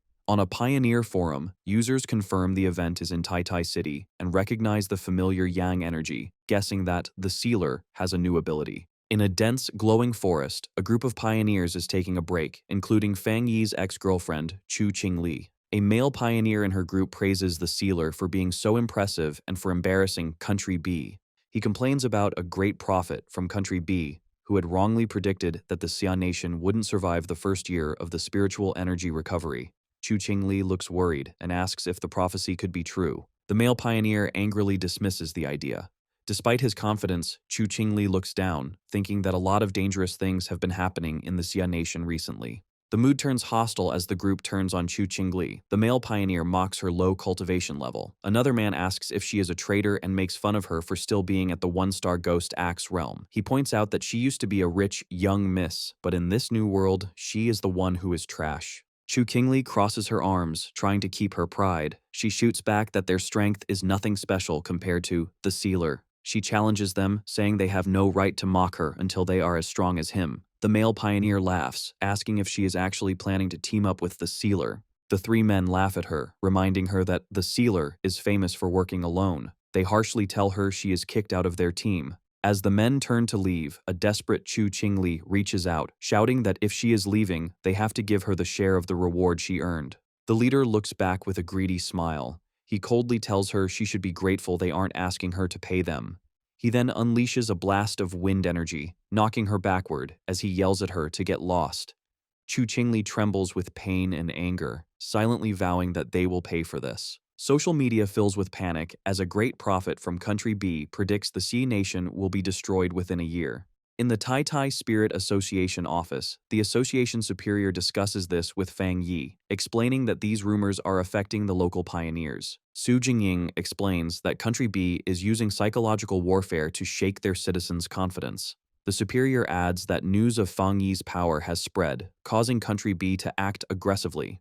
It is even rumored they had manipulated events to cause a near disaster in another city. The superior admits the disaster was strange because all signs pointed to it happening in Country B, yet it almost destroyed their own elite forces instead. To fight the panic, the association decides Fang Yi has to make a public statement. He stands at a computer and, with a single keystroke, sends his message.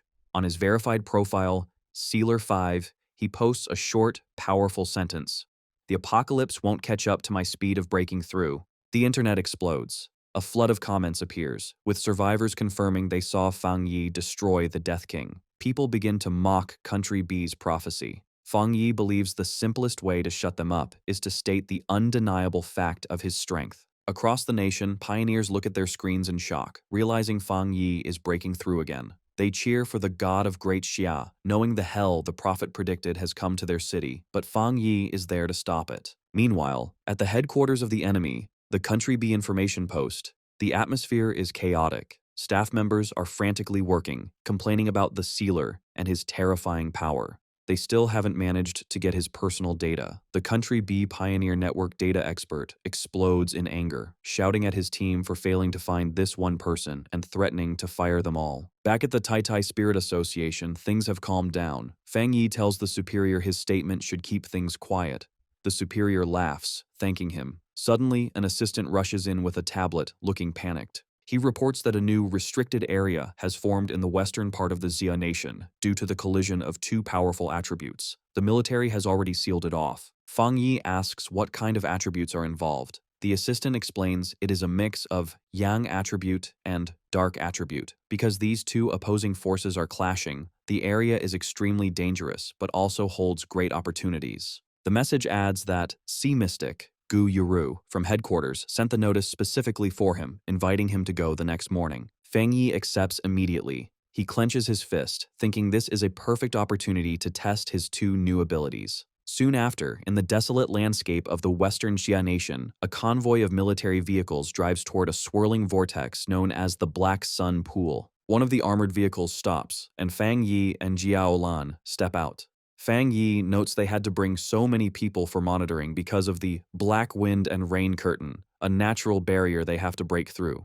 He stands calmly before the storm, observing the magnificent and chaotic clash between the Yang and Dark attributes inside. Beside him, the team asks if he is ready. Standing before the massive tornado of dark energy, Fang Yi prepares to face the new challenge. Outside the black wind and rain curtain, a restricted area covered by a massive dark tornado, Jiaolan introduces a group of new arrivals. She explains that they are elite pioneers from the headquarters in Shen City and Haishi City. She notes that these new arrivals are just like Fang Yi, top-tier geniuses at the 3-star spirit creation realm who are expected to reach the Jinggang realm soon. Behind her, the new team members appear, radiating spiritual power. A blue-haired man introduces himself as Wang Lan, the new captain of Haishi City, a 3-star water attribute pioneer. Beside him stands a spiky-haired man named Song Yiming, an elite pioneer from Shen City with powerful wind and fire dual powers. Wang Lan politely apologizes for their late arrival. Zhao Lan addresses the group, reminding everyone of the rules of the restricted area. She challenges them to use their own abilities to break through the dark curtain and enter the zone. Fang Yi stands silently, his red eyes glowing as he notices the two new captains staring at him. Song Yiming lets out a dismissive snort, unimpressed by Fang Yi. Eager to prove himself, he steps forward and says he will go first. He draws a large blade from his back, ready to show his power. As he channels his energy, he thinks to himself that half the reason he accepted this mission was because of the sealer. He had heard rumors about Fang Yi's rare yang attribute and wants to compare his own strength. Flames erupt from his body as he leaps into the air, activating his dual powers. He combines blue wind energy with his blazing fire sword, boasting that he has the purest fire attribute, and uses the wind attribute to boost its power to the limit. With a massive swing, he unleashes a wave of fire and wind against the dark barrier. Zhaolan notes that Song Yiming is indeed a genius who has developed his two attributes to their peak. Song Yiming lands as the energy from his attack clears a path. He scoffs, saying the dark barrier is just mimicking bad weather and is easy for him to break. Wang Lan then decides it is his turn. He activates his spiritual power, summoning a sharp, blue water construct. As he charges into the dark storm, he forms a protective water umbrella around himself, using his defensive skill to push through the harsh environment. Inside the swirling darkness, the water shield glows brightly. Wang Lan feels the terrifying pressure of the dark climate, realizing that if he had come here right after reaching the 3-star spirit creation realm, he might have died. He looks up in amazement, wondering how the yang attribute and the dark attribute can truly exist together. Ahead of him, the massive vortex of conflicting energies swirls in the sky. Song Yiming holds a bit of dark energy, noting that it feels cold and repels the human body. He thinks just enduring it is impressive enough. Wang Lan is concerned, guessing that maybe Fang Yi can handle the pressure well because his fire attribute is naturally close to the yang attribute. He comments that passing through the curtain is quite difficult. Suddenly, Fang Yi unleashes a burst of golden flame, using a fire slash to cut through the darkness. Wang Lan and Song Yiming are forced to leap away. Wang Lan watches the golden figure streak past, trembling as he recognizes the pure yang attribute. Fang Yi tears through the final layer of the barrier, creating a massive opening of light. He stands casually with Zhaolan and greets the others, saying they have waited a long time. His presence is overwhelming. Song Yiming and Wang Lan stare at him in complete shock, stunned that the sealer moves through the deadly barrier so easily. Wang Lan asks how Fang Yi manages to keep the black wind and rain curtains split open. Fang Yi holds a ball of golden energy and calmly explains that it is simple. He says that as long as one uses a yang attribute that is stronger than the surrounding dark attribute, the darkness can be suppressed. He admits it uses a lot of spiritual power, but can be maintained with enough reserves. Meanwhile, Song Yiming is annoyed that Fang Yi calls such a feat simple. Wang Lan wonders if Fang Yi is really in the same realm as them.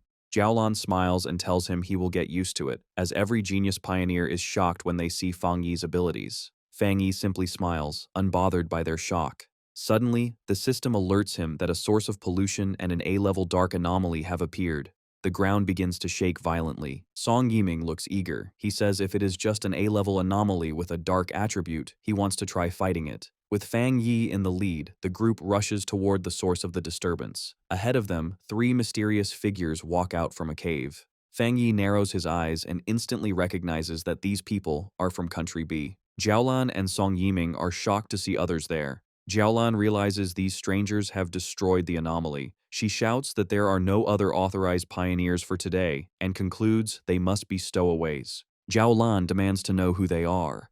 The 3 intruders stand boldly. A blonde man in a purple shirt, a muscular man with long black hair, and a man in a hood. The blonde man smiles arrogantly and introduces them as pioneers from Country B who have come to train. Song Yiming is furious, shouting that this is Jia Nation's territory and they have no right to be in a restricted zone without permission. Zhaolan backs him up, ordering them to leave, but the intruders stand their ground, saying that times have changed. The blonde man arrogantly states that if the Xia people won't take the resources here, his group will. He claims they are justified because they believe they are stronger than the Xia team. Hearing this, Fang Yi steps forward and calmly asks the intruders if they really believe that opportunities belong only to the strong. The blonde man smirks, thinking his country sent their elites here to start a conflict. Fang Yi looks at him with a cold, terrifying smile, his red eye glowing, and tells them that if strength is the rule, they can get lost. While Fang Yi confronts them, Jiaolan tries to report the situation to headquarters, but the enemies launch a sudden attack. The blonde man unleashes a surge of green energy, shouting that they have refused his polite offer. Song Yiming and Wang Lan are shocked, realizing the enemy has the rare and dangerous dark attribute. The blonde man laughs, declaring that this dark attribute environment is his perfect home field. Jiaolin analyzes the disgusting energy, realizing it is a nether poison attribute, mutated from decaying corpses. Panic sets in as she yells that the attack has destroyed all their communication devices, cutting them off from the outside world. Fang Yi realizes the intruders intend to kill them all. Song Yiming, refusing to wait, charges forward with his flaming sword. He shouts that if they can't absorb the dark attribute, they should just destroy it.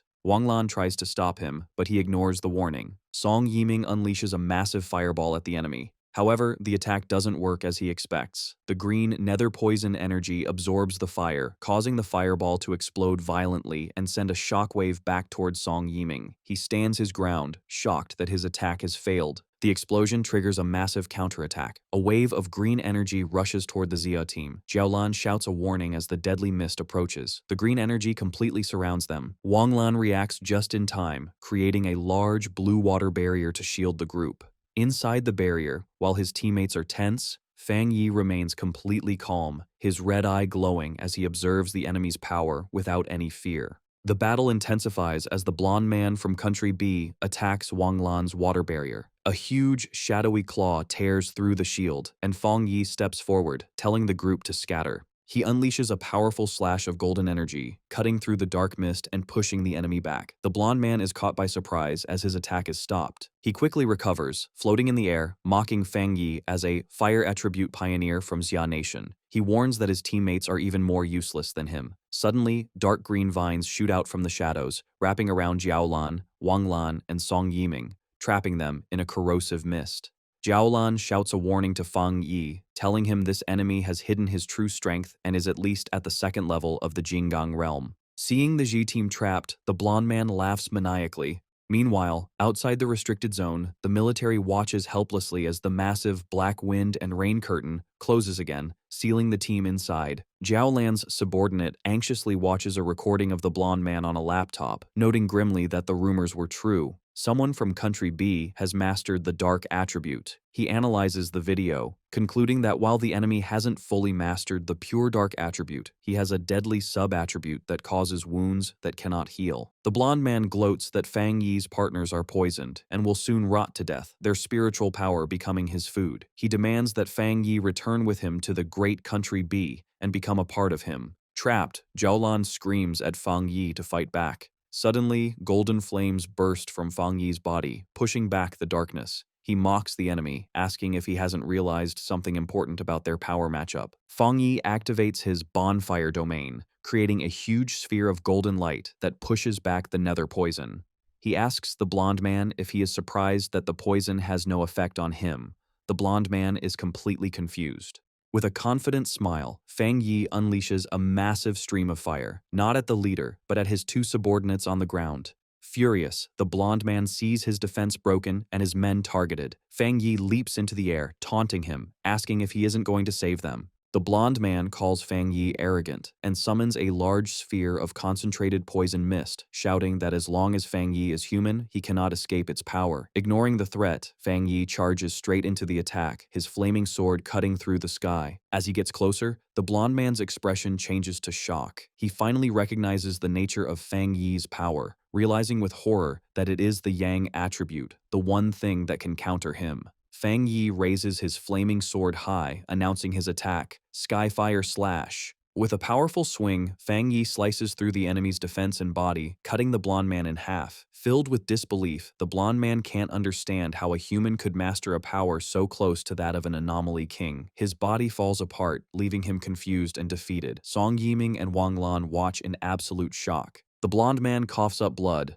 but refuses to die. Using the area's dense dark energy, green vines pull his two halves back together. He shouts that because the dark attribute is so rich, Fang Yi can't kill him. Fang Yi floats in the air with a bored look, thinking to himself that the nether poison attribute is too weak and its ability to heal is terribly low. He decides that this opponent doesn't even require his ultimate move. Suddenly, the blonde man looks at his hands in confusion, realizing his regeneration has stopped. He screams, asking why he isn't healing anymore. Fang Yi snaps his fingers. The energy he had planted behind the enemy explodes violently in a burst of golden light, destroying him completely. He lands softly, walking away from the charred remains with a cool attitude. He reaches his hand out toward Wang Lan and Song Yiming, and crackling blue lightning surrounds them, targeting the green poison spots on their bodies. Feng Yi explains he is removing the dark attribute, leaving the two pioneers amazed. He then taps Jiaolan on the shoulder, purifying her as well. She expresses her shock that he killed a Jinggang realm pioneer so easily. Feng Yi analyzes the fight, thinking the blonde man did not reach the Jinggang realm through normal means because his spiritual power felt impure.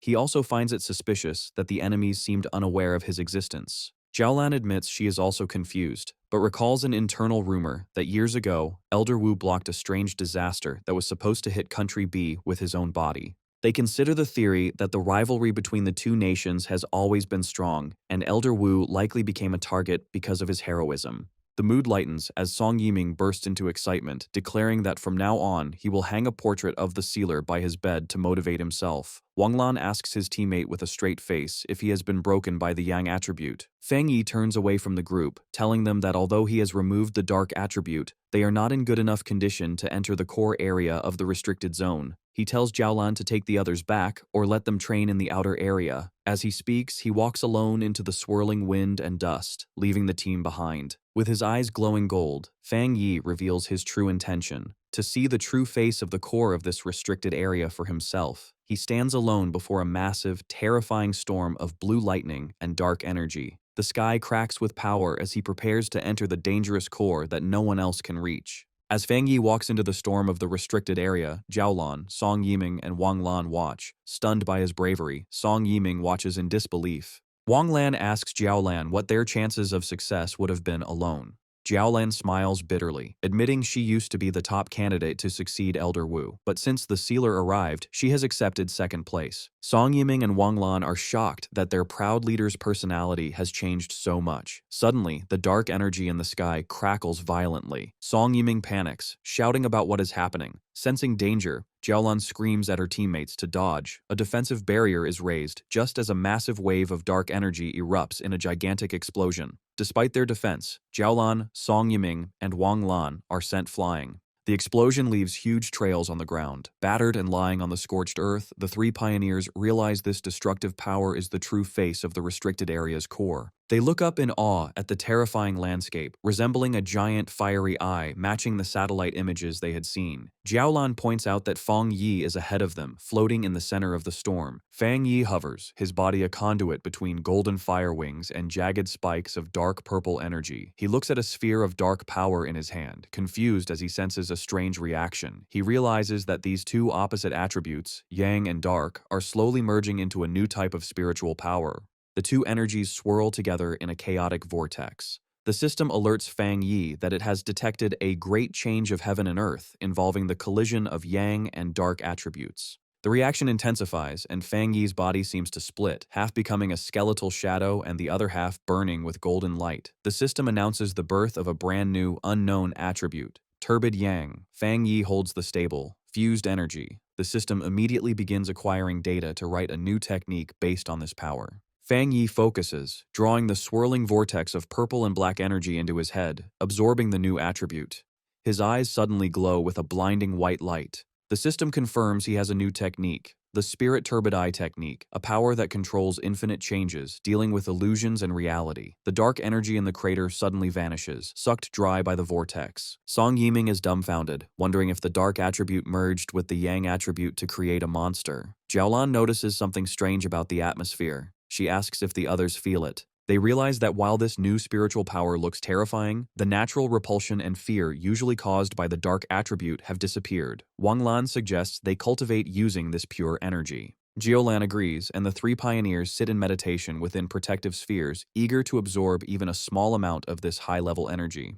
Meanwhile, outside the restricted zone, military observers are confused. The massive energy readings have stabilized, but the signals from Country B's intruders have vanished. The soldiers realize the sealer must have eliminated the enemies. Remembering rumors of Fang Yi's ruthlessness, they conclude the intruders got what they deserved. The soldiers rush to contact headquarters, relieved they saved video evidence of Country B's actions. They plan to use it as a bargaining chip in the coming diplomatic conflict. Far away, at the highest military intelligence office of Country B, a group of men in black suits stands nervously. A blond man with a mustache slams his fist down, demanding to know what happened to their strongest pioneer. He yells at his subordinates, asking how their agent could simply disappear. A man with long, wavy gray hair calmly suggests their missing agents are likely dead. With a dark expression, he admits their team suffered heavy losses and was outsmarted by the Xia Nation. The leader of Country B slams his fists on the table, screaming in disbelief about how their strongest could lose so inexplicably to the Xia Nation. He threatens the gray-haired man, demanding he get back all the benefits from Xia Nation, warning that if they fail, he will withdraw all funding for their organization. The gray-haired man stares back with a terrifyingly sharp look. He assures the leader they will avenge this grudge and make Xia Nation pay with interest. Suddenly, a burst of green spiritual energy erupts from his body, terrifying the guards. He stands and coldly warns the leader that although he is a proud citizen of Country B, he is not a dog like the leader's bodyguards. He states he hates being threatened and hopes the leader remembers that. The leader and his guards stand frozen in fear and anger as the powerful pioneer walks away. As the gray-haired man leaves, the leader yells after him, shouting that he will call the Xia Nation's leaders immediately and demanding the pioneers teach them a lesson. Walking down a dark hallway, the gray-haired man asks his subordinates for the results of their investigation. 3 figures in dark cloaks follow him. One reports they cannot enter the Xia Nation's restricted zone and have failed to locate the second young master. The subordinate explains the tracking instrument inside the target's body was likely destroyed, though they can't rule out interference from the massive energy fluctuations. Hearing this, the gray-haired man's face twists with hatred. He realizes his loss is real and vows that Xia Nation will pay. Meanwhile, Fang Yi floats in the center of the restricted area's core. The system provides details on his new ability, the Spirit Turbid Eye Technique, a powerful illusion art capable of dragging any creature into a realm of despair. It notes the scariest part is that Fang Yi doesn't even need to move to trap enemies in hallucinations until they die. Fang Yi lands thinking such a power seems almost too convenient.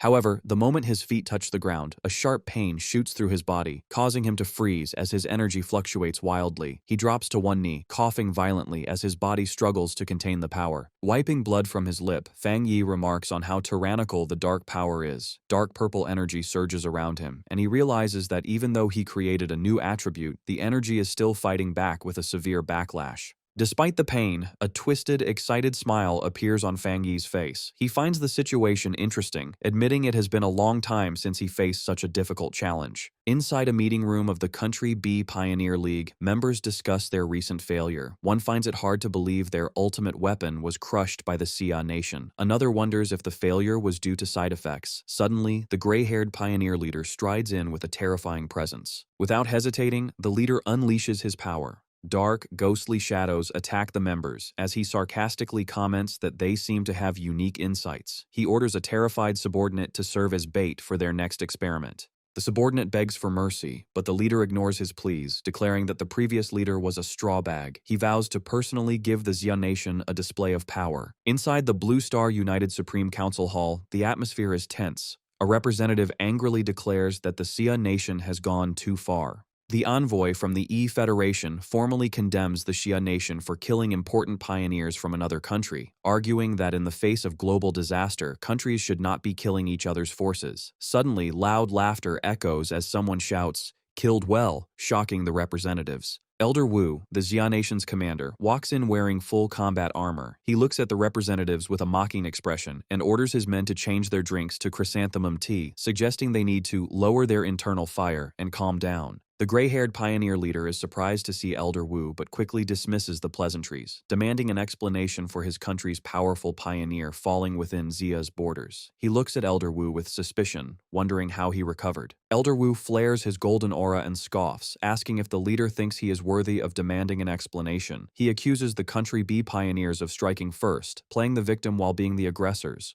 The gray-haired leader asks for proof of the accusations, though fear gnaws at him. If Elder Wu has truly returned to his peak, then all their plans are already in danger. Elder Wu calmly raises a remote and says that if proof is what he wants, then proof is exactly what he will give him. On the screen behind him, a video shows the blonde leader and his team, proving that Country B's pioneers illegally crossed the border to steal resources. Elder Wu narrates that the intruders destroyed their own recording equipment but were killed in self-defense by Xia's pioneers. He declares that the arrogant intruders deserved to die. The audience is shocked by the clear evidence of Country B's treachery. Elder Wu stares down the gray-haired leader, quoting that those who commit injustice will destroy themselves. He warns that if any other nation tries to steal Xia's resources, they will face the same consequence. Enraged, the gray-haired leader secretly gathers green energy in his hand, preparing a sneak attack. He hurls 3 blades of green spiritual energy directly at Elder Wu. However, Elder Wu easily reflects the attack with a golden barrier, repelling the energy back at its source. The reflected force slams into the gray-haired leader, sending him flying backward. Elder Wu laughs heartily, mocking the attack as an insignificant trick. The gray-haired leader crashes onto the stairs, and his subordinates rush to his side in panic. Elder Wu watches with a satisfied expression, thinking about Feng Yi and how many more miracles the sealer can create for the Xia nation. Back at the restricted area, a massive vortex of dark energy swirls. Jiaolan, Wang Lan, and Song Yiming stand at the edge, watching. Jiaolan looks deeply concerned, fearing that the sealer might be in trouble. Inside the storm's eye, Feng Yi stands alone. Suddenly, his eyes erupt with golden light as the energy within him reaches a breaking point. He screams as a massive burst of golden power explodes from his body. The explosion settles into a dark, purple aura. The system confirms the Spirit Turbid Eye technique has been completely absorbed and his body will no longer reject the dark attribute. Feng Yi touches his eye with a confident smile, deciding to test the new technique. He commands the technique to open. Reality shatters into countless purple shards, creating a chaotic dimension. Feng Yi looks around, momentarily alerted. He notices the shards contain images of monsters he has fought before, realizing the illusions are based on his own experiences. He finds this new power very interesting. He reflects that his deadly encounters, which helped him grow stronger, would be a fatal hell for anyone else. Walking along a path split between ice and lava, he considers a new possibility. He thinks combining his new technique with the 3 hellish trials of the Death Brand would be even more terrifying. To test this, Feng Yi summons spirits of blue and fiery orange energy. The conflicting energies swirl violently, creating a vortex.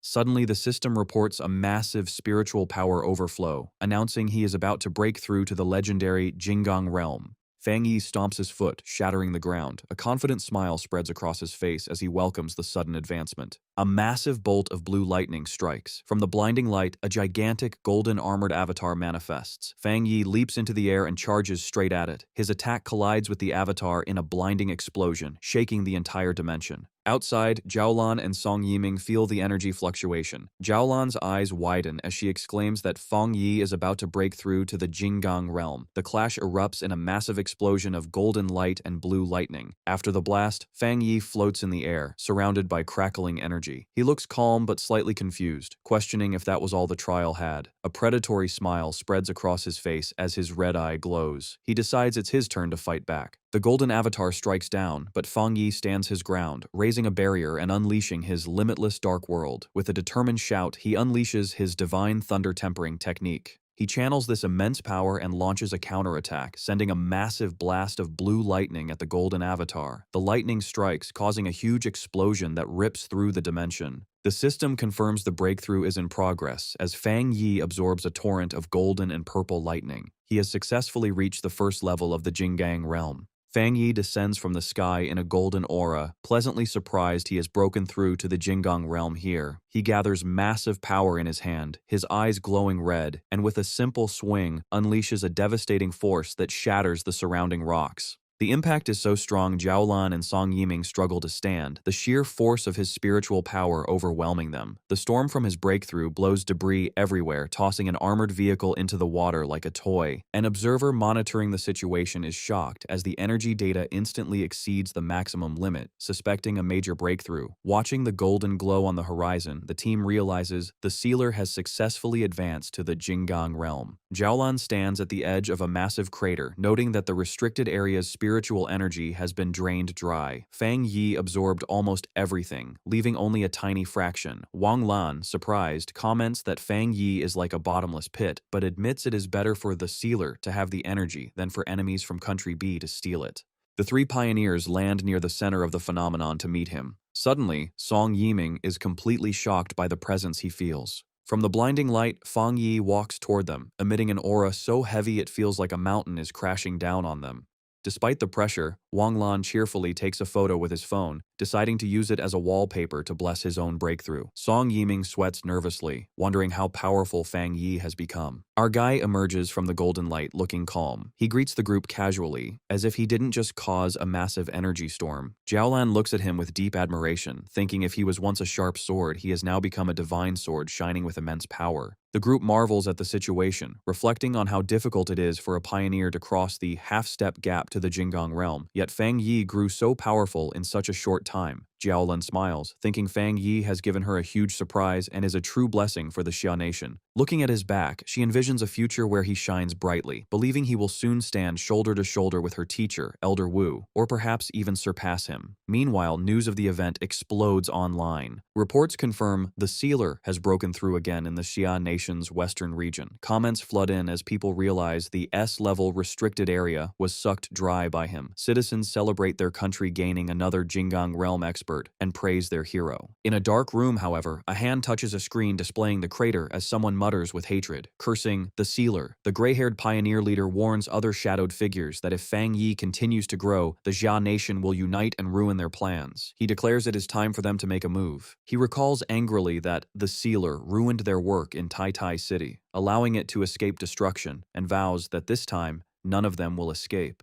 A woman with long nails steps forward, revealing 2 photos of Fang Yi. She explains her followers hacked into the Pioneer mobile database and found these pictures to uncover his true identity. The gray-haired pioneer leader holds the tablet with a wicked grin, telling her he doesn't care what methods they use as long as they succeed. He expresses pleasure at their cooperation, looking forward to revealing the sealer's true face. At 3 a.m. in a city, a massive red beam of light shoots down, striking a high-rise building. On the rooftop, Jiang Lu finishes his cultivation, surrounded by a swirling red fire aura. Satisfied with his hard work, he laughs triumphantly, celebrating his advancement to the 2-star spirit creation realm. Feeling confident, Zhang Lu poses for a selfie, eager to check how people online are worshipping the phenomenon he caused. However, his attention is caught by a specific notification. He reads a news report about the sealer breaking through a restricted area and the stir it caused online. Zhang Lu blushes with amazement, realizing Fang Yi has improved yet again. Inspired, he punches the air with determination, thinking that if a genius like the sealer is working so hard, he cannot be satisfied with a small breakthrough. Looking at an image of Fang Yi, he feels strong enough to follow in his footsteps. The next morning, Zhang Lu walks through the streets of Tai Tai City, shouting excitedly that he has finally returned. As he walks, he accidentally bumps into a woman in high heels. Instead of apologizing, he turns around annoyed and aggressively asks her if her mother never taught her to apologize. With deceptive calmness, the woman adjusts her sunglasses and offers a polite apology. But behind the lenses, a complex, glowing purple pattern activates in her eye. A wave of psychic energy washes over Zhang Lu, and before he can react, the hypnotize technique takes effect. His eyes glow with a dull purple light as he falls completely under her control. A sinister smile crosses her lips. She commands the dazed Zhang Lu to follow her, telling him someone is looking for him. Stripped of his will, he mindlessly asks where they are going, but follows her obediently. As she adjusts her hat, she whispers the name of her organization, the Heaven's Choice Cult. She pictures their base, a dark, ominous cathedral she reveres as a holy land. Her expression turns serious. As she leads her captive through a dark alley, cloaked figures leap across the buildings above, escorting them. She reinforces her mission, to infiltrate Tai Tai City, and not to disappoint the leader she calls Father. The woman vows to make Fang Yi's home base their new territory, declaring that the Heaven's Choice Cult will soon shine over the entire nation.